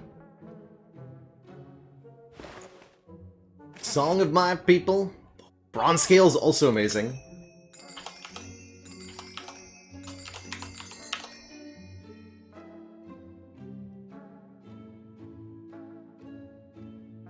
Jute Pot is pretty good, too. So we've at least we at last found a decent damage. Yes, I think we found a decent damage source. It's called 2 more Caltrops and 2 Wraith Forms.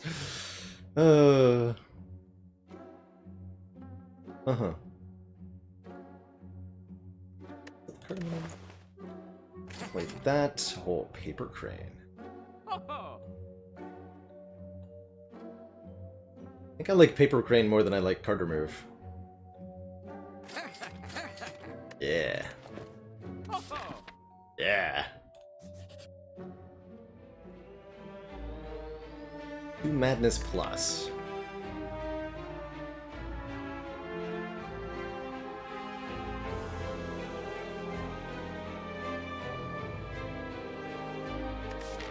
Dono and Deck are not going to be easy to kill, though. For the record.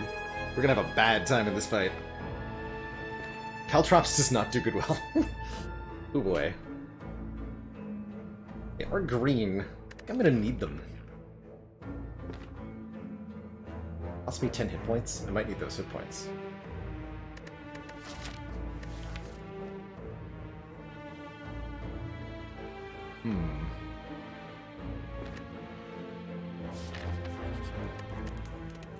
say no.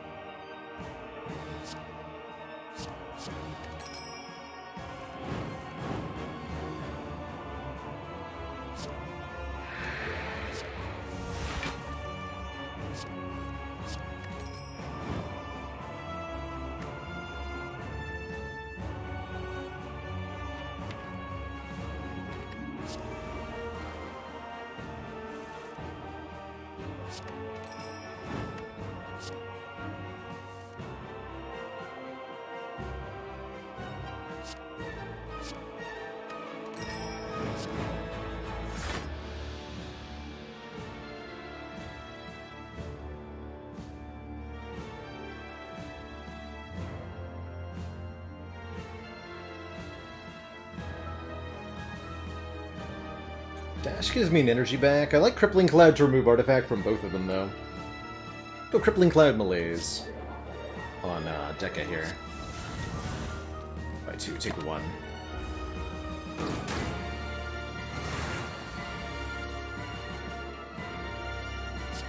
Alright, well that's why we have artifact.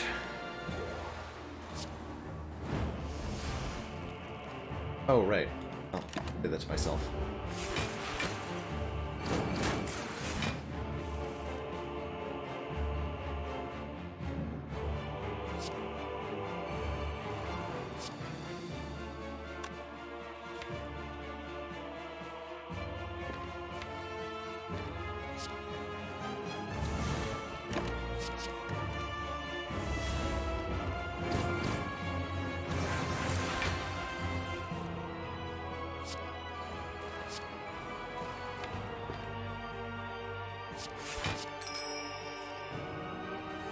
Last card of the deck.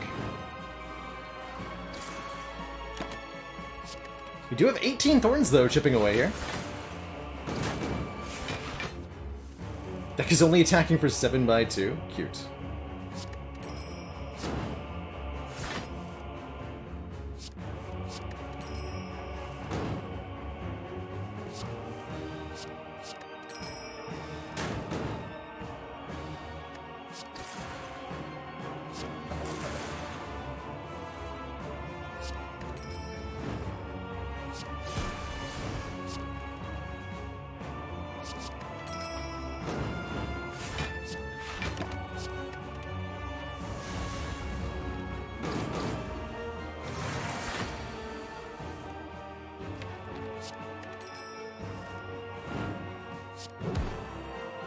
Nice.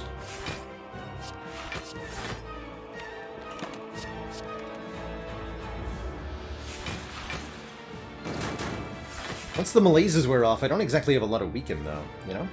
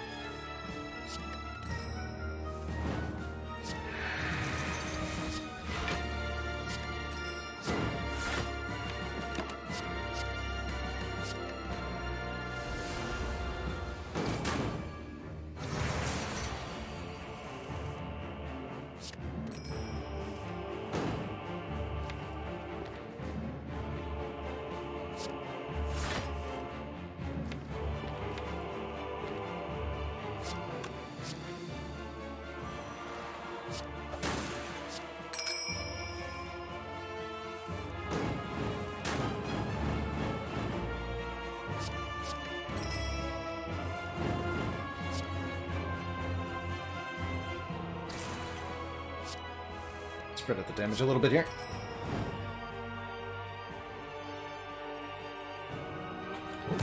Some plated armor off you.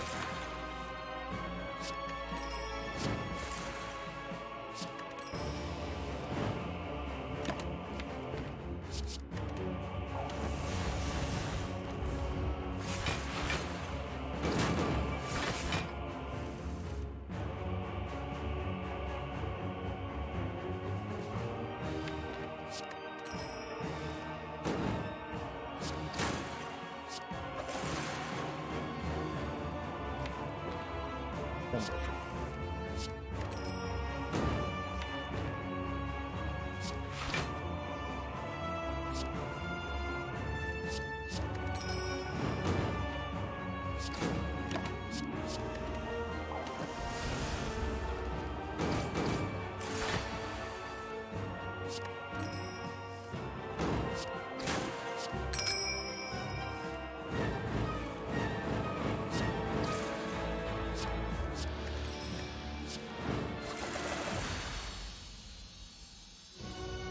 Alright, that's further than I thought we'd get. Who's next?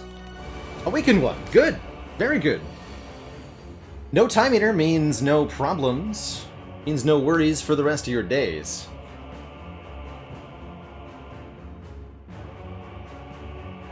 And with double upgraded Malaise, we're going to have, well, not upgraded, but double Chemex Malaise, we'll have no problem here. Although eventually the strength gain will wear off. Tyler G8, thank you so much for the 26 months and that tier, what, 3? Very generous sub. Super duper ridiculously appreciated. I mean that.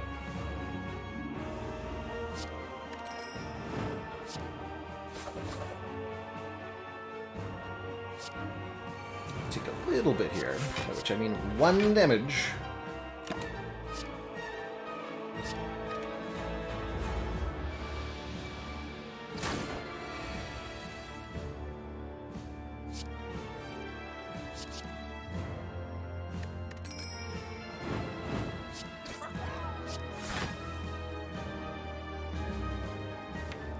Alright.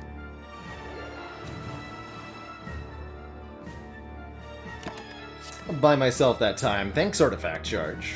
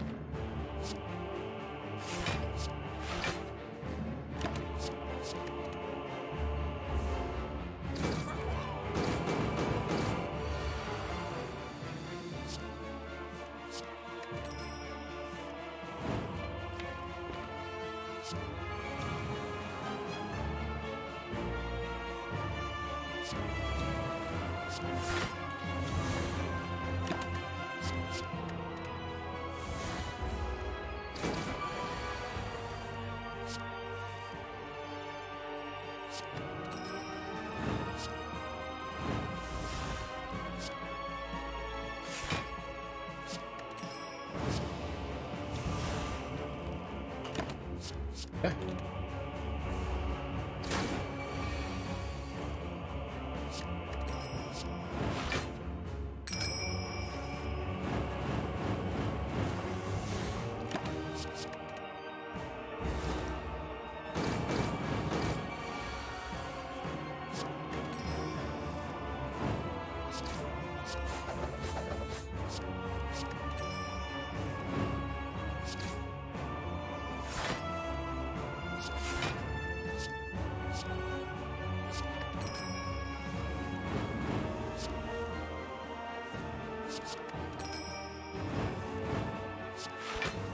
Deck really wanted an upgrade all. It's really awkward without it. I don't know how this does anything to heart. I guess with 2 Wraith... I didn't get that duplication potion? Oh yeah, I bought Duple Train instead of Dupe Pot. Not sure that was a good idea. I bought that duplication potion.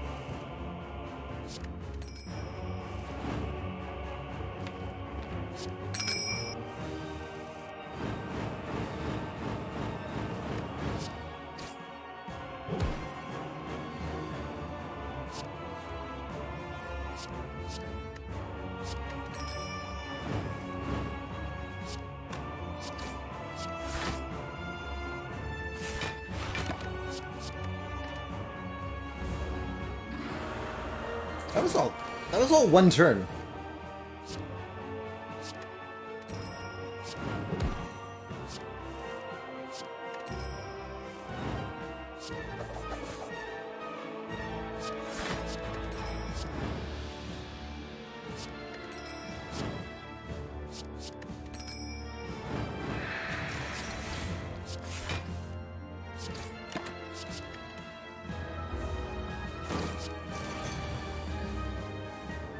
I just died a beat of that, though. Have to be very careful about that.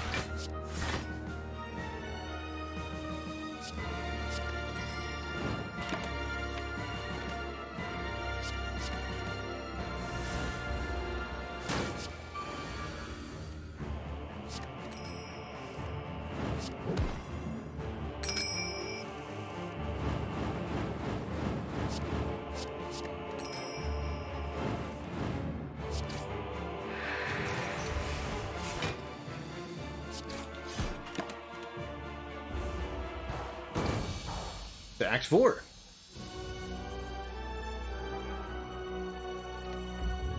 The nerfiest nerfs of all nerfing to address power creep in Path of Exile. That's kind of interesting, Ernest Scribbler.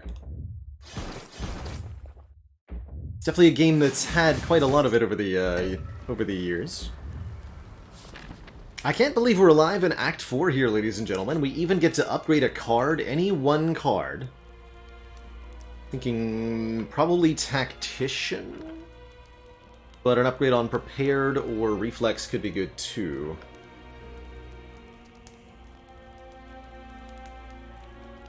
Let's actually upgrade one of the Reflexes.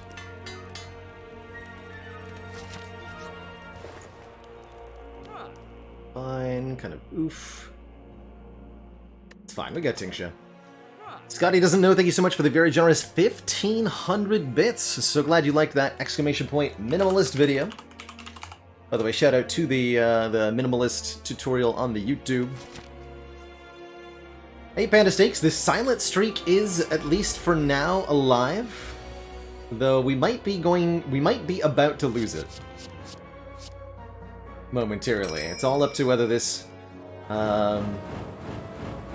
fairly unlikely silent can get there.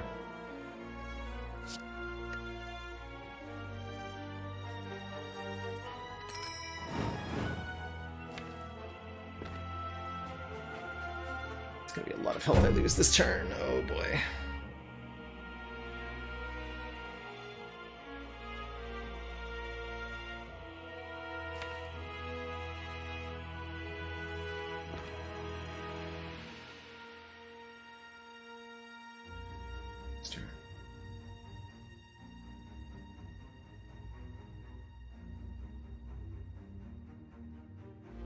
Well, ouch.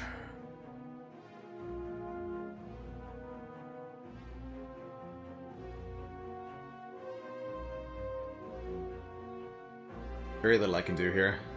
I mean, I can blindly calculate a gamble, but then no well-laid plans, we're doomed.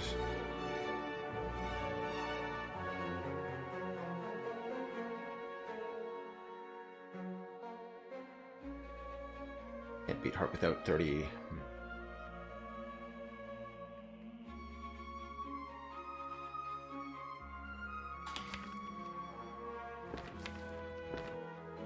I don't think I can take this outcome, so... I'll do this.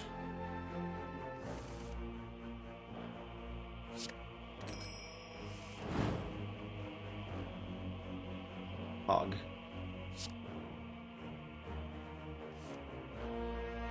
Wait.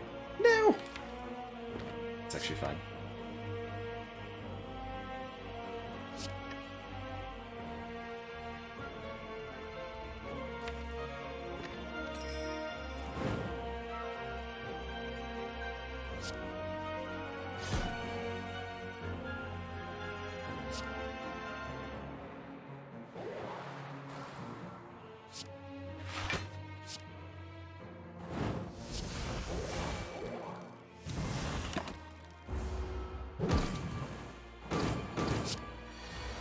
I'm gonna go with that was, well, maybe better.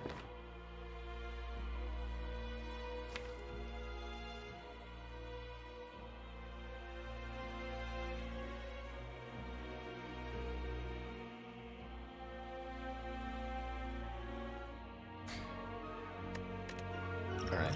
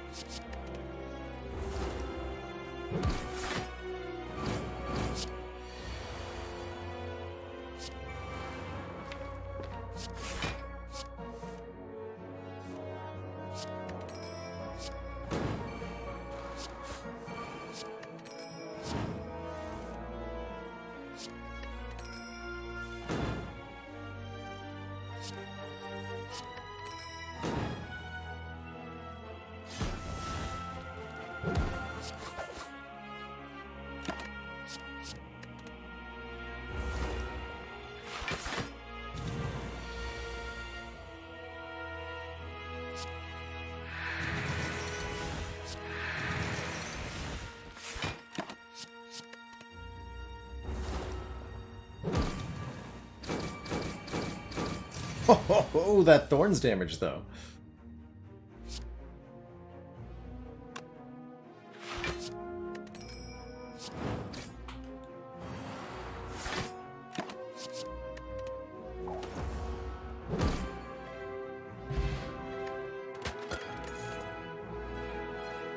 That helps quite a bit.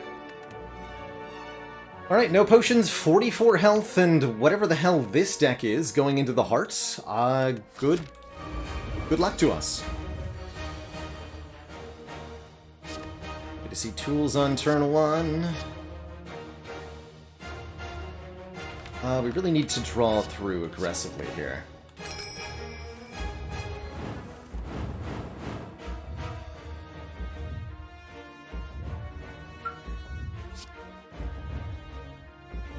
Come on, draw order. Please play along today. Been good so far.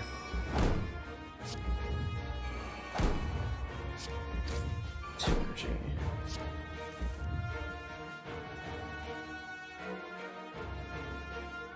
I should do that.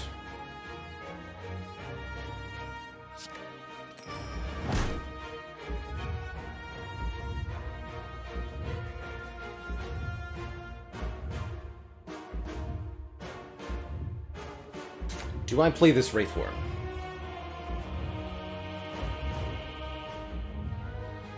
I don't really have an answer to that singular big attack otherwise, do I? No, I really don't.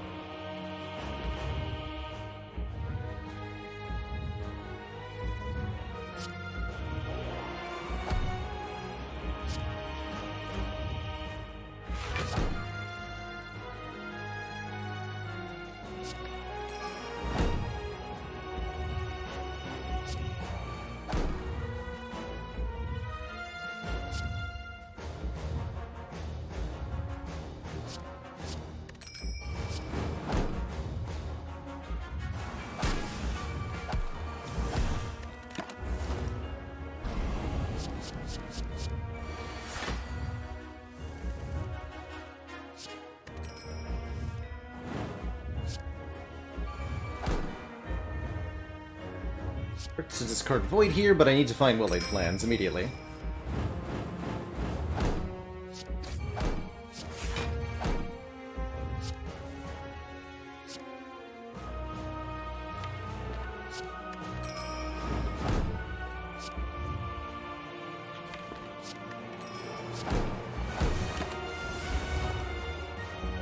$18 by 15 damage back. That's a full damage cap to the heart.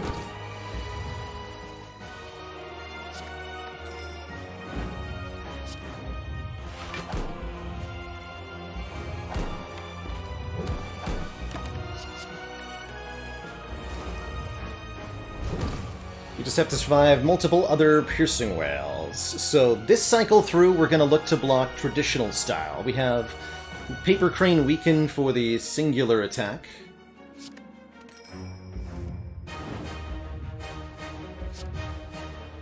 And we have Piercing Wail for the multi-attack. Or straight up Malaise, even.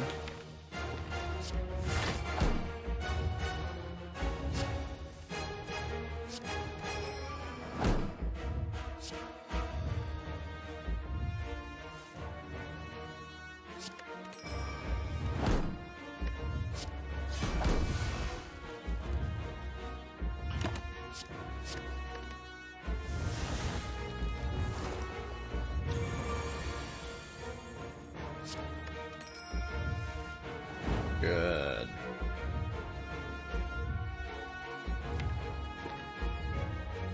Gotta be very mindful of the beat of death, though.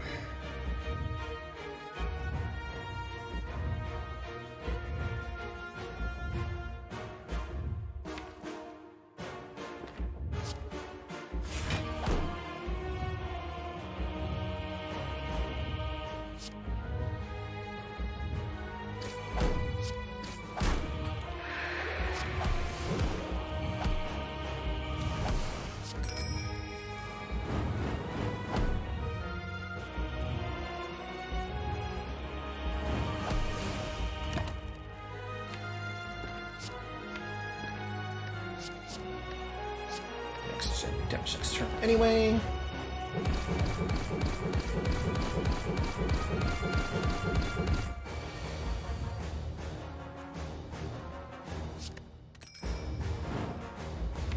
This turn hurts.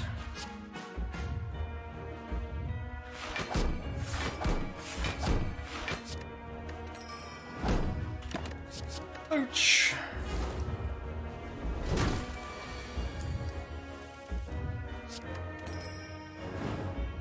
Show me Wraith form. Actually, we need this Piercing Wail too, yeah?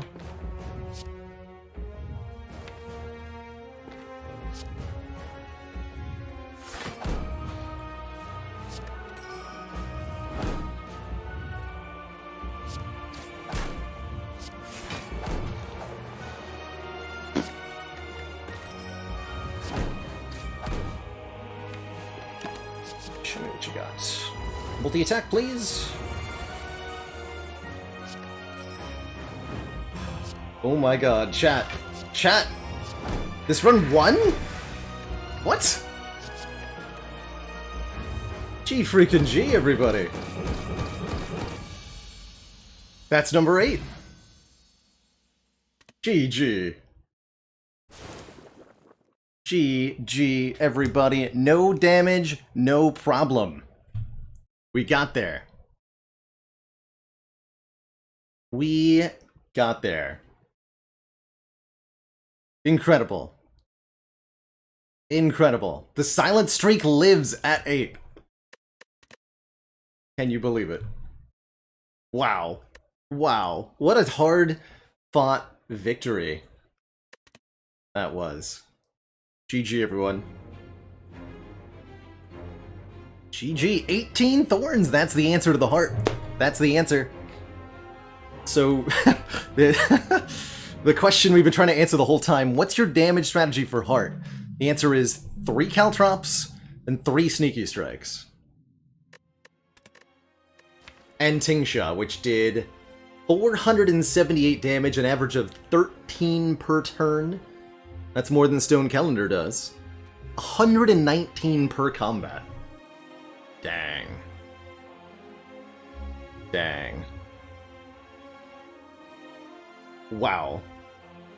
I don't know. I'm in awe that this run was able to pull through.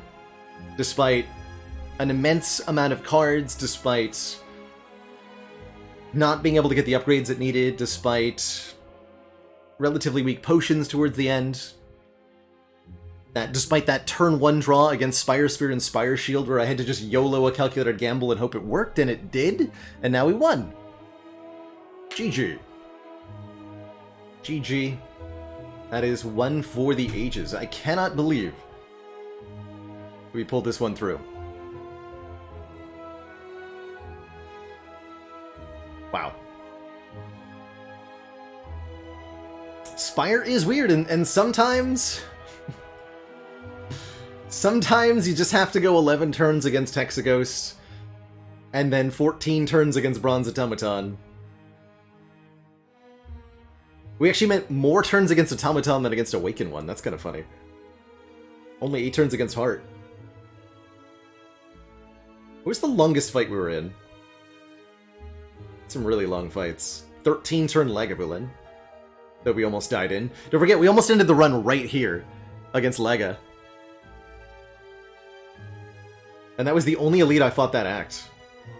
Jesus. Turn, 7 turns, 6 turns, 12-turn Gremlin Leader. Wow.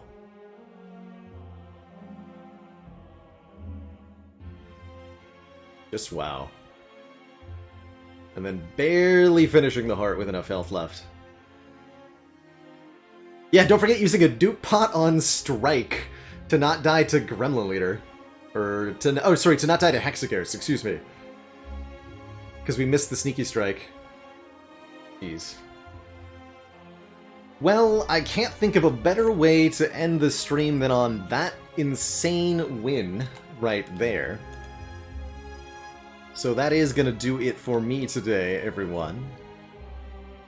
Big thank you for joining me for some really incredible runs. We're back up to 3-0 again. We did 3 in a row, lose defect, 3 in a row, lose defect. It's just defect that needs to get it together, but we're back on a 3 streak with an 8 streak on the silent. You'd love to see it. It's so good. See you later, Cloud Strife, Moranjo, Mr. McMahonface, Simple to Bum Bum, Willie the Trink, thank you so much for 5 months. GG to you. See you later, Amoyo, Tyquor, Term Mouse, Ivy Blade, and everybody else. Thanks so much for watching. Ta-ta for now. And I'll see y'all next time. I'm going to throw a raid on over to Jerma, the Spire Jerma, that is. JR1 1H. Here we go. He's just starting some Ascension 20 heart kills himself. Wish him luck. We previously played Spire with Germs for the Pride with Friends event a couple of weekends ago. That was pretty fun. Alright, everybody. Thanks so much for watching. Ta-ta for now. And I'll see y'all later. Toodaloo, everybody. Toodaloo.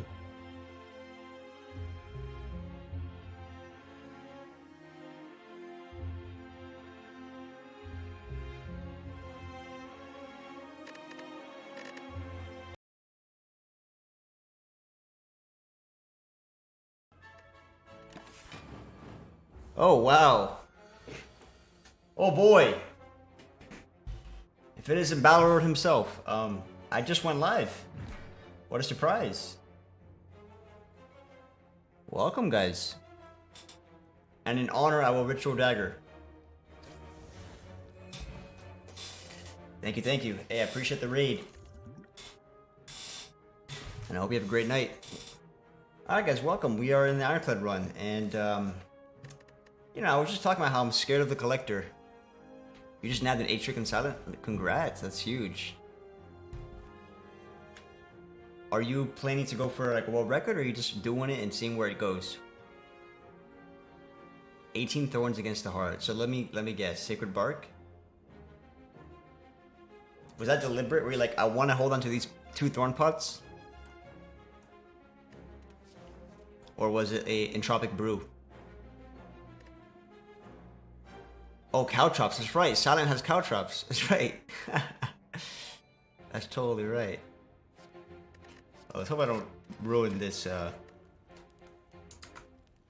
Ironclad run. This is looking dicey.